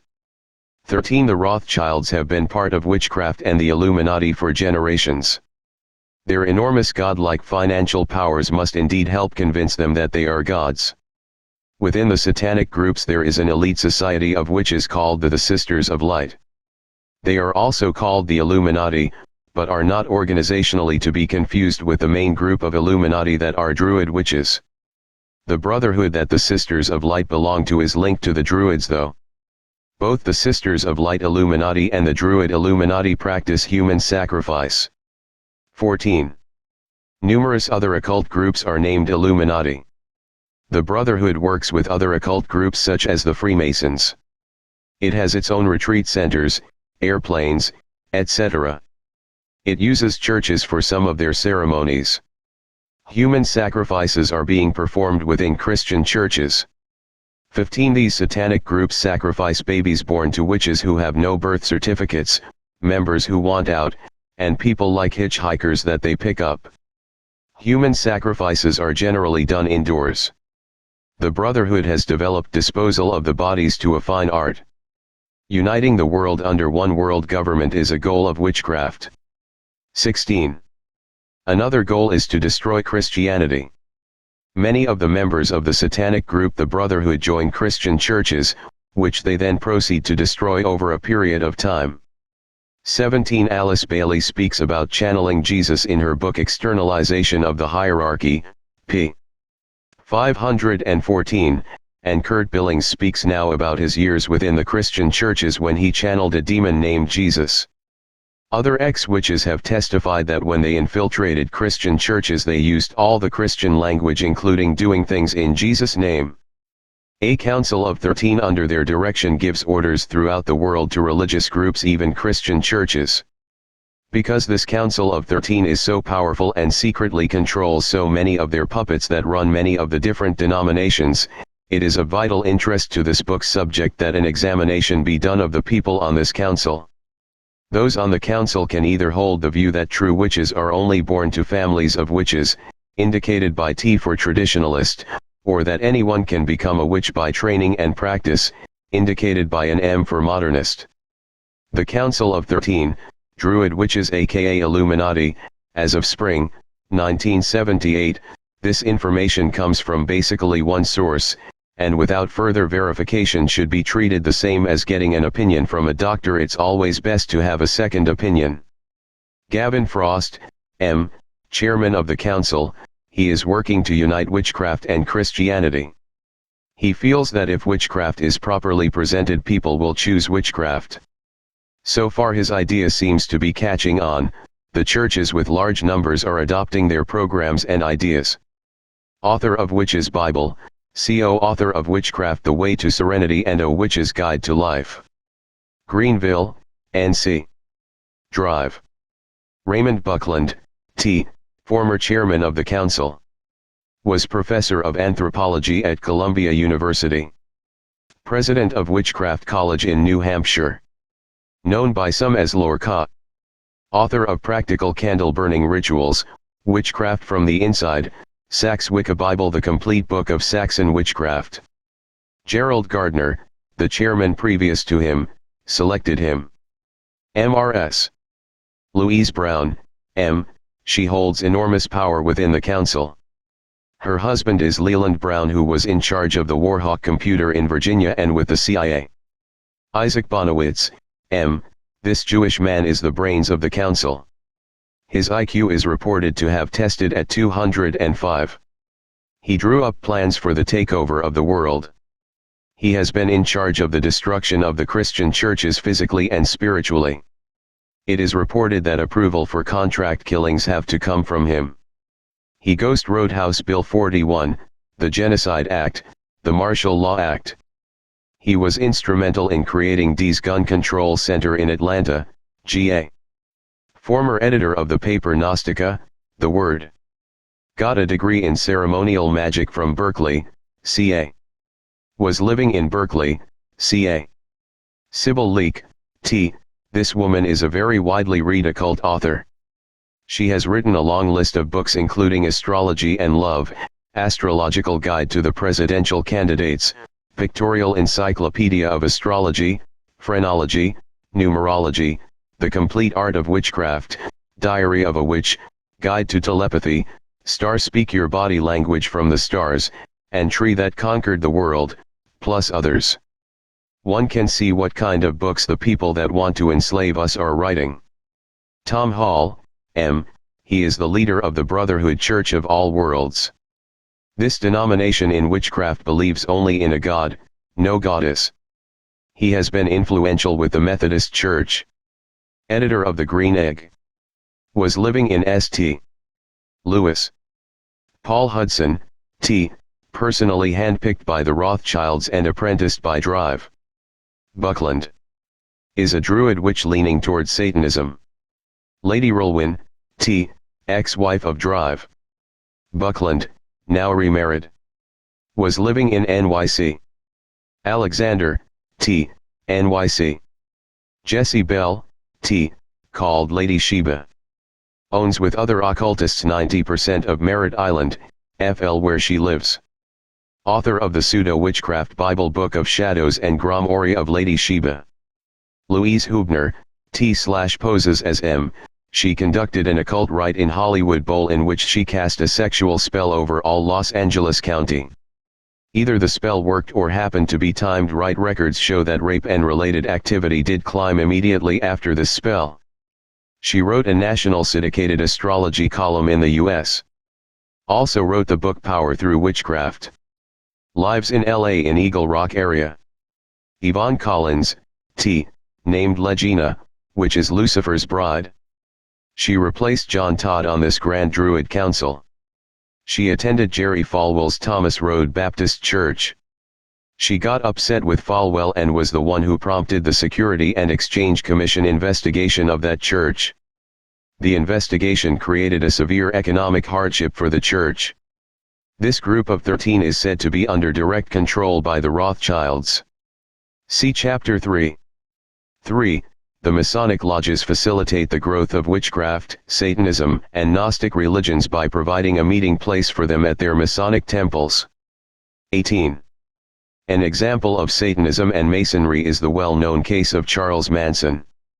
Manson thought his family were the primitive church, the early Christians reincarnated.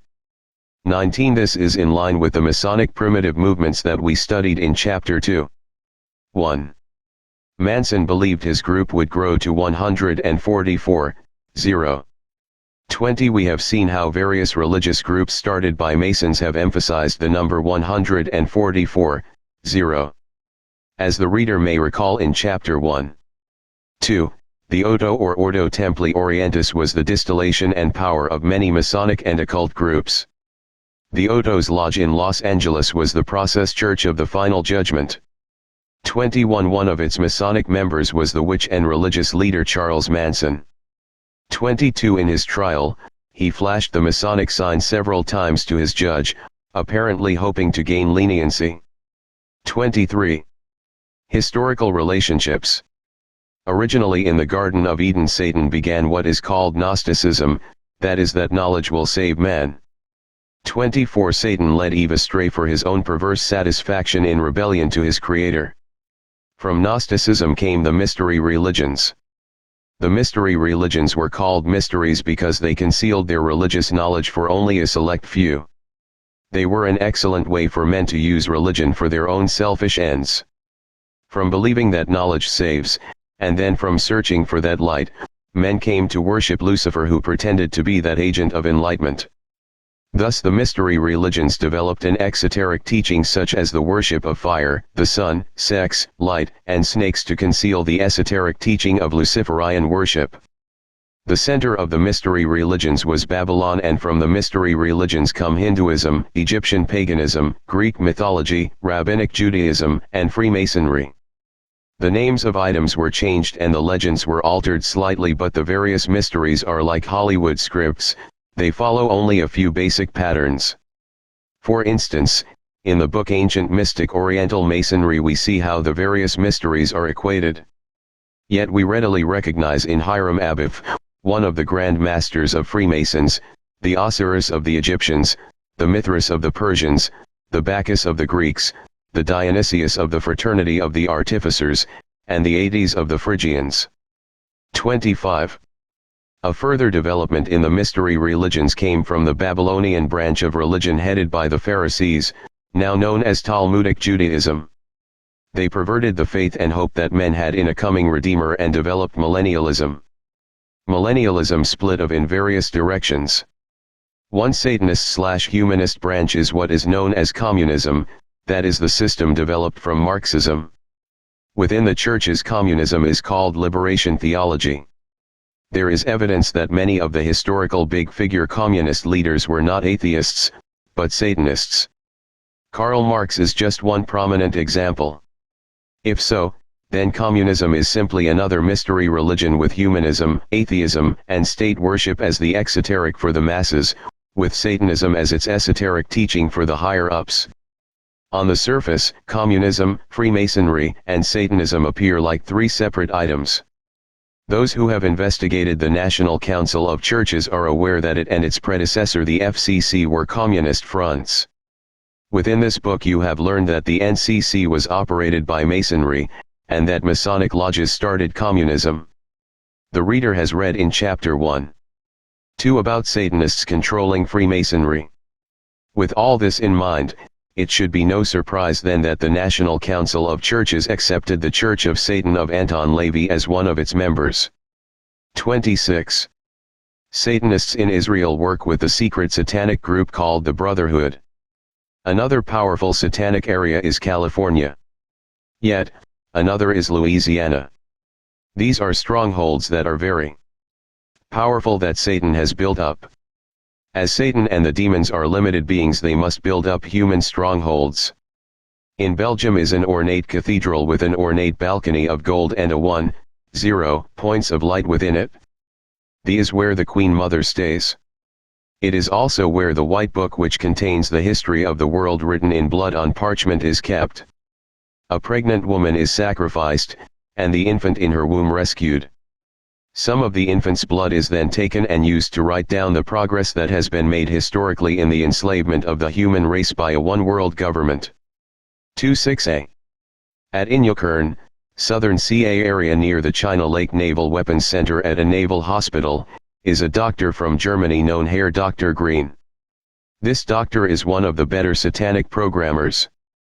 Many people around the country, many of them children, are flown into him and are programmed by him. He has various techniques. One of the popular one is called twinning. The subject is subjected to family movies in one eye and ceremonial and porn movies in the other. The rapid pictures are stressful to the eyes. Angled mirrors and intense lights are used in the process. The mind consciously begins concentrating on the family pictures and forces the terrible satanic pictures that are being flashed in the other eye into the subconscious. This process is done to two people in such a way as to subconsciously bond them to each other. The end result of the technique is created twins, magically paired sisters or brothers who, when brought together later at some callback, will function as a team. These teams do not know each other, but as the final countdown to the plan gets into full swing are being called back. Each twin is not given all their plans but only part so that they fit together when they come together. However, if one dies, the team still has one person to carry out their part of the plan for world domination. 26a. Henry Groover, a man of God, relates how a powerful Satanist came to Christ in Omaha. In the ensuing spiritual battle, this ex-Satanist showed him and others where human sacrifices were to be done in the storm sewers of Omaha on the solstice. Groover watched the Lord God Almighty bring a storm which the Omaha papers called a mystery storm, which mysteriously appeared over Omaha and filled up the sewers during the days around the solstice. 27. This is just one of many stories that could be told, showing the power of Jesus Christ over the satanic realm. Satanists and witches have on numerous occasions sincerely repented and become followers of Jesus Christ. Another example is a man who recently was sent out to kill the minister who dared hold a public Christian rally on Halloween. The power of the joy and peace he saw on the faces of the Christians led him to renounce Satan and turn to Christ. 28. The positive energy, the spiritual power of Christ, that is present when Christians meet, creates strongholds that are obstacles to the power of the New World Order. While there has been a serious increase of the power of Satan and his mystery religions, this story will not be seen in its full context unless we see also the mighty hand of God, working quietly to display his power over the principalities and powers. The establishment media will not tell you of such victories. If you want to get a balanced view of history, and not just learn about the activities of evil, you must begin listening to what God is doing around the world. Notes. Mars, Texi. Dark Secrets of the New Age, Satan's Plan for a One-World Religion. Westchester, IL. Crossway Books, pages 18, 120, 139-41, 144, 156. Timms, Moira. Prophecies and Predictions, Everyone's Guide to the Coming Changes. Santa Cruz, CA. Unity Press, 1980, pp. 57-58. Gods of the New Age video by Jeremiah Films. Matriciana, Carol.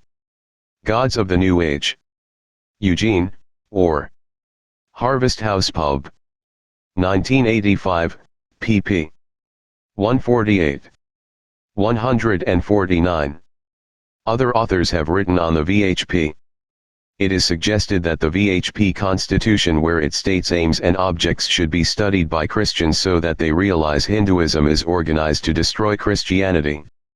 Confidential interview. Miller, E.S. O.P. CIT. p. 22, and many other references say this. Confidential interview. Praise the Lord, air date July 26, 91, with Kurt Billings. Witchcraft and the Illuminati, p. 56. 9a. Numerous sources, including numerous confidential interviews. Confidential interview. Author's knowledge.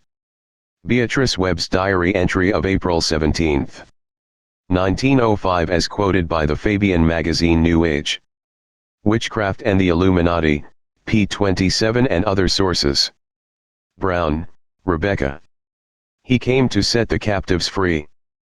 Chino, C.A., Chick Publications, 1986, pp. 31-32.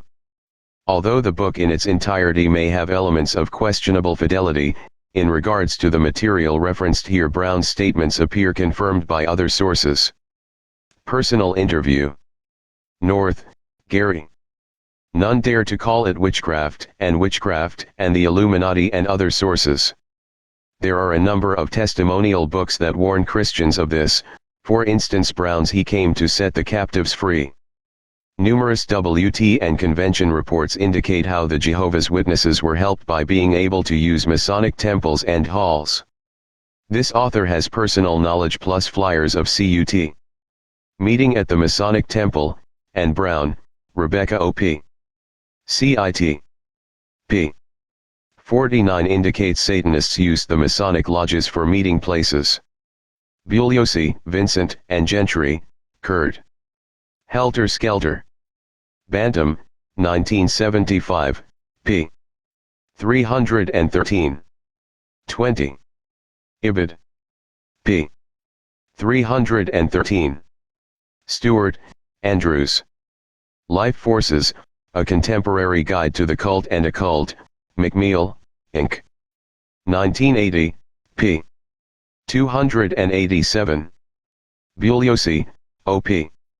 CIT. pp. Not known. Stewart, O.P. CIT. p. 287. The First Book of Moses aka Genesis. Clymer, R. Swinburne. Ancient Mystic Oriental Masonry. Allentown, Pa., The Philosophical Publishing Co. 1907, p. 134. Fenton, Father Francis, Art. Deceiving Catholics About the Councils of Churches, The Review of the News, November 1, 1972, p. 35 as quoted in The Unseen Hand by Ralph Epperson. 26a. Eyewitness. 26b. Confidential Interviews. Henry Groover, Talk on September 17, 91. Personal Interview. Chapter 2. 12 Comparing New Order Statements. Manly P. Hall, 33 degrees Mason, described as Masonry's greatest philosopher, was part of the Order of the Quest. He wrote, "There exists in the world today, and has existed for thousands of years, a body of enlightened humans united in what might be termed an Order of the Quest. It is composed of those whose intellectual and spiritual perceptions have revealed to them that civilization has a secret destiny. Secret, I say, because this high purpose is not realized by the many. The great masses of people still live along without any knowledge whatsoever that they are part of a universal motion. It is men like Plato and Buddha who still exercise the most powerful force in mortal affairs." 1. British author and researcher Ian Taylor discovered that the humanists, which included the early Masonic thinkers in the 15s, were fed up with the corruption in their governments of the time. They decided that Plato's vision of a utopian government ruled by well-paid wise men was the best answer. To create this new world order they would have to destroy the old world order of the monarchs. Of course, in general the peoples of the various countries and their monarchs were unfavorable to Plato's republic, so the Masonic New World Order agenda had to done secretly. 2. United States was their first child, and served as a model, the carrot so to speak, to hold up to the world to motivate all the nations to overthrow their rulers. After the steady secret growth of their power helped by the upheavals of revolutions, the Order of the Quest's wise men now currently secretly rule the world. The major capitalist countries have these ruling bodies of wise men. 3. In the United States this body is called Majesty 12, this body has other names too. The Jason Society, part of the Order of the Quest, makes up part of the members of this secret ruling body of wise men. Plato in his writing Republic advocated socialism, aka communism, for utopia. Plato also believed differences in personal property could be kept within strict bounds by a supertax of 1% on incomes beyond the statutory limits. The most important function of government was to be state-controlled education. Plato believed in early PE for children. He is also held to be the originator of the primary/secondary school idea. Plato believed that in utopia, the New World Order, the distinctions between the sexes should be abolished. State-run schools should not teach children that any distinction exists between the two sexes. Finally, Plato believed that philosopher kings, wise men, shall be trained in the supreme science which see the one in the many and the many in the one. That is the dialectical process. The wise men were to be dialecticians. 4. In this chapter, you will become a dialectician. You will see the one in the many and the many in the one. This chapter will examine and compare the written plans of the various groups which were participants of, and generally controlled by, the order of the quest. Water to become a river needs a riverbed to flow. Ideas likewise can stagnate in pools rather than flow down through history, unless a bed of compatible worldviews, Weltanschauung, occurs into which to conduct the ideas successively from the minds of one generation the minds of another. Sometimes it seems ideas become underground streams. Our worldviews are developed in large part by our parents. This explains in part why the lineal descent of ideas follows genealogical lineages. For instance, Mary Baker Eddy and the Eddy family have been involved in witchcraft for generations. 5. The branches of the order of the quest such as the Jason Society, the Preur de Zion, and others have been crucial to continuation of their plans. The notable feature of the One World Power is that their planning is long-term. Such long-term continuity suggests an alien or demonic factor holding it all together. Indeed, that such supernatural beings have helped is suggested by Manly P. Hall and many others associated with the order of the quest. Perhaps as a possible example, a relative of Anton LaVey, who is Christian, stated that Anton LaVey, leader of the Church of Satan, when x-rayed after an accident did not have a human skeleton. Manly P. Hall states wise men, the ancients believed, were a separate race, and to be born into this race it was necessary to develop the mind to a state of enlightened intelligence. It is this larger and coming race that will someday inherit the earth.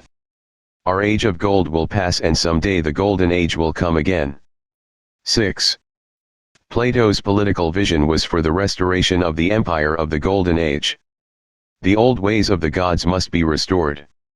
2,000 years later Lord Bacon restated this vision in his New Atlantis. Manly P.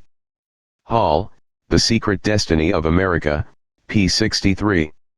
Is the reader beginning to see the continuity between Plato's Utopia, Sir Francis Bacon's New Atlantis, and 33 Degrees Mason George Bush's New World Order?